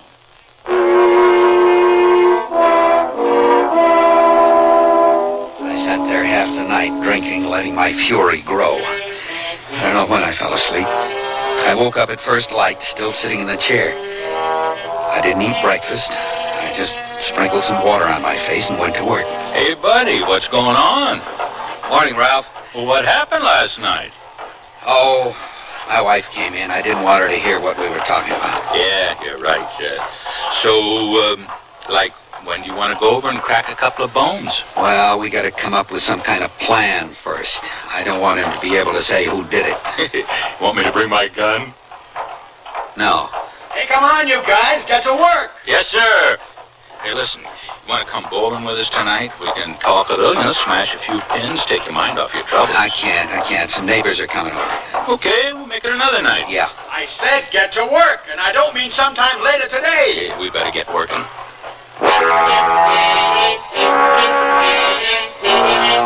I was in a stage by then where I don't even remember working. I got cleaned up when I got home because Karen said Ann and Jerry were coming over. Turned out Jerry wanted to talk to me, give me advice, whatever.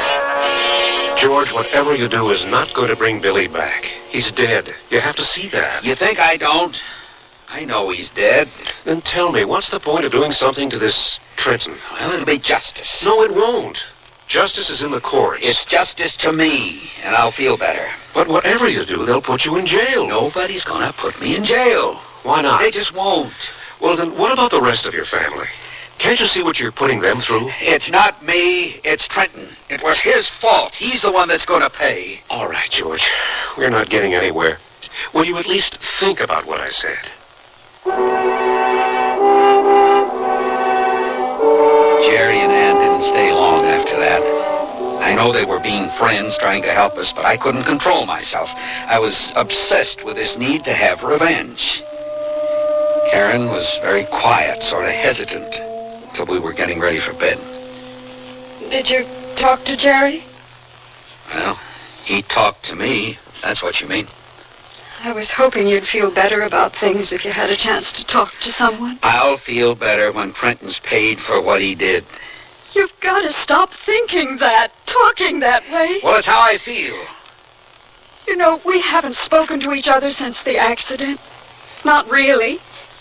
All you talk about is that man and punishing him. Instead, you're punishing us. I want justice. George, if you don't stop it, I'm going to take Cindy and leave. No. Yes. I can't stand it anymore, and it's hurting Cindy. No, you can't go. Then do something. Get help. See a psychiatrist. What for? I'm not crazy. If you'll talk to a psychiatrist, I won't leave. Here, I've made an appointment for you. Tomorrow at 5:30. You already called? I've written it down. Here's the address. Now, please go. Please. Okay. I'll see your psychiatrist.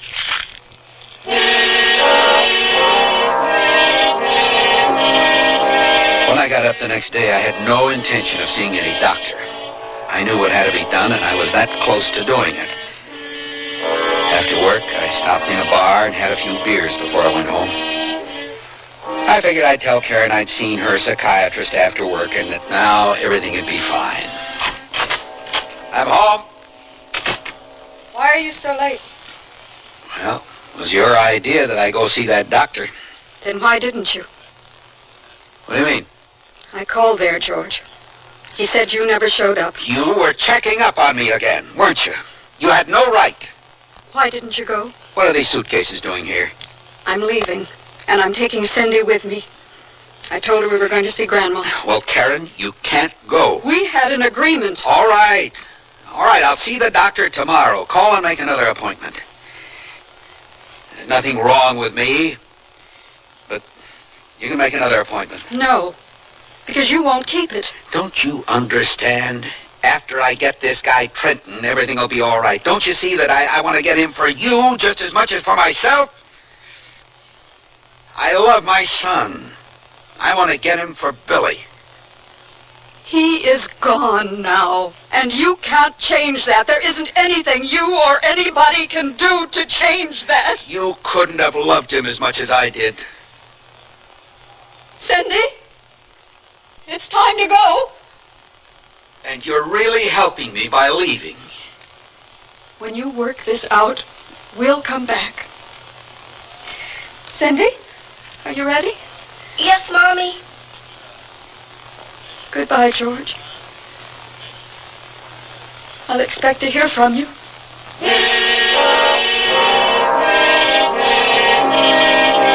was gone. And that was Trenton's fault.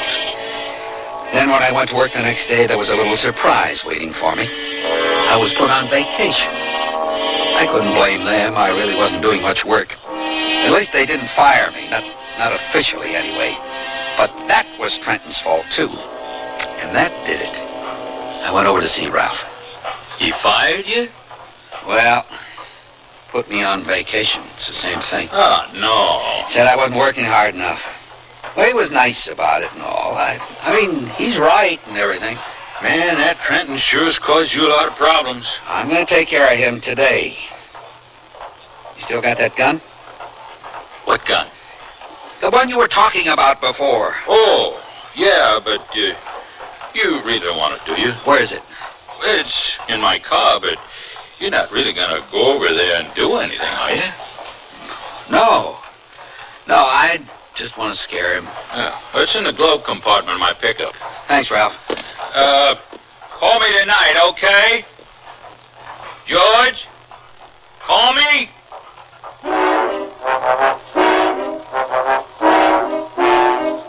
I took Ralph's gun and drove directly to Trenton's house. I knew what time he'd be home, so I waited. When he arrived, I watched him go into his house, and then after a minute, I calmly walked to the front door. I could feel the bulge of Ralph's gun under my jacket. I took a deep breath and knocked.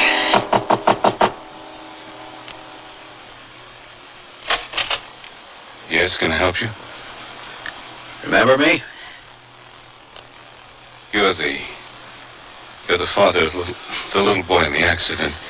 I came to apologize for the way I acted before. May I come in? Yes, certainly. Thank you. Why don't we go into the living room? I can't tell you how sorry I am about your son. So am I. Sit down, please. I prefer to stand. I hope you don't mind if I sit down. I couldn't care less.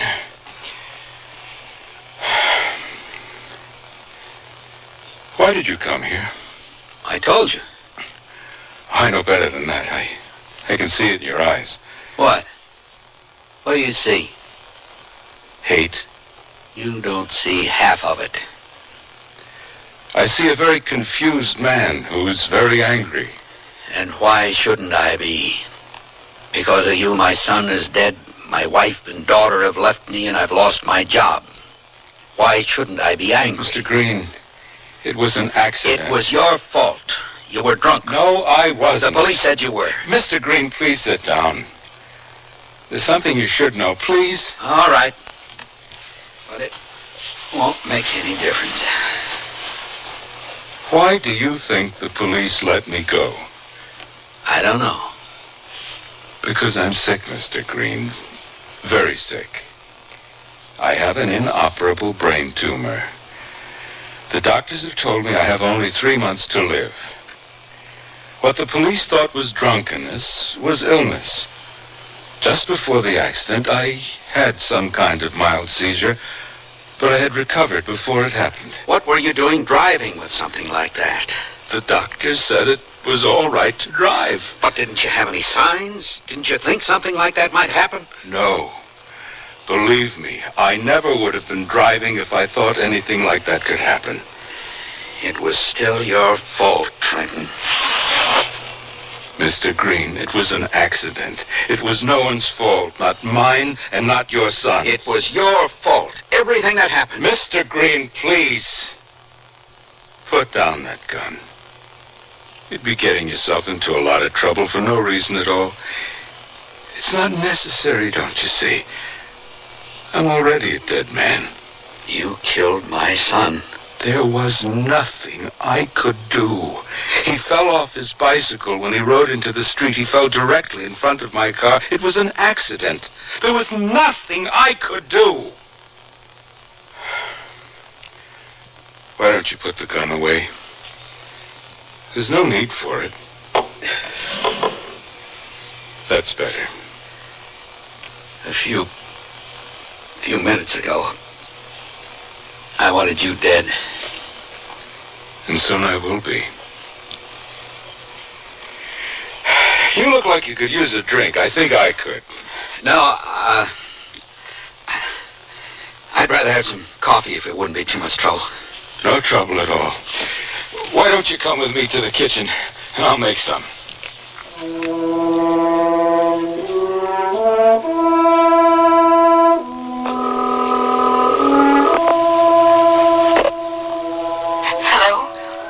Karen? George, where are you? I've been so worried. It's all right. Everything's all right. I'm coming home, Karen. We got a lot to talk about. I'm coming home.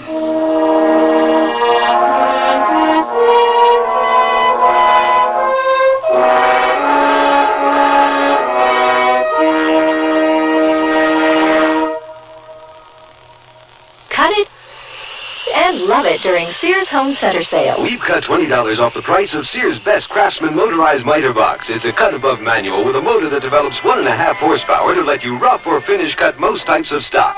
You'll get quick, precise cross-cuts, miters, and bevels with a single downstroke. Sears motorized miter box, cut $20, now only $179.99. Sears Home Center sale till February 24th. Prices and dates may vary in Alaska and Hawaii. Available at most Sears retail stores. Oh, here I go again. It's time to rent one of those steam-type carpet cleaners. Why rent? Now Sears puts power in a carpet cleaner you can own yourself. The Power Spray from Sears for easy home carpet cleaning. Power Spray sprays hot water into your carpet, then sucks up the dirty water. You can see the dirt you get out. Dirt you didn't even know was there. The Power Spray Carpet Cleaner, a convenient carpet cleaner you can own yourself. Available at most Sears retail stores. Kenmore. Solid as Sears. Sears Budget Shop has a vested interest in value. Vested dresses and vested skirt and pant sets in sizes 8 to 18. Styled just right for spring. They're romantic flounce dresses topped by vests. Tunic pantsuits coupled with vests. Also the tunic and skirt smartly finished with a vest. The vest, the season's fashion basic. Lots of exciting print and solid color combinations, so you can be choosy. Invest in fashion. Invest in value. Vested dresses and vested skirt and pant sets in the Budget Shop at most larger Sears retail stores. From Sears, fashion that fends off the storm, salutes the sunshine. Step out, military flair. These double-breasted trench coats get down to details. Choose olive green or khaki tan dacron polyester and cotton, sizes 8 to 18. Another fashion winner, the new quilt trim sheared shoulder coat with self-belt, in chino beige polyester and cotton, sizes 6 to 16. Both coats come with a nylon lining. Fashion that fends off the storm, salutes the sunshine, in the coat department at most larger Sears retail stores.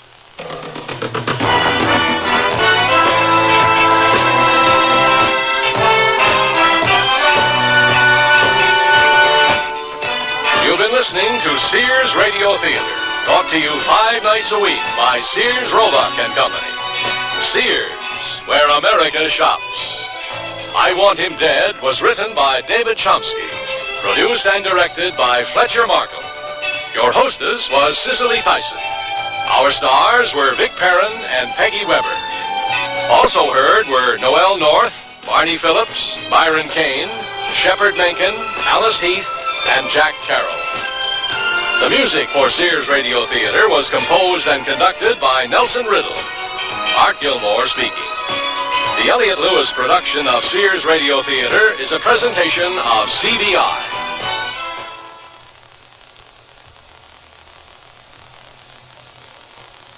Sir, I'm here at JFK Airport to ask about foreign vacations. I can't talk about it. It was terrible. Oh, gosh, you have a great tan, sir. And your wife there, she looks spectacular. You must have had a great time. I must have. It was your fault, Harry. You had to try to bring back the bird eggs. It was so embarrassing. And what was the high point of your foreign vacation, ma'am? Well, it wasn't when the agricultural inspector confiscated a carton of steaks Harry blew all that money on. That must have been very exciting. He took away my teddy bear stuffed with straw. Oh, sir, why would he do that? I don't know. I know, because certain foods, plants, and animal products are restricted or prohibited. Oh? What, he could bring a disease or pest to the U.S. that could cause an epidemic. Gosh. Even just one could. Myrtle, did you say pest? Uh-huh. He confiscated a pest? Yes. Then why didn't he confiscate you, Myrtle? Even one can hurt, right for traveler's tips. A free booklet that tells you the law. Write Traveler's Tips, USDA, Washington 20250. I'll bet my teddy misses me. Tell them plans are out anyway. Yeah, we'll back order his silly trousers. We get the piece goods on the 4th, we finish them on the 15th, we ship them on the 15th. That means you receive shipment on the 18th. No, that's a Sunday. The 19th, at the absolute latest. I'm very sorry, thank you. Nobody with nobody showing cuffs this year. They're a waste of good polyester, which, by the way, no one's buying either this year. Yeah. Oh, okay, baby, ciao. Boy, the things people expect from you these days. Here's that invoice, Mr. Stanley. Are you feeling all right? You're sweating. It's heartburn or something. Give me a seltzer. I feel nauseous. It could be heartburn. It could be heart attack. Know the symptoms of heart attack. Contact your American Heart Association. We're fighting for your life. Tomorrow, the Sears Radio Theater is a story of adventure with Richard Whitmark as your host. Let's listen. What's that? Take your seats. What is it? I don't know, but fasten your seatbelts. The ship is quivering. It may be an earthquake. If this ship falls over on its side, we've had it. Hey! Rain! The sky was clear as we came through. You can see for yourself. It's still clear above the trees. What kind of weather do they have here? So be sure and tune in tomorrow to the Sears Radio Theater. I'm Charles Scott King, WNEW News. At 9 minutes past 10, time for the Sears Theater. That's the theme from the Sears Radio Theater. Tonight is a story of adventure with Richard Whitmark as your host. What's that? Take your seats. What is it? I don't know, but fasten your seatbelts. The ship is quivering. It may be an earthquake. If this ship falls over on its side, we've had it. Hey! Rain! The sky was clear as we came through. You can see for yourself. It's still clear above the trees. What kind of weather do they have here? The Sears Radio Theater will begin after this message from your local station.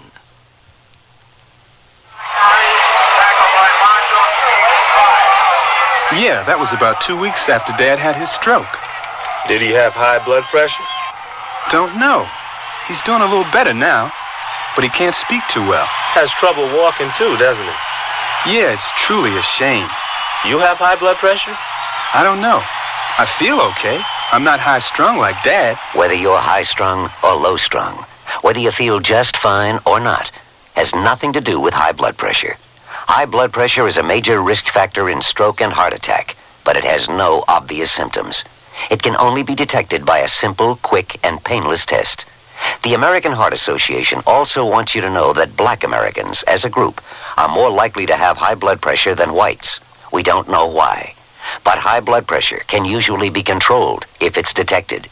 For more information, contact your American Heart Association. We're fighting for your life. This is Richard Widmark. Do you hear that? It's silence. We're in deep, dark space, and we hear nothing but silence. But there's a spaceship silently coming toward us. We can make out the name on its bow, the Omega. And there's a man looking out a forward port. He's in a vehicle that is moving almost with the speed of light. Yet he's as comfortable as if he were in an easy chair at home, chatting with friends. I thought we were supposed to be the first ones up here. We are, Sloan. Then what's all this junk mean? He's right, Austin. There's a lot of space junk outside. Let me see, Stuart. Maybe it's from something we launched earlier, Sloan. Maybe, Ruth. No, we haven't sent a ship this far into space before. Somebody sure has, Austin. Look at all the junk. Maybe it came from that planet ahead. That planet's dead as it can be, Commander. No atmosphere around it. No nothing. We haven't seen the other side of it yet, Sloan. But it doesn't rotate, Austin. It'll be as dead on the other side as it is on this. Oh, speaking of dead, I'd better water the algae so we can keep breathing. I'll help, Bonnie. Stuart, try to reach headquarters by radio again. Wilco, Commander. Omega calling Space Agency. Come in, please.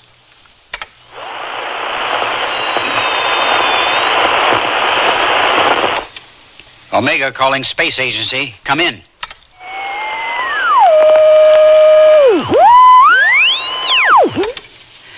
Afraid it's the same story, Commander. It still doesn't work. Stu and I have even been outside, Commander. We've gone over the transmitting system with a fine-tooth comb. The agency isn't getting through to us, Austin. But maybe we're getting through to them. Send in hourly reports anyway, Stuart. Wilco, Commander. A spaceship with a crew of 5, including 2 women. A radio that doesn't work. Space junk that nobody can account for. Oxygen supplied by algae. A dead planet that doesn't revolve and has no air around it. And that's only the beginning of our story.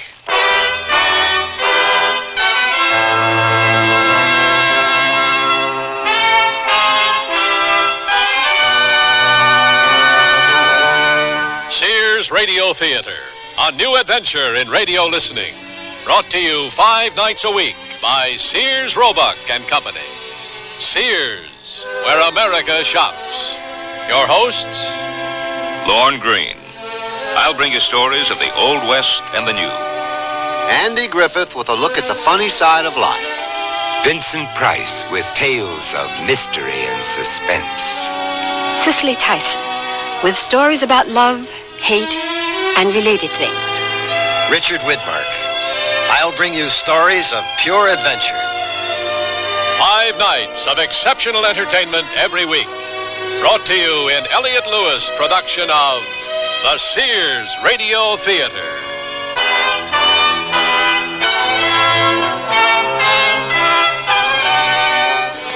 Our story, Then There Were None, by Ted Scherdeman. Our star, Keith Andes.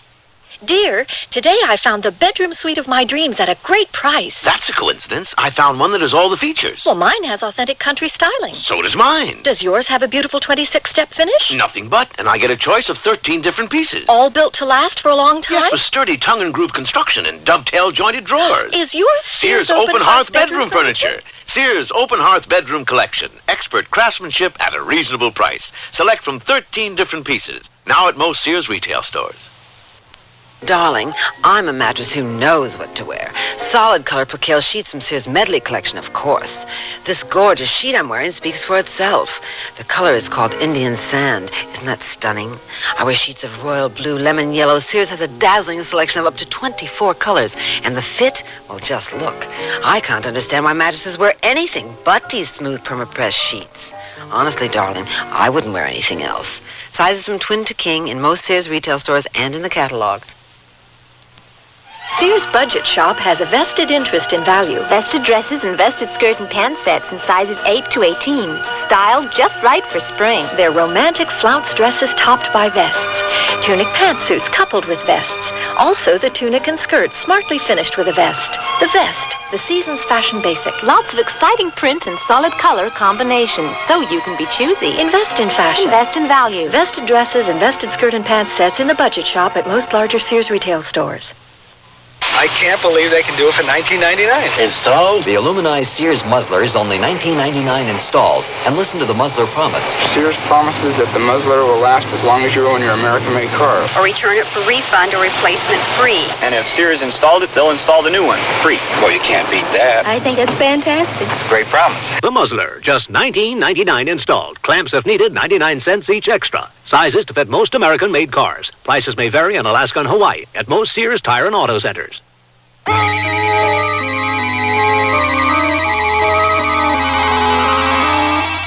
The spaceship Omega speeds silently through the stillness of space. Its commander, Austin Baker, peers out a port at the dead, dark planet they're approaching. His attention is taken by Ruth Beatty as she offers him a pill. Time for dinner, Commander. Here you go.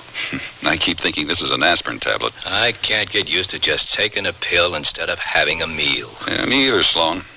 But I must say, pills take up a lot less space aboard this craft. Takes up a lot less space in your stomach, too. I'm with Sloan Overton. I'll never get used to them. Yeah, they're convenient. Oh, may I have some water, please, Ruth? Oh, sure. Here. Me, too. Thanks. Thank you, Ruth. You're welcome. These meal pills rob you of all the things you associated with eating. Like what? Conversation? I never conversed anyway. Usually read the paper, the ads in a cereal box, or watched TV. Oh, you must have been a scintillating dinner companion. You don't get command of a spaceship like the Omega by being a scintillating dinner companion. Maybe not, Sloan, but the thing that really worries me about these pills is where do I get the bulk? The fiber I'm supposed to have. It's in the pills. This little thing? Not a chance. Hey, Commander. Yes, Stuart. To the left of the planet. The entire left side is bathed in light. We'll be at the lighted edge in a moment. Want me to circle around it? Yes. You and Bonnie keep an eye out for launching sites. And Ruth, prepare to make photographs. Wilco, Commander. I'll slow the craft down and pass around the lighted edge. Same altitude, Commander? I think so, Stuart.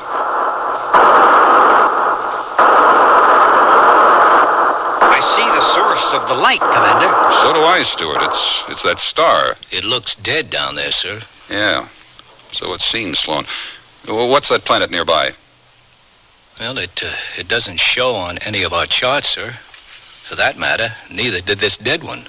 Well, that near planet must have atmosphere around it, Austin. It appears so, Stuart. And it rotates. That star must be its sun. Bonnie and I have seen no launching sites that could even come close to putting out all that space junk. We've seen no launching sites, period. Planet below us is dead. Let's have a closer look at that nearby planet.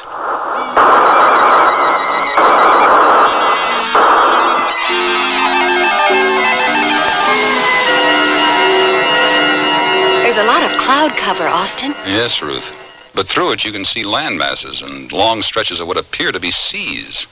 Or water of some kind. And both ends of that planet appear to be covered with snow and ice. Like our polar caps, Sloan. Those are seas, Commander. Yeah, appear to be. It's very blue, isn't it? One of the signs of a breathable atmosphere. Oh, by the way, the algae beds are doing beautifully, Commander. Since they provide the oxygen we breathe, Bonnie, let's be grateful. Oh, I am. I even made some soup out of some of it. At my urging, Austin. I can't stand those pills either, Commander. And they're more nourishing than algae soup. And don't taste as bad. How do you know, Sloan? It hasn't finished cooking yet. At least Ruth will get her bulk. Right now, get to your cameras. I want a full record of this planet we're approaching. Wilco, Commander. Wilco. I'll take over the controls now, Stuart. Right, sir. We'd better slow our descent. Give me some forward jets. Wilco, Commander. We're slowing, but not enough. More, Stuart. That's strange. We're at 100 kilometers now, Commander. I'm trying to hold to that, Sloan. 95, 94, 93. More forward jet power, Stuart.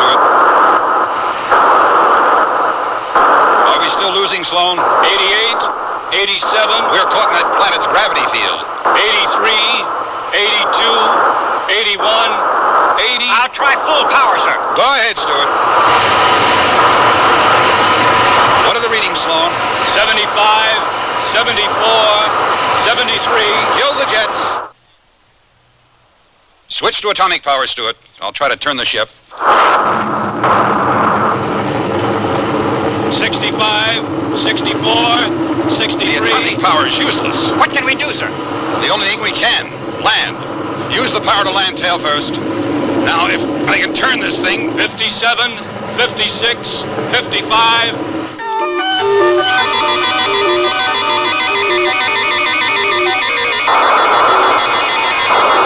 There's a city below.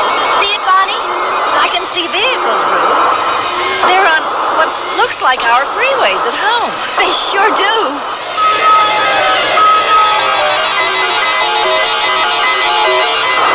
Call off the altitude, Sloan. 1 kilometer. In meters, Sloan.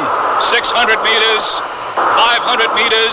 We're touching down in a forest of some kind, Austin. Let me know when we have ground contact. 200 meters. We must be getting close. The trees are towering over us. 100 meters. Get ready. Ground contact. Close jets. We're still in one piece. We're in a forest. I've never seen anything like it. It towers way above us. And it's so green. Take air samples, Stuart. Wilco, Commander. How come you landed here, Austin? I didn't have any choice, Ruth. We weren't supposed to land on any planet, just observe. I know. We got caught in this planet's gravity field. That's what the commander meant by saying he had no choice but to land. And, thanks to your skill, Commander, we were able to do it. Well, one thing I can say for it. You certainly picked a remote spot. I don't think anyone saw us land. I hope not, Bonnie.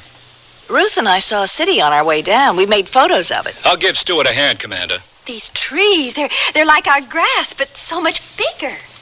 Do you suppose they give off oxygen? Can I give you a hand, Stuart? Oh, I'm just drawing some of the air into this test flask from the outside. Now, to test it. Write down what I find, Sloan. Fine. Nitrogen, 78.9. Uh-huh. Oxygen, 20.95. Hey, that's good. So far. Argon, 0.93. Carbon dioxide, 0.03. Very good. Water vapor, about 2%. Maybe a little less. Oh, not very humid then, huh? No. There's some dirty stuff mixed up in it. Minute particles of suspended... carbon and sulfur. What we call smog back home. Well, buddy, they've got it here, too. But the air is breathable. Well, Commander Austin Baker will be glad to hear that. Can't think of anybody who won't be. Yeah, I can't tell whether there's bark on these trees or not. We're up too high in the spaceship to see. Ah, Stuart, what did you find? The air is very breathable, Commander. We won't need helmets or oxygen units to support us if we go outside. No life support systems required. None. What's that? Take your seats. What is it? I don't know, but fasten your seatbelts. The ship is quivering. It may be an earthquake. If this ship falls over on its side, we've had it. Hey! Rain! The sky was clear as we came through. Oh, you can see for yourself. It's still clear above the trees. What kind of weather do they have here? It's ended. Stay in your seat, Ruth. You too, Bonnie. All of you. Weird. The ship has stopped shaking. Yeah, I know, Sloan. What do you make of it, Stuart? I don't know. The way that water started coming down, I thought we were in for a big one. I know. Shortest rainstorm I ever experienced. Me too. Oh, I guess it's safe enough now to unbuckle the seatbelts and leave the chair. Yeah. You want Sloan and me to look around outside, Commander? Yeah, we'll have to, sooner or later. The sooner the better, Austin. Take a life support system with you just in case. It's not necessary, Commander. Arms, yes, but we can do without the life support system. All right. But check the breathability of the atmosphere before you venture too far away. We will, Commander. Come on, Sloan. And keep in touch with us by radio and pick vision. We'll go, Commander. Coming, Stuart. We'd better stop at the armory first. Right. Laser pistols. 3 grenades apiece. Oh, that should do it. And I'll take an atomic rifle just in case. Okay, Sloan, that does it. The personal radio's working? Well, we'll soon find out. Sloan to Commander Baker. Do you read me? Read you fine, Sloan. And the pick vision is good. Stewart and I are going out now. Right. Now keep in touch at all times and turn back if you're attacked. We want the inhabitants to know we're friendly. Right. We won't use weapons unless necessary. Use weapons only to protect your own lives. We'll go, Commander. Out. Well, Stewart, let's go.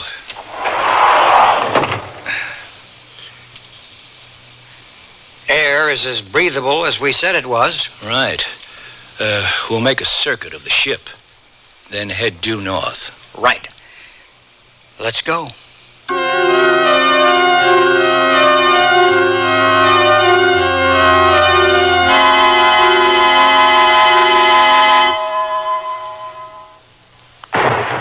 From Sears, passion that fends off the storm, salutes the sunshine. Step out, military flair.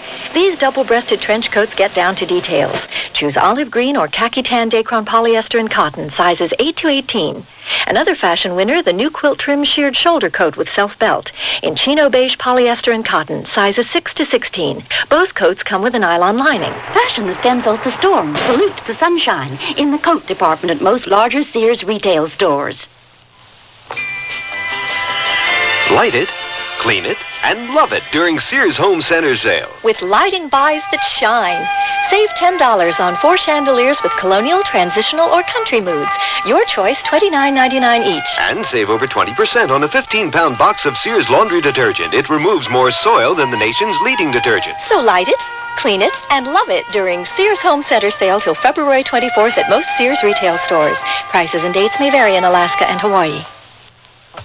Can't believe you owe the IRS that much? Well, when things just don't add up, you can count on a Sears desk calculator to help you add up what you don't owe. Add, subtract, multiply, and divide, then read the figures 2 different ways. 12-digit display or tape printout. There's a 2-memory system that helps ease multi-step problems. Plus, its many extras make it a great time saver. Sears 2-memory desk calculator now cut $25, just $99.99 through March 10th at most Sears retail stores.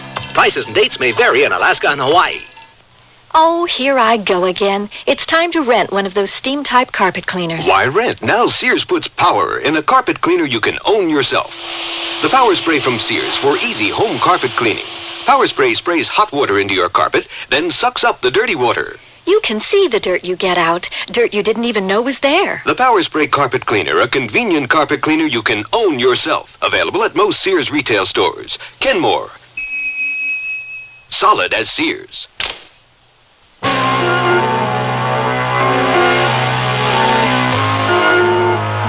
The spaceship Omega rests tail down in a forest of green fronds. The air is breathable on this strange planet, however, and Sloan Overton and Stuart McGill are on an exploratory trip. They're armed with laser pistols, grenades, and an atomic rifle as they make their way through the jungle of towering green trees. They are watched and listened to on a pick vision tube in the control room of the spaceship by Commander Austin Baker and the 2 women, Ruth Beatty and Bonnie Claire. Well, we should have brought machetes to hack our way through this stuff. Take more than a machete to cut through these trees. Chainsaws would be more like it. Well, there's no bark on these trees. They've no trunks at all. They're green all the way to the ground. Yeah. What's this? A steel wall? Oh, it's a metal of some kind. Help me scale it. Can you reach the top? Okay. It's kind of flanged up here and almost a meter in width. And hey, what do you see, Sloan? Well, it ends right down there, or begins. It begins there, and there's another wall across from this one. It's identical, and hey, wait a minute. There are divisions here of wood or something that looks like wood. And do you suppose this is a railroad track? I'll go to the end and try to get up there with you. Commander Baker, do you read me? Loud and clear, Sloan. Is the picture clear too? Very clear, and the girls and I agree with you. It is a railroad track. Yes, I agree. For extremely large people, no doubt. No doubt. Stewart's coming into the picture now. Yeah. Oh, I see you made it all right. That end down there, it has no bumpers, But you're right, Sloan. This must be a railroad track. And these are ties. Follow it. Wilco, Commander. Come on, Stewart. There are signs of rust. Maybe this was abandoned. Oh, why was it ever put down in this jungle of green trees to begin with? I don't know. But it was constructed by a race of giants, that's for sure. Well, let's hope we don't run into any. Amen. Can you imagine how large their trains must be if this is just the track? No, and I don't want to. How far apart would you say the rails are? 10 meters. About. We should have brought a tape so we could get accurate measures. Do I see the end of this track? Well, you sure do. We see the end of it, too. What do you make of it, Commander? I don't know. That track begins nowhere and comes to an end nowhere. Doesn't make sense. Whoever put it down must have had a change of mind. Well, at least they didn't skimp on it. It's beautifully built. Even at this end, as well built as the other. I'll help you down, Sloan. No sweat. A slight jump ought to do it. Okay, come ahead, Stewart. Sloan, Stewart, I think you'd better come back to the Omega now. Whatever you say, Commander. Wilco, Commander. If we keep that wall... Oh, I keep calling it that. That rail to our right. We'll wind up at the spaceship. Right. Let's go.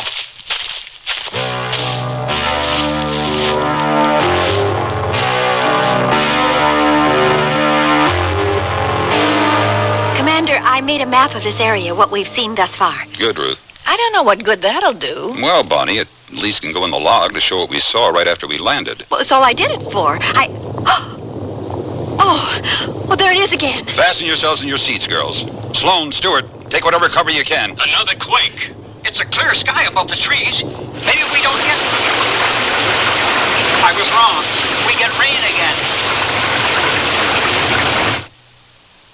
That was shorter than the other one. It's real strange. I can't explain it.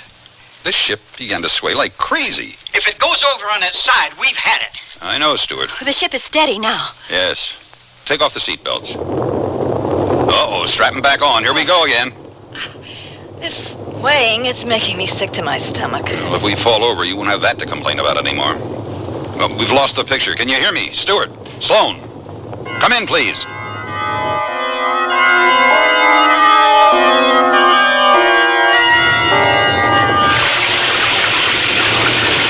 Commander Baker, come in, please.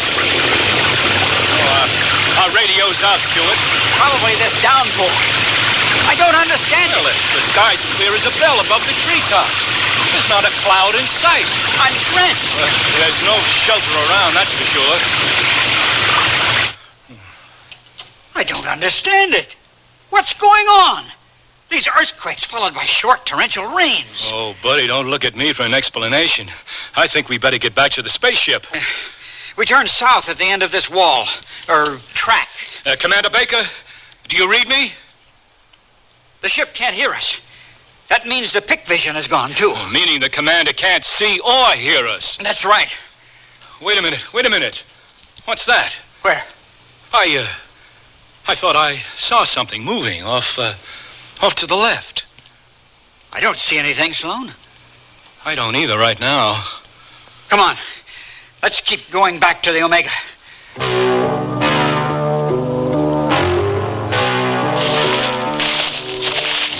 I can see the end of the wall ahead, Stewart. The track, Sloan. I see it, too. We turn south there. Do you see what I see? Where? Oh, my God. Stuart, I don't know what it is. It looks like a giant dinosaur of some kind. We'll take cover. I'll use the atomic rifle on it. It's a lizard. Or a reptile of some sort. It's gigantic, but nothing can survive this atomic rifle. You hit it, Sloan. It's not going down. Another hit, but it's coming this way. Use your grenades and your laser pistol. The atomic hits have only angered it. Can you see through the smoke? It's still coming toward us, Sloan. Maybe a blast from this laser pistol.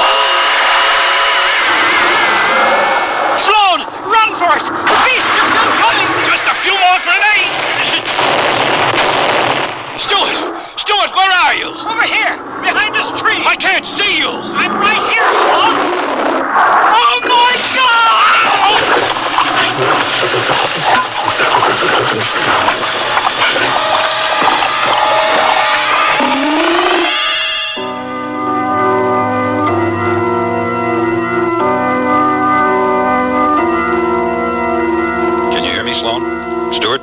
I've checked the circuits, Commander. I can find nothing wrong. We still have no sound or pick vision, Ruth. How long has it been now?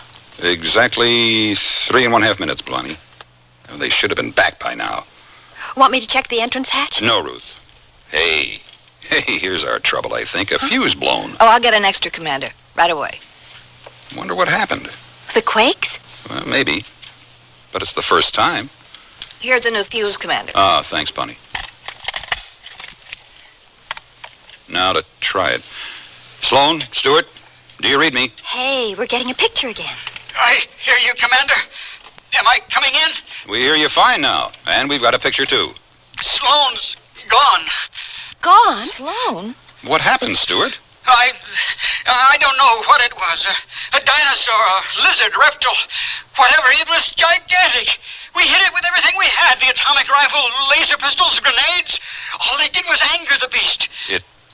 It got Sloan? It had this long tongue, and it swallowed him whole. Oh, how horrible. Oh, it makes me sick. We see you clearly, Stewart. Where you are and all. Walk straight ahead and you'll be in the Omega within minutes. I can't see the spaceship from here. But we can see you. Keep walking. I can't stop thinking about Sloan. Keep walking. I am. I can't see the spaceship. Well, it's probably hidden by the trees. Come straight ahead.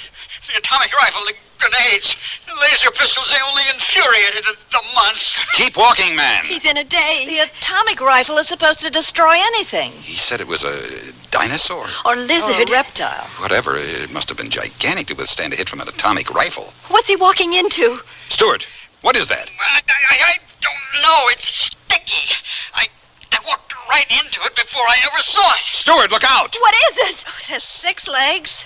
Shiny black. Look on its stomach.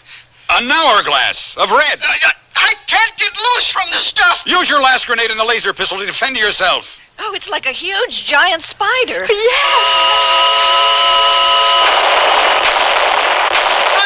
I can't get loose! Stuart, I've got to help him. It's too late, Commander. The spider has stung him. Stuart! Stuart, can you hear me? He's dead. Oh, no, the spider... Oh. I can't watch. He's gone. Stuart's gone. What kind of planet have we landed on? I don't know. Giants. All carnivorous giants. First Sloan, now Stewart. There are only 3 of us left. That's right. You, Ruth, and me. How do we get out of here? That's a good question, Bonnie. I don't know. Gravity forced us to land here, and gravity may keep us here. Oh, these giant creatures, they're impervious to our weapons. Nothing we do has any effect on them. Maybe... Maybe what, Austin? I was just thinking maybe Sloan and Stewart haven't died in vain. Maybe we can learn something from their deaths. Like what? Well, to keep away from these giant creatures, we must not antagonize them in any way with our weapons. What do you plan to do? We can't stay in the spaceship indefinitely, Ruth. It's only a matter of time before one of those creatures discovers the Omega. That's exactly what I was thinking, Bonnie. Well, then, what's your idea, Austin? To find or dig a cave someplace. We'll live off the land as long as we can, but we can't stay here. Take your seats. Strap down. Oh, yes. Just another reason for leaving this ship. If one of these quakes should tip us over, we've had it for sure.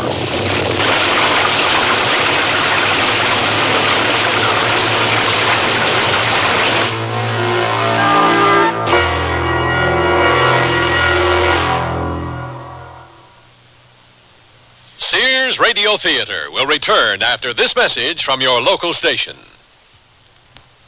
Here's a tip from your Better Business Bureau. Are you looking for a nursing home? Well, here are a few tips. Start by getting a list of the licensed facilities in your area from your local health department. Find out whether they are certified to receive Medicare and Medicaid payments. Also, talk to your friends and talk to your neighbors who've placed a family member in a home.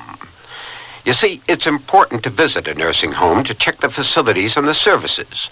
For example, food handling, patient care, in-service staff training, housekeeping, and patient activities. Now, Before you sign an admission agreement, you read it carefully, including the fine print, and ask a lot of questions about what's included in the price. A number of nursing homes charge extra for such items as wheelchairs, air mattresses, and personal laundry. A tip from your Better Business Bureau.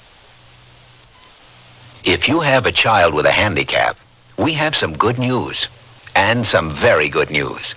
The good news is there's a new law that guarantees your child the right to the special education he needs. Evaluation procedures conform to the corresponding requirements in the final regulation of Section 504. But here's the very good news. The term continuum, as with least restrictive environment, is commonly used by... You don't have to hire a lawyer to explain how this rather complicated new law can help your child. Is in accordance with specific performance criteria related to the program objective. We can explain the law in clear, simple language. Free. Information under sub-clause E of Clause 1 of subsection B. The Commissioner there... Just write Closer Look, Box 1492, Washington, D.C., 20013.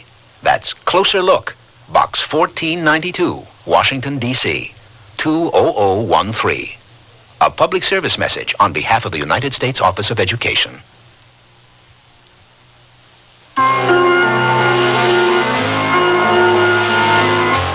Commander Austin Baker of the spaceship Omega doesn't face an easy decision. He and the two women left on the spaceship Omega are doomed. So their only possible choice is to leave the craft and seek survival in a cave that they can either find or dig themselves. I don't know what good our weapons may be against the hideous creatures we may find, but being armed will make us feel better. You know how to use this atomic rifle, Ruth? Yes, Austin. Bonnie? We went through the same training with them as you did, Commander. Yeah, a training that never prepared us for this, unfortunately. Laser pistols, grenades. If we have to dig a cave, we should have entrenching tools. Yeah, I thought of that too, Ruth. For you, for Bonnie, and for me. What about food? I've got vials filled with meal pills. At least we won't starve, Bonnie. Well, I guess we've got everything. Let's go. That's what I like about you, Austin. He closes the door as if he was coming back. Who knows? We may.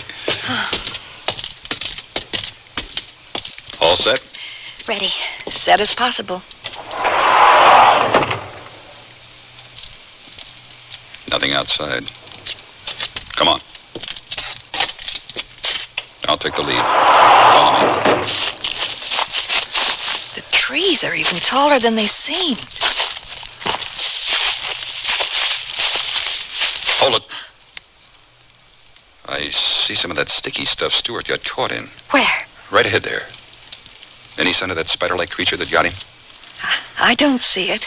Me neither. All right, follow me closely. I'll try to lead us around the stuff. It seems to be web-like. These trees are so thick. Keep your eyes open for that giant spider. Don't worry, I am.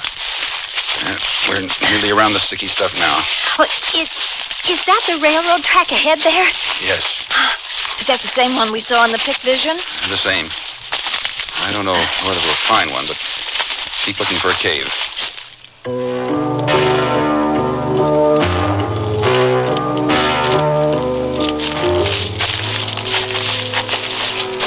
We've been walking nearly an hour, and we're still in one piece. That's something, Ruth. Wait! Cross sound. What are those things in the distance? I don't know, Bonnie, but they're walking in a line. They're following each other. Well, there must be... I've lost count of them. Well, they're huge. Horrible things. Yeah, they're like... Well, at home, they were tiny insects called ants. See the mandibles and antennae? Oh, these are anything but tiny. Oh, they're so big. Edge back so no one can see us. Oh, we were lucky we weren't attacked. Attacked? Ruth, we'd have been carried back to their nest and fed to their queen. What's this? Wait, it seems to be rubber of some kind. It goes up so high. Why, it's even higher than the trees. Is that material of some sort above the rubber?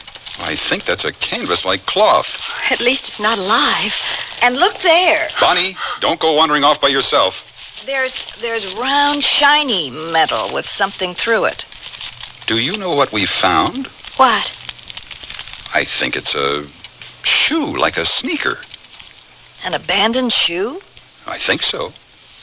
Look at the length of it. A sneaker-like shoe from some giant. And that material from the round eyelets. I'd guess those are laces. It's so big. We took photographs of a city on our way down. So Bonnie told me, Ruth. What, you think this is a shoe from one of the inhabitants? That's my guess. It's a pretty good one. I'll buy it. I think we better find a cave before we get stamped on. Oh, I'm for that. Follow me.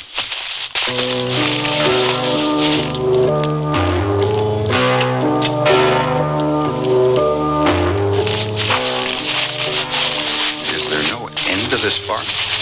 What? Oh, I didn't say anything, Ruth. Well, at least we haven't been attacked by anything. Like poor Sloan and Stewart were. No, but stay alert, Bonnie. Oh, uh-oh. There it goes again. Lie down. Bonnie, lie down before you're knocked off your feet. The earth is shaking. It's another quake. There's the rain again. We're in for a soaking. It's a deluge. Wait, be still a moment. I heard gurgling. There must be an underground river beneath us. I can hear the water rushing through. I can feel it. I'm soaked. Well, we're on top of an underground river. I don't hear it anymore. Can we get up? The earth has stopped shaking now. That's strange. The sound has stopped. What did you say, Ruth? I asked if we could get up now. Oh, yeah, sure. I don't understand it. Oh, I'm soaked through and through. I heard water flowing like an underground river. Didn't either of you hear it? I was trying to keep from drowning. Me too. Well, so was I, but I still heard it. Well, we'll try to find higher ground. Follow me.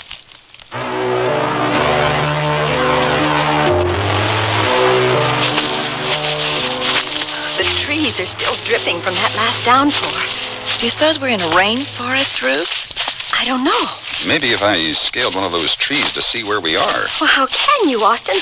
There are no branches on these trees. I know, Ruth, but... Oh, no. They've spotted us. All three of them. What are those things? I don't know, but they're gigantic. Shiny and black. And look at those mandibles. Like monstrous beetles. Use the grenades first. Oh. Take that, you hideous creatures. The grenades had no effect on them. Use the... Neither can I.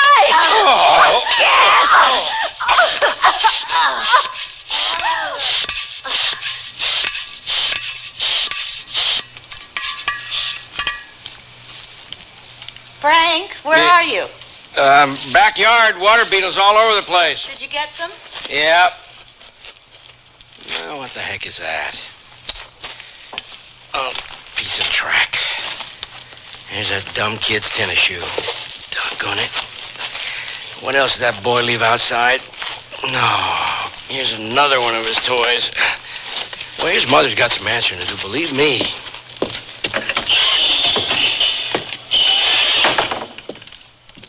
Laura! All through, Frank? Yeah, I'm through. Would you come here? I want to talk to you. You know, it's just ridiculous. You all through fixing the sprinklers? The sprinkler timer, Laura. The timer was screwed up. The sprinklers work fine. Well, the timer then. You fixed it? I said I did. Now, look there. Where? On the table. Frank, how many times must I tell you not to put your shoe... Why, it's Junior's sneaker. Mm-hmm. He's been looking all over for it. You know where I found it? Where? In the backyard. Oh, he'll be so pleased. Well, I'm not. You're not? Do you have any idea of how much these cost? What with inflation and What all was that? it doing in the backyard? I don't know. All right, where's the kid now?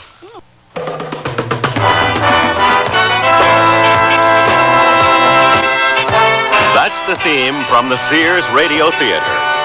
Tonight is a story of the Golden West with Lorne Greene as your host. Here's a preview. I'm not from this neck of the woods. I'm from Liberia in Africa. Hey, well, what's your handle?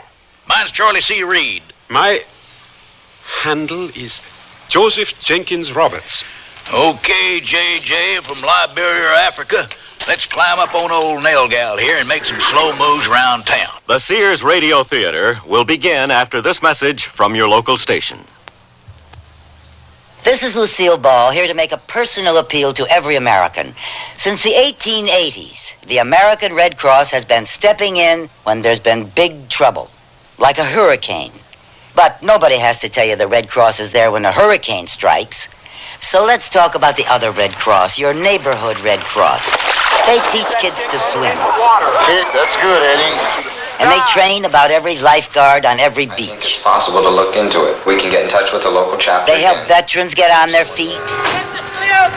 They help people relocate after fires. Are you comfortable? Okay, now relax. They collect and distribute blood. They give a hand to the older folks in your town and do scores of other jobs. It's running very nicely. It's easy to see why we've got to have Red Cross, and only you can keep Red Cross ready for the little emergencies in your neighborhood. And the big ones. Help keep Red Cross ready. This is Lorne Green. The country we're traveling through is beautiful. No other word could describe it any better.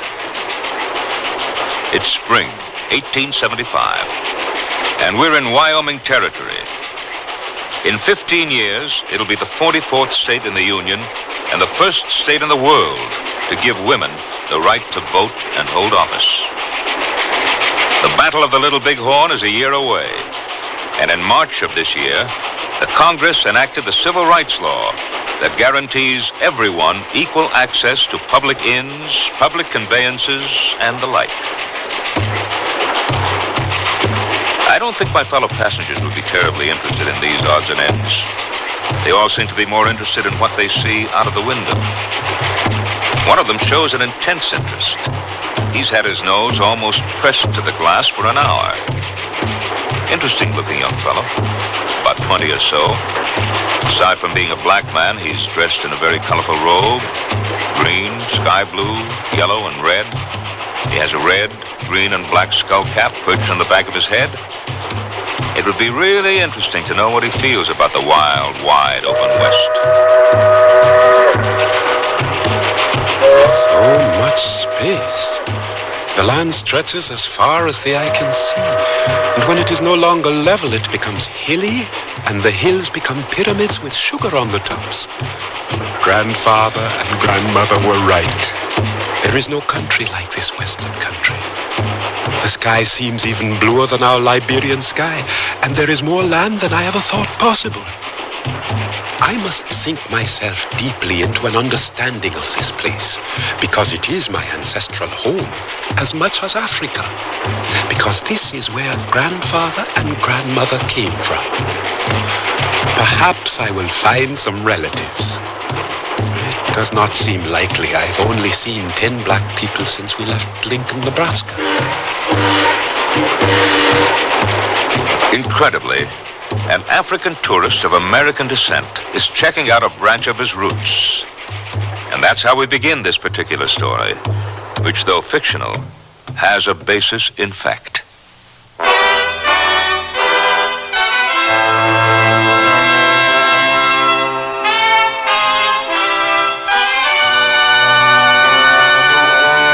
Sears Radio Theater, a new adventure in radio listening.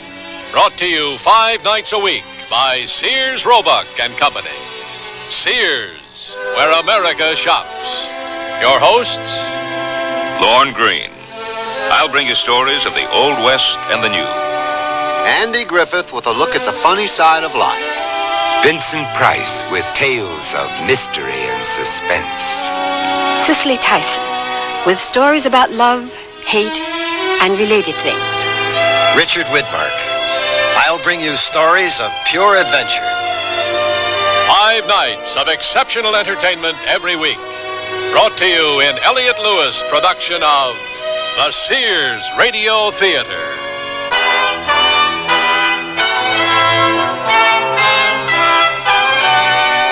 Our story, The Afro Westerner by Odie Hawkins.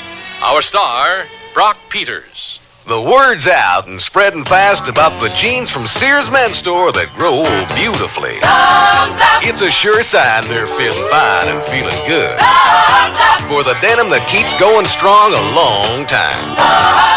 Get them trim cut, regular cut, even get them pre-washed. The jeans that grow old beautifully. Now at most Sears retail stores.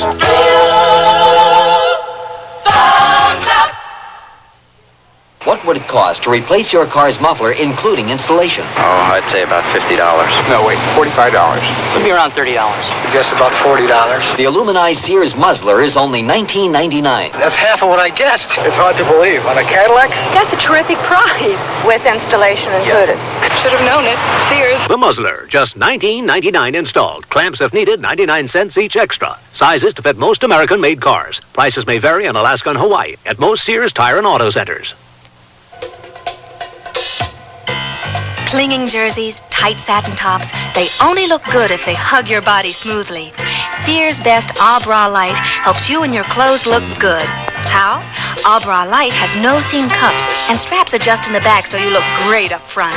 Whatever you do, whether it's dashing around town or simmering with disco fever in that slinky dress, it's flattering fun with the Sears A Bra Light. Available at most larger Sears retail stores.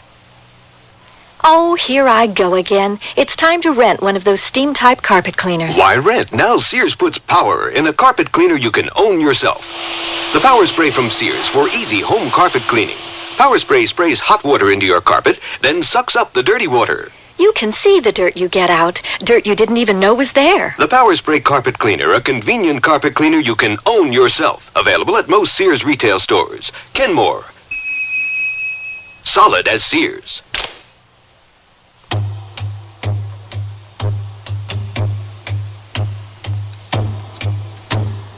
The brakes are applied and the train slows down.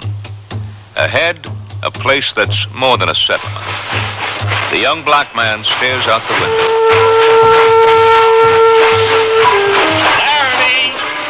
Laramie! Is this truly Laramie, sir? As you live and breathe, young fella. Thank you. Joseph Jenkins Roberts of Monrovia, Liberia, hopped from the train with 3 overstuffed carpet bags and stood on the train platform looking and feeling completely lost. Howdy, stranger. My name is Homer Judson, better known to some people hereabouts as Nosy Judson. I'm a reporter for the Laramie Sentinel, and I couldn't help thinking, Homer, this is your human interest story of the week. How about an exchange? You give me your story, and I'll help you find a place to stay. A deal? A deal? Oh, yes, thank you. My name is Joseph Jenkins Roberts, and I could certainly use some help. Couldn't we all? Beg pardon? Never mind. This all your luggage? Yes, I decided to travel light. Well, let's thank the Lord for lightweight things. Come on, partner. Follow me. Thank you. I appreciate your help. Yeah, well, I hope you'll be thanking me when we get to Mrs. O'Leary's boarding house. But meanwhile, since I seem to have picked up the bag you packed with boulders, why don't you give me your story? Won't you need a pencil and pad? As unusual as your story is sure to be, I'm sure my photographic memory will retain it. All you have to do is talk as we walk and don't leave anything out. Now remember, the Sentinel prints all the news it's fit to print, and that means all the news that's news. Well, first of all, I am the nephew of the current vice president of Liberia. Liberia? Yes, Liberia, West Africa. Ah. You see, it happened like this. And stay the hell out of here, Charlie Reed. Till you learn how to behave yourself. Go on, Joe. This is Laramie, and lots of people misbehave all the time.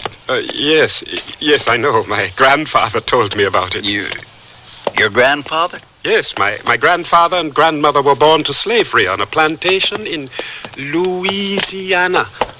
They escaped when she was 15 and he was 18. They have told me their story many times. Don't let that throw you. Laramie is full of cowboys, especially on Saturday night. Go on. I must say, the atmosphere is much more lively than Monrovia. You were saying about your grandparents? Oh, yes. They knew that the only way to be free was to make it to a free territory. In addition, Grandmother says, Grandfather had seen some pictures of a cowboy and wanted to become one. Your grandfather had seen some pictures of a cowboy and wanted to become one? Yes. Grandmother always smiles when she says that. At any rate, after an incredible number of hardships, they made it to this town, to Laramie. They say it is where they began to be human beings for the first time. Oh, it would take several hours to tell all the things they went through. Yeah, I can imagine. What year was it that they made it here? It was 1807. They built a cabin near a place called Misty. Oh, yeah, that's about 35 miles northeast of here. That close? Oh, I would like to see it very much this evening. Whoa, take it easy. Why not tomorrow? After you've had a chance to get a good night's sleep. You were saying? Oh, yes. Well, they lived in this place, Misty. My grandfather, being a curious man one day, found some small nuggets of gold in the stream behind their cabin. Gold?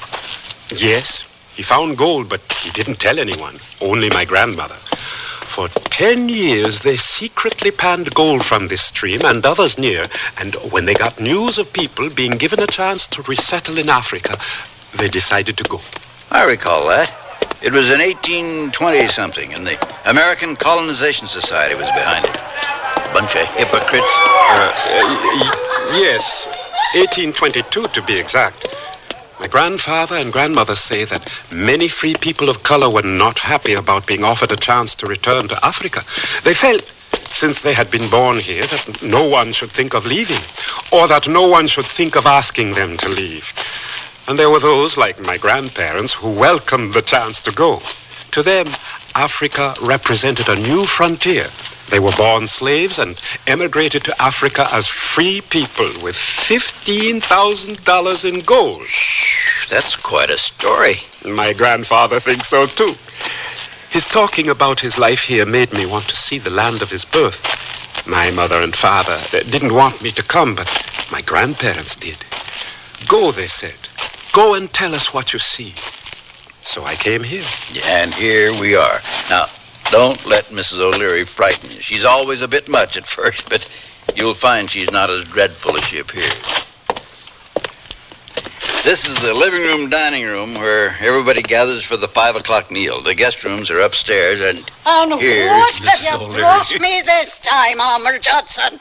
A wishy-donny, complicated-looking fella in a triple-coloured nightgown with a Yiddish cap on his head. Glory be to heaven. His name is Joseph Jenkins Roberts, and he hails from Liberia, West Africa.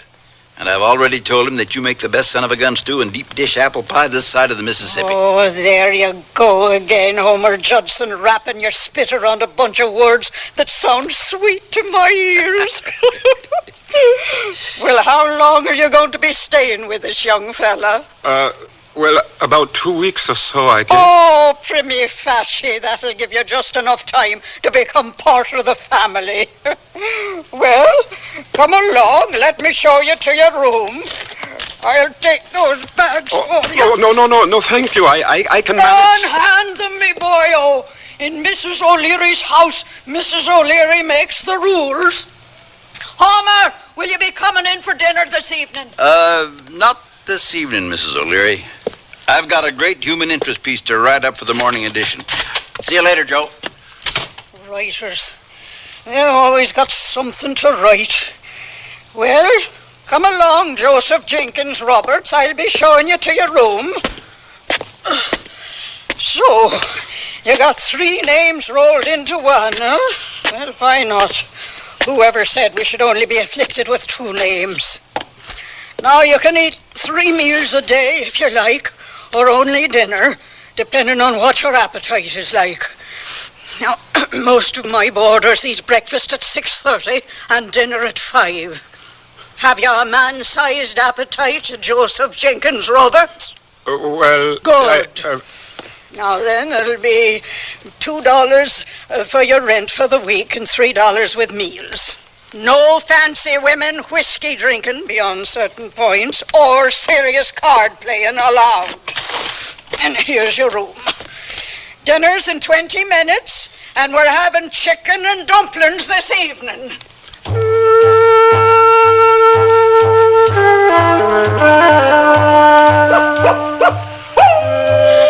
Dear Mother, you must read this letter to Grandfather and Grandmother to tell them that I am finding everything that they have spoken of to be true.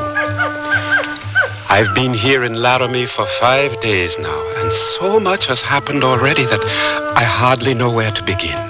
I am living in a boarding house, owned and operated by an Irish lady. She's very tall, has hair the color of rusty pipes, talks very quickly, cooks huge pots of food, and is very nice. I think she drinks whiskey when no one is watching. I was taken to this place by Homer, a reporter on the Laramie Sentinel that I met at the train station. I'm enclosing the article he wrote about me. It's the first ever written about an African in Wyoming territory. Homer Judson is a very nice person. I have not run into any problems of race, Mother, so far. Most of the people are well informed as to who I am and what I am doing here. It seems that even those who don't read the newspaper know my name and where I'm from and everything. I guess Mrs. O'Leary is responsible for that. She's like the drums we have at home. Taking Homer Judson's advice, I have purchased a pair of boots to go riding in. I did not tell him that I did not know how to ride, but I will learn. It is late now and I must go to sleep. Mrs. O'Leary expects everyone to attend breakfast. I send my deepest love and respect. Joseph.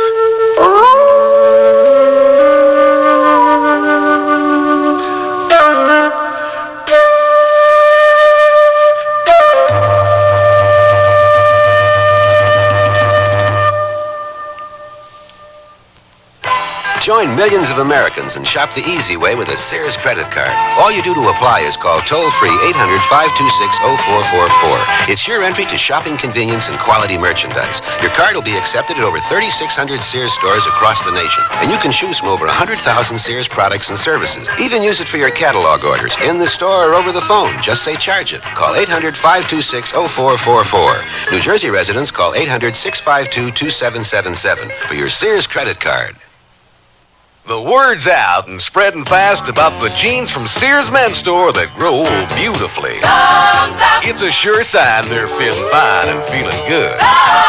For the denim that keeps going strong a long time. Get them trim cut, regular cut, even get them pre-washed. The jeans that grow beautifully. Now at most Sears retail stores.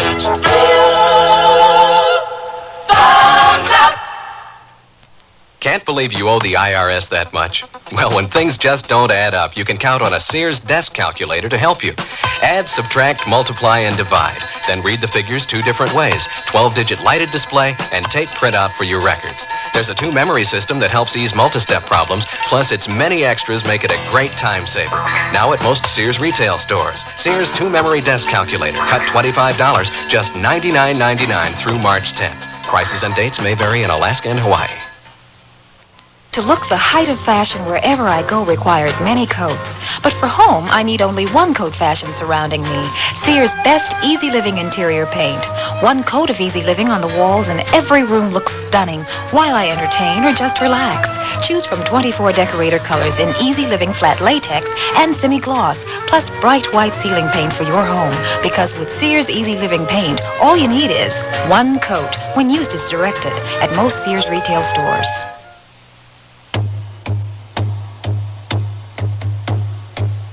Joseph Jenkins Roberts settled in and became a part of the community.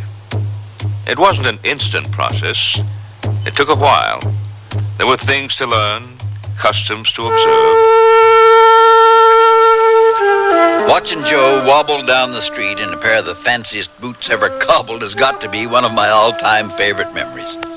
Being the adventurous type he was, it didn't take much to convince him, being in the West and all, that he should saddle up. I had a strong suspicion that he might wind up sitting backwards on the creature. I've seen tenderfoots do everything. Well, I wouldn't try to climb up on that ornery old saddle sore if I was you. You wouldn't? Why not? 'Cause it just might be the last ride you'll ever have. Now, you just take a peek at that devil's eyes. He's just a-waiting for you to mount up so he can buck your little old dark body through the roof. Now, you come on over here, bub. Let's pick out a piece of crow bait that'll put up with your inexperience. Old Nellie looks like a good choice. How long you been riding? I never been riding. On a horse. What? You pulling my leg? Beg your pardon? I said, are you pulling my leg? You got buffalo snot in your ears or something? No. It's just that you say things in a funny way. Well, come to think of it, you sound a shade strange yourself. That there nightshirt on and that there beanie cap on your head. I take it you ain't from round this neck of the woods. No, I'm not from this neck of the woods. I'm from Liberia in Africa. Yeah, I kind of figured you was from somewheres else. Hey, well, what's your handle? Mine's Charlie C. Reed, a cowpokes card player fresh out of the calaboose after celebrating a month's trail pay down the drain. My handle is Joseph Jenkins Roberts. Okay, J.J. from Liberia, Africa. Let's climb up on old Nail Gal here and make some slow moves around town. I'd advise you to hold her down to a gallop till we get to the edge of town. Not from that side, J.J. I see you wasn't joking when you said you never rode a horse. I told you. Oh, well, they all had to learn sometime. Yeah, let's give it our best shot. Who knows, you might get to liking the feel of a fast horse under you. Charlie, how can I make it slow down? You can't. If she went any slower, you'd be standing still. And quit squeezing that old gal's neck so hard. She'll think you're in love with her.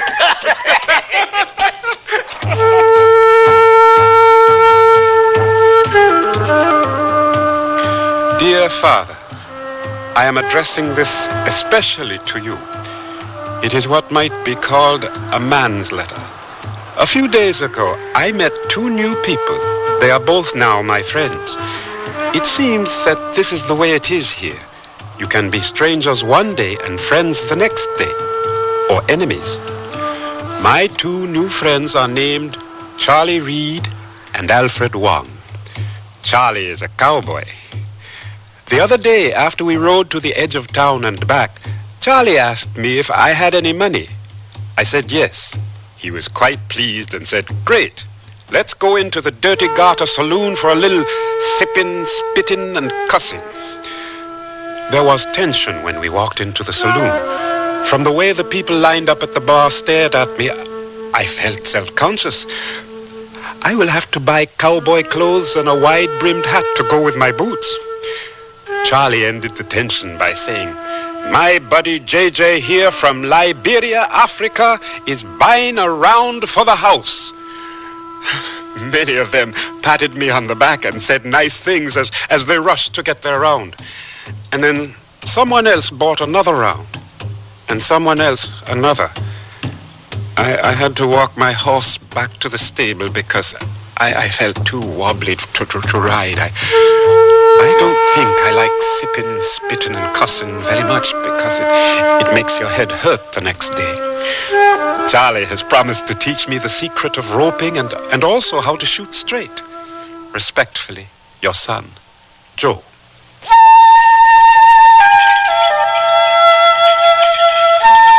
I must admit that I was very curious about this person.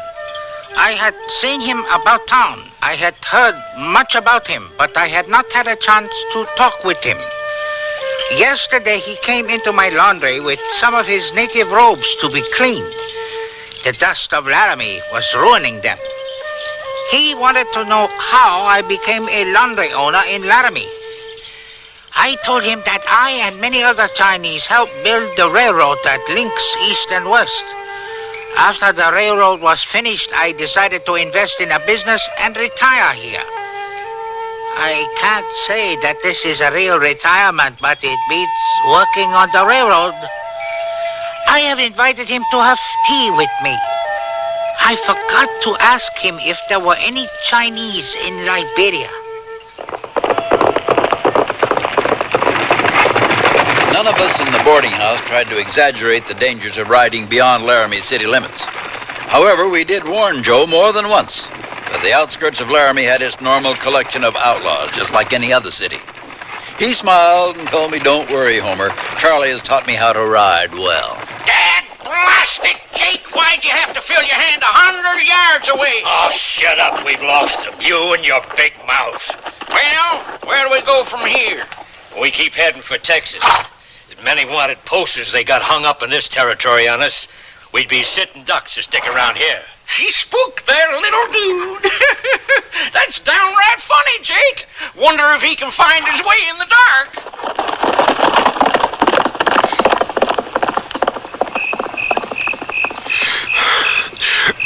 Who is there? Who is it? Strong Wolf. Wait, don't run. I will not harm you. I have your horse. Thank you. Thank you very much. It was smart to jump off this old nag and hide rather than try to outrun the bad ones. Did you see them, the crooks? I have seen many crooks. Over there is Laramie. I guess this is where we part company. Thanks again, Mr. Strongwolf, for catching my horse. It was not very hard. Well, thanks anyway. What is your name? Oh, my handle is Joseph Jenkins Roberts. My friends call me JJ.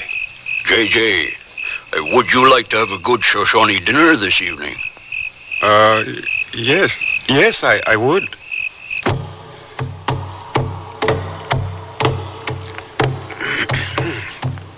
Excuse me. That was very good. I have never eaten rabbit before. Dog? I'm talking about the food we just ate. I know. It was dog meat, one that we had fattened for a guest such as yourself. Oh. Moonfeather, bring my pipe and tobacco.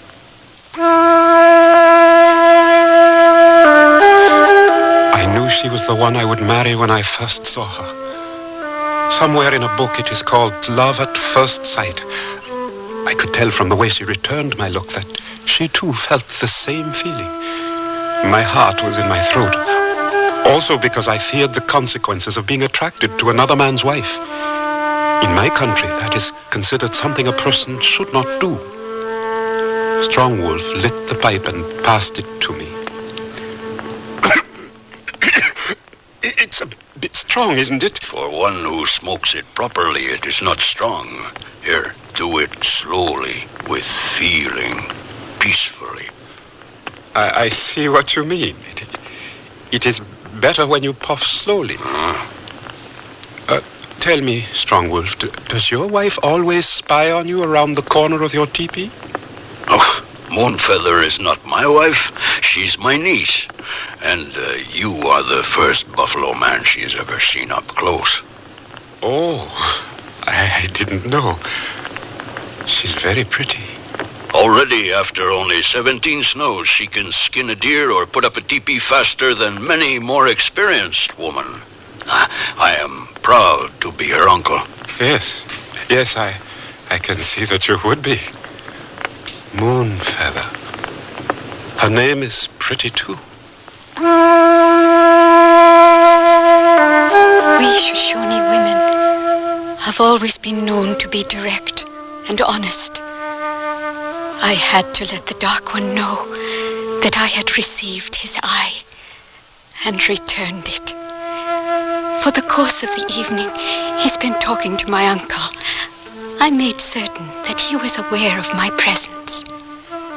For the first time since I had been taken through the ceremonies for coming into womanhood, I really felt like a woman. This man, JJ, made me feel this way. I looked forward, after that first time, to his visits with my uncle. The women of our camp laughed and made jokes about how much of my heart they could see in my eyes.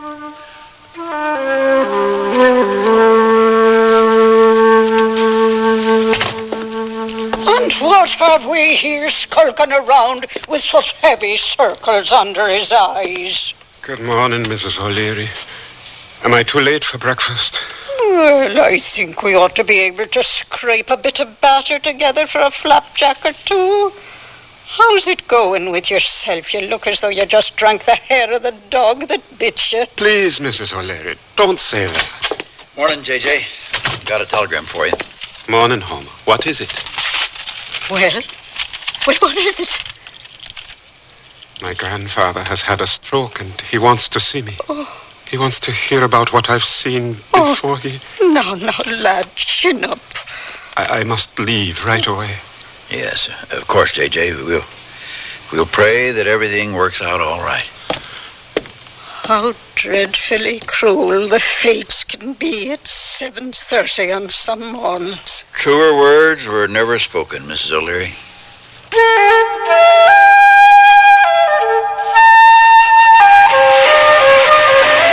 Now, down toward the middle of the basket, you got boiled corn and a bunch of blueberry muffins. And the chicken should last you for a week if you're careful not to eat more than 6 pieces a day. Now, you take care of yourself, and don't you forget to write us. I'll be back. We hope so. I could use another Liberian human interest story. All aboard! Board! Look, J.J., I come as soon as I heard. I was sleeping one off under a table in the dirty garden. See you later, bub. J.J., you left 2 ropes. I'll be back. I'll be back. I hate to see J.J. go, you know what I mean? He's been like a son to me. Yep, he's a nice guy. But don't worry, he'll be back. He's got a reason to come back, too, or my otherwise unimpeachable sources are out of their trees.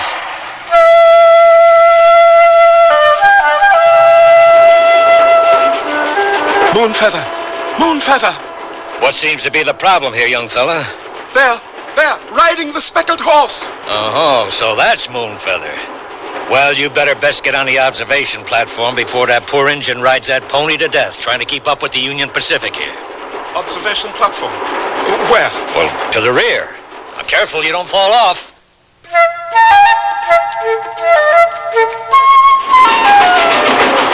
Moonfeather! I'll be back! I promise you, I'll be back! Here, keep this ring! I'll be back! I'll be back!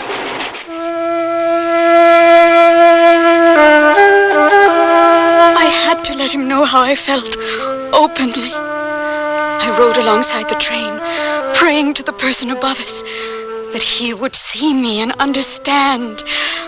My prayer was answered. He saw me and threw me his ring. I knew we would be together then. I did not know how long it would take, but no matter. I knew it would come to pass someday.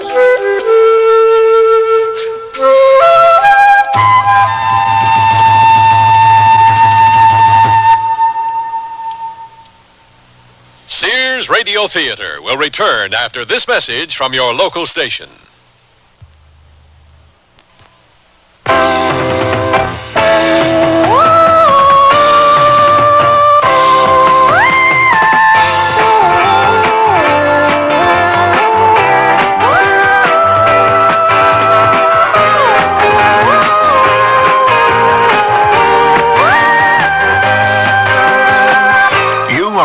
Traveler, and you know there are certain foods, plants, and animal products you can't bring back to the U.S. You can't because they're prohibited.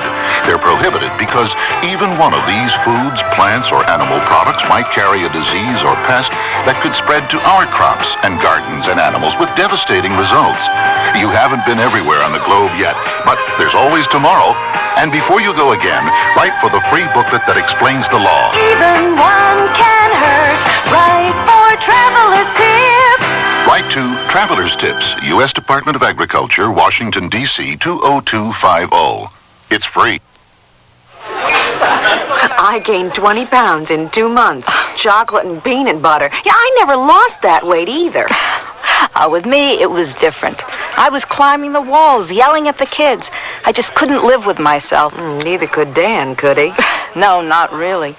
He said having a wife that smoked was better than being terrorized day and night. Better a friendly dragon than a nasty dragon, huh? Right. So anyway, I'm back to a pack and a half a day, addicted just like I was Let's before. hold it right there. The American Heart Association wants you to know that smoking cigarettes becomes a habit, not an addiction. Habits can be broken. Smoking is a matter of choice, not destiny. We can help you quit. You don't have to gain weight or climb the walls. Contact your American Heart Association for a free booklet that explains how to break your cigarette habit step by step. The American Heart Association wants you to know we're fighting for your life.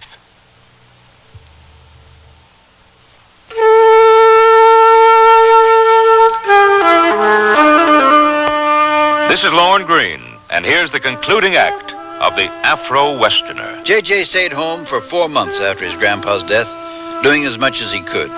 Him, the youngest in the family. He returned after 6 months, no longer the complete tenderfoot. His granddad had left him a handsome sum of money, but he didn't let it interfere with his life. One of the first things he did when he got back was get himself a job, working for the Circle Bar B spread. Oh, there ain't nothing to it, J.J. Once you get past the sipping, cussing, and spitting part, all you have to do is learn how to stay in the saddle till your backside turns to calluses.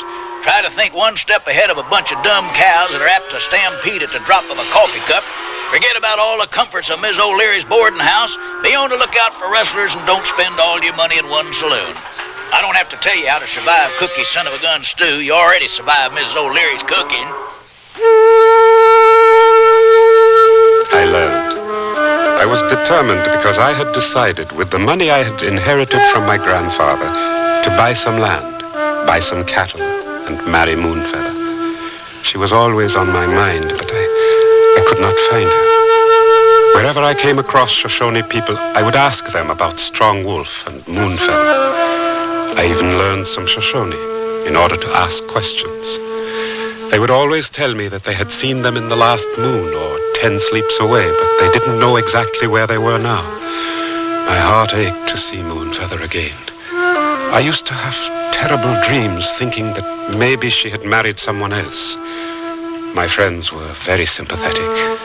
Would you like another cup of tea, J.J.? No, thank you, Al. Nothing like a good cup of tea. Yeah. So, you still have not been able to find Moonfeather, huh?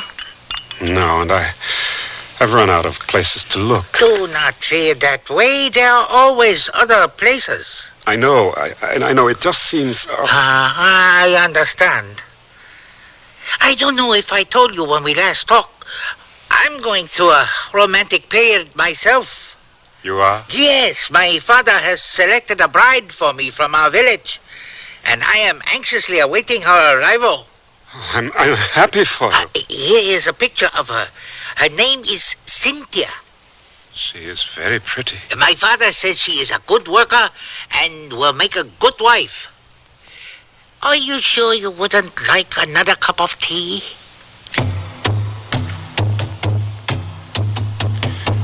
One day, out of the blue, it happened. I had been working the South Range, rounding up mavericks, and was just sort of stumbling back to town, thinking about how good it would be to have a hot bath in Mrs. O'Leary's big brass tub. A couple of Indian braves suddenly appeared and quietly rode alongside me. One of them was Strong Wolf. The other was Eagle Eyes, his brother, Moonfeather's father. I was so excited I could hardly keep from shouting, "Where is Moonfeather?" But I thought it best to do things the Indian way. They had gotten the word from others about me. I rode into their small camp of 20 teepees, my heart beating like a drum. I saw a smile in the corner of Strong Wolf's mouth. He knew what my feelings were. We dismounted, still without talking, washed our hands in a buffalo hide bucket and sat down to eat. I remember we had wild greens and trout because I was so nervous I choked on a bone. After the meal, Eagle Eyes called out, "Moonfeather, bring my pipe and tobacco."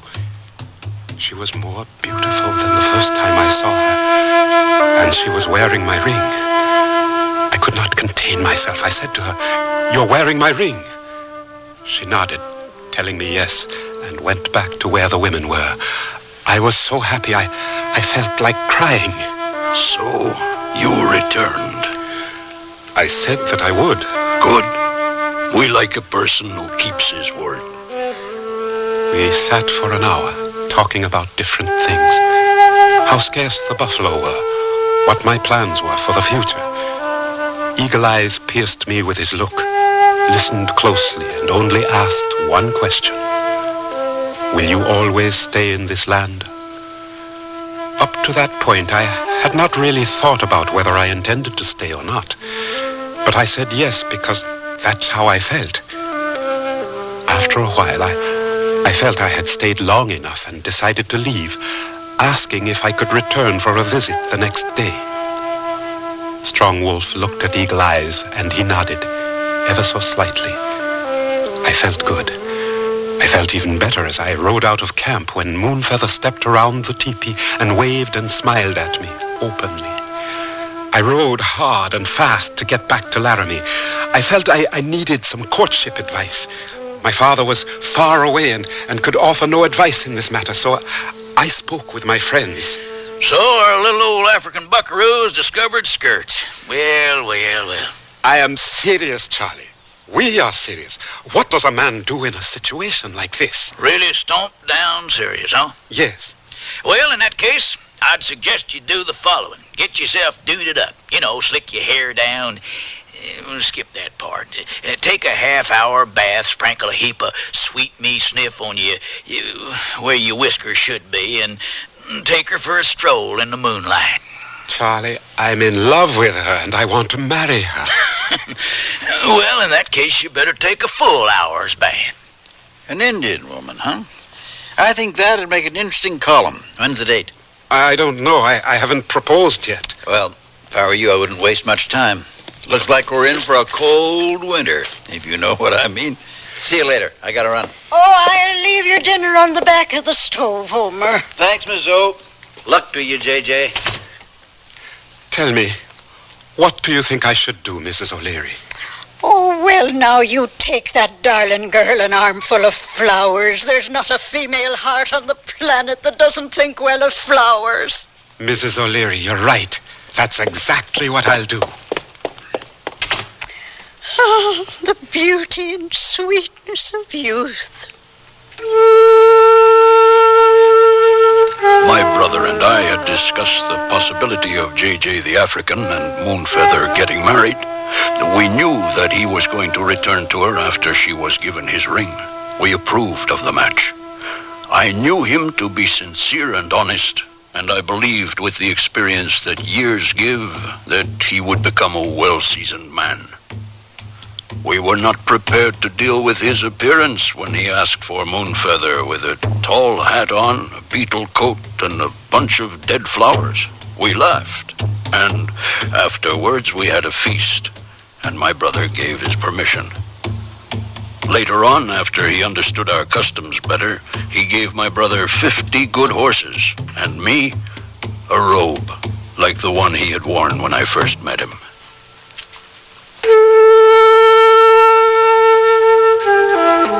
Joseph Jenkins Roberts became an authentic cowhand, used the money he inherited from his grandfather to buy a ranch, just a few miles from where his grandparents had lived, incidentally, and settled down to raise 6 beautiful Afro-Indian children and beef cattle. I'm proud to say the oldest boy's name is Homer.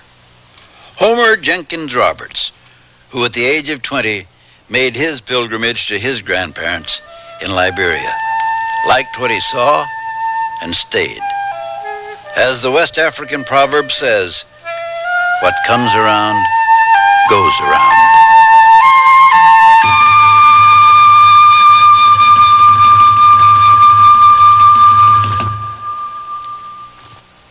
When my brother was my age, being in style meant wearing old jeans and about a pound of dirt. But today, us guys are more sophisticated in our style. And that's why Sears has Style Works. A guy can pick up on the latest styles in jeans, tops, sweaters, and dressier clothes like vested suits. I can depend on the Style Works shop at Sears for just about everything to keep me looking great. And the prices? Pretty reasonable. My folks like that. Style Works. Today's style's all in one place. At most larger Sears retail stores. I've been working with furniture for 25 years, so I know about quality, and that's why I recommend a Sears Benchmade sofa for your family. There's a heavy-duty hardwood frame braced to withstand stress. The coil spring construction gives long-lasting comfort, and you can choose from fabrics and attractive solids or bright prints, all treated with Scotchgard brand fabric protector. Compare the quality of a Sears Benchmade with other fine sofas, and you'll be surprised. Styling, durability, and comfort. Benchmade, a great place to relax, now at most Sears retail stores. This spring for women, the fashion place at Sears suggests these up-to-date separates. They're comfortably casual, yet dressy and lighthearted enough to go anywhere this spring. Margaret mixes Sears texture blazer and the small collar striped shirt with trousers, while Wendy wears a shawl collar blouse and the slimmed-down dirndl skirt. Color coordinated, these great-looking separates will come together beautifully for you. Spring's mixable, matchable, up-to-date separates. Get them at most larger Sears retail stores. Come, spin the wheel of fashion.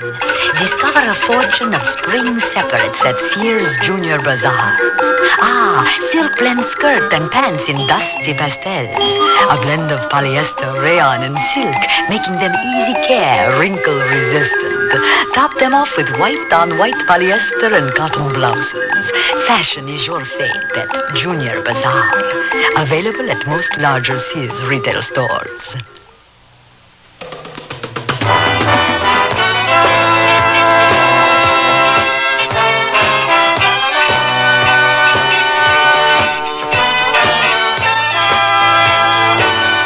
You've been listening to Sears Radio Theater, brought to you 5 nights a week by Sears Roebuck and Company. Sears, where America shops. The Afro Westerner was written by Odie Hawkins, produced and directed by Elliott Lewis. Your host was Lorne Green. Our star was Brock Peters. Also heard were Parley Bear, Peggy Weber, Norman Alden, Len Berman, William Lally, and Marvin Miller. The music for Sears Radio Theater was composed and conducted by Nelson Riddle. Art Gilmore speaking. The Elliott Lewis production of Sears Radio Theater is a presentation of CBI. What if you went off to college and found that you were different from everyone else, and everything was designed for them, not for you? Suppose you went to the library and all the books you needed were in Braille, and you were the only one who couldn't read. You'd feel left out, wouldn't you? And what if you went to class and found that there were no chairs because all the other students rolled in with their own wheelchairs? Suppose one of your professors gave his lectures talking with his hands, only his hands, and everyone understood sign language except you. You'd think it wasn't fair.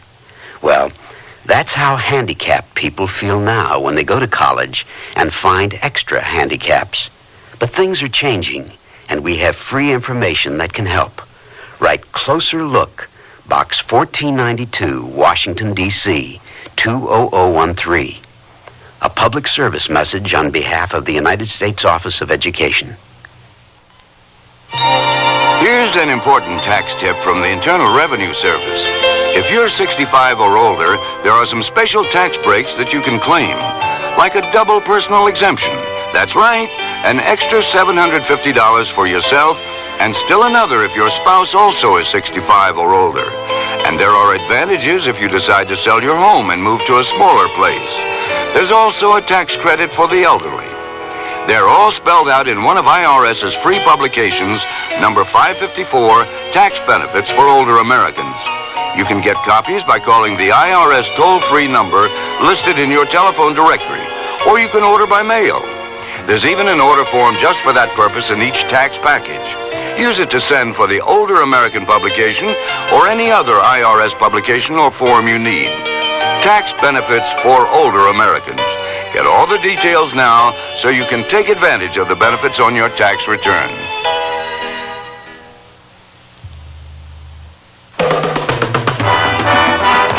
Tomorrow, the Sears Radio Theater is a comedy with Andy Griffith as your host. Let's listen. I am a talent agent, and I'd like to, excuse the expression, handle you. Why? I mean, why me? I've been around a while and haven't made any headlines of Variety yet. I looked at some film on you the other day, and, well, I thought I saw something. So be sure and tune in tomorrow to the Sears Radio Theater.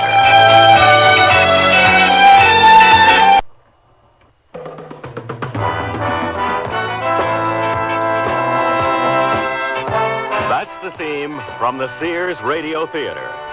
Tonight is a comedy with Andy Griffith as your host. Here's a preview.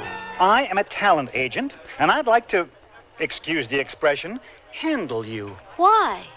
I mean, why me? The Sears Radio Theater will begin after this message from your local station. Tell them plaids are out anyway. Yeah, we'll back order his silly trousers. We get the piece goods on the 4th, we finish them on the 15th, we ship them on the 15th. That means you receive shipment on the 18th. Oh, no. That's a Sunday. The 19th, at the absolute latest. I'm very sorry. Thank you. Nobody's showing cuffs this year. They're a waste of good polyester, which, by the way, no one's buying either this year. Yeah. Oh, okay, baby. Ciao. Boy, the things people expect from you these days. Here's that invoice, Mr. Stanley. Are you feeling all right? You're sweating. It's heartburn or something. Get me a seltzer. I feel nauseous. It could be heartburn. It could be heart attack. Know the symptoms of heart attack. Contact your American Heart Association. We're fighting for your life. What's your trivia specialty? Entertainment, sports, recent world history, or maybe potluck? Hi, I'm Bill St. James, and beginning Monday between 10 a.m. and 4 p.m. on my show and the William B. Williams Show, you'll get a chance to test your skills when we play the trivia game. To become eligible, just send a card to Trivia, WNEW, 565 5th Avenue, New York, 10017. Be sure to include your name, address, phone number, and the category you'd like to be trivial in. Entertainment, sports, recent world history, or potluck. If your card is selected, Willie or myself will ask you a trivia quickie. If your answer is correct, according to our sources, you'll win $10 and a shot at a Jim Lowe trivia toughie worth $100. And all contestants who play become eligible for a weekly drawing when we'll give away a complete AM/FM stereo music system. The Triviality starts Monday, so get your name, address, phone number, and trivia category in the mail to Trivia, WNEW, 565 5th Avenue, New York. It's fun, the price is right, and who knows, you might even learn something. This is Andy Griffith. Now you take a dark room, send a beam of light across it, and let me tell you, you just may see some magic. At least that's what our friend Harry Silverman hopes every time he steps into a Hollywood studio projection room. That pot of gold at the end of the rainbow may be one thing to you and another thing to me. But to Harry Silverman, it's something else altogether. Harry's rainbow is that beam of light. And the pot of gold he hopes to find at the end of it, well, who knows? One time, Harry thought he had found it when he saw a screen test of a Siamese cat who could disco dance.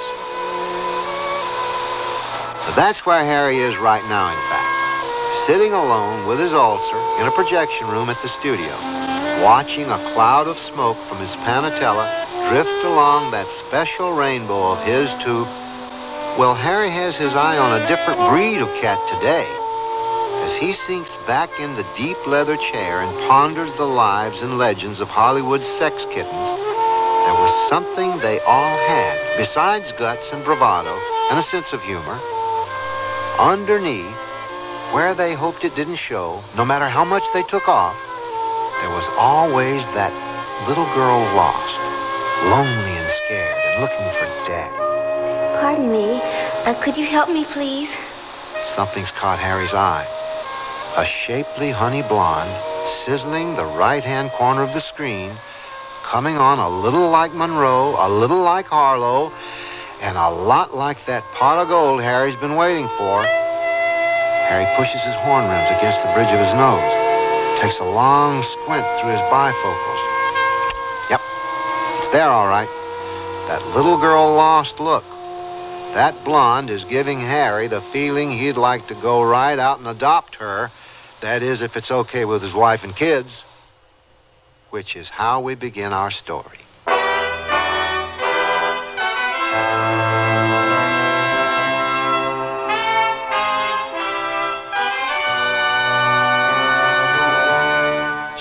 Sears Radio Theater, a new adventure in radio listening.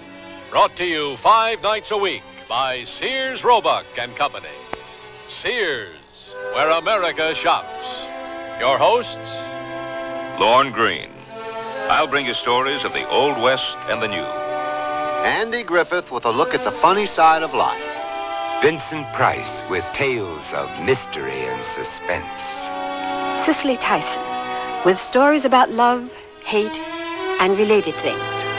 Richard Widmark. I'll bring you stories of pure adventure. 5 nights of exceptional entertainment every week.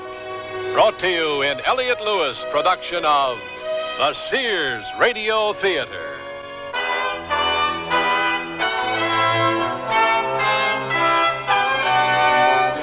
Our story, The Care and Feeding of a Sex Symbol, by Shirley Gordon. Our star, Alan Young. Come, spin the wheel of fashion. Discover a fortune of spring separates at Sears Junior Bazaar. Silk blend skirt and pants in dusty pastels. A blend of polyester, rayon, and silk, making them easy care, wrinkle resistant. Top them off with white-on-white polyester and cotton blouses. Fashion is your fate at Junior Bazaar. Available at most larger Sears retail stores. The word's out and spreading fast about the jeans from Sears Men's Store that grow old beautifully. It's a sure sign they're feeling fine and feeling good. For the denim that keeps going strong a long time. Get them trim cut, regular cut, even get them pre-washed. The jeans that grow old beautifully. Now at most Sears retail stores.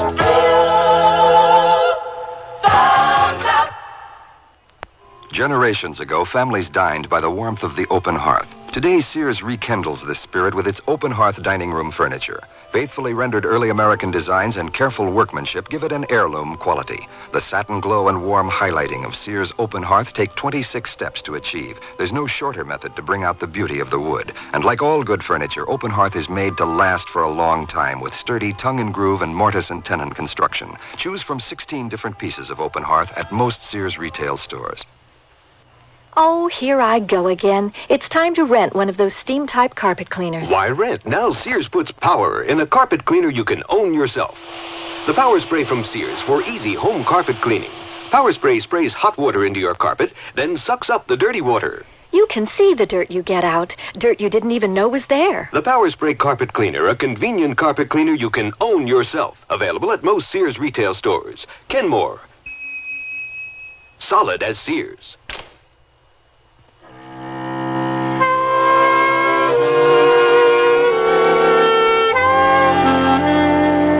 I'd like to share a notion. If you have a dream, pursue it. Agreed? If you know a way to better yourself, get on with it. Charge, onward, and so forth. Perfect example of that notion put into practice is what Harry Silverman did after he saw that beautiful young woman on the projection room screen. Are you, Mr. Silverman? Yes, and you're Miss... Susie. My astrological advisor says I should use only one name. It'll be lucky for me. You know, like Einstein. Einstein didn't have just one... never mind. Sit down, Susie. I'm sorry I'm late. I ran out of gas. That's all right. I'm glad you could make it. Me too. I'm starved. Yeah. Oh, here's the waiter. You want a drink first? Oh, sure, but I want something to eat with it.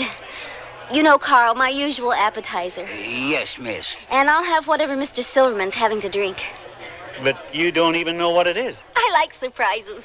Is that why you drive around with an empty gas tank? My car stopped right in the middle of Sunset Boulevard. There were all these cars honking and yelling behind me. And you know what they were mad about? You were in their way? They were mad because I didn't have my hood up. You know, the front part of the car that the engine is under. The hood, yeah. Listen, Susie, the reason I... How was I supposed to know what you're supposed to do when your car stops in the middle of the street? They don't tell you that when you buy the car. You got a point. It should be in every new car manual. Look, Susie... This policeman comes along and hollers at me. Lady, why haven't you got your hood up? I don't even know how. Ladies shouldn't have to do such things. That's just what that nice policeman said. Later. Chivalry is still with us. Listen, Susie. Did you know that most policemen are over 6 feet tall? Anybody in a uniform looks big to me. Me too. Here are your appetizers, miss. Oh, good. Help yourself, Mr. Silverman. No, thanks. I have a little stomach problem. You probably don't eat enough. Susie, don't you have to watch your diet? I mean, in your business. Please, don't talk about dieting when I'm eating. It makes me nervous. What did you want to see me about, Mr. Silverman? Harry. Harry. Well, I think you and I could make a beautiful symphony together. What I mean is... I may not know how to put the hood up on a car, Mr. Silverman, but now you're speaking a language I understand. Wait a minute. I'm talking strictly business. Okay. I'm listening. You sure you can eat and listen at the same time? Just let me hear your... Excuse the expression. Proposition. Very simple. I am a talent agent, and I'd like to... Excuse the expression, handle you. Why? I mean, why me? I've been around a while and haven't made any headlines of Variety yet. I looked at some film on you the other day, and, well, I thought I saw something. Like what? Now, I'll tell you sometime. When we get to know each other better. How better? We could become friends, Susie, you and I. Good friends. Uh-huh. I don't blame you. I guess you've had guys hand you every line in the book. Since I was 12, I could walk around in a Mother Hubbard and it would still happen to me. I don't know. There just seems to be something about me. Is that the something you mean? No, Susie, it isn't. I don't know. Every agent I've had, they were all alike. I don't expect you to make up your mind this minute. We should get better acquainted. Why is it everything I say sounds like a pitch? Because you're saying it to me. I told you I've got a problem. I tell you what. Why don't you come out to my place tonight and... no etchings. Just my wife and kids. You're married? And you admit it? And my wife does understand me. I think you like Myra. I do. If this is a line, at least it's a new one. You come out to the house tonight for dinner. Okay. Now, let's order lunch. I'm famished.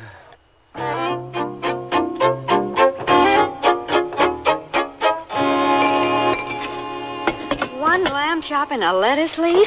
Oh, don't you think that's kind of a skimpy meal to offer a guest? If lunch today was an example, this girl's calorie intake per day must look like the national debt. Well, isn't that kind of her business? Not if she becomes my business. You're really sold on this girl. Let me put it succinctly. This better be it. What are you talking about? They let me know at the office, in no uncertain terms, I better bring in money. I'm not earning my phone bill, is what they said. Find someone, sign someone who gets big money, or look elsewhere for employment. You never told me. I didn't want to worry you. But now you can understand that this girl is very important to our future welfare, because my head's on the chopping block. And also, you know how long I've been trying to get something going in our savings account. I know. And all I've ever brought in is peanuts. If it weren't for your job, your salary... Oh, Harry, you know I like working. But you shouldn't have to. It should just be the frosting. For the last year, I haven't brought home any cake. But now this girl may finally be our lucky angel. Oh, Harry... Myra, you're not ashamed of what I do for a living, are you? Maybe even a hard-working agent is a dirty word. Flesh peddler? Darling, if you decide to take on this girl, she's going to be she's going to be so lucky to have you. I don't know. Say I help to make her the hottest thing at the box office. Another Monroe, maybe. Oh, now, just because poor Marilyn... But that doesn't mean... After all, there have been lots of others. Jean Harlow ended up better at 27. And remember Clara Bow, the it girl? 40 years later, she still couldn't sleep nights. Well, what's wrong with the way Shirley Temple's turned out? And she was the hottest thing at Shirley Temple? What kind of sex symbol was she? Well, that brings up a point, my loving husband.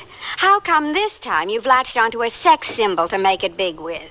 Why not some adoring mother's little ruffled darling or a nice, lovable, baggy pants comic? Well, a man spends the better part of his life on his job. He ought to try to make it as pleasant as possible. Hey, what's that you're sticking in the oven anyway? Coconut custard pie for dessert tonight. A coconut custard pie? But I just told you... For our children. It's all right if they eat, isn't it? They have a few years before they have to worry about becoming sex symbols. I hope. Well, just keep it out of Susie's sight. Oh, don't worry. Our kids are very good at making a pie disappear. And speaking of our offspring, it's about that time. And it's your turn, Dad. Where are they at today? Lisa's at ballet and Buddy's at Little League. Well, I should be grateful. At least it's not the other way around. It's the other way around tomorrow.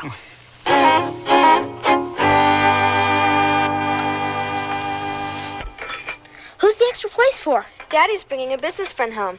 Why don't you get out an extra napkin? I hope he doesn't like coconut custard pie. Daddy says we have to have our dessert upstairs after dinner. How come? I'll get it. And remember now, kids, 10 years off for good behavior. Hi. Susie. I'm sorry I'm late. Is that always your opening line? You're not late. You're right on time. I am? I said 7:30, and you're practically on the dot. Oh, well, that explains it. I thought you said 7. I got lost trying to find your house, so I would have been late if I hadn't been early. You should let me come and get you. Oh, it was all right. There was this nice man at the gas station. Here, let me take your coat. Oh, you could just throw it any place. Oh, you can throw it my way. Hello, I'm Myra. The woman who makes it safe for me to be out at night. You are for real. And 2 kids, just like you said. Lisa and Buddy, this is Susie, kids. How do you do? Fine, thanks. Hi. Hey, you're cute. I hope you're not going to mind a rather plain meal. Harry's stomach, you know. But there's a coconut custard pie for dessert. You want to have it upstairs with us? Why don't you have it downstairs with me? Why not? Come on, Susie. I'll show you where you can freshen up while Harry fixes the drinks. I think you had the most beautiful mink I've ever seen. It was a present. Oh? To myself. A heck of a lot of 6 o'clock calls earned me that little number. Dad? Yeah, Buddy? I forgot. What kind of business did you say you're in?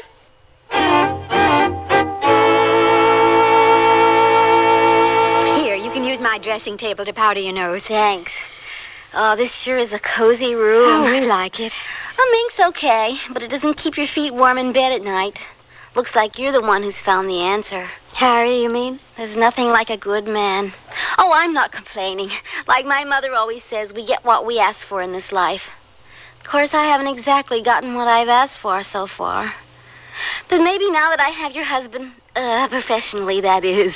Check. Who knows? I may set this town on its ear yet. I don't see why not. And I guess that wouldn't be too bad for Harry either, would it? No. I guess it wouldn't be too bad. Then let's go drink a toast to Harry and me, with your blessing. 10-4, good buddy.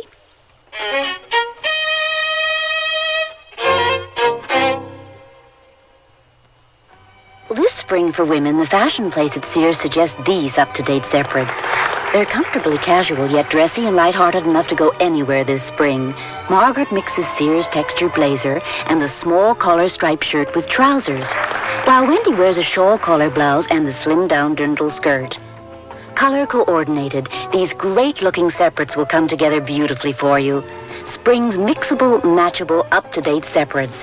Get them at most larger Sears retail stores. Buy some radios, but tires all look the same. You've got to have good feelings. You've got to trust the name. You know our reputation. Remember what we said.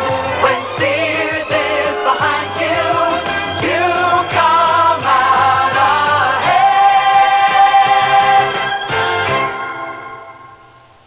When my brother was my age, being in style meant wearing old jeans and about a pound of dirt.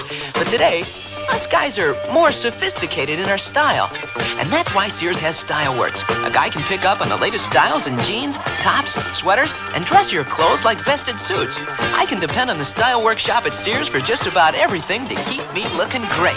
And the prices? Pretty reasonable. My folks like that. Style Works. Today's style's all in one place. At most larger Sears retail stores. Can't believe you owe the IRS that much? Well, when things just don't add up, you can count on a Sears desk calculator to help you. Add, subtract, multiply, and divide. Then read the figures 2 different ways. 12-digit lighted display and tape printout for your records. There's a 2-memory system that helps ease multi-step problems, plus its many extras make it a great time saver. Now at most Sears retail stores. Sears 2-memory desk calculator. Cut $25, just $99.99 through March 10th. Prices and dates may vary in Alaska and Hawaii. All right, now let's get this squared away. Harry's made his move. Brought Susie home to meet the wife and kids. Got her to sign his agent management contract. And now it's full speed ahead. Now Harry's got to produce. Come in. Susie, don't you even keep your door locked? Don't worry, I told her you were okay. Well, what is it? Baby, my pet cheetah. Isn't she beautiful? My father sent her from Queens. He doesn't think a girl should live alone in Hollywood. I'd say you've reduced the risk considerably. Look, Susie, I brought a contract for you to go over where you agree I'm going to represent you. And then I want to set up a series of interviews for you right after... Down, Pierre. Sorry, Harry. You better sit on the other side of the room. Pierre always thinks a guy is going to make a grab for me. Another present from your father? Uh-huh. Only trouble is, every once in a while, there's a guy I'd like to grab me. It must complicate things. Now, about these interviews, Susie. Of course, my mother doesn't think a girl should live alone either. Only, she keeps sending me two-legged animals. Whenever she runs across an eligible male back home, she talks him into a vacation in California and gives him my phone number. Must keep you pretty busy. Honey, you don't know what busy is until you've shared a bobsled on the Matterhorn with a truck driver from Queens. Now, that's another thing, Susie. From now on, truck drivers from Queens are out. You've got to be seen only in the right places with the right people. You got something against Disneyland? We got to work up some hot items in the gossip columns, and I'll see who I can fix you up with. Thanks. Ah, there you are. You must be Mr. Pisces. Silverman. Harry Silverman. This is Madame Clara. She's my astrological advisor. Ah, how do you do? Susie, we have a lot of business to discuss. Now, this contract... I know. Now, that's why Madame Clara's been up on the sun deck. Communing with the stars. It's daylight. Ah, but the stars are there. The stars are always there, Mr. Pisces. Silverman. I've cautioned my impulsive little Miss Sagittarius about you. According to the stars, you're the wrong sign for me. How do you know what sign I am? I asked Myra. Oh, well, she's prejudiced. You shouldn't listen to anything she says about me. She told me you were the wrong sign for her, too. And yet she's given me the best years of her life. All I'm asking you for is the best years of my life. It's the nature of a Pisces to make promises he can't keep. I'm an agent. That's my job. Now, if you'll just sign... I suppose your honesty is what my little Sagittarius finds so attractive. You have to admit it doesn't grow on palm trees. Well, perhaps it is possible for two people to adjust astrologically. But remember, Susie, if you need me, any hour of the day or night, I shall be at the ready. Thanks, Madame Clara. Keep in mind, Mr. Pisces, the planets and I will be watching. Yes, ma'am. Now, as I was saying... Getting a new agent is like getting married. A girl can't be too careful.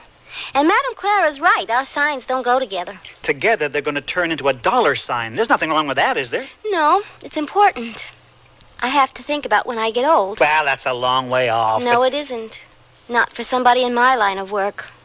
All of a sudden, you're too old for the part. Sex symbols and prize fighters. Okay, then. Let's get the ball rolling. If you'll just sign this... Okay. Then afterwards, we'll celebrate with some champagne and... Hey, you like spaghetti. Why do you taste the sauce I've got simmering on the stove? I'm a good cook, you know. The figures. Listen, Susie, before you start worrying about getting old, you better start worrying about getting fat. I don't know. If you look frumpy enough in a part, they give you an Oscar. I'm a good actress, but nobody notices. They're going to start noticing, Susie. You just leave it to me. All right, Harry. That's my girl. Down, Pierre, down. Just sign here, sweetheart.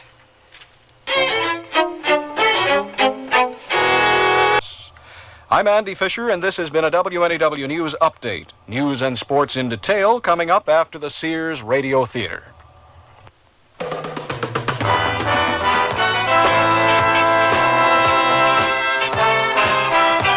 That's the theme from the Sears Radio Theater. Tonight is a mystery story with Vincent Price as your host. Here's a preview. Everyone considers this a textbook case. Everyone but you. You're right. I don't. And if you continue following textbook therapeutic procedures, Jane is going to go into withdrawal or do something destructive, maybe even to herself. What do you propose, Doctor? Exorcism? I want 2 weeks. And during that period, I want custody of her. The Sears Radio Theater will begin after this message from your local station.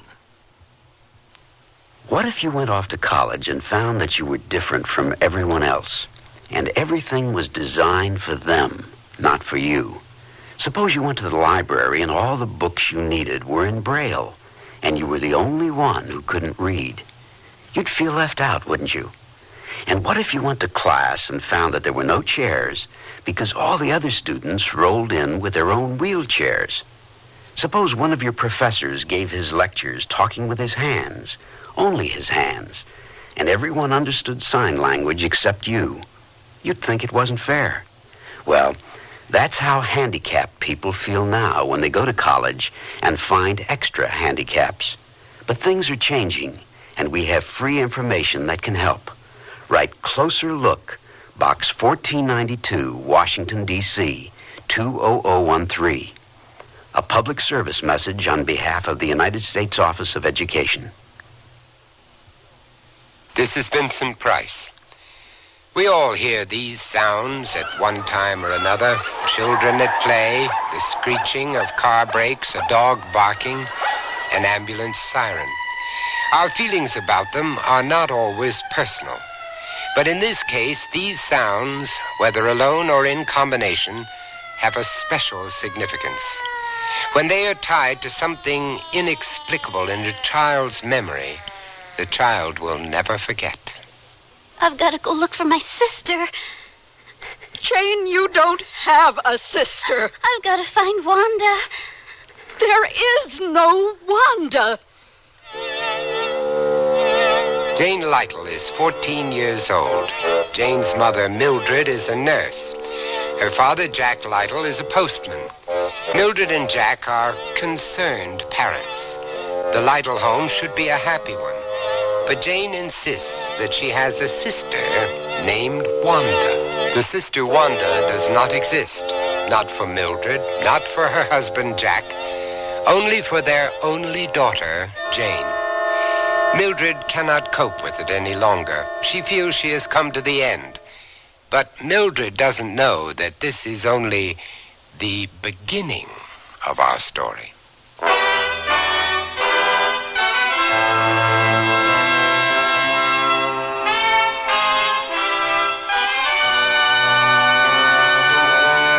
Sears Radio Theater, a new adventure in radio listening. Brought to you 5 nights a week by Sears Roebuck and Company. Sears, where America shops. Your hosts, Lorne Green. I'll bring you stories of the Old West and the New. Andy Griffith with a look at the funny side of life. Vincent Price with tales of mystery and suspense. Cicely Tyson with stories about love, hate, and related things. Richard Widmark. I'll bring you stories of pure adventure. 5 nights of exceptional entertainment every week. Brought to you in Elliott Lewis production of the Sears Radio Theater.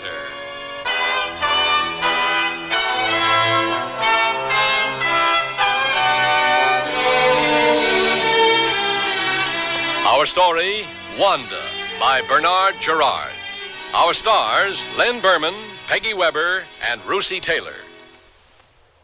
On guard. Effective fencing demands style and endurance.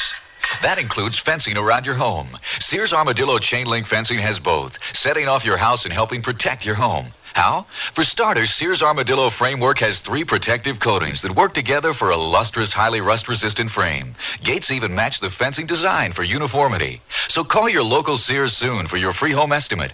Armadillo chain link fencing at most larger Sears retail stores. Join millions of Americans and shop the easy way with a Sears credit card. All you do to apply is call toll-free 800-526-0444. It's your entry to shopping convenience and quality merchandise. Your card will be accepted at over 3,600 Sears stores across the nation. And you can choose from over 100,000 Sears products and services. Even use it for your catalog orders, in the store or over the phone. Just say charge it. Call 800-526-0444. New Jersey residents call 800-652-2777 for your Sears credit card. Nearly everyone at our party mentioned our new Sears Dream Supreme carpeting. Did anyone say anything about my rutabaga dip? Marvin said Dream Supreme looks so thick and luxurious. He loved its velvety, soft, plush pile. What about my rutabaga dip? Eloise adored the color of my rutabaga dip. I told her that avocado lime is just one of Dream Supreme's 20 lustrous colors, and when Doris heard that Dream Supreme is so reasonably priced and treated with Scotchgard brand fabric protector... Okay, what about my tuna fish upside down cake? Dream Supreme carpeting in most larger Sears retail stores. The word's out and spreading fast about the jeans from Sears Men's Store that grow beautifully. It's a sure sign they're feeling fine and feeling good. For the denim that keeps going strong a long time. Get them trim cut, regular cut, even get them pre-washed. The jeans that grow beautifully. Now at most Sears retail stores.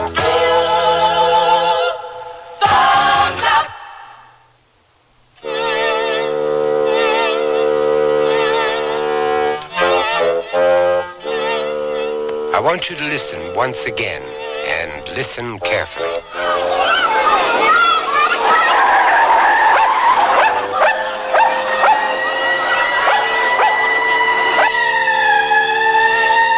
And remember what you heard. A life depends on it.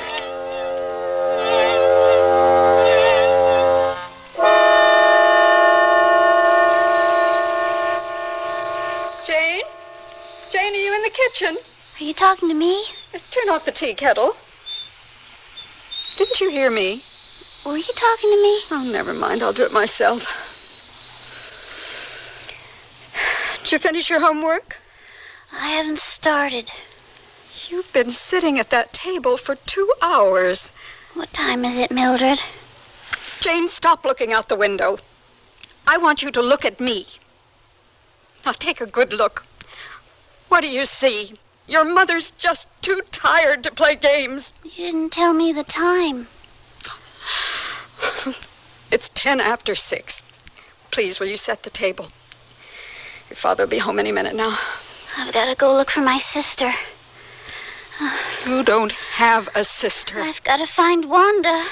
There is no Wanda. I've got to find Wanda. Jane, come back here. Wanda! Jane! Wanda! Wanda!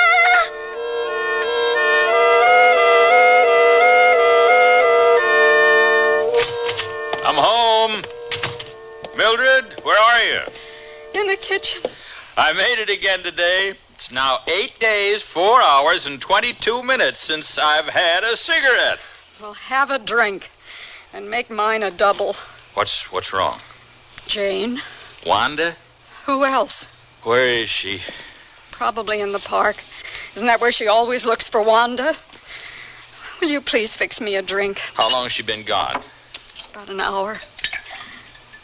Jack, I can't take it anymore.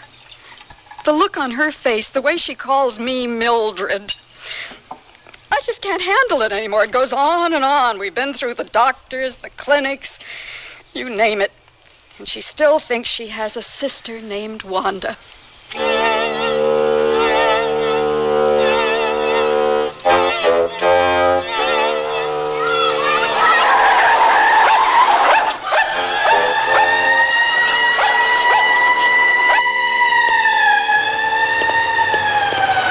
Could you help me, please? Oh, I don't know. I'm looking for my sister.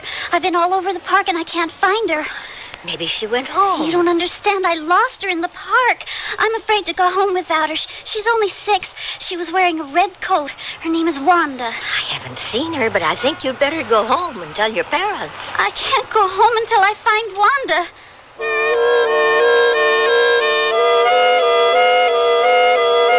I couldn't find her. But she always goes to the park. I covered every inch of it. And maybe she went to Ann's house. No, I called there. I was about to call the pizza parlor when you drove in. I was there twice. Jack, it's not like when she used to run off when she was 5 or 6. Now she looks older than 14. Nobody's going to take her by the hand and bring her home. I'm going to call the police.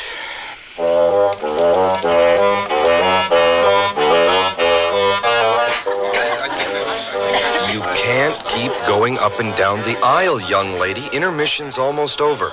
If you want to stay in here, you'll have to buy a ticket and sit down. She was wearing a red coat. We came here before we went to the park. Her name is Wanda. She's only 6 years old. We'd better go out to the lobby. Look, I've been on duty all day. There's been no little girl in a red coat. She's very tiny for her age. The manager said you could come in and look for your sister during intermission. The feature picture is going to start in a minute. If she was in here, you would have found her by now. What's that got to do with the feature picture? The lights are on. There isn't even a line in front of the popcorn counter. This picture is so bad, if your sister was here, she'd have to be hiding under the empty seats. I'm afraid to go home without her. Oh, but that's not really true. Mildred and Jack think I made up Wanda. Who are Mildred and Jack? My mom and dad. I don't know what you're on, but you'd better go trip out someplace else.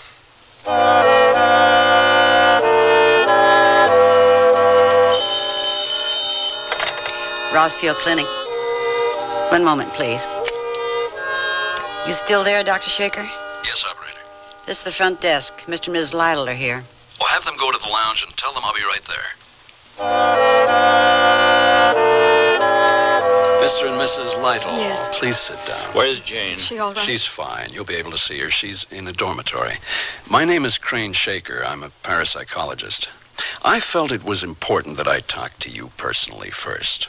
I can understand your fears because your daughter's being held in a psychiatric ward. I know you've been through this before, but please listen to my point of view. Well, you know the pattern.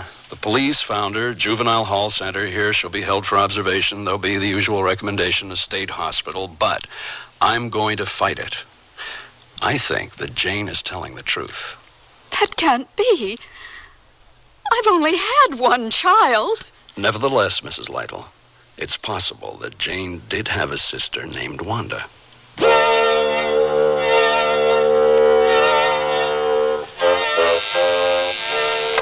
What is it? Didn't I tell you I don't want to take any calls? For the moment, just say I'm not in my office. Yes, Crane Shaker is still here. We don't want to be disturbed. Dr. Rossfield, why don't we talk this out later in the day when you're not so busy? You're not leaving this office, Shaker, not till we've come to an understanding. Chronologically, that's the way I want to take it, step by step.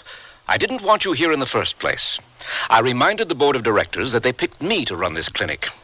I made it clear to them right from the beginning that I believe parapsychology is an unfounded, unproven, bastardized pseudoscience with absolutely no connection to psychology and psychiatric treatment. Doctor. Unfortunately, this clinic is dependent upon donors. And one of our biggest contributors felt that this new form of quackery should be represented on our staff. That's why you're here. Doctor, I don't want to have to defend my credentials. You know very well I have a medical degree. I'm a psychiatrist. You also know my work in research. I'm all for science, but I don't wish to confine it. There are no limits. Parapsychology, which I embrace, is the scientific investigation of paranormal phenomena, events which cannot be explained in terms of what is already known. Tell me, what is paranormal about Jane? We've documented conclusively that Mildred Lytle has only one child, and her name is Jane. She's been here 5 weeks. The staff has concluded that she suffers from an obsessional delusion. Everyone considers this a textbook case. Everyone but you. You're right. I don't. And if you continue following textbook therapeutic procedures, Jane is going to go into withdrawal or do something destructive, maybe even to herself. What do you propose, Doctor? Exorcism? I want 2 weeks. And during that period, I want custody of her. And I'm going to give it to you, so that you can make a fool of yourself. And then I can get rid of you.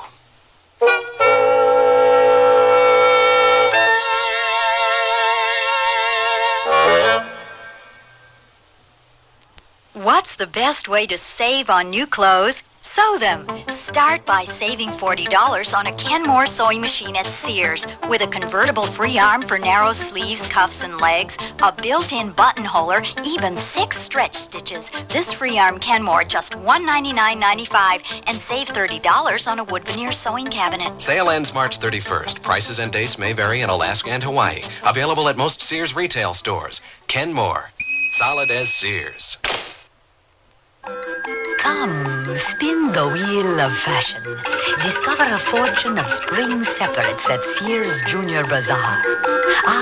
Silk blend skirt and pants in dusty pastels. A blend of polyester, rayon, and silk, making them easy care, wrinkle resistant. Top them off with white-on-white polyester and cotton blouses. Fashion is your fate at Junior Bazaar. Available at most larger Sears retail stores. Convenience and security. The Sears Best Garage Door Opener is just that. Digital control lets you select your own key signal from 512 different transmitting codes. Sears Best Garage Door Opener has a vacation switch that'll lock out stray signals when you're away from home for long periods of time. Of course, when you're home, you won't have to get out of your car to open up that heavy door. Sears Best Garage Door Opener, featuring digital control, gives you convenience and helps you feel secure. Available at most larger Sears retail stores. Clinging jerseys, tight satin tops, they only look good if they hug your body smoothly.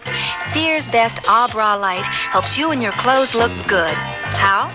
Bra Light has no seam cups, and straps adjust in the back so you look great up front. Whatever you do, whether it's dashing around town or simmering with disco fever in that slinky dress, it's flattering fun with the Sears Bra Light. Available at most larger Sears retail stores. Jane is once again being held for psychiatric observation.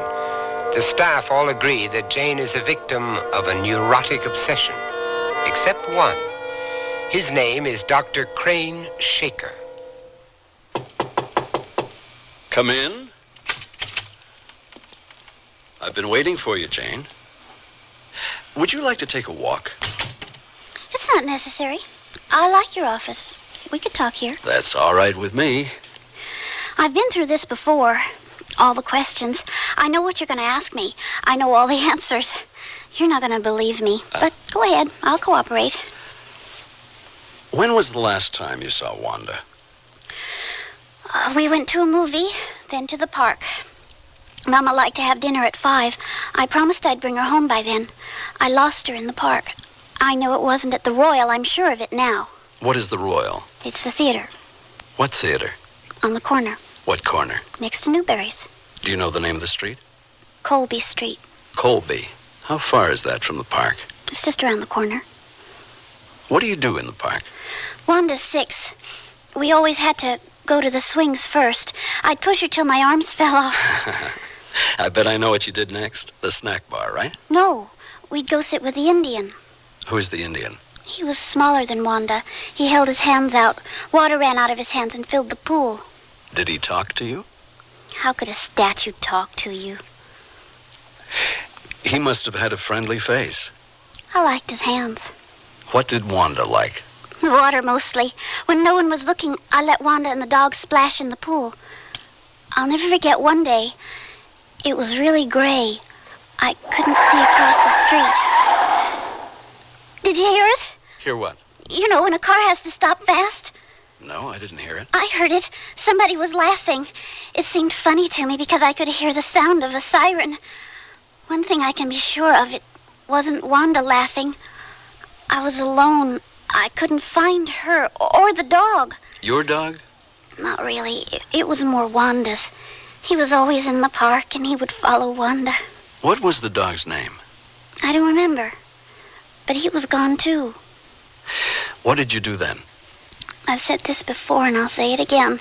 None of it makes sense, not even to me. I went home. I said to Mom and Dad, I can't find Wanda. What more can I say? You know the rest. Nobody believes me. There's no Wanda, they say. I'm a freak. Jane, parks are green. They have trees. They have fountains and statues. Can you remember anything else about this park? Pears would fall off the trees. They were soft and ripe, but they were green.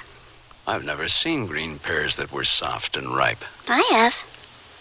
Jane, I believe you have or have had a sister named Wanda. Nobody else believes me. I think you're trying to trick me so you can have me put away. We have something in common. They'd like to put me away, too. But I'll tell you how we can beat them. All we have to do is find Wanda. But we're going to have to work together. Are you with me? I'll try. Okay. For now, you're in my custody, and I'm willing to take you home. But, Jane, if you run off without me, I won't be able to help you. Now, hold on to this card and don't lose it. What is it? That's my phone exchange. You can reach me 24 hours a day. Why are you doing this? You don't even know me. You remember your sister, Wanda, right? Yes, I really do. Sometimes, Jane, our memories go back farther than just this present life we're living. Do you understand what I'm saying? No, not really. Well, I hope you will understand soon.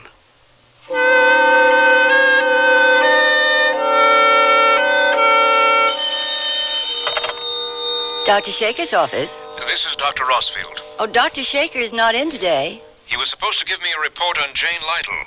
He promised it would be on my desk this morning. He's in San Diego. Oh, I expect to hear from him later this afternoon. If it's an emergency, Dr. Rossfield, I'm sure I can reach him. Have him call me. Operator. Alice, I've got to track down Dr. Shaker. I've got his schedule in front of me. He's at the Grant Hotel in San Diego. Try there first. And then the County Hall of Records. I can hardly read my own writing. The San Diego Union. That's a newspaper. Now, if he gets to that point, he would be in the Department of Dead Files. Good luck.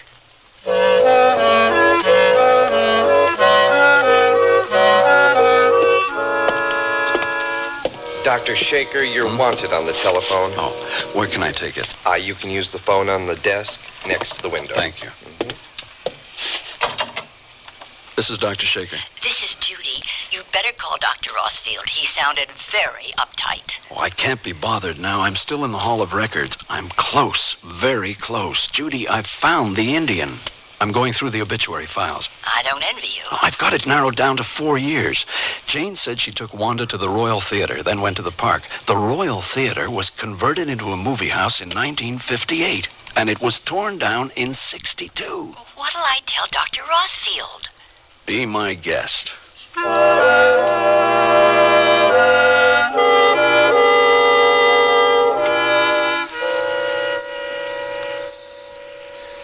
I got it.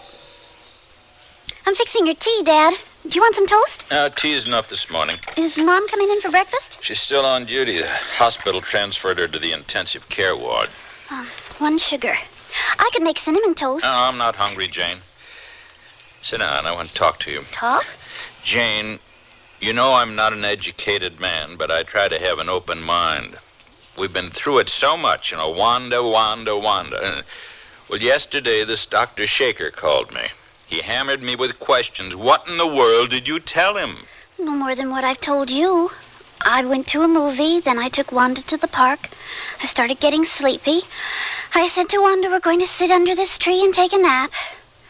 The last thing I remember was a dog barking. When I woke up, Wanda was gone. I lost her. Jane, you and I are sitting in this kitchen. There are 2 bedrooms in this house. Your mother and I sleep in one, and you sleep in the other. Where does Wanda sleep? I know it's weird. I can't explain it. It's a feeling I can't control. I can't sleep. I can't rest. I know there's no Wanda in this house. There never has been.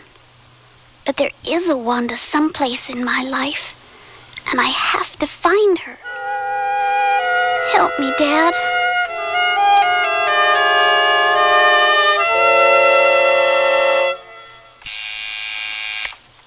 Yes?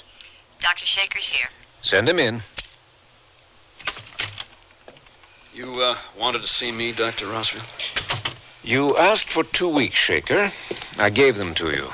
The 2 weeks ended yesterday. I'm very close now, Dr. Rossfield. I need a few more days. You act like I'm some kind of administrator in an accounting office. You're putting this on a personal level. My interest is in Jane. My interest is in Jane, too.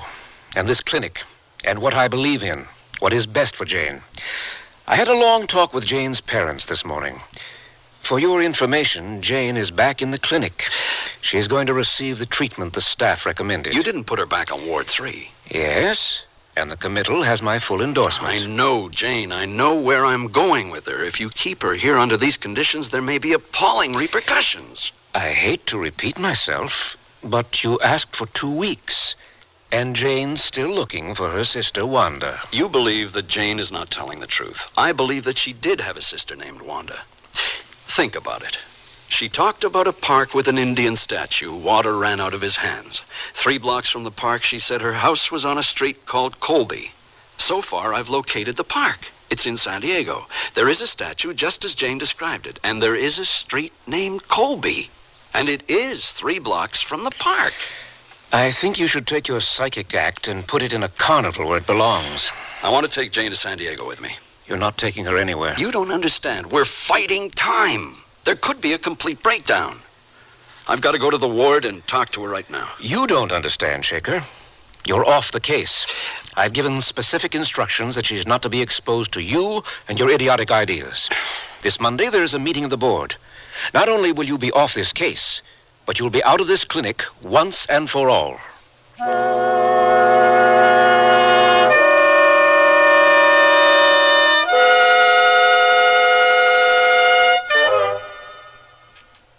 Sears Radio Theater will return after this message from your local station.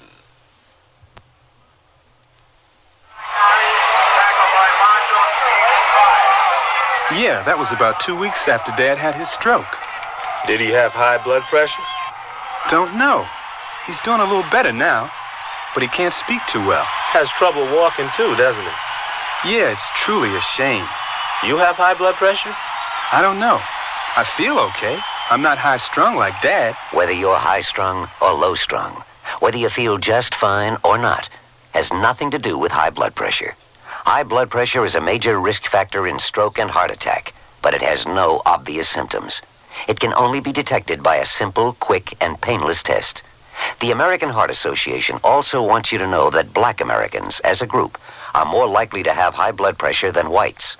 We don't know why. But high blood pressure can usually be controlled if it's detected.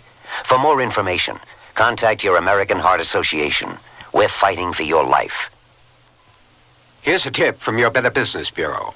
Each year, medical quackery takes many dollars from unsuspecting people, as well as endangering the health of innocent victims. Watch out for the telltale signs. There are several different types of quackery to look out for. For example, false claims for drugs, food fads, and unnecessary food supplements, as well as fake medical devices. Remember that their promoters are much more interested in making money than in preserving health. Quackery in drugs includes so-called cures for arthritis, rheumatism, baldness, and pills that supposedly melt away fat. Drug quackery can be very dangerous in that the victim is sometimes kept from seeing a doctor and obtaining life-saving treatment. The food quack attempts to convince the dieter that vitamin supplements are the only way to a thinner body. And once again, only a doctor should diagnose a vitamin deficiency and write up the necessary prescription. A tip from your Better Business Bureau.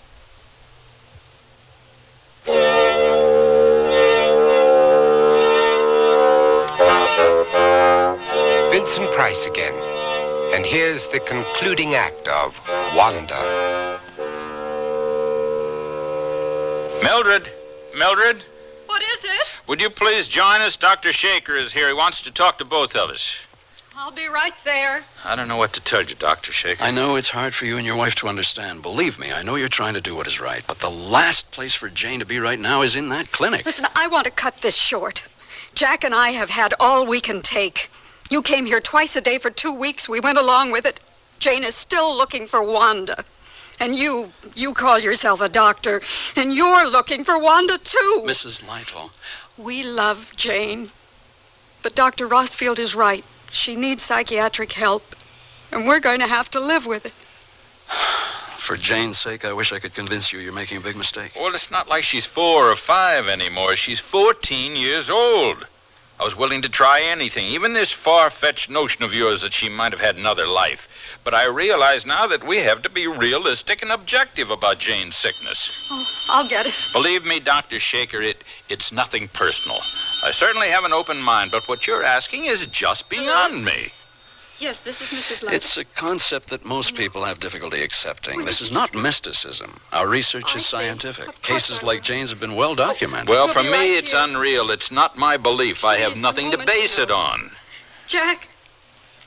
Jack. What is it? That was the clinic. Well, don't just stand there. What are you trying to tell me? It's Jane. She ran away from the clinic. She broke a window to get out. Oh, no. Jack, there was blood on the floor. She must have cut herself. Pardon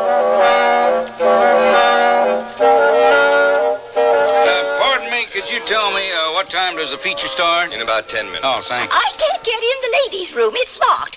But I can hear someone in there. It sounds like she's crying.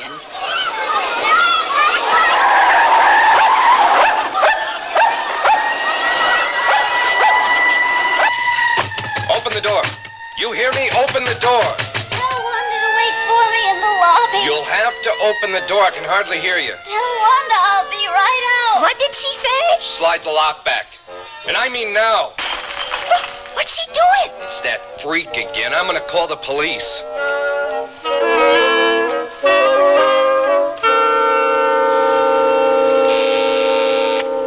What is it? Mr. and Mrs. Lytle are back. Have them come in. Come in. I've had a report from the police. Have they found her?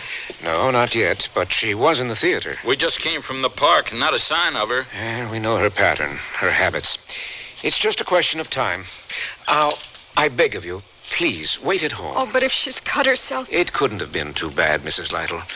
It was nearly 2 hours after she broke out when she caused a disturbance in the theater. It's obvious she's quite active.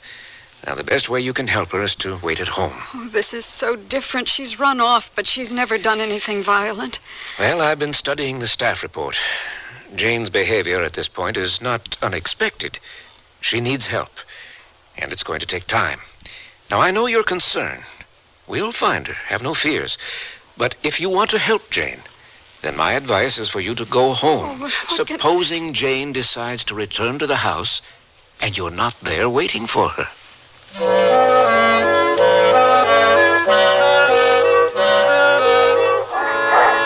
We're closed. Can't you read the sign? My name is Crane Shaker. Now listen, I'm a doctor, and I'm looking for a young girl. I don't make the rules, Doctor. The animal shelter is run by the county. Now, it's spelled out right there. Closing hour is 6 o'clock. I just want to come in and look for this girl, if you will. Let me explain. I can't do it. The supervisor is gone. There's just me and one other security guard. Her name is Jane. She's 14 years old. She's in trouble. She needs me. She could be hiding in there. Well, we always do a check before we lock the gate. Now, if she was here, I'd know it. But it's possible that you may... All right. You wait here. I'll take a look around.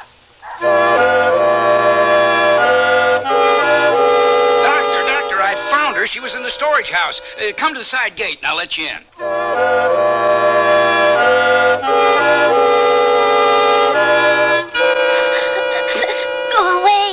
Go away. Jane, I've come here to help you. I don't believe you anymore. You lied to me. No, Jane. Dr. Rossfield believed I was lying to him.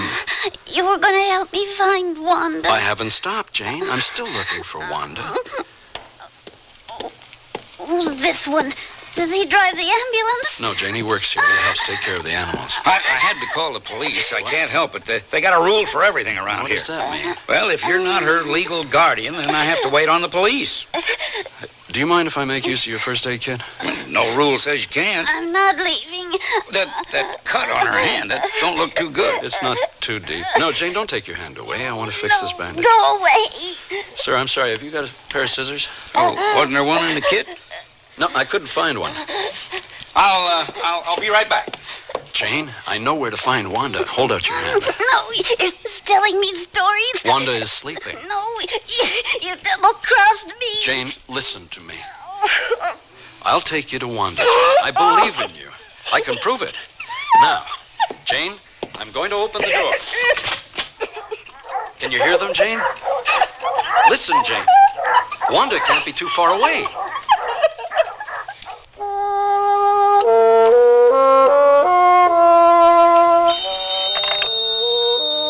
Hello? Mr. Lytle, this is Dr. Shaker. I've found Jane. You don't have to worry. She's all right. Mildred, it's Dr. Shaker. He found Jane. He says she's all right. Jack, listen to me.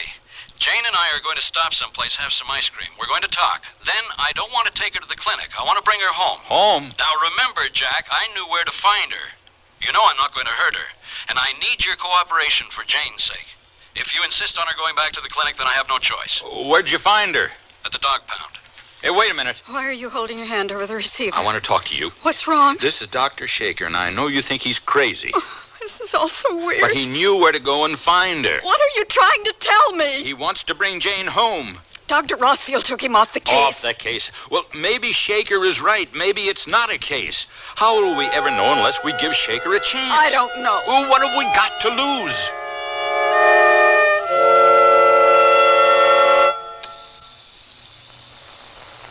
What are you taking your tea, Doctor? Oh, just a little milk and sugar, please. I still don't understand the dog pound. The minute she got in bed, she fell asleep like a baby. Wanda supposedly had a dog that used to follow her around the park. Jane couldn't remember the dog's name. Well, after she left the theater, the police at one point spotted her on the south side, but they lost her. At that point, I knew she was looking for Wanda's dog. When I found her at the pound, she was very close to a complete breakdown. Now, please understand, we have to be very careful now. What are you asking of us? Well, I have to state to you, even though you're aware of it, that Dr. Rossfield doesn't believe in anything I'm doing for Jane. As you know, I've been taken off the case. First, I can't do anything for Jane unless you give me permission. Well, just tell me what you want me to do. To begin with, I want your full approval, and yours, Mrs. Lytle. I'd like Jane to feel she's being supported on all sides. Well, I know you're on Jane's side, but I just don't understand Well, this. the only way we're going to help Jane is to release her from feeling responsible about losing her sister. Well, I'm so tired of saying it. She doesn't have a sister. No, sir. There was a sister. Her name was Wanda. But it was in another life. Another life? Yes. There are many names for it. Some people call it reincarnation. Some people call it transcending. Some people call it transmigration of souls. I would be lying if I told you I really understood it, but I have located a Wanda, and it could be Jane's sister. Well, it's beyond me. I don't know what to say. There have been many cases recorded all over the world. It's not that uncommon. There are many institutions doing research. Try to accept it. Jane is not sick. Let's start out now by taking her statements as possible facts. Like what? Well, Jane talked about an Indian statue.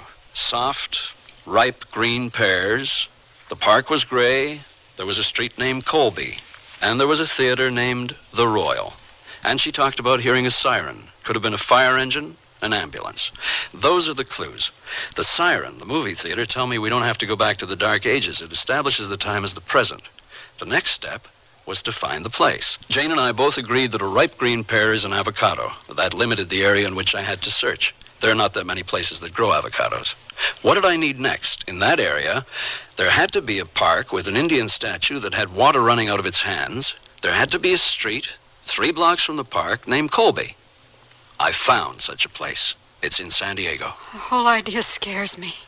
There's nothing to be afraid of, Mrs. Lytle. We can't let ourselves be trained animals, schooled to perform in an isolated ring. We have to open our minds. There are so many rings out there to explore.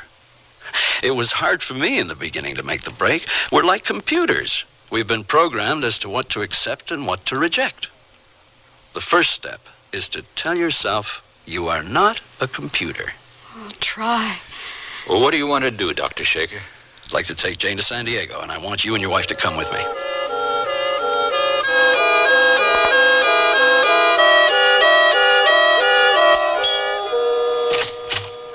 Yes? Mrs. Weber, I'm Crane Shaker. Oh, please, come in. Would you like some coffee? Tea? I'd like you to feel comfortable with me. Thank you. Nothing for me. Oh, all right. When you, called yesterday, I must confess I was very confused. Today, I would have to say that's an understatement. What has this got to do with Wanda? I hope it's not too difficult for you to talk about. Oh, it's still difficult, even though it happened 18 years ago. I know. And I still don't know what you're talking about. Once I pinpointed the location, I went through all the obituaries. Mrs. Weber, you had 2 daughters named Wanda and Jane. They were killed in an automobile accident on Colby Street. I don't need you to remind me of that. True. Who are you? You told me on the phone you were trying to help some girl. Now, what in the world do you want from me? The cemetery, where your daughters are buried.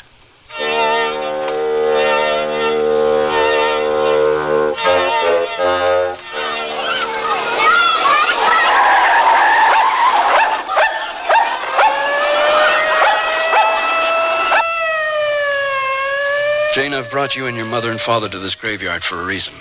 Jane, look at this gravestone and tell me what you see written on it. Wanda Weber, age 6. It was not your fault, Jane. The driver lost control of his car. He jumped the curb. The car tore into the swings. Wanda died in the ambulance. I can hear the siren. That Wanda died 18 years ago. Jane wasn't even born then. Wanda had a sister who was named Jane. She was also killed in the accident. You can look at the dates. It's clear to all of us that it happened 18 years ago. Jane, we have found Wanda. You don't have to look for her anymore. You mean another Jane? Come over here. Now, read this stone. Jane Weber, age 9. That's hard to believe. I know. It takes a while for these kinds of revelations to sink in. There were 2 sisters, Jane and Wanda Weber, ages 6 and 9. They were in the park playing on the swings. The dog started across the street. The driver of the car tried to swing around the dog. Unfortunately, he hit the curb and couldn't control the car. The car smashed into the swings. Oh. The Webers lost both their children. And as you can see, that was 18 years ago.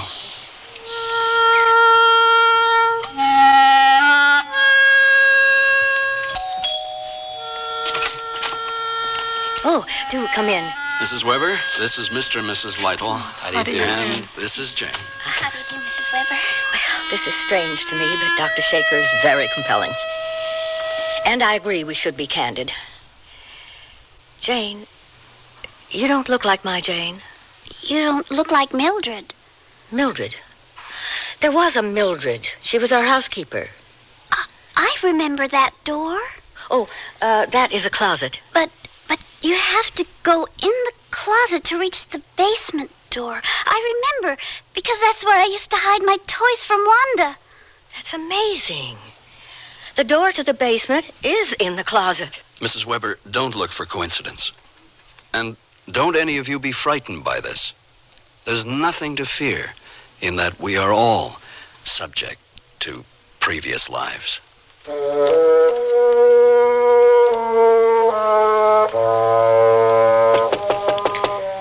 The door's open, Shaker. Why are you knocking on it? It was a matter of courtesy, Dr. Rossfield. Well, that's the last thing I expected from you. You sent for me? Yes. I can't deny the end results are what count. We've closed the book on Jane Lytle. All the symptoms have disappeared. Wanda is a figure of the past for Jane. But in all honesty, Shaker, do you really believe in reincarnation?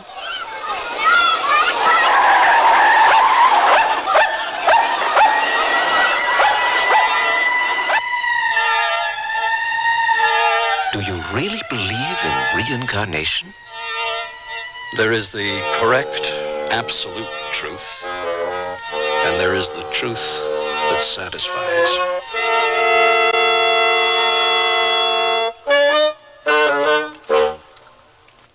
Can't believe you owe the IRS that much? Well, when things just don't add up, you can count on a Sears desk calculator to help you.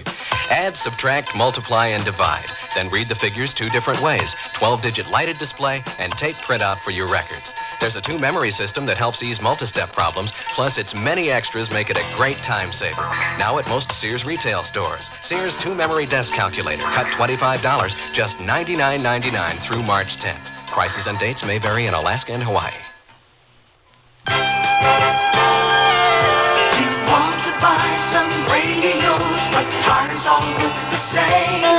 You've got to have good feelings. You've got to trust the name. You know our reputation. Remember what we said. When Sears is behind you, you come out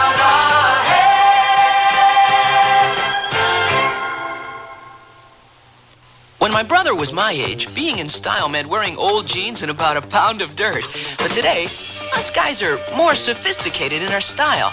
And that's why Sears has Style Works. A guy can pick up on the latest styles in jeans, tops, sweaters, and dressier clothes like vested suits. I can depend on the Style Works shop at Sears for just about everything to keep me looking great. And the prices? Pretty reasonable. My folks like that. Style Works. Today's style's all in one place. At most larger Sears retail stores. To look the height of fashion wherever I go requires many coats. But for home, I need only one coat fashion surrounding me. Sears' best Easy Living interior paint. One coat of Easy Living on the walls and every room looks stunning while I entertain or just relax. Choose from 24 decorator colors in Easy Living flat latex and semi-gloss, plus bright white ceiling paint for your home. Because with Sears Easy Living paint, all you need is one coat when used as directed at most Sears retail stores.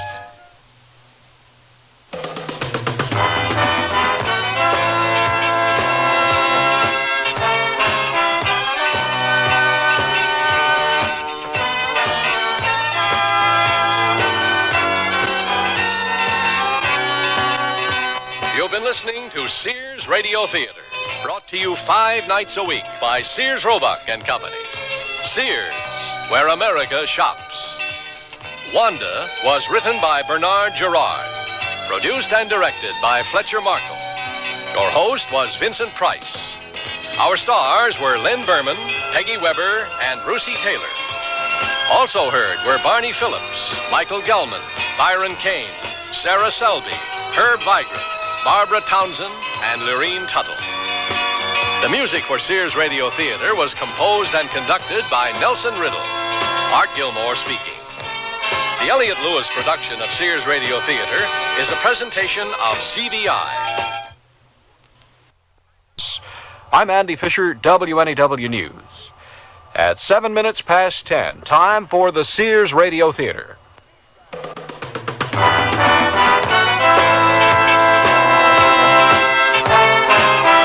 That's the theme from the Sears Radio Theater. Tonight is a love story with Cicely Tyson as your host. Here's a preview. I think Ernie's finally gone to sleep. I'm glad. Being trapped in this elevator has done something to him. It's done something to us all. Yes, it's true it's done something to us, but what made Ernie into what he is happened long ago, not tonight in this elevator. You're as bad as Ernie. You're so bitter. The Sears Radio Theater will begin after this message from your local station. This is Lucille Ball, here to make a personal appeal to every American. Since the 1880s, the American Red Cross has been stepping in when there's been big trouble, like a hurricane. But nobody has to tell you the Red Cross is there when a hurricane strikes. So let's talk about the other Red Cross, your neighborhood Red Cross. They teach kids to swim. Hey, that's good, Eddie. And they train about every lifeguard on every beach. I think it's possible to look into it. We can get in touch with the local chapter. They help veterans get on their feet. They help people relocate after fires. Are you comfortable? Okay, now relax. They collect and distribute blood. They give a hand to the older folks in your town and do scores of other jobs. It's running very nicely. It's easy to see why we've got to have Red Cross, and only you can keep Red Cross ready for the little emergencies in your neighborhood. And the big ones. Help keep Red Cross ready. This is Cicely Tyson. Most of the lights on most of the floors of this glass and steel monolith have gone out. It's late. The workday is over for nearly everyone in this building. Only 3 people remain. They stand together, silent, waiting for the elevator. Anna Kaufman, 62 years old, her mop and bucket at her feet, is the cleaning woman here. Nightly she scrubs and dusts and empties the wastebaskets and ashtrays. Ernie Matrano is adjusting the belt of his ill-fitting dark blue security officer's uniform. He shifts from foot to foot, pushing the elevator button every few seconds, unable to stay still for very long. Bonnie Albers stares straight ahead, unaware of her companions, thinking of the subway ride home. She's rehearsing in her mind how she will make sure she hasn't been followed before she steps inside her apartment building. Bonnie lives alone, and she's frightened. She carries her fears with her always and often works late at the office to avoid going home to the emptiness. And now it begins. Finally, these three silent people will speak.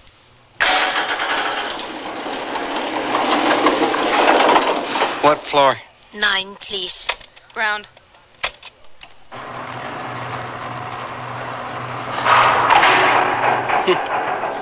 What's happened? We've stopped. I don't know. We're stuck. We're stuck in here. Just hold on. That's what this here alarm's for, you know. There's no one to hear. We're alone. Now, these three will speak as they never have before or ever will again.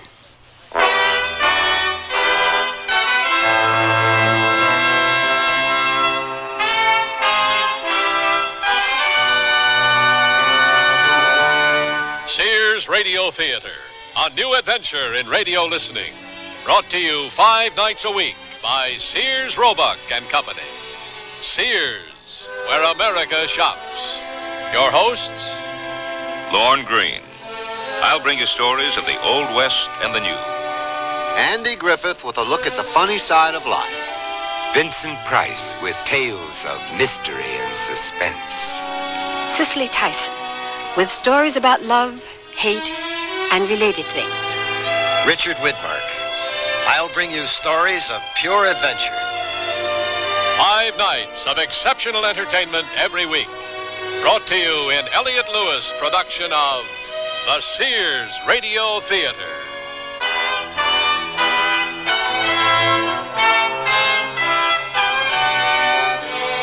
Our story, The Long Night, by Pamela Russell.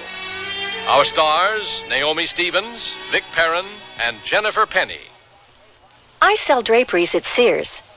Yesterday, a lady came in and said that she'd been in and out of about every store in town looking for draperies and at this point didn't know what she wanted anymore. I asked questions about her tastes and decor and then made suggestions. She was thrilled. She found what she wanted and learned a little too. It made me feel good to know that I helped her out. Sears people are friendly people who help you find what you want. Sears, Sears, Sears, where America shops. This spring for women, the fashion place at Sears suggests these up-to-date separates. They're comfortably casual, yet dressy and light-hearted enough to go anywhere this spring. Margaret mixes Sears texture blazer and the small collar striped shirt with trousers, while Wendy wears a shawl collar blouse and the slimmed-down dirndl skirt. Color coordinated, these great-looking separates will come together beautifully for you. Spring's mixable, matchable, up-to-date separates. Get them at most larger Sears retail stores.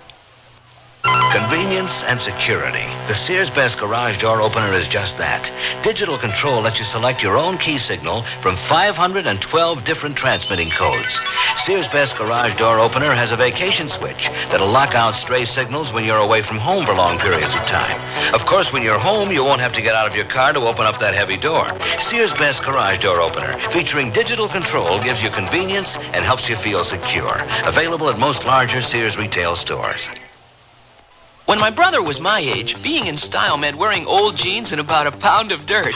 But today, us guys are more sophisticated in our style. And that's why Sears has Style Works. A guy can pick up on the latest styles in jeans, tops, sweaters, and dressier clothes like vested suits. I can depend on the Style Works shop at Sears for just about everything to keep me looking great. And the prices? Pretty reasonable. My folks like that. Style Works. Today's styles all in one place. At most larger Sears retail stores.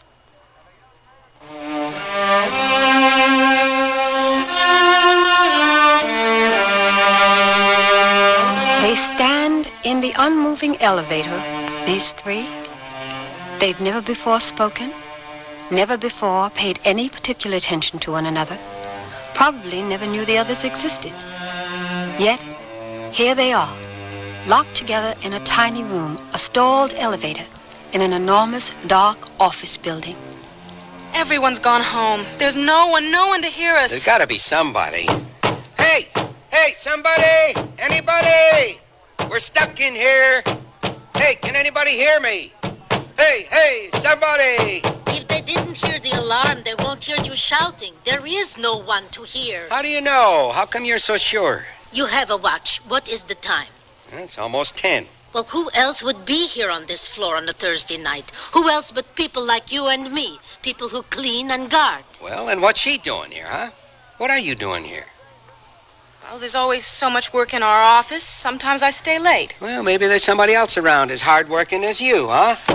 Hey, somebody! We're stuck in here. Hey! I think there's something else you could do. Like what? I don't know. Fix it or something. That's real good. That's real good thinking. I'm a security guard, not an elevator repairman, you know. What about that telephone? You got me calling myself. This is a direct line down to the security desk on the ground floor, which is where I ought to be right now. Couldn't you crawl up through the shaft? Oh, you've been watching too many movies. I ain't Spider-Man, you know. I just thought that there might be something else you could do. Something besides screaming and pounding. That's making me very nervous. I ain't exactly feeling serene myself. But tell you what, you get any more of them bright ideas, climbing shafts and stuff, you be sure and tell them to me, okay? So what are we supposed to do now? Wait. For what? For how long? You got me. I think I'm just going to sit down and get comfortable. What you do is up to you. Could it be that this is one of those blackouts? No, we still got the lights. It's just this elevator that's stuck, that's all. And I had to get in it. It figures. Just my luck. My name is Anna Kaufman. Bonnie. Bonnie Albers. What do you two think this is, a tea party or something? We may be here for many hours. It's good to know who we are with, yes? Right. Anything you say. And what is your name? Matrano. And your given name? Ernie. You talk funny, lady. You talk like some of them Polacks I grew up with in the old neighborhood. Are you a Polak? Why do you ask? 'Cause you talk funny. You ain't an American. Yes, I am. I'm an American citizen, Ernie. Not born here, you weren't. Don't tell me that. I know better. You're very quick, Ernie. Yes, a long time ago, I came from Poland. I was a Pole. Yeah, I knew it. You can't fool me. I was not trying to, Ernie. Have you been here in America a very long time, Mrs. Kaufman? Oh, please, call me Anna. 32 years I've lived in America, more than half of my life. I've lived here all my life. You are proud, Ernie, to have been born in America? Yeah, I guess. My old man, he was the one who was proud. All his sons born in America. He used to say that. My ma told me. I don't remember much about him. Your father, he's dead? Yeah, he worked on the docks. He got killed on the docks. I was just a little kid when he died. And your mother? She's still around. You sure ask a lot of questions, lady. Anna, please, call me Anna. Yeah, all right. You ask a lot of questions. How come? I'm sorry. I'm a little uneasy being here like this. I try to make it easier. That's why I talk so much. I'm frightened too, Anna. And so quiet, so silent in your fear. You remind me of someone, Bonnie. Who? My daughter. Is she about my age? I'm 27. No, she would have been older than that now, had she lived. Oh, I'm sorry. Anna, why don't we sit down? I'm used to standing, but yes, it's a good idea. We'll sit down, Bonnie, and we'll talk. Oh, haven't you been talking enough already? I have a son, an all-American boy born in America, very like Ernie. I have not seen him in a long time. It's sad when families drift apart. My folks live in Oregon, my little sister and brother, Mom and Dad. It's been 5 years since I've been out there to see them. I miss them. My son has his own family now. He has no need of me. I'm his past, and like most Americans, he has little time for the past. Oh, you're right there, lady. Forget the past. It's over and done with. Today, that's what matters. I am what I am now. I ain't what I used to be. Do you like who you are now, Ernie? Yeah, sure I do. And did you like who you used to be? I don't know what you're talking about, lady. Anna. Yeah, right. Anna, what was your daughter's name? Margit. Little Margit. Sweet child. She had eyes just the color of yours, Bonnie. I remember everything about her. Please, tell me about her. She was so good on the train. She never once cried. I held her in my arms, and she'd look up at me with her big dark eyes. She never cried. But she was so afraid. We were all afraid on that train. There were no windows, so we couldn't see where we were going, and none of us, not in our worst nightmares, could have imagined our destination. And finally, the train stopped. They opened the doors, and they began shouting at us, and we all got out as quickly as we could, but some didn't move because they died on the train, and outside, my young husband stood beside me, and I held Margit tightly. I thought, what is this place? What is this horrible place? Where was it? Where was it that happened? It was Auschwitz. Do you know of it? Auschwitz, Bunny? No. It was one of them camps the Germans had during the war. A death camp, yes, where Jews and others were killed, gassed by the Nazis. You were in one of them? Yes. I was in Auschwitz for 8 months. But your husband, your little girl. My husband had tuberculosis. He made no effort to conceal it from the Germans. They had doctors there. They separated the sick, and we thought that he'd be taken to a hospital. We didn't know that the sick died first in Auschwitz. The sick and the old, then the children. Oh, they couldn't work. They were of no use, so they were gassed. They marched my husband directly from the train to the chambers, and then they began taking the little ones. I tried to hide Margit. She was so small. I thought they wouldn't see her under my coat. But they did. They pulled her from me. Still, she didn't cry. As they led her away, she looked back at me. I can see her eyes now, even now. It's the last time I ever saw her. It's so hard to believe.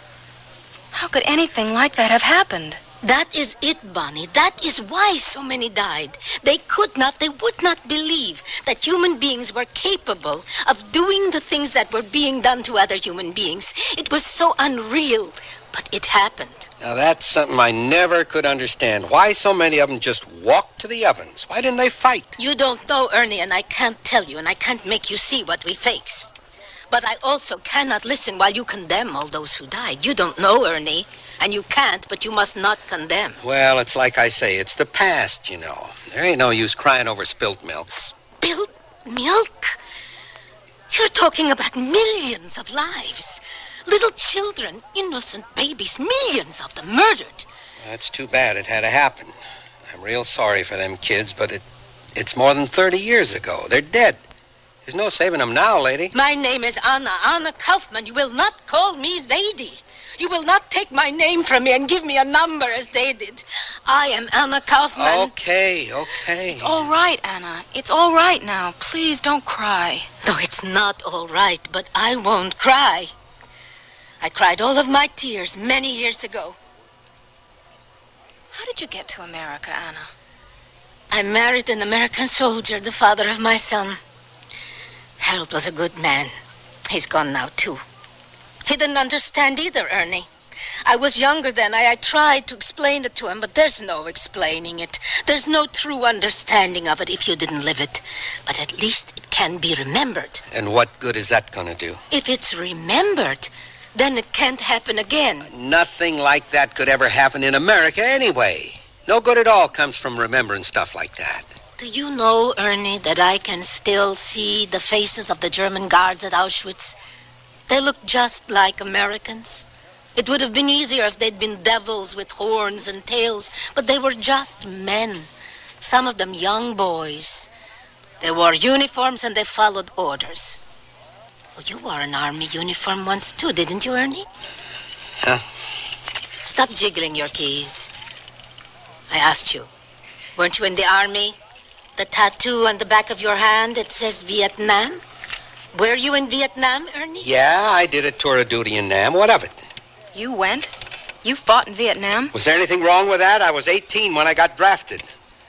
Listen, I was proud to do my duty. I want to get out of here. Why did you do that? You know there's no one to hear it. I got to get out of here. You two are driving me nuts. A couple of weirdos talking all the time about dying and killing and stuff like that. What's the matter with you? Nobody's done anything to you. Yeah? Well, I don't like the way she looks at me. Anna's not bothering you. Oh, yes, she is. She thinks I did something. She thinks I killed goop women and kids, don't you? Did you, Ernie? I never did nothing like that. I never did. I gotta get out of here. Somebody! Get me out of here! Somebody, anybody! I gotta get out of here!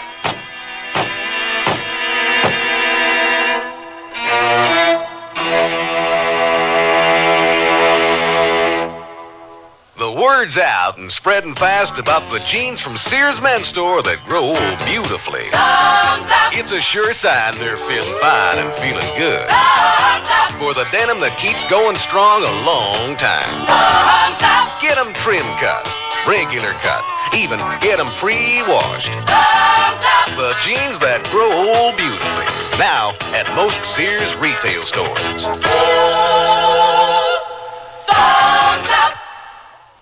Oh, here I go again. It's time to rent one of those steam-type carpet cleaners. Why rent? Now Sears puts power in a carpet cleaner you can own yourself. The Power Spray from Sears for easy home carpet cleaning. Power Spray sprays hot water into your carpet, then sucks up the dirty water. You can see the dirt you get out. Dirt you didn't even know was there. The Power Spray Carpet Cleaner, a convenient carpet cleaner you can own yourself. Available at most Sears retail stores. Kenmore. Solid as Sears. Come, spin the wheel of fashion.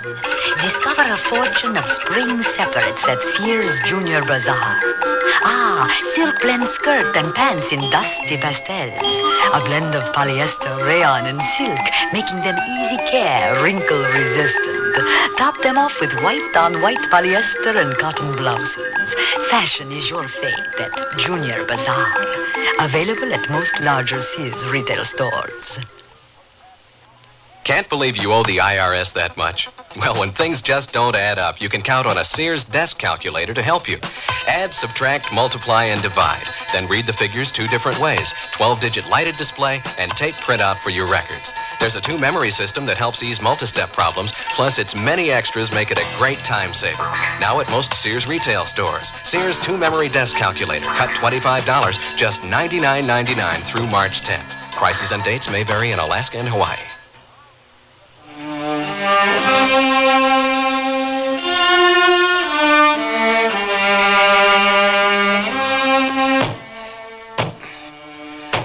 The 2 women silently watch Ernie pound out his frustration.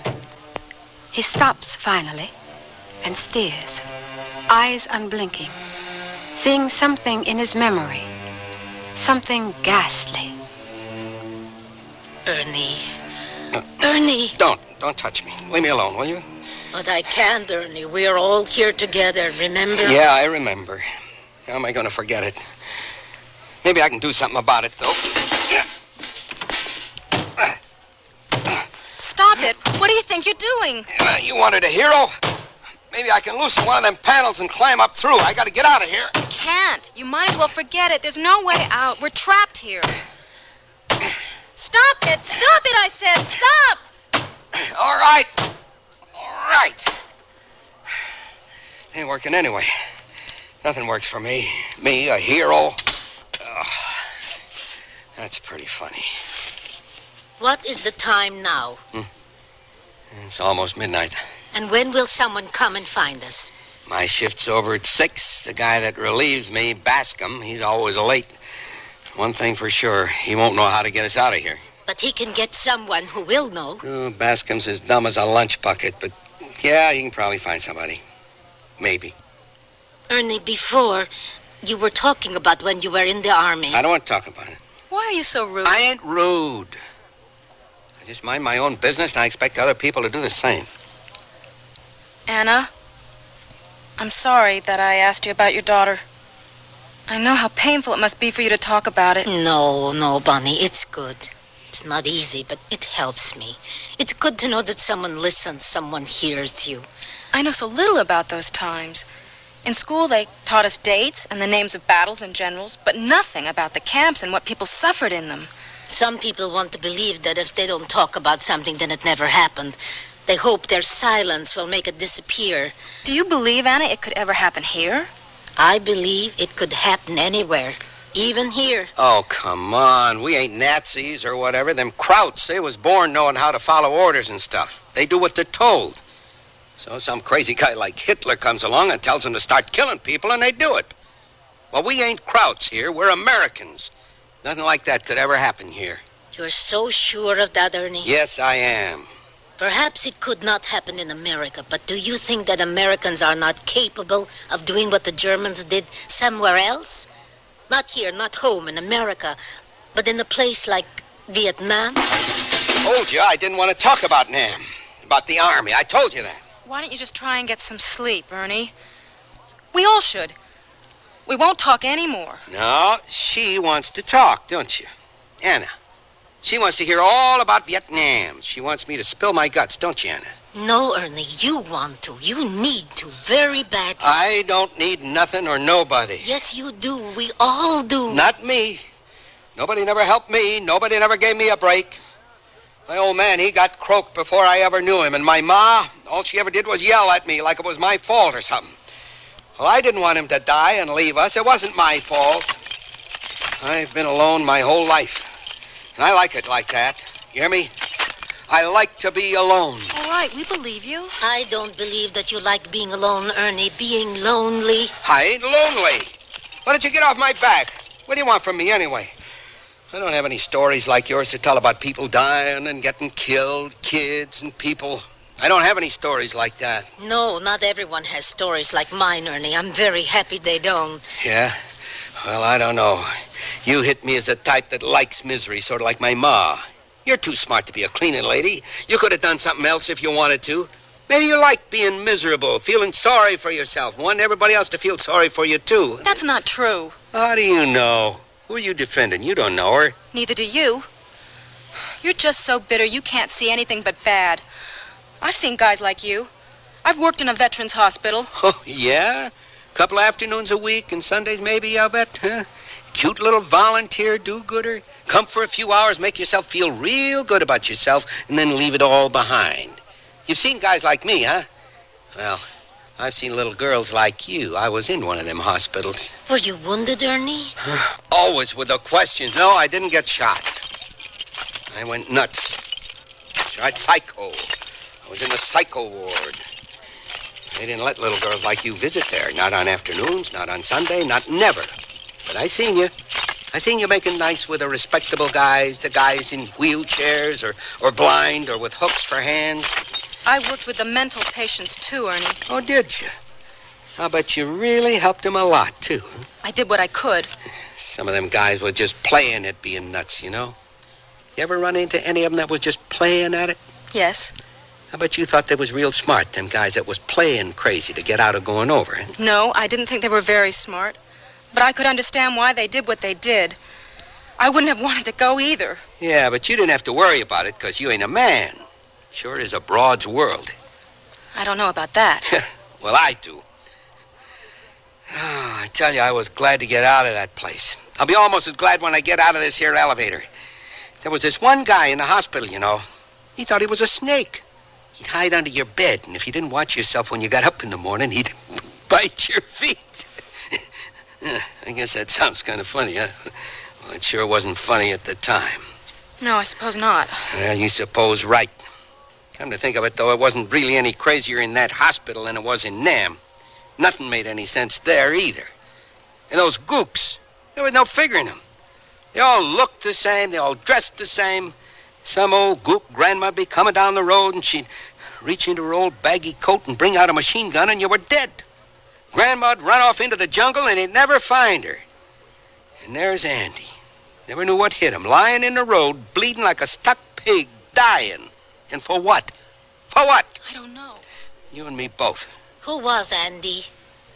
How'd you know about Andy? You just said his name. Who was he? Oh, just a guy I knew. He died? Yeah. He was a friend of yours? I told you, he was a guy I knew. He was not your friend, Ernie? Why do you keep harping at me? I knew him, okay? Anna, I don't think Ernie wants to talk about it anymore. I never did, you know. I never did want to talk about it. It's water under the bridge. There ain't no use talking or thinking about it no more. It's over and done with. But you do think about it, don't you, Ernie? Anna, please. What do you want from me, huh? What do you want? I want to know about Andy. Okay? Okay, I'll tell you about Andy. He was my buddy. He was the only friend I ever had. And I was walking right next to him when he bought it. One minute he was there and laughing, and the next minute he was down, dead. I should have gone after that old lady then, but all I could do was stand there and look at Andy. I couldn't believe it. I kept thinking he was going to get up and laugh and say it was all a joke. I couldn't believe it. Andy was dead. My buddy was dead. And then what happened? Well, what do you think happened? They shipped him home in a shiny box all wrapped up in a pretty flag. And they put you in the hospital then? No, that was later, after we went into that village. It was later, Ernie? No, it was then, right after Andy got it. I went kind of nutso for a while. They sent me back to the States, to a hospital. No, Ernie, before you went home, before you went mad, nuts, as you call it, before any of that, you went to a village, Ernie. What happened in that village? Nothing. Nothing happened. Ernie? Anna, please. Stop, please, Anna. Ernie. Anna! Ernie. Get me out of here. Get me out. Get me out of here. Don't shoot. Don't shoot her. Don't shoot him. Don't shoot him. They're just kids. Don't shoot. Don't.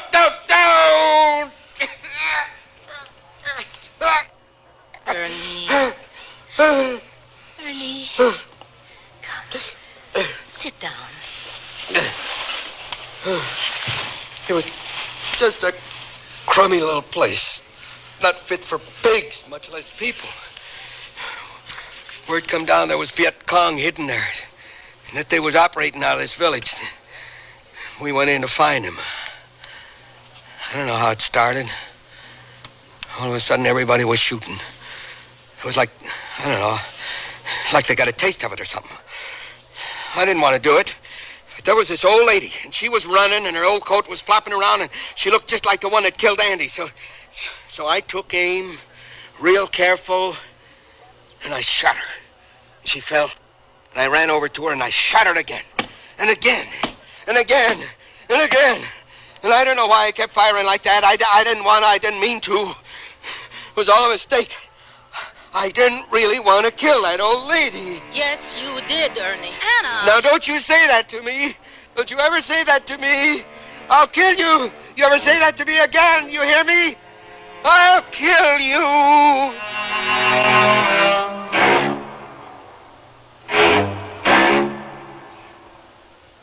Sears Radio Theater will return after this message from your local station.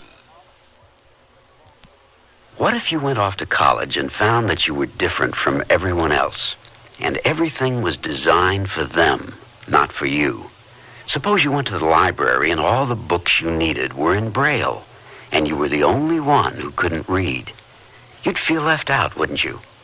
And what if you went to class and found that there were no chairs because all the other students rolled in with their own wheelchairs? Suppose one of your professors gave his lectures talking with his hands, only his hands, and everyone understood sign language except you. You'd think it wasn't fair. Well, that's how handicapped people feel now when they go to college and find extra handicaps. But things are changing, and we have free information that can help. Write Closer Look, Box 1492, Washington, D.C., 20013. A public service message on behalf of the United States Office of Education.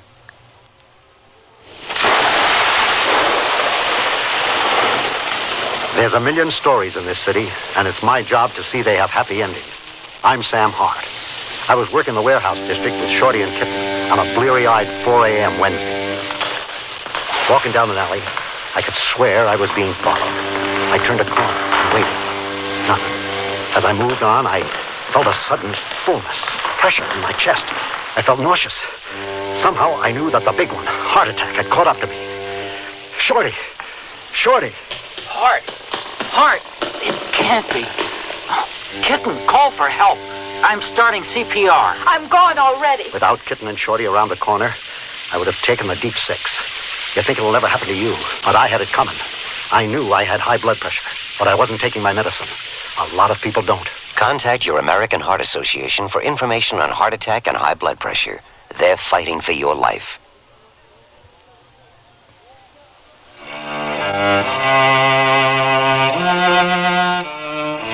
Tyson again. And here's the concluding act of The Long Night. I think Ernie's finally gone to sleep. I'm glad. Being trapped in this elevator has done something to him. It's done something to us all. Yes, it's true it's done something to us, but what made Ernie into what he is happened long ago, not tonight in this elevator. You're as bad as Ernie. You're so bitter. Can't you accept that what happened in Vietnam was a horrible mistake on Ernie's part? Can't you believe him when he says he didn't mean to do it? No, I can't believe or accept that. Has your whole world become a death camp? Do you think that everyone is cruel and evil and that we're all murderers? I don't believe that, Bonnie. Shall I tell you what I do believe? I'm not sure I want to hear it. I do. I ain't been sleeping. I've been listening, and I want to hear what she says now. It's not true that my world is all in Auschwitz. Not anymore. There was a time when it was, but no longer. I believe that there is within the best of men, within all men, all human beings, the possibility of inhumanity, of evil. It is within us all. I saw it in Auschwitz. And Ernie has told us of it in a tiny village in a little country very far away. It was not a mistake that Ernie shot that woman. It was not a mistake. It was hatred and revenge. He meant to do it. He wanted to do it. Ernie knows that, and he knows that I'm not afraid to confront him. Don't you, Ernie? Yeah, I know it. The knowledge, the admission of the deed must come first. Then comes forgiveness. Have you ever been forgiven, Ernie? No, never. Nobody never forgave me because there ain't nobody who can. Yes, there is. I forgive you, Ernie. I know what you did, and I forgive you. Oh, why should you? You, of all people. Who better than I? I'm a survivor. I lost everything and everyone that's dear to me. What good is a person like me, a survivor, but to remember and to forgive? Then life may go on. I know that some people think forgiveness is God's alone to give, but God seems so far away sometimes. Where was God in Auschwitz? He was in the survivors. That's where. Where was God in Vietnam? He was in the boys who were driven mad with guilt for what they'd done. You, Ernie, you too are a survivor of a Holocaust. You must remember, and you must give your forgiveness with mine. You must forgive yourself, Ernie, as I do. Thank you, Anna. And I'm so sorry for what I said to you. I didn't understand. I know. I know. It's difficult for a girl like you to even imagine such horrors as death camps and massacres. How could you know of such things? How could you be expected to understand them? A girl like you. It might be easier for me than you realize. The summer that I turned 19, something happened to me. Something happened that I'll never forget. Yes, Bonnie. My parents thought that I was in California attending the summer session of my college. They thought that was why I wasn't coming home in June. And I wasn't lying to them, not in the beginning. I really was going to take some classes. I hadn't done very well my first year, nothing like I had in high school. In high school, I did everything. I was always involved in activities, straight-A student. But it didn't help. I still felt so alone and isolated. I put all my hopes into college. I thought it would be a kind of miracle. Finally, I'd be inside. I'd belong. But it didn't work out that way. What happened that summer? I'm trying to tell you. I knew it wouldn't be easy, but I didn't think it would be this hard. Look, kid, maybe it just ain't the right time for you to talk. No, I have to. I want to tell you. Just before the summer session was to begin, I met this girl. You see, I lived in a dorm on campus. I used to eat all my meals there. But I'd heard some kids talking about a little health food restaurant a few blocks away. I decided to go there. That's where I met Monica. She was a waitress there. She was really friendly and nice to me. I think she talked to me more in just a few minutes than my roommate in the dorm had all year. She dressed a little strange. She wore her hair all wild, long and frizzy. But I didn't think very much about the way she looked. I was so happy to have a friend. She lived close by in a big old house with a lot of other kids. All I could think about as we walked over there was that I hoped that they all liked me as much as Monica seemed to. On the front porch, a boy with a beard and no shirt sat and played a guitar. Huh. Inside, there were old bare mattresses everywhere and murals on the walls. Painted sunrises and clouds and people floating through the clouds. Strange and beautiful pictures like I'd never seen before. Yeah, it sounds like one of them hippie pads. I didn't know what it was. It was all so different and strange. I guess I was pretty backward coming from Oregon. My hometown was such a little out-of-the-way place. We didn't know what a hippie was. Oh, sure, we saw the news on television, student riots, and people burning their draft cards. But that was television. It was hard for me to believe there really were people like that. Anyway, Monica and I sat on one of those mattresses and talked for hours. I should say I talked. Monica listened. Nobody had ever really listened to me before. Then this man came up and sat down between Monica and me. He had long hair and a mustache, but he looked different, older. There was something in his eyes. He just sat there and watched me. When he left, Monica turned to me and smiled. "That was Larry," she said, "and you're in if you want to be." I didn't have to ask what she meant. I moved into the house that night. I didn't attend any classes that summer. This man you speak of, his name was Larry? Yes. And his last name? I didn't know it at first. Monica never mentioned it. Everyone just called him Larry, that was all. I didn't know his last name then. But you know it now, Bonnie. Yes, I know it. So, what's the big deal? What was his name anyway? Who even cares? He was just some hippie creep. No. Larry was more than that. Much more. Not just a creep. Worse than that. And not a hippie. The hippies preach love, remember?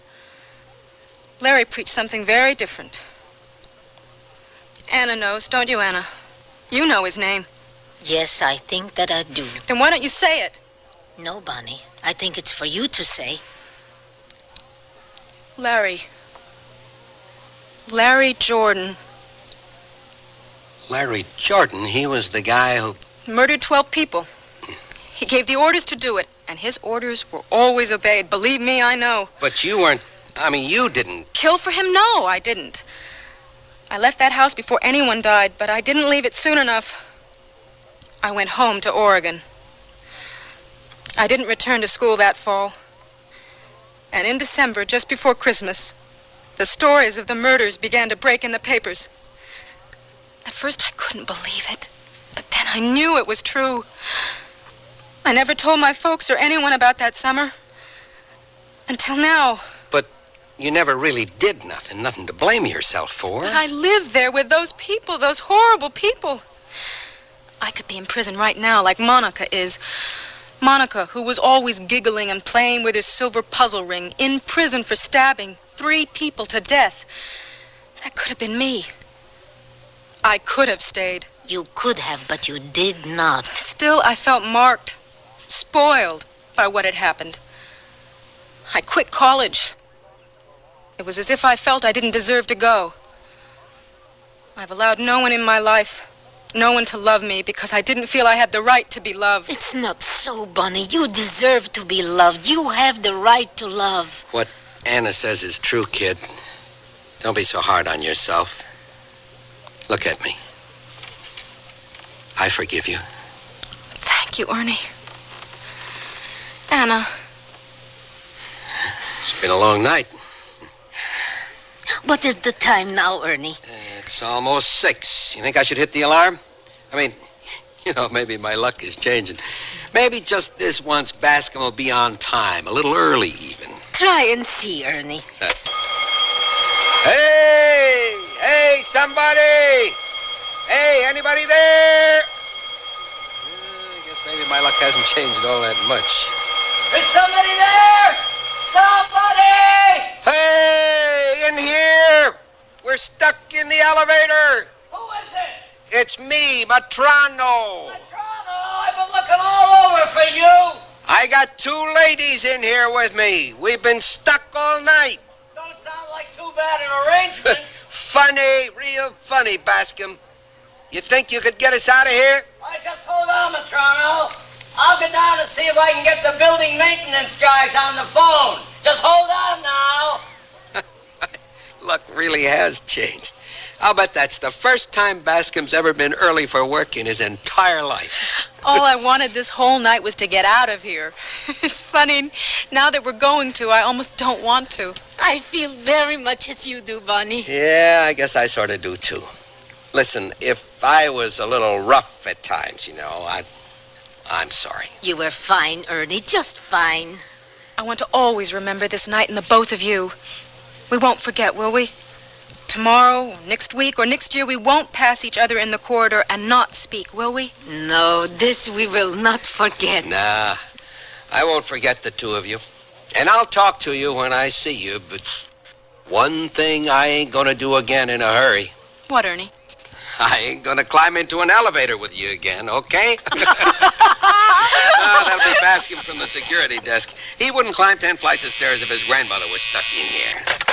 All right, Bascom, what's up? Well, I talked to the building maintenance guys. And? Well, they're going to get here as soon as they can. The one guy told me they could probably take you out one by one through the shaft. Otherwise, it might be an hour or more before they could get the elevator running again. We'll wait.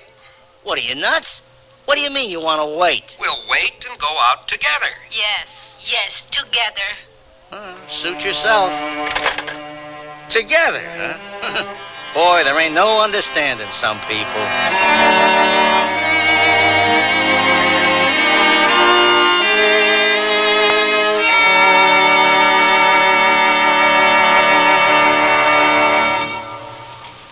I can't believe they can do it for $19.99. Installed? The aluminized Sears muzzler is only $19.99 installed. And listen to the muzzler promise. Sears promises that the muzzler will last as long as you own your American-made car. Or return it for refund or replacement free. And if Sears installed it, they'll install the new one free. Well, you can't beat that. I think it's fantastic. It's a great promise. The muzzler, just $19.99 installed. Clamps if needed, 99 cents each extra. Sizes to fit most American-made cars. Prices may vary in Alaska and Hawaii at most Sears Tire and Auto Centers. To look the height of fashion wherever I go requires many coats. But for home, I need only one coat fashion surrounding me. Sears' best Easy Living interior paint. One coat of Easy Living on the walls and every room looks stunning while I entertain or just relax. Choose from 24 decorator colors in Easy Living flat latex and semi-gloss, plus bright white ceiling paint for your home. Because with Sears Easy Living paint, all you need is one coat when used as directed at most Sears retail stores. Come, spin the wheel of fashion. Discover a fortune of spring separates at Sears Junior Bazaar. Silk blend skirt and pants in dusty pastels. A blend of polyester, rayon, and silk, making them easy care, wrinkle resistant. Top them off with white-on-white polyester and cotton blouses. Fashion is your fate at Junior Bazaar. Available at most larger Sears retail stores. Dear, today I found the bedroom suite of my dreams at a great price. That's a coincidence. I found one that has all the features. Well, mine has authentic country styling. So does mine. Does yours have a beautiful 26-step finish? Nothing but, and I get a choice of 13 different pieces. All built to last for a long time? Yes, with sturdy tongue and groove construction and dovetail jointed drawers. Is yours Sears Open Hearth Bedroom Furniture? Sears Open Hearth Bedroom Collection. Expert craftsmanship at a reasonable price. Select from 13 different pieces. Now at most Sears retail stores.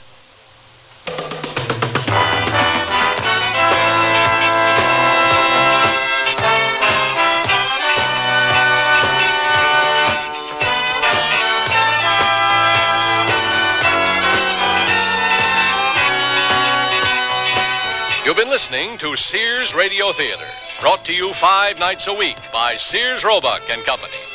Sears, where America shops. The Long Night was written by Pamela Russell, produced and directed by Fletcher Markle. Your hostess was Cicely Tyson. Our stars were Naomi Stevens, Vic Perrin, and Jennifer Penny. Also heard was Jerry Hausner. The music for Sears Radio Theater was composed and conducted by Nelson Riddle. Art Gilmore speaking. The Elliott Lewis production of Sears Radio Theater is a presentation of CBI.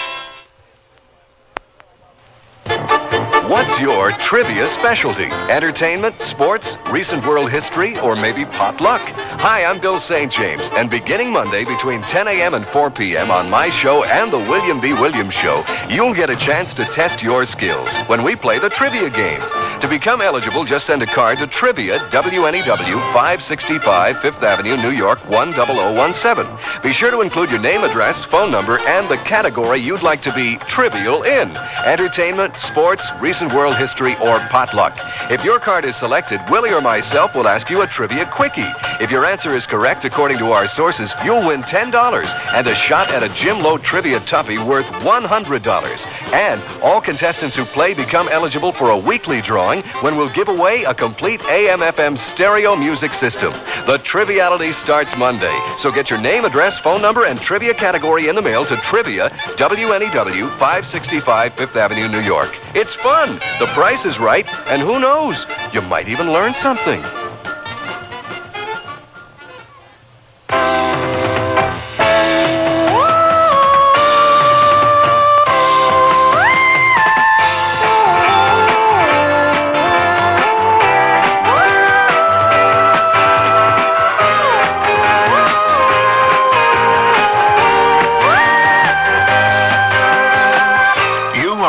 Traveler, and you know there are certain foods, plants, and animal products you can't bring back to the U.S.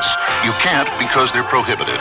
They're prohibited because even one of these foods, plants, or animal products might carry a disease or pest that could spread to our crops and gardens and animals with devastating results. You haven't been everywhere on the globe yet, but there's always tomorrow. And before you go again, write for the free booklet that explains the law. Even one can hurt. Write for Traveler's Tips. Write to Traveler's Tips, U.S. Department of Agriculture, Washington, D.C., 20250. I'm lost and lonely, scared and sad, trembling at the thought of making you mad. My love is yours, but at times you're so cold. If life's like this, take me before I grow old. This song was written by a man now serving time in a state prison. Most of the men and women in prison today were abused children, and many abused children grow up to abuse their own children. Child abusers can be helped. Find out how. Write Prevent Child Abuse, Box 2866, Chicago, Illinois, 60690. Please stop the hurt I've suffered since my birth. Join the abused child's fight, put an end to their sleepless night. A message of the Ad Council and the National Committee for Prevention of Child Abuse.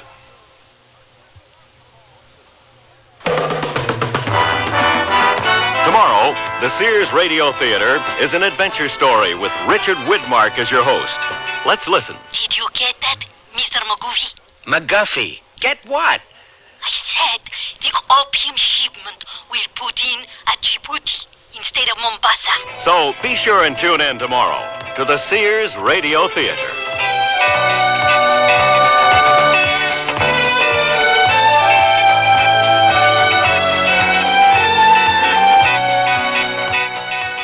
I'm Charles Scott King, WNEW News. At 9 minutes past 10, time for Sears Radio Theater.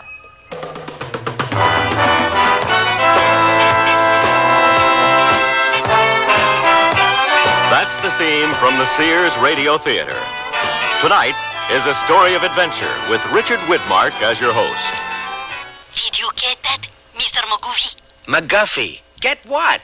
I said the opium shipment will put in at Djibouti instead of Mombasa. The Sears Radio Theater will begin after this message from your local station.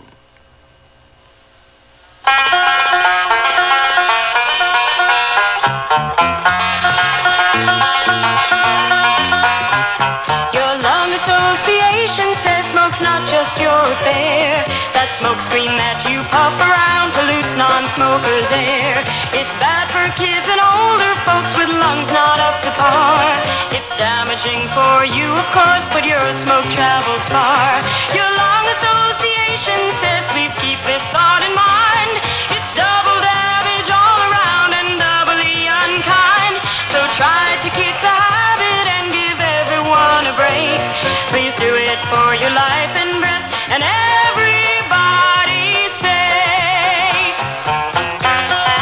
Association and you know that cigarettes are a breathing hazard. Smokers, please don't add that extra offense. Give us a break for life and breath. This is Richard Widmark. The man sitting in the small whitewashed room under the slowly rotating fan is Arnold McGuffey, an American. We're in East Africa. McGuffey might be poised there before a battered desk staring at an ancient typewriter for any number of reasons. He could be a hunter preparing to write a letter home about the kill. He might be a journalist about to write the first of a devastating series of articles on poaching. Or he could be a novelist composing the landmark book on man's attitude when he at last faces death. Mr. McGuffey? Not now, Miss Gennaro. It will only take a moment. Not now, Miss Gennaro. Not just right now. The beautiful girl hesitates in the doorway, then impatiently waits as Arnold McGuffey strikes the keys of the battered typewriter. To the Drug Enforcement Administration, Washington, D.C. Attention. General Director Dexter Hamilton. Subject, intersect of opium shipment. Which answers the age-old question, what's Arnold McGuffey doing in East Africa? And that's only the beginning of our story.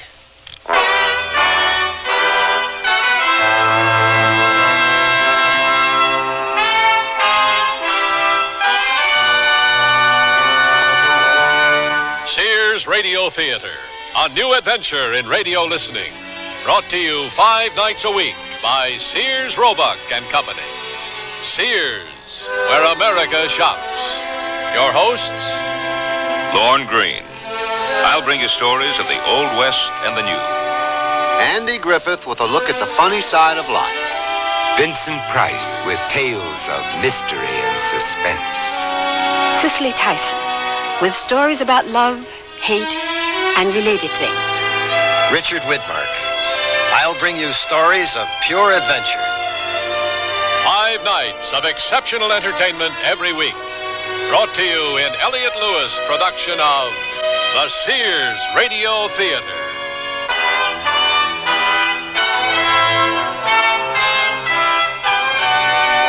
Our story, The McGuffey Connection, by Ted Sherdeman. Our stars, William Shallert, Peggy Weber, and Ben Wright. Come, spin the wheel of fashion. Discover a fortune of spring separates at Sears Junior Bazaar.